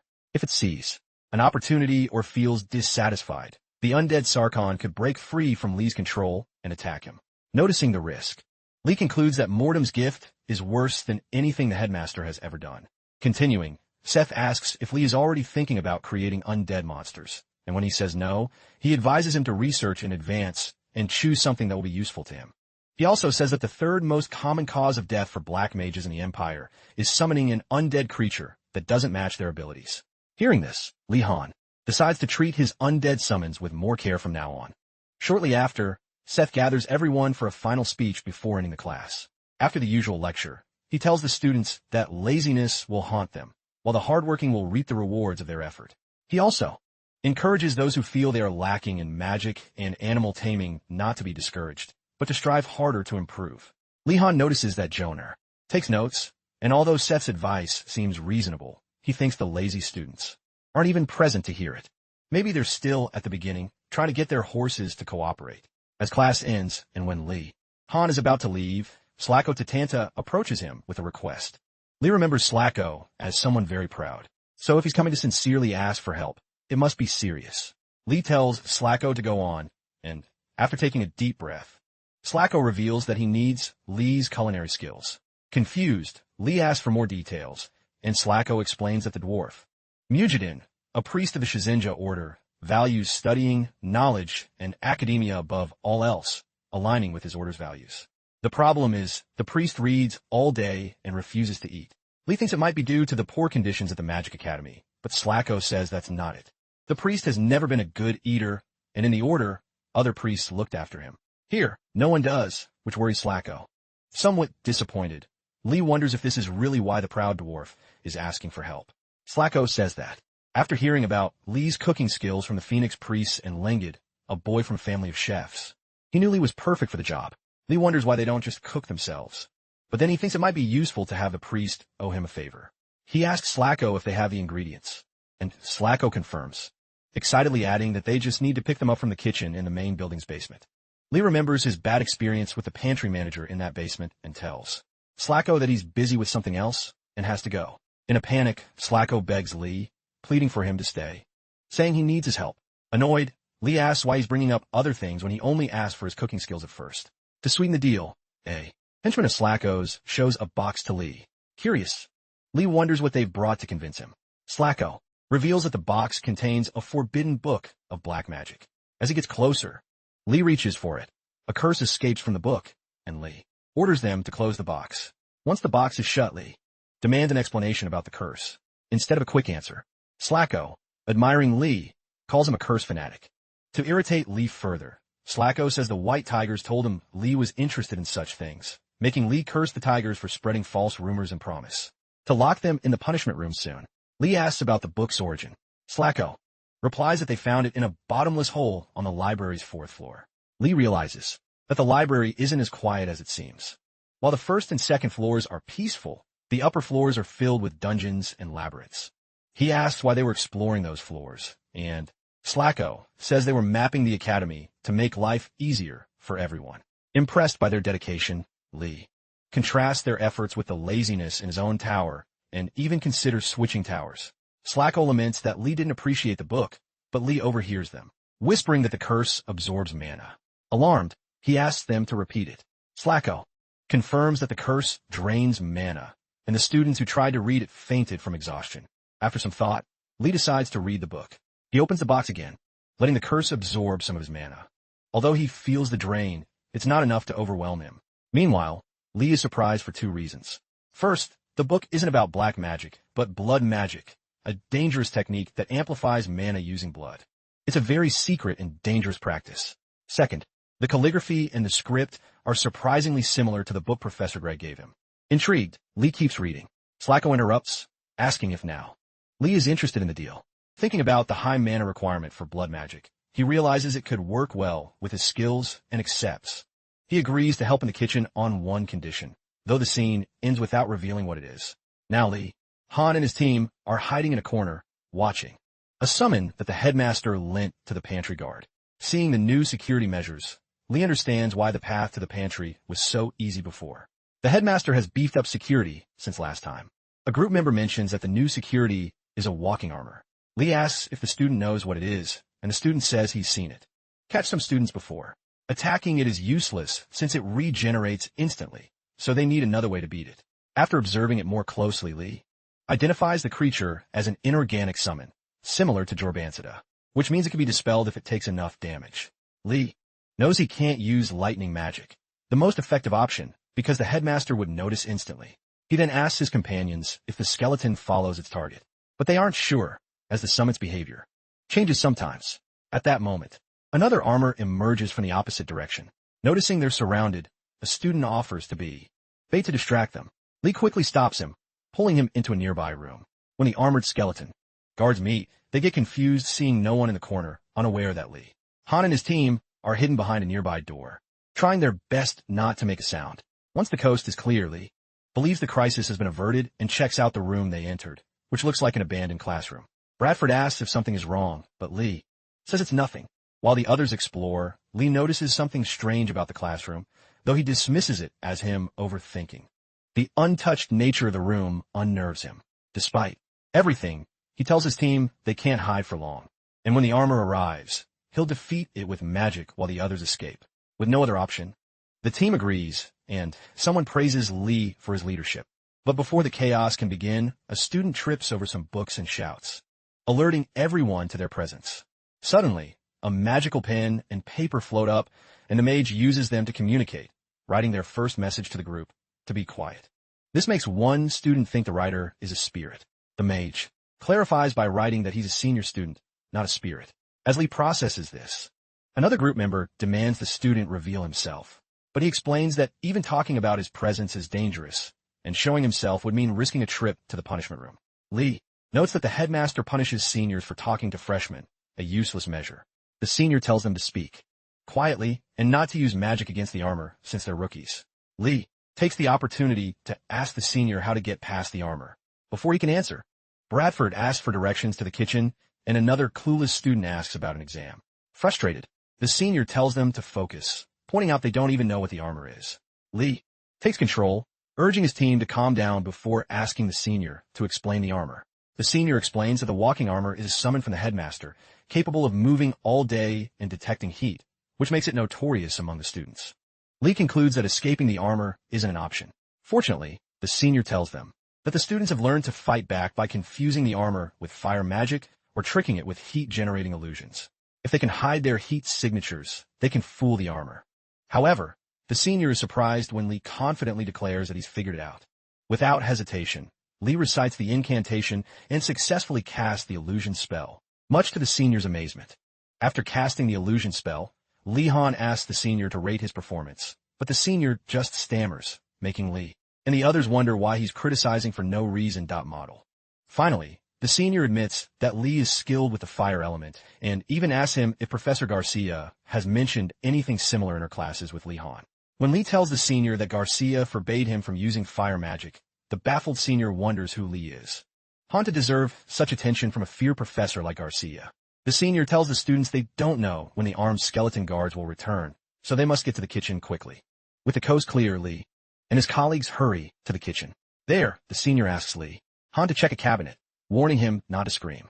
When Lee Han opens the cabinet, he finds meat sausages and remains calm, expecting the new students to drool at the sight of fresh food. The senior is surprised when Lee calmly thanks him and even compliments the sausages. The confused senior keeps wondering who Lee Han is, as he didn't expect him to react so calmly, let alone judge the food. Just then, Slacko appears and informs Lee that it's his turn to help now that they have the necessary ingredients.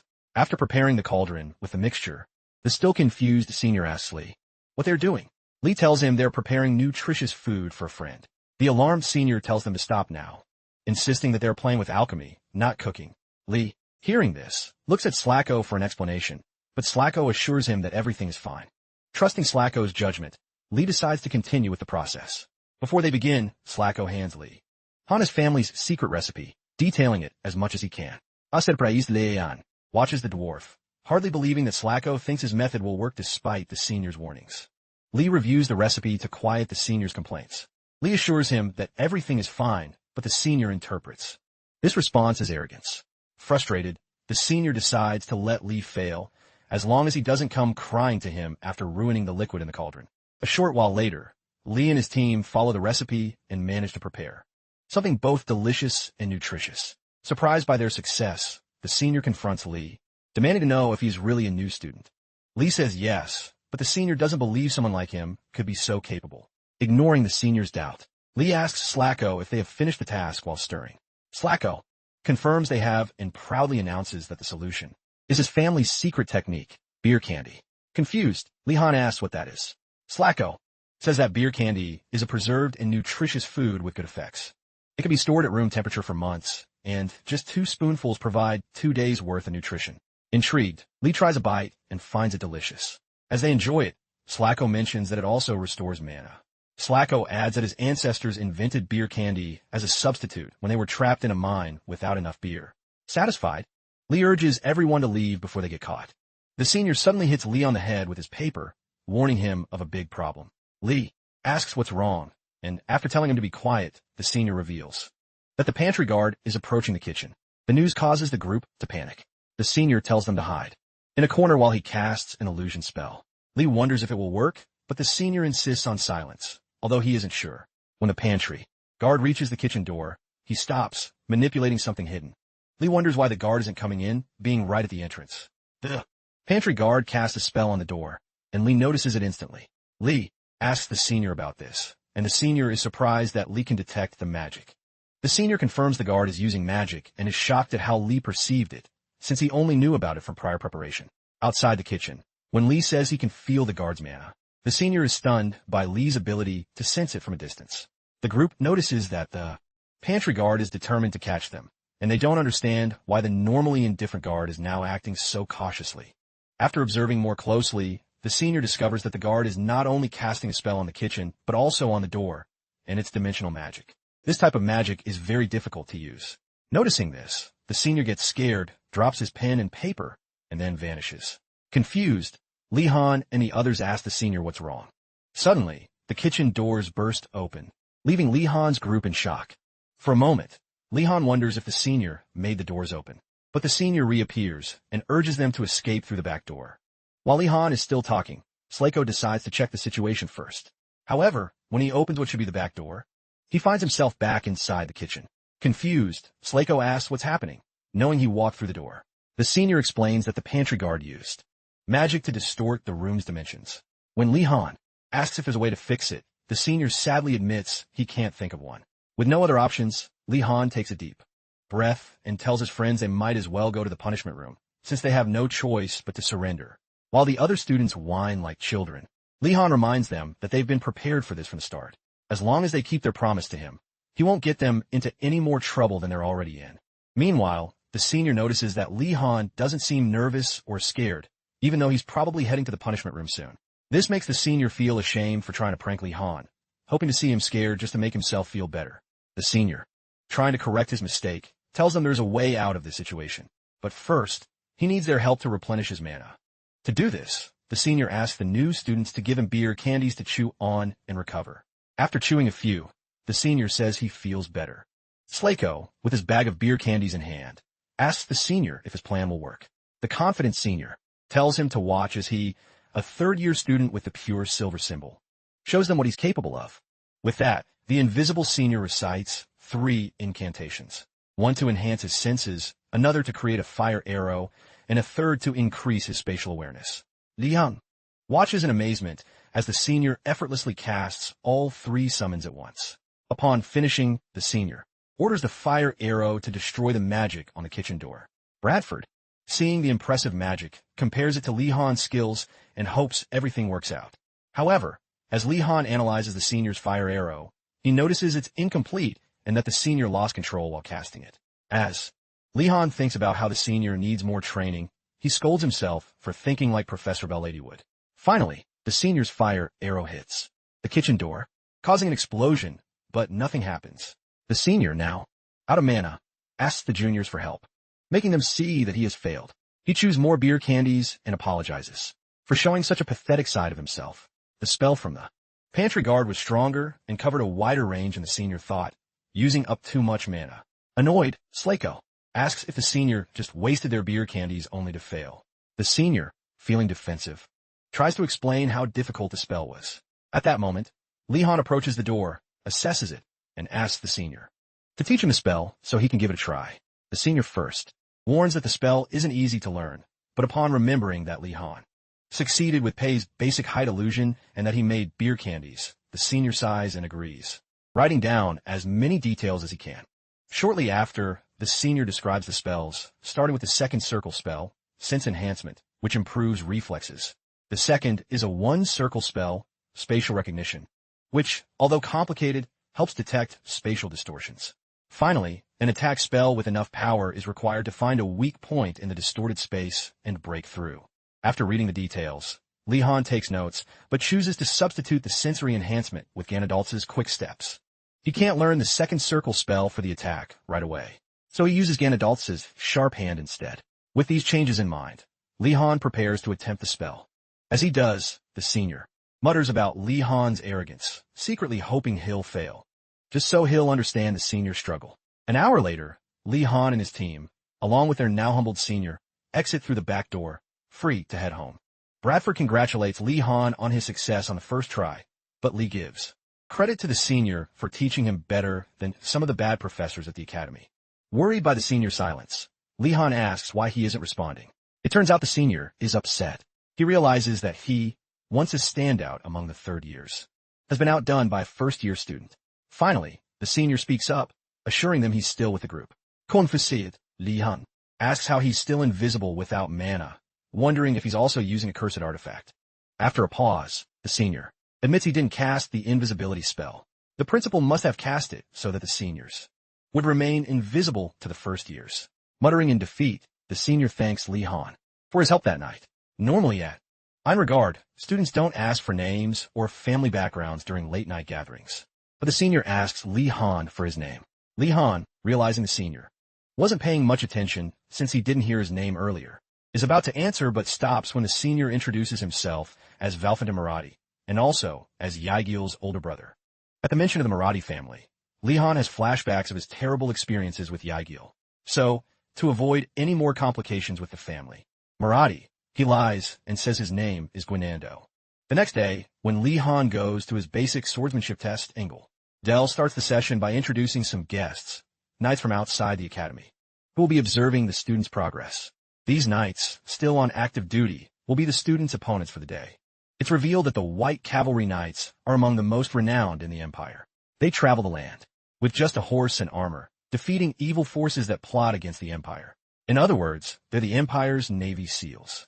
Because of their experience, Adele thought it would be helpful to bring some of them in to fight his young students for the test, believing they would teach them a lot. Just before the test begins, the largest knight, the White Cavalry Knight Vigilance, known as Vic, expresses his concern about Del's intentions. He doesn't think this test is appropriate. Although these students may have trained in swordsmanship at their homes, he believes that knights in training would have been more suitable opponents. Vic asks Del if they should stick to the agreement or if there are changes to the plan. Del just tells him that the students must remain alive at the end, and Vic confirms the instructions. Hearing this, Li Han looks on in disgust, wondering if Del is as ruthless as Velati. To start the test, Del instructs the students to get into their previous groups, with each trio facing one knight. As expected, Yaegil, Li, and Durugu are on the same team again. However, seeing the looks on Yaegil and Durugu's faces, Li suspects things won't go well. Nevertheless, he tells Yaegil that he will follow her lead in the test. Suspicious, Yaegil questions his motives, asking what he's plotting. Li assures her he's not plotting anything, and reminds her that they won't be able to earn points if they don't work together. Yaegil, however, refuses to believe his sincerity and calls him a coward who might betray her at any moment. Li briefly insults her, but soon changes his tune, explaining that he acted that way in the previous training because he wasn't sure his methods were the best. As their argument continues, Durugu, who always finds himself in the middle, decides to put an end to it and asks the professor if they can draw lots to determine their opponent. Laughing, Ingoldal tells them that he has already assigned the matchups, considering their skills. For Team 4, their opponent will be Sir Beck, the strongest knight, chosen to fight against the strongest trio.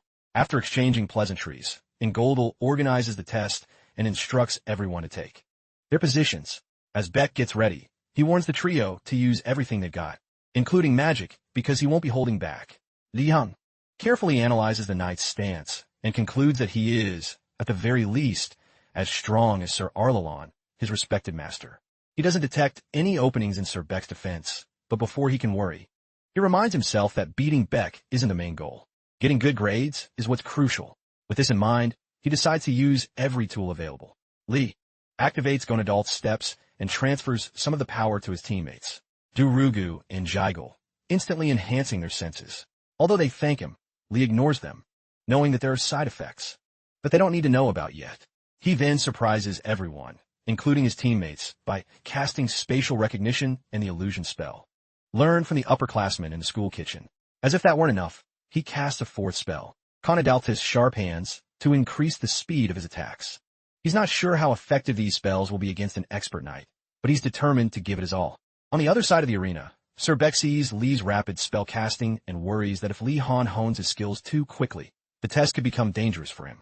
What's most unsettling is that Ingoldal doesn't stop him, even after observing what the young man is capable of. Just as Beck gets distracted, Li attacks him with a lightning bolt, surprising the knight.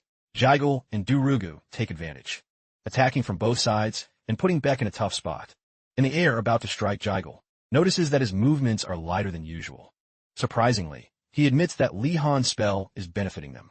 Sir Beck, noticing the danger, disappears and reappears behind Durugu, who is completely confused. Before Durugu can react, Beck lands a heavy blow on his back, causing him to fall on top of Jaigul, pinning her down. As Beck moves in to finish them, Li counterattacks with a water spell. Beck dismisses the water spell as something basic, and easily dodges it before turning back to finish off Durugu and Jaigul. However, Just as he's about to strike again, the water spell bounces and comes back at him. Seeing it in time, Beck stops his attack and blocks the water with his armor. Now, genuinely impressed, he acknowledges Li Han's skills. But Li Han is relentless. Without hesitation, he summons more water orbs and directs them at Sir Beck. In his mind, he expresses his gratitude for spatial recognition, which makes it easier to control multiple water attacks. Beck, completely astonished, wonders if all the first-year mages at the academy possess this level of talent. Then he realizes it's unlikely. It's rare to find someone with this level of skill, one that undoubtedly belongs only to Li Han.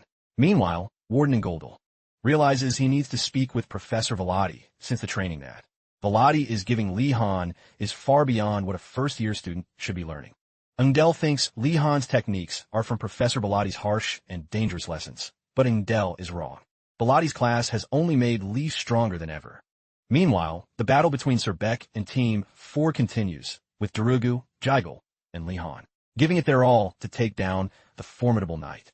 Although they launch many water balls and team attacks, Li Han soon notices he can't even scratch Sir Beck. He watches in frustration as Beck throws Jigel into Durugu, who is already on the ground. Even though his teammates are down, Li Han sees no opening in Beck's defense. This frustrates him as he wonders what to do to defeat this strong knight. As he struggles, he finally gets an idea. Li Han remembers a technique to beat Beck. Now that it's a one-on-one duel, Beck observes Li Han and wonders why the kid keeps casting the same spells from the same spot. With no response from Li Han, Beck concludes that despite the rumors about the Gardena family, Li is still just a rookie. Just as Beck underestimates him, a flash of lightning appears behind the knight. In an instant, Li Han is behind him, gathering lightning, before launching the bolt of for contra at Beck's back. For a moment, Beck wonders how Li Han managed to get behind him. After analyzing the situation, Beck notices that Li created a clone with a basic Pahid illusion and used invisibility to escape unseen. Happy that his plan worked, Li puts his faith in for contra, hoping the lightning will damage Beck.